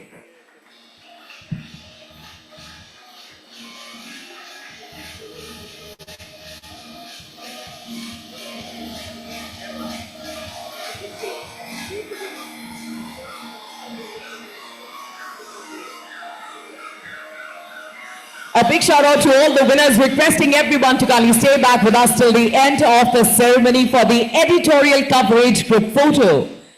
Quickly, on to the next one. Skill Empowerment Institution of the Year.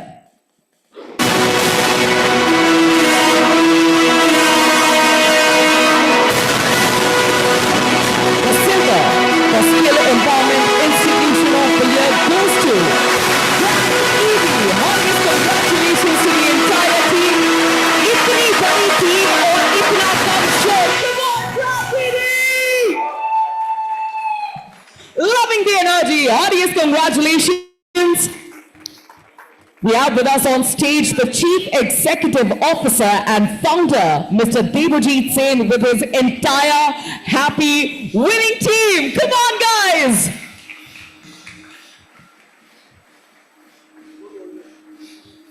Heartiest congratulations on bagging the silver for the category Skill Empowerment Institution of the Year.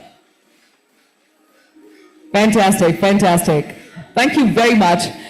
Let's quickly talk about the gold.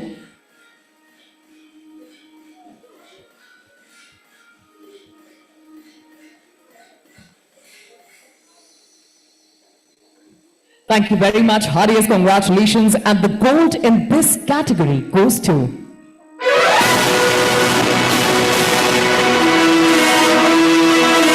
and gentlemen, we are talking about Skill Empowerment Institution of the Year. And the gold in the category goes to NLL Academy and LD Services Company. Heartiest congratulations to co-founder and Chief Executive Officer, Mr. B. Taneja. Mr. Taneja, are you here with just two of your friends, right? But that's not fair, because I saw you cheering up for other winning teams. Ladies and gentlemen, how about a bigger, better, bolder round of applause for Team NLL Academy and MBL Service Company.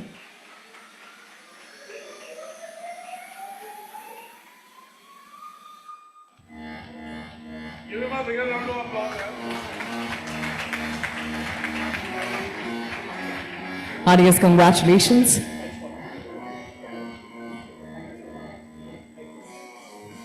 This brings us to the next category, Young Business Leader of the Year. I'd like to take a quick halt over here. Ladies and gentlemen, tonight we not only celebrate the collective effort of organizations, we also recognize, acknowledge, and applaud the efforts of individuals. With the same, we are now headed towards the individual awards. The first category at hand is Young Business Leader of the Year. The Outstanding Contributor Award goes to Young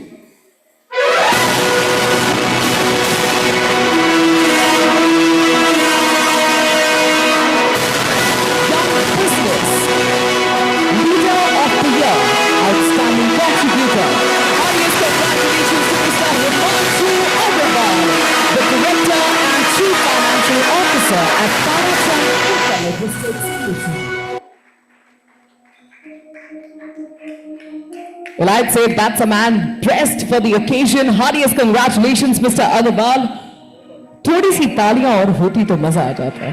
Thank you.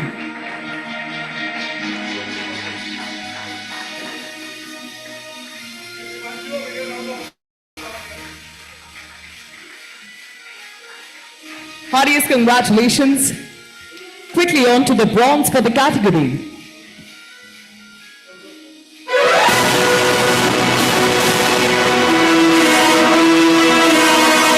We are celebrating Young Business Leader of the Year, and the bronze in the category goes to Mr. Prahoda, the Chief Executive Officer and Founder of Trust Signal Ventures. Congratulations to you.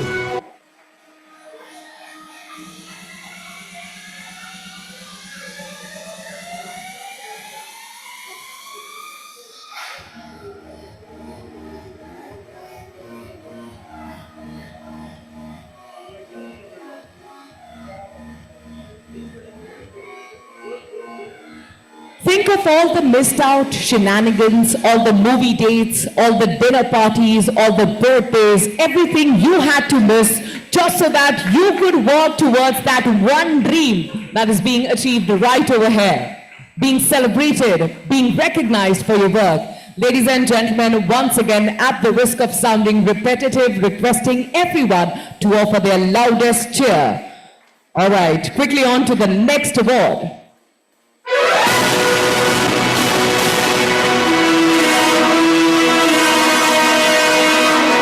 The silver for the category Young Business Leader of the Year goes to, audience congratulations to Vivek Agarwal, founder and director at EcoX.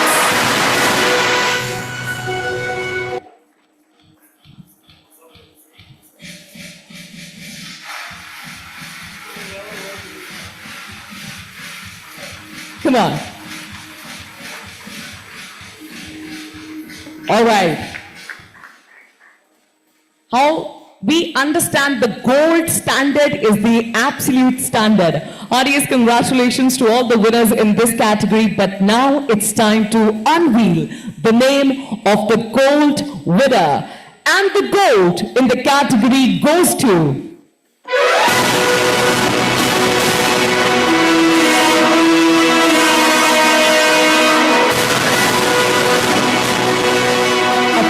generation young entrepreneur building a made in India.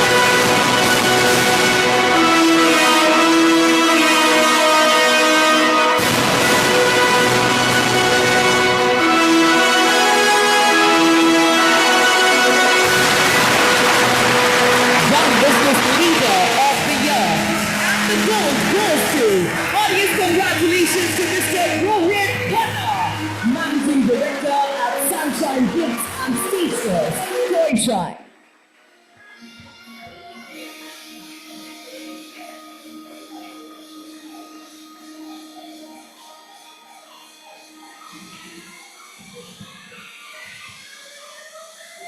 Now, we did do that exercise where we shook our hands with the people sitting next to us, right? That means we are surrounded by friends and acquaintances, not strangers, not competition. That means we are to celebrate every awardee on the stage. Ladies and gentlemen, throw si taliyan.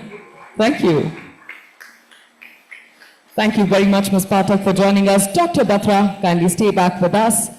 Joining us on stage to present this next set of awards, please put your hands together for Mr. Ved Shukla from BW Business World. He is waiting for his applause in due. Come on, everybody. Thank you. The end of category Young Business Leader of the Year. With this, we come towards the next category, Woman Leader of the Year. The Outstanding Contributor Award goes to come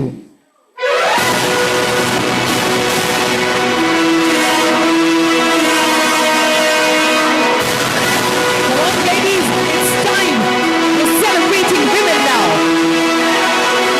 And the award goes to Shweta Gupta, Director, Divyanshi Aviation Services.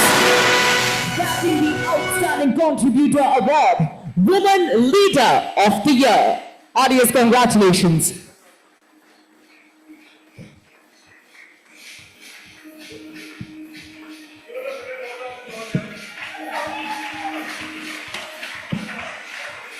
Team Divyanshi, I need a bigger applause, some more energy from this section. Come on, everyone, come on.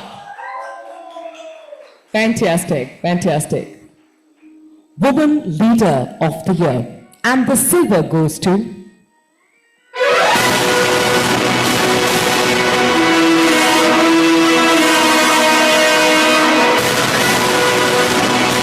the socks, tie your shoelaces, get ready to celebrate Maheshwari Murthy, founder at Joy Care Hygiene.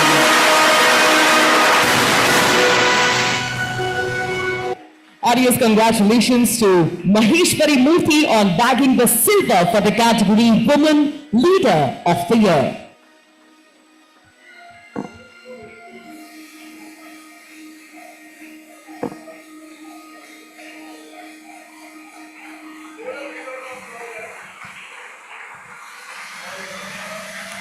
Heartiest congratulations.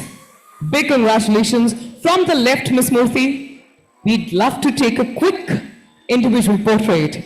The gold in the category goes to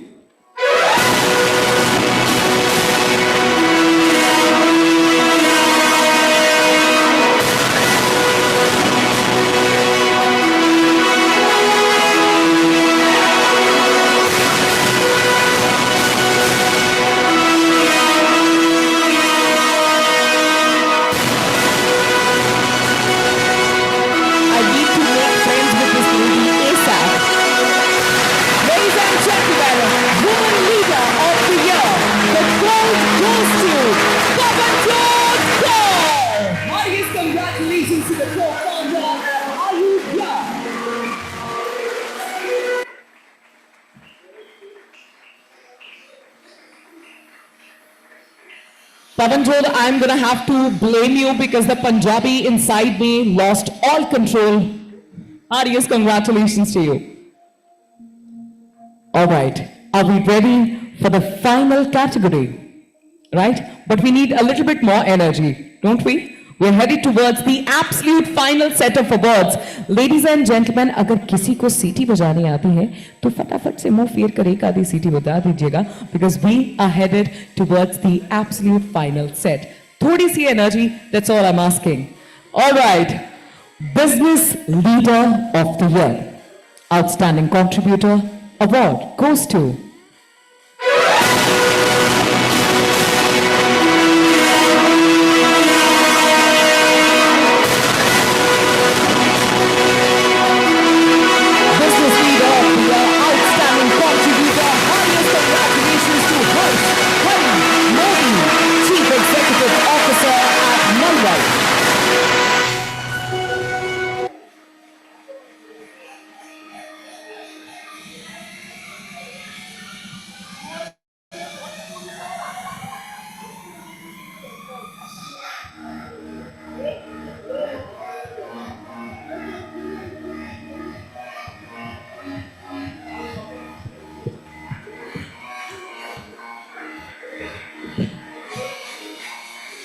हो सकता है आप लोग अकेला महसूस कर रहे हो कि मैं वहां ऊपर और आप यहां नीचे, right?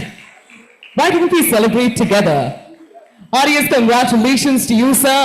We are talking about Business Leader of the Year, and the bronze in the category goes to. I'm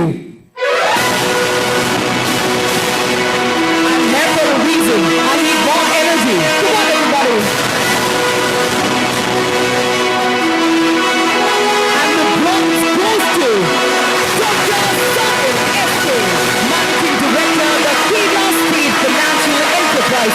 Heartiest congratulations on bagging the bronze for the Business Leader of the Year.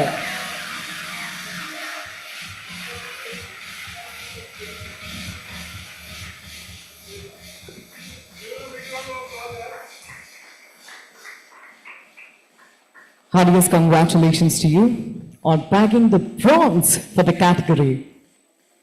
Quickly towards the silver. The silver for the category Business Leader of the Year goes to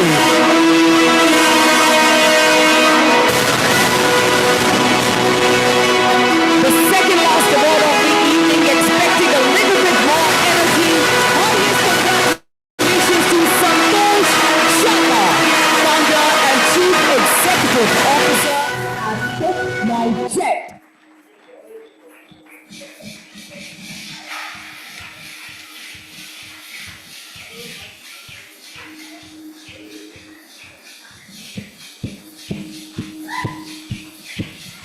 That's the way. Exactly. Just like it. Heartiest congratulations to you, Mr. Sharma. Requesting you to stay back with us for the final hoopla, which is the group picture. Ladies and gentlemen, the final award of the evening, Business Leader of the Year. And the gold goes to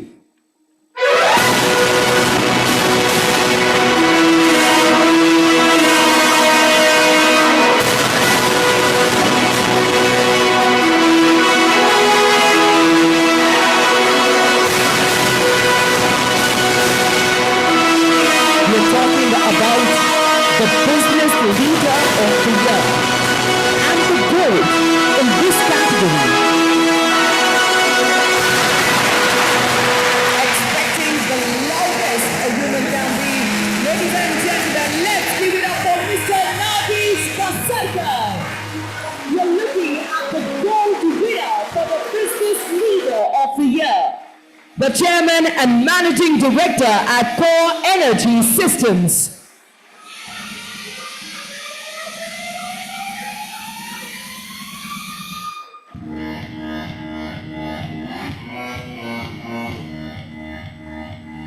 Heartiest congratulations to you, Mr. Basarkar. Heartiest congratulations. I request you to stay back with us on the stage as this is the final award, requesting all the awardees across categories to join us on stage along with their trophies for the group picture.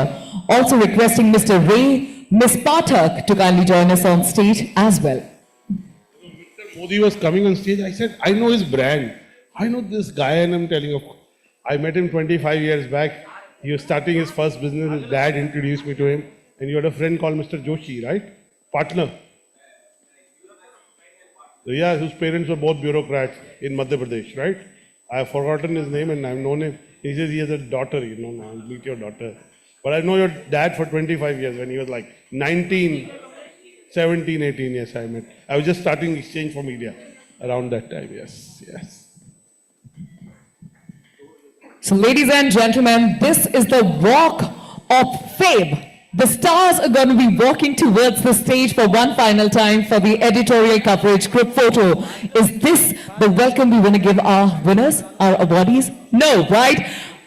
On the count of 3, 2, 1, a bigger, better, bolder round of applause for all the winners, requesting everyone to kindly join us on stage for the final picture.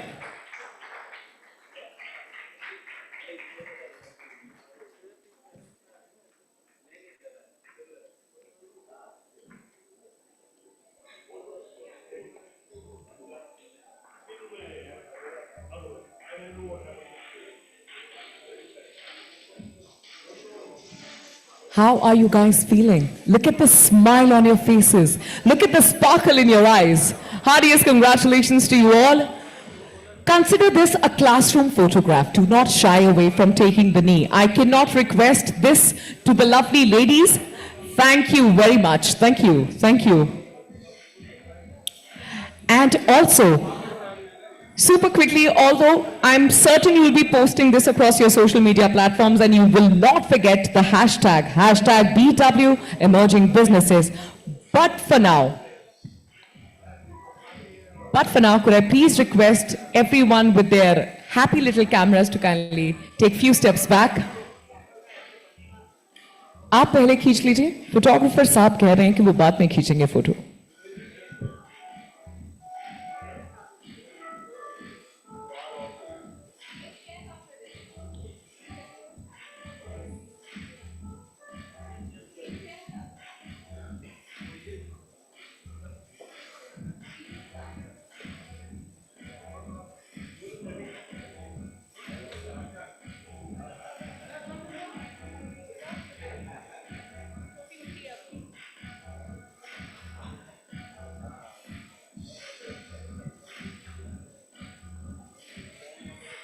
Requesting all the grammars to kindly take 4 steps back. Requesting everyone with a mobile phone camera to kindly take 4 steps back. Thank you very much.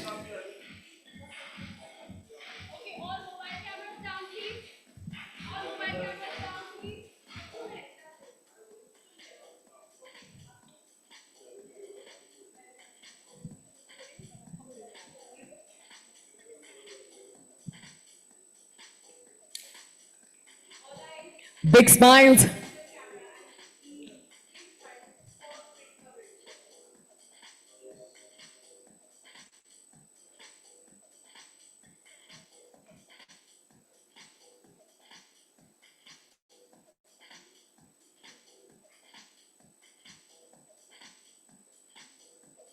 Music बंद कर दिया, कोई बात नहीं. एक बार serious photo हो जाए, the one for the editorial coverage, उसके बाद हम अपनी पिक्चर लेने वाले हैं. इतना सेलिब्रेटरी मोमेंट और इतनी शांति ये बिल्कुल भी अलाउड नहीं है. On the count of 3, if no one else is going to do it, you have to join in. Right? Right over from here, we lift our trophies up like winners. On the count of 3, 2, 1, give it up! Audience, congratulations to all the winners across categories at the 7th edition of Emerging Businesses Awards 2025. Thank you very much. With the same, I, Saibjeet Kaur Thanjal, on behalf of BW Business World, would like to thank each and every one of you for your time. Thank you for taking out time from your schedule, gracing the occasion and being a part of tonight's mega celebrations.